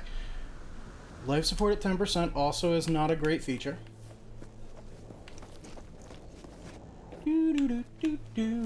Alright, well, we're going to have to make ourselves some heals here. It's fine. What in the name is Skyrim climbing? That is a lot of Skyrim climbing.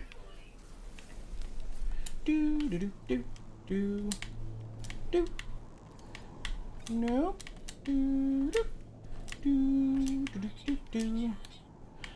And that's not a lot of sodium, but we're going to use it to our advantage here and run like hell. Big fun.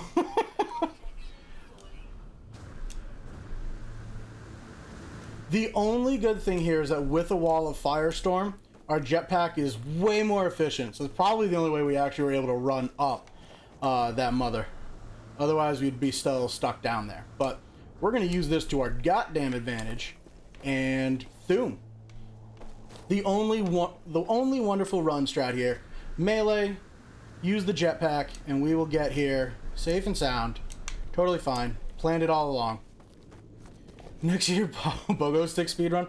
We do have a couple more speedruns coming up. We got Miss Yule Bridge speedrunning the fellas of the stilts. Oh, we're safe. We're fine. It's okay. We just need the hermetic seal.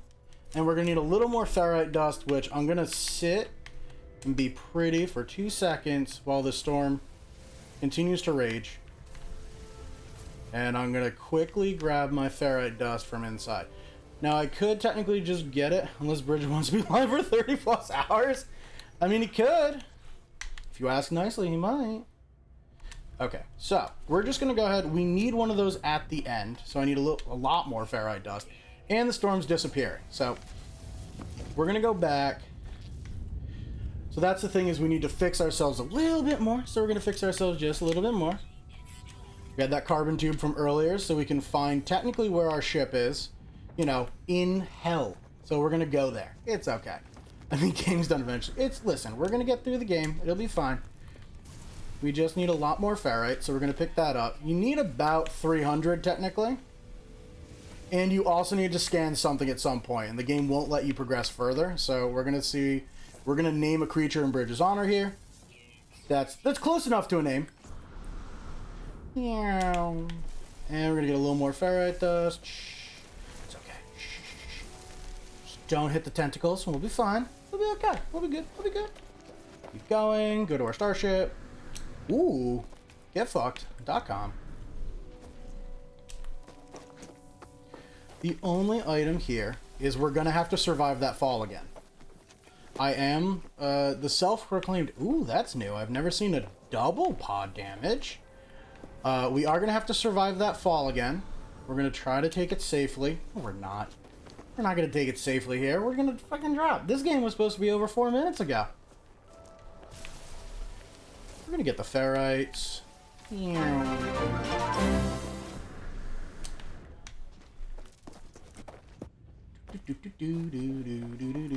Oh, I can't see shit down here, huh? Oh, wow. Oh, this is not great. Oh, no. Oh, stay there. Stay there. Oh, no. It's a speed run, if you will. Oh, with the raid? Please stop. Oh, no. Oh, God. This is going to hurt a lot. You're going to see a lot of flashing. It's fine. Oh, no. Chaos Being with the raid. Welcome on in, raiders. This is not Bridge. This is Grizz. But Bridge will be here soon. Don't worry, everybody. Everybody calm down. Where the fuck is my ship? That's not good. Yeet. Meow. Alright, so... Oh, bye, ship. Ship's over here. Welcome on in. This is Bridge's annual speedrunning event. Ooh, damage. Love that for us. Just Bridge is a good people, so no worries. But welcome on in on the list, everybody. We found our ship. Let's go. We still have to repair it, and I don't think I have enough dust, but we're going to find it. Kind of similar to all the way back on the Icarus days here for a moment.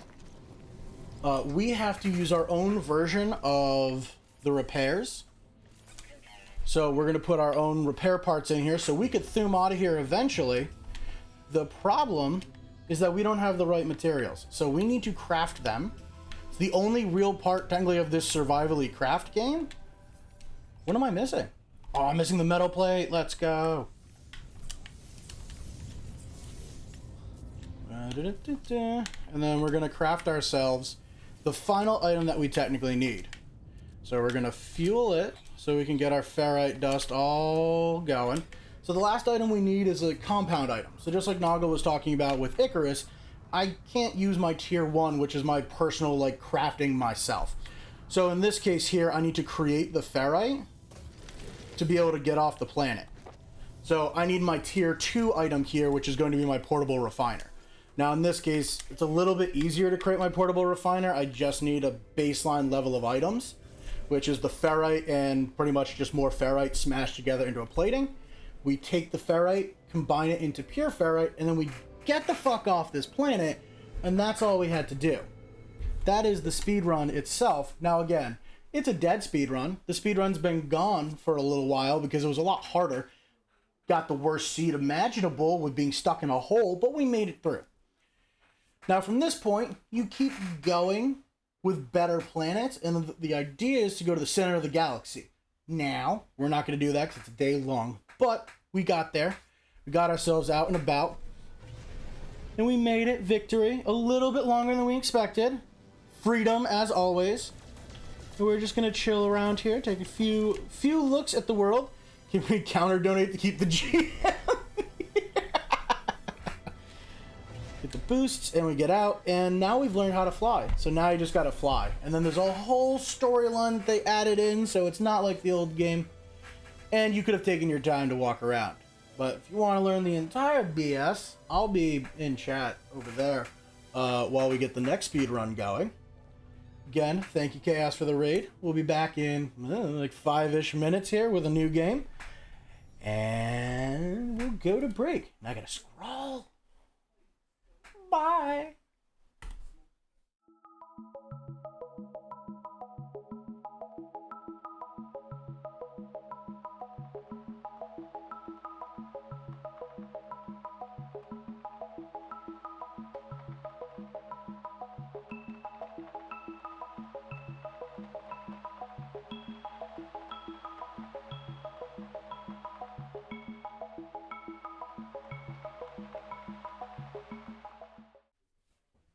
Okay, so GG's. Thank you, Grizz, for the No Man's Sky run. Fan flippin-tastic. If you guys don't know, Grizz is a homie, and he also streams as well. So let's give him a quick shout out real quick. But yeah, give him a follow. He's been doing a lot of Pokemon Let's Plays lately, and he also plays GTFO with myself, Bebby the Beast, and Spirit Breaker on Thursday nights. So definitely go check him out. He's a homie, good friend. Next up, we're gonna throw to a break screen, and then my sister is gonna be playing a really cool puzzle game, logic game called Baba Is You, where you kind of, I can let her explain it, but you push different blocks together that like physically changes the way that the game functions. So let me flip to a break screen and we'll be right back. We got 2 more speedruns on the menu. Baba Is You, and then we're finishing off the night with Stilt Fella. So get ready. Get ready.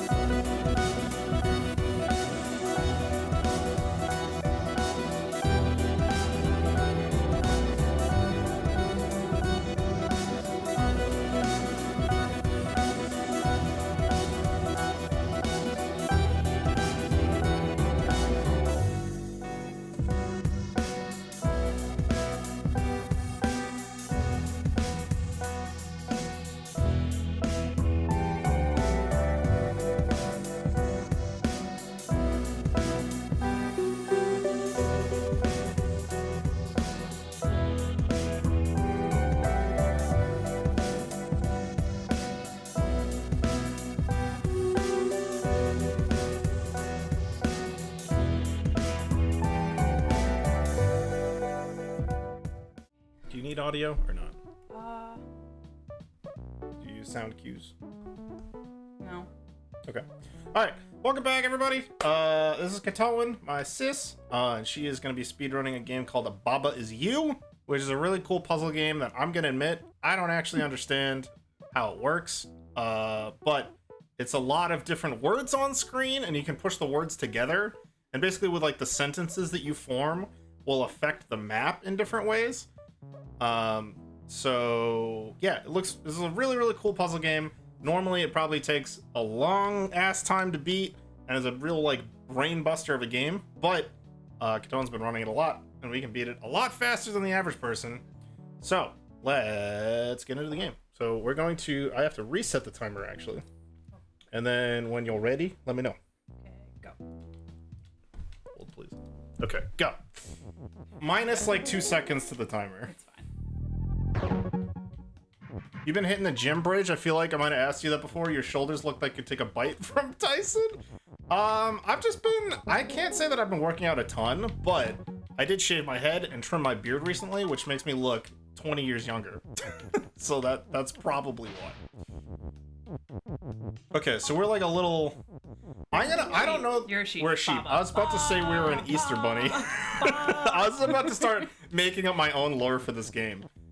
We are a sheep, not an Easter bunny, who is an incredibly powerful magical creature because they can push word blocks, and that affects different things.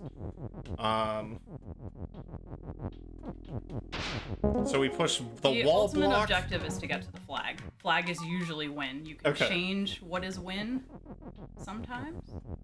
Okay, so the normal win condition is to get to the flag. Flag is win. We can see that in the bottom left. But you can sometimes change the win condition to something else. Okay. You can also change what character you're moving sometimes. But it's just like a super creative game. There's just like a lot of crazy shenanigans. Like you push like a block that's a wall into a wall and it destroys it, or sometimes you can push certain word combinations together that let you move the entire map in different ways. So it's just really, really cool game. I actually haven't had a chance to play this one yet, but if you're into puzzle games, I would definitely recommend it. It looks super cool. Heard the name of this game, but I've never seen it. This is wild looking. Yeah, it's kind of like it feels like the same creativity level of like Jump Off the Bridge, but not a rage game. Just like a straight logic game. Congratulations. Seems super confusing, but your sis is making it look easy. Yeah, I have no idea what's going on. Key is open, rock is open. Open opens the door, so you make rock open so you can open the door. Oh, okay. Very nice. And what's the time we're shooting for? Like around 10 minutes? Maybe a little less or more? 8 minutes, okay. Very nice. I might have to. Yes, this is the actual Bridget Too Far. This is Bridget Ooh Far. I do also kind of like the overworld. Kind of reminds me of like old school Mario. Alright, so we're gonna start seeing levels that look the same but are not the same. Okay. Yeah, I think a lot of the levels have a bunch of different ways to beat them. And well, they're gonna be changing things, so you have to beat them in different ways. okay. And I know that to beat the game, you don't have to beat every level. So you kind of just have to be tactical about which ones you want to complete first. Yes. I let somebody else do that work for me. Yes. You didn't have to invent the speedrun, thankfully.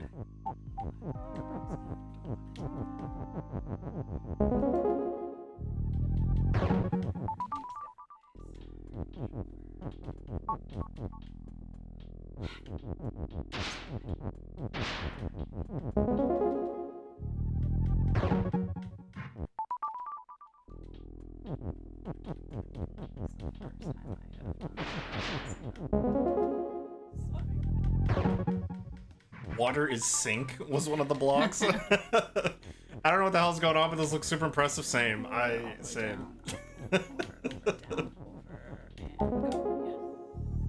Excellent.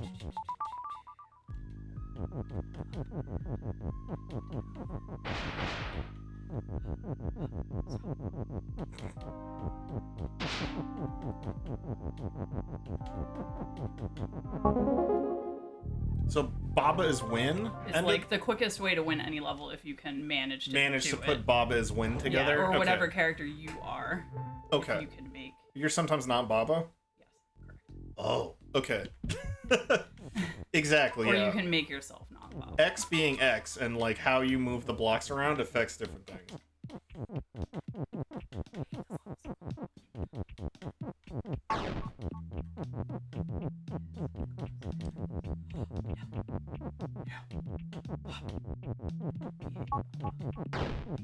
So if you did Baba as rock, would it turn you into a rock?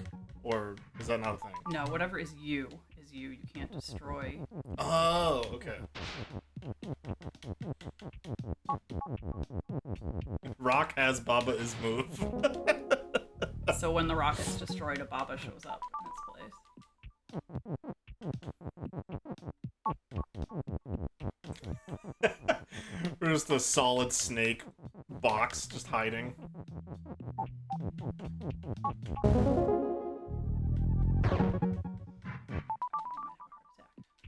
Chill. Could someone has had too much caffeine? So much caffeine. Baba is caffeine currently. Baba is speed. That was Oh. a level that I thought was glitched because I couldn't figure out how to make one key be two. And I literally just had to do every single move that he did exactly as he did it. Oh, yeah, I was wondering, I was surprised you could use one key for 2 doors, unless it's doubles. No, it has to do with when you make that giant.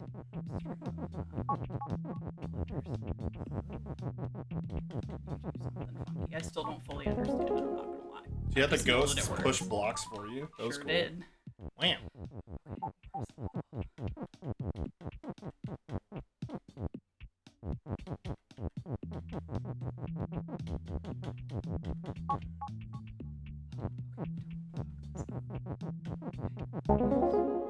Very nice.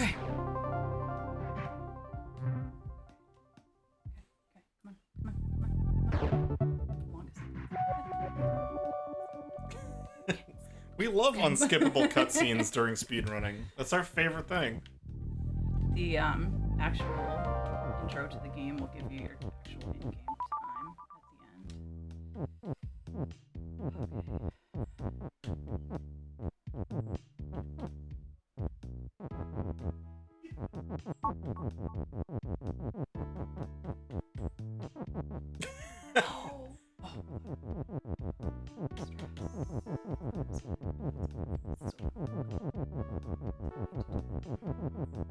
Alright guys, we're almost there. We're almost done? Almost there. We just started. What the heck? These are supposed to be scuff speedruns. You're doing it wrong. You're making us all look bad. What the hell? If you do flag as win, you win the level, but not the secret ending. As soon as I collect all these flowers, the game is done and we can stop timer. Ooh, okay.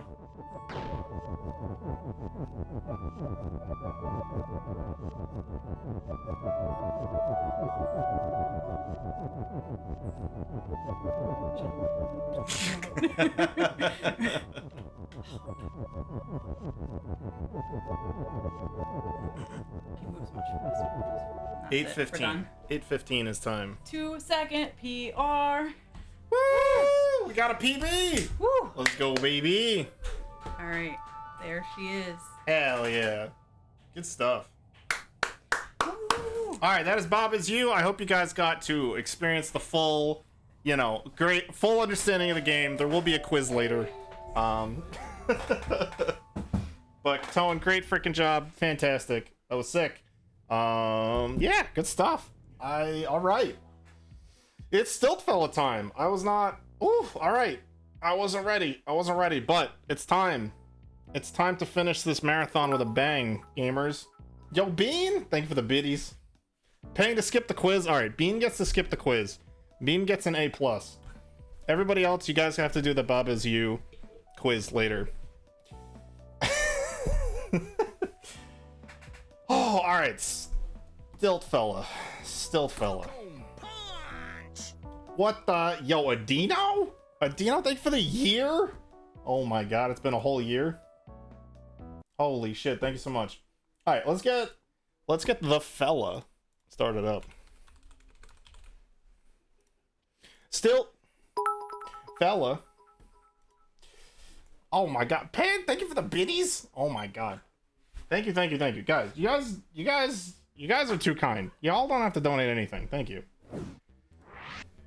Everybody's paying to skip the quiz. Okay, this seems this seems immoral for me to let so many people skip the quiz, but that's fine. You know what? We don't have to be moral around here. Get that fill on them still? Hell yeah.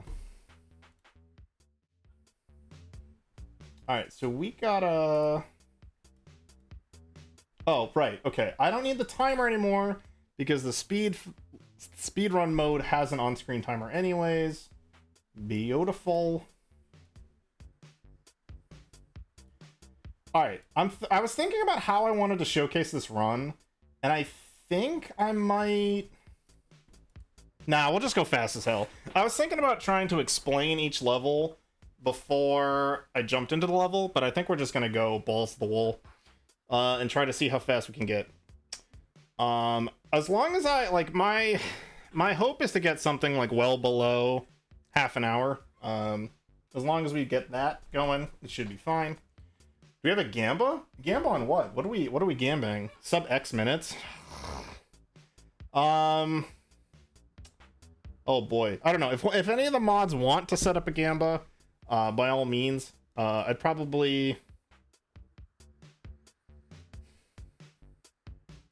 I can't... Okay, so it's... I would say a Gamba of above or below 1,300 seconds. That's probably a sweet point that would be fair. I could go under or over it. So if any of the mods want to set up a Gamba for that, by all means. Shots for every stumble? Pan, not today, not today. Over under on 30 minutes. So I am bad at math. Somebody help me out. What is 1,300 seconds in minutes? Because that's probably a good bit under 30 minutes. So whatever that time shakes out to, I think would be more fair.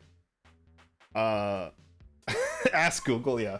But however you guys want to set it up, I hope I get it under 30 minutes. I should be well under 30 minutes.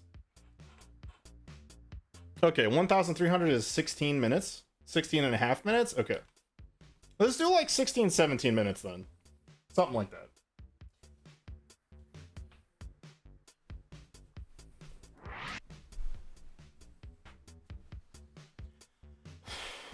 All right.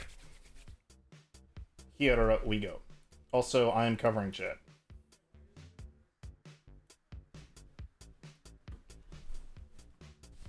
Yeah, over under 17. That sounds good. Let's do that. All right. Here we go.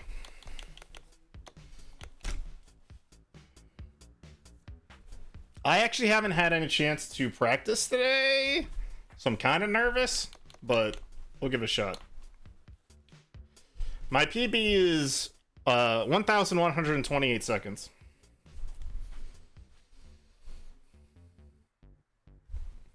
I'm setting up now. Okay, thank you, Mel. I can probably get started. I mean, like, it's a long enough run that I feel like we could leave the Gamba open for like 3 to 5 minutes. It should be fine. I'm juicing, yeah. I feel like a lot of people have a lot of channel points on my channel because I just have sound alerts. Like, I don't have like a pick a game redeem anymore, so there's nothing for people to blow like 8 million points on. Actually, I'm gonna grab water. I'll be right back. 1 second. Where is my water?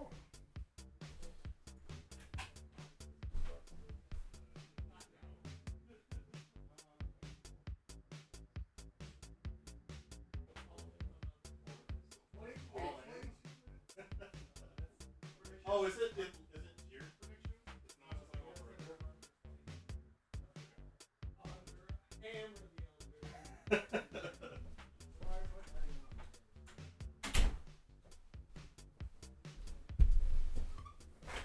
Alright, we got water.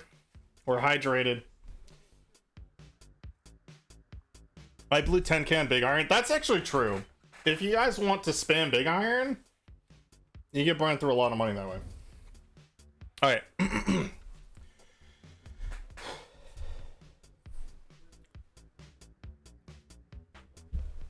Also, disclaimer about this run.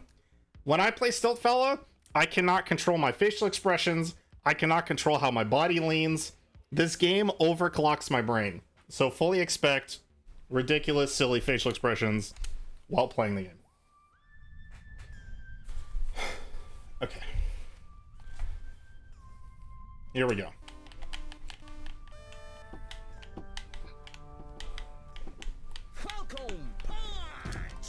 Tay, thank you for the 4 heckin' months. Oh my god.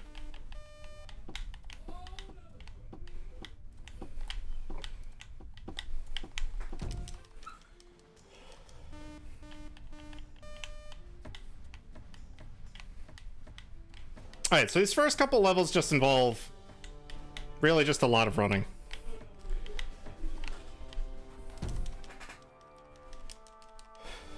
Bumps is an annoying one to do, like, very quickly. There we go. This one we just gotta kick over a bridge.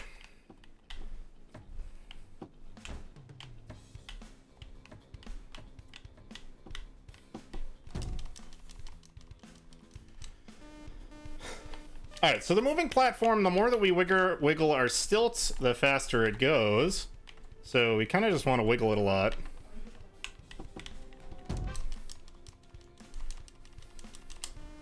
This is one of the first levels. So this is the first level where we encounter weather, where it's actually, oh my, it's actually very difficult to maintain a running animation because there's actually like wind that's physically pushing you backwards.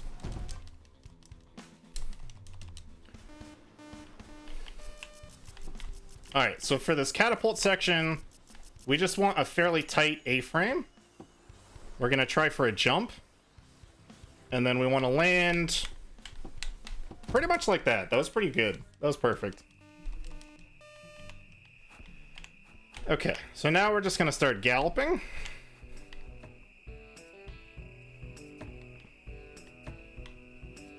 Get our leg over the fence. Easy money. Alright, this is a level that's actually very difficult to do quickly because buckets are the devil. And it's just very easy for them to trip you while you're trying to do anything. This one we just want to run off the diving board. Pretty straightforward as long as I don't fuck it up. There we go.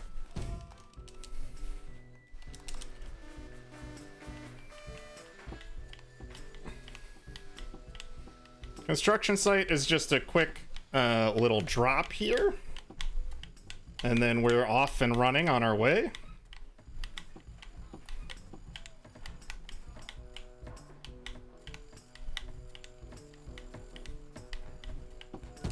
Beautiful. Alright, so for this one, we want to get onto the elevator pretty quickly. I think I should probably reset. But I'm not gonna. Okay. Because basically, when we're on the elevator, it's physically pushing the elevator down. Oh, we got a sticky stilt. We gotta do a couple hops. That's not good. Come on. Up and over. There we go. And we just run to the finish line.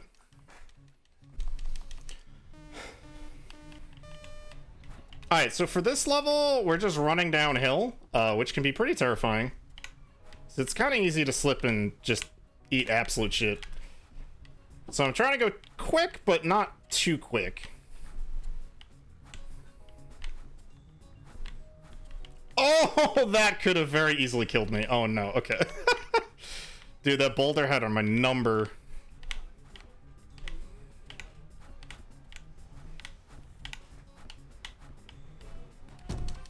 Alright, for this level, I'm just YOLO sprinting to try to get across the highway as quickly as possible.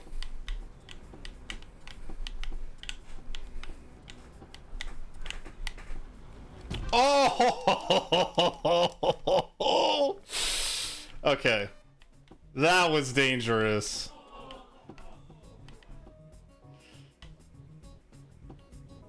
Alright, so for this one, we just gotta get up here, Sparta kick the wall.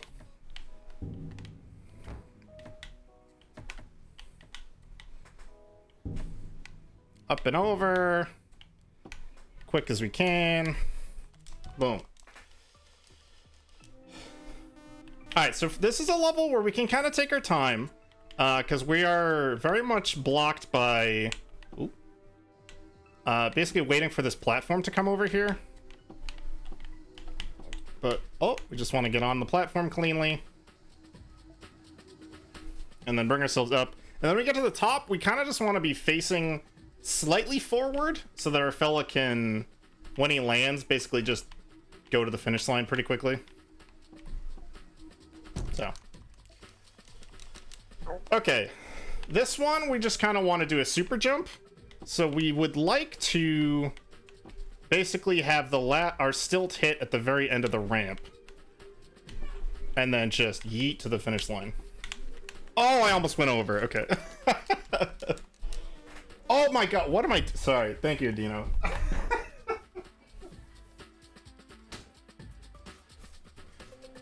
I didn't realize I was invisible. There's still part of me that's invisible, but I'm at least less invisible. I didn't realize it was literally just my head. Okay, so for this section, I've found that if I just pound my right stilt, it works better for me personally. So we basically spend the whole time just hitting our right stilt down, and then I hold it and drag. Alright, so for Tundra, we just need happy feet. We really just want to build up our momentum and maintain it as much as possible. Ah, damn. Okay. This is not going well, but that's fine. If I can, like, lift my feet quick enough, I won't... The stilts won't slip, essentially. So we're just kind of trying to do, like, a mad dash across the ice without ever... Alright, that wasn't terrible. I demand we cancel the Gamba? Oh, no.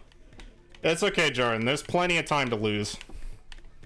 I wouldn't worry about it. Alright, so we just gotta do one quick little hop here. And then a step up. Up and over.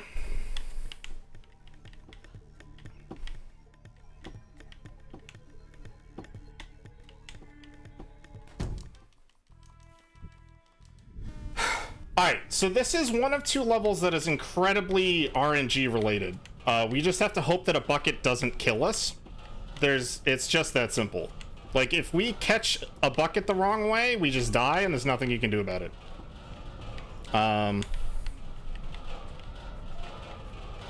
So it's this and Stiltzilla are the two levels that's kind of, from an RNG perspective, scare me the most.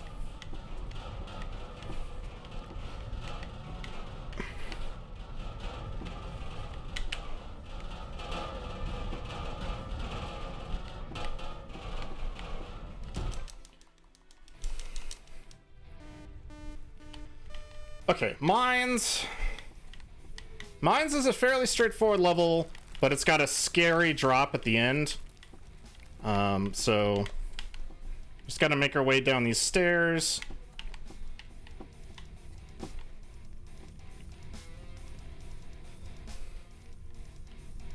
And then I would like to... Uh-oh.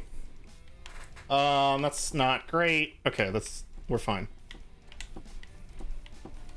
I would like to land, like, A-frame on that platform, but we kind of missed it. We were a little bit too far forward. Okay, so now we're in space. I screwed that up a little bit. But we want to basically be as low to the ground as possible and always facing forward to build up as much momentum as possible. But then we have to level out just before we kick off the ground.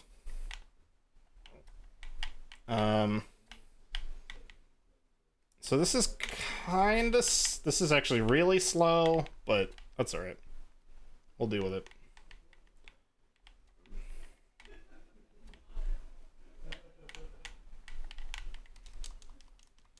it. Space. Alright, so for this level... Uh-oh. You basically... The vibrating blocks really act like ice on your stilts. So you just have to be very careful with your stilt placement. And then for this section, we just need to pound a stilt into the ground. And that brings us forward. Easy money. Alright, Return to Sea is one of the levels that I sneakily actually hate a lot. Because it should not be difficult. But it's a level that I actually die on very frequently. But it involves a moving platform at the end and weather that like really screws you up. And basically, if you wiggle too much on the platform, it can move so fast that you kind of get screwed over and you don't have time to like get to the other side. So... Whoa. Fuck. Okay. That's alright.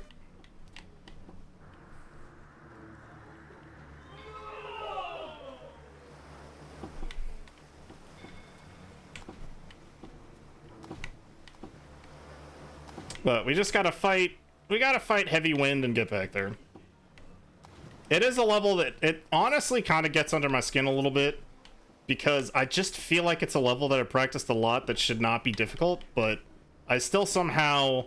It seems like every time I die, it's to something like really silly. But I think I just need to practice it more.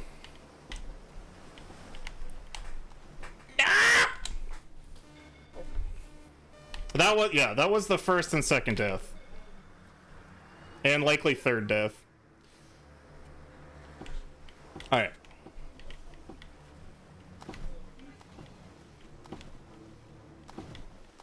I think it's just... It's going so fast that it's kind of pushing me over and bullying me. But honestly, if I can just get out of this level at this point, I'll be happy. But as the platform moves, it like pulls your stilts apart, which can be very frustrating as well. All right, we're good. We're good. Damn. All right, so we lost a massive amount of time on the level. But I think the rest of the run has been actually really, really good. So I can't go for a flip now because that stupid building is in the way. Man, I wanted to show off the cool strat. I really wanted to show you guys the cool strat. What is that building even doing? But you can do like a front flip on this level. And I think Ken actually does like several front flips on this level.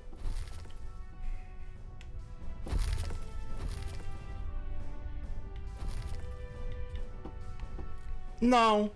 Oh, you dumb. No! Okay. There we go. It makes no sense why this works. Yeah, I can't explain it, Jordan. Alright, so this is a level where we can't really rush it. We just have to wait for the level to spin all the way. The finish line is directly behind us, but there's not actually any way to get to it. So we do just have to wait for the level to spin all the way around.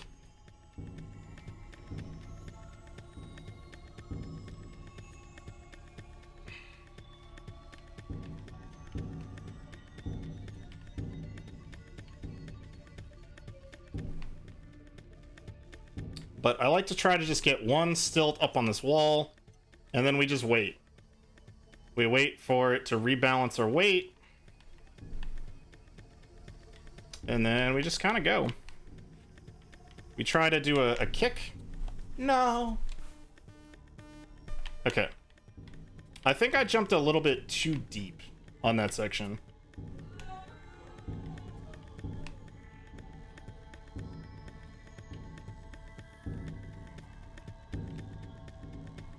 Yeah, we want to basically A-frame and then like reverse our front to back stilts as we kick off the ground. But I was like a little too deep into the jump. I'm not sure if that's because I didn't wait long enough or if I went too early. It's actually kind of hurting my brain thinking about it. So I'm going to not think about it and just try it again. And it's probably going to work.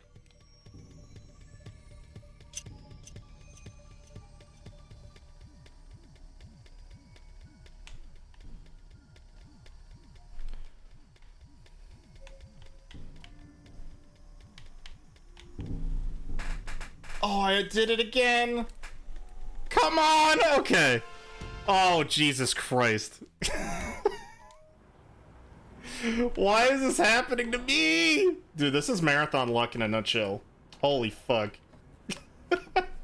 I thought there was no way I was going to get that flag.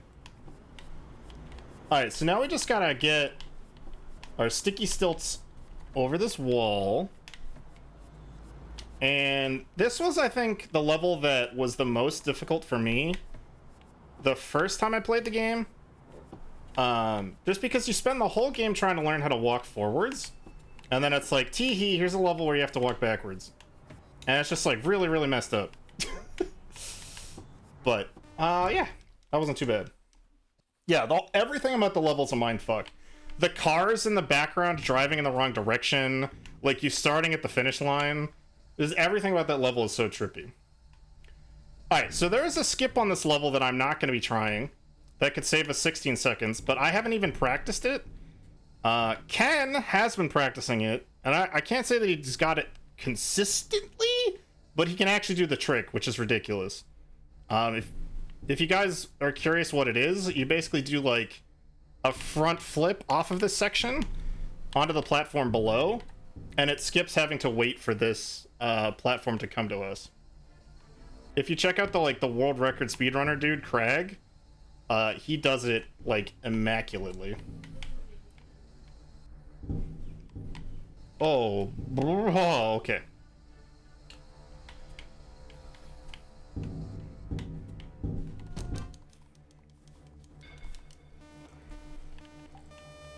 Alright, Mystery Cavern. There's not a whole lot to note about this level.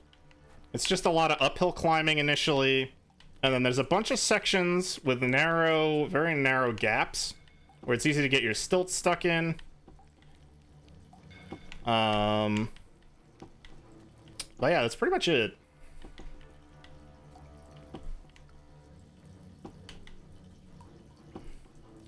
But we want to make sure that we get a big step for this. And then there's a hidden gap there that's very easy to get our stilts stuck in. And we just walk to the end. Okay, a fella to light the way. This one's tough because you can't really see the obstacles until you get to it. But we're just going to take one big step here onto the elevator. I think. Hold, please. We're going to take one big step here onto the elevator. Bro, I've never had this happen before. I've literally never fallen there before. Okay, this is new. We're gonna take one step onto the elevator. There we go. And then wait for the moving platform to come to us. And then get on the moving platform. And then we basically just want to run to the end. And do a little mini A-frame. Oh boy. Okay. Beautiful. Alright, so we've made it to the Cloudland levels. These are infamous in Stiltfella for being ridiculously hard. We just gotta push this big-ass block out of the way.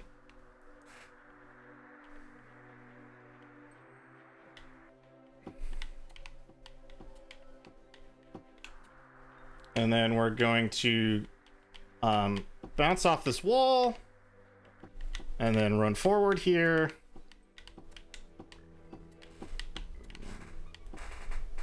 Oh, I don't think that was far enough. Oh, no. Okay. We got to do a running jump off the diving board. Oh my god.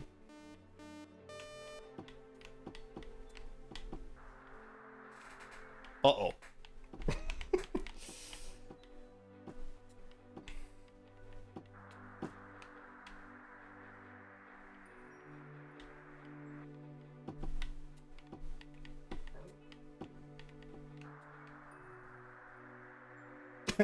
Yo, Callum, welcome on in.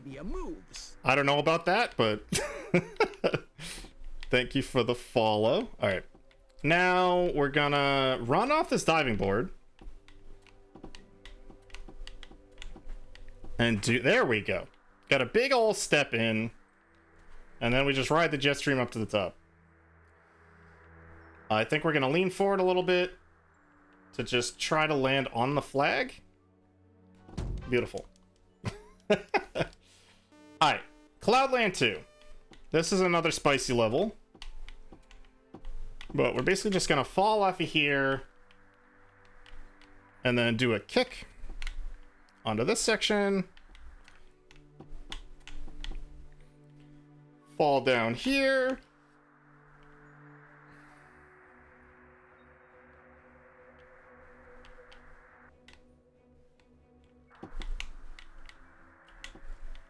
And then we just gotta kick a bunch of blocks over.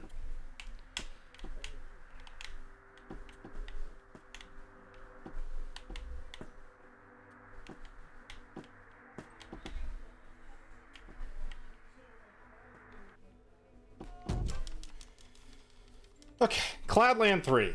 Now this is the most difficult Cloudland level. It's one that, the first time people play Stiltfella, they probably spend at least hundreds of attempts on. It's a infamously difficult level. I'm hoping we won't have to spend that many attempts on it.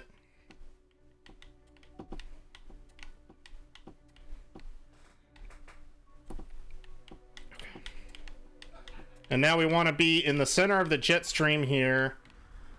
Absolute dead center of the jet stream, slightly tilted forward. And I would like to have my stilt touch all of these blocks. If we can have that happen, we're home free. Okay, that was big. I should have not hit the A button here. That was a screw up by me. I should wait until the clock hand moves around, because that'll actually save a couple of seconds. Now we have to wait for it, unfortunately, but that was something I literally found out about yesterday.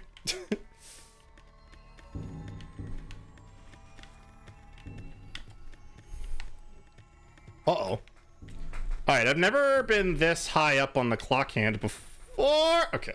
Shit. Alright, so my PB would have ended now, also, by the way. Unfortunately. We lost a ton of time. We lost a ton of time on the Octagon level. And the back to sea level. Alright, so we're gonna try to push away from this hand. And then just kind of gently drift to the finish line.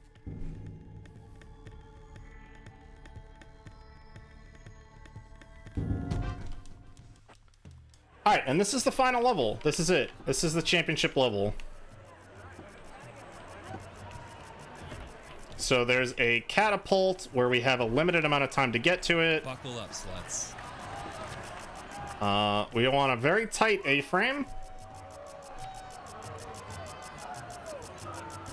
And if we can hit like if we can hit the very top of this next section, that will save us some time.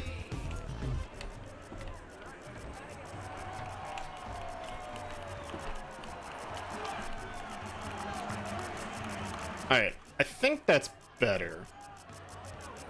These catapults have a way of like pushing your stilts further back than you want them to. Okay. This looks pretty good.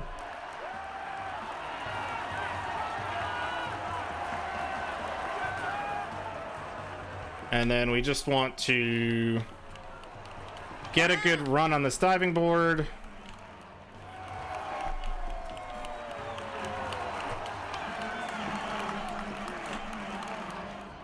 then we're gonna have to do a couple hops here. Get onto this platform here.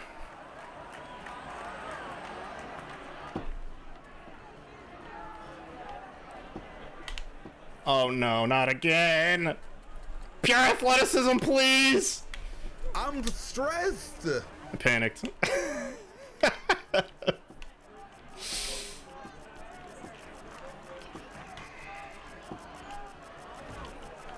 Bald. Bold. Beautiful. Cross this bridge and he will come over you in return. Why have water under the bridge when it can be you? Alright, I'm sorry. I cannot have sound alerts playing right now. I'm sorry, Cookie. Holy fuck.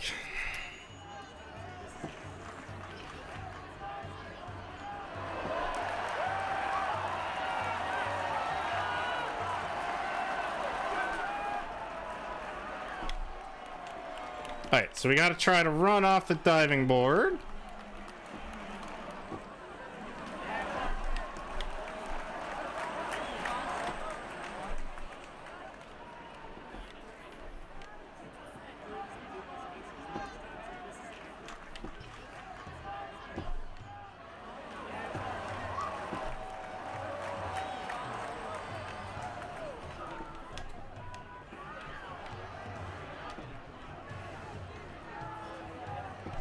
Okay, and now we take a couple steps, go into a run, and then gallop our way to the finish line. Oh, Jesus Christ! Holy fuck.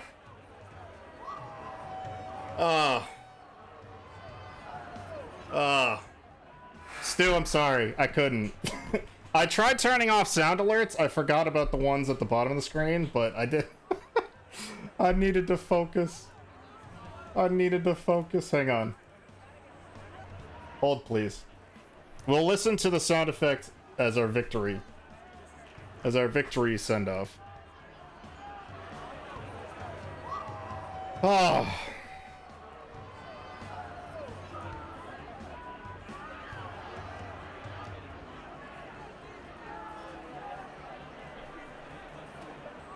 Bald. Bold.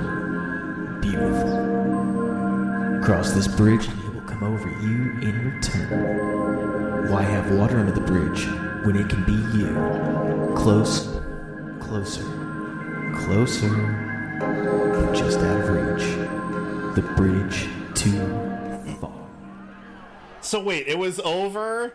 It was over by 14 seconds? Oh my god.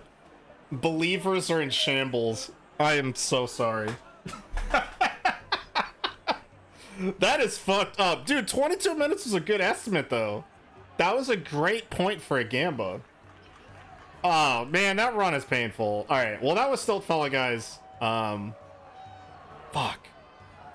There were, like, 3 sections that I wish had gone better. Oh, my God. Bruh. If those had all gone well, that could have been like sub 10. But we died at the end of like 2 super long levels. Oh my god. You've improved so much in the last couple months. Yeah, you too, Ken. So shoutouts to Ken. Thank you so much, Ken, for motivating me and pushing me to help me get better at Stilt Fella. We've definitely been feeding each other strats and watching each other get better. And I learned a hell of a lot more about this game than I ever thought I was going to. I definitely put more preparation into this run than getting over it last year. So, yeah, that was a lot of fun. 3 minutes lost. Oh, God. Oh, it hurts. Oh, it hurts. But yeah, definitely check out Ken, guys. He's a homie, and he also speedruns Stilt Fella. So we've been having like a friendly competition back and forth to try to see how far up the leaderboards we can get. I'm not going to be done with Stilt Fella. I still need to get Iron Man mode done. But now that I'm done prepping for the speedrun, I can start working on that. But to believers, I apologize. To the doubters, you guys are eating well tonight. Damn. You guys got the bag out of the bank by 14 seconds. Can I ban a Dino? You can do whatever you want, Grizz. You're a mod.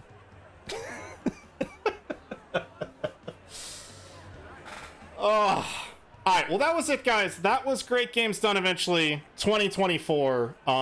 Huge shout outs. Thank you to all of the runners. You guys have been fantastic. Thank you to each and every one of you guys for doing this every year. This is one of the highlights of my whole streaming channel. It's just super, super fun. I love watching all these different speed runs. Thank you, everybody, for everybody hanging out. Thank you for everybody who brought your communities over here.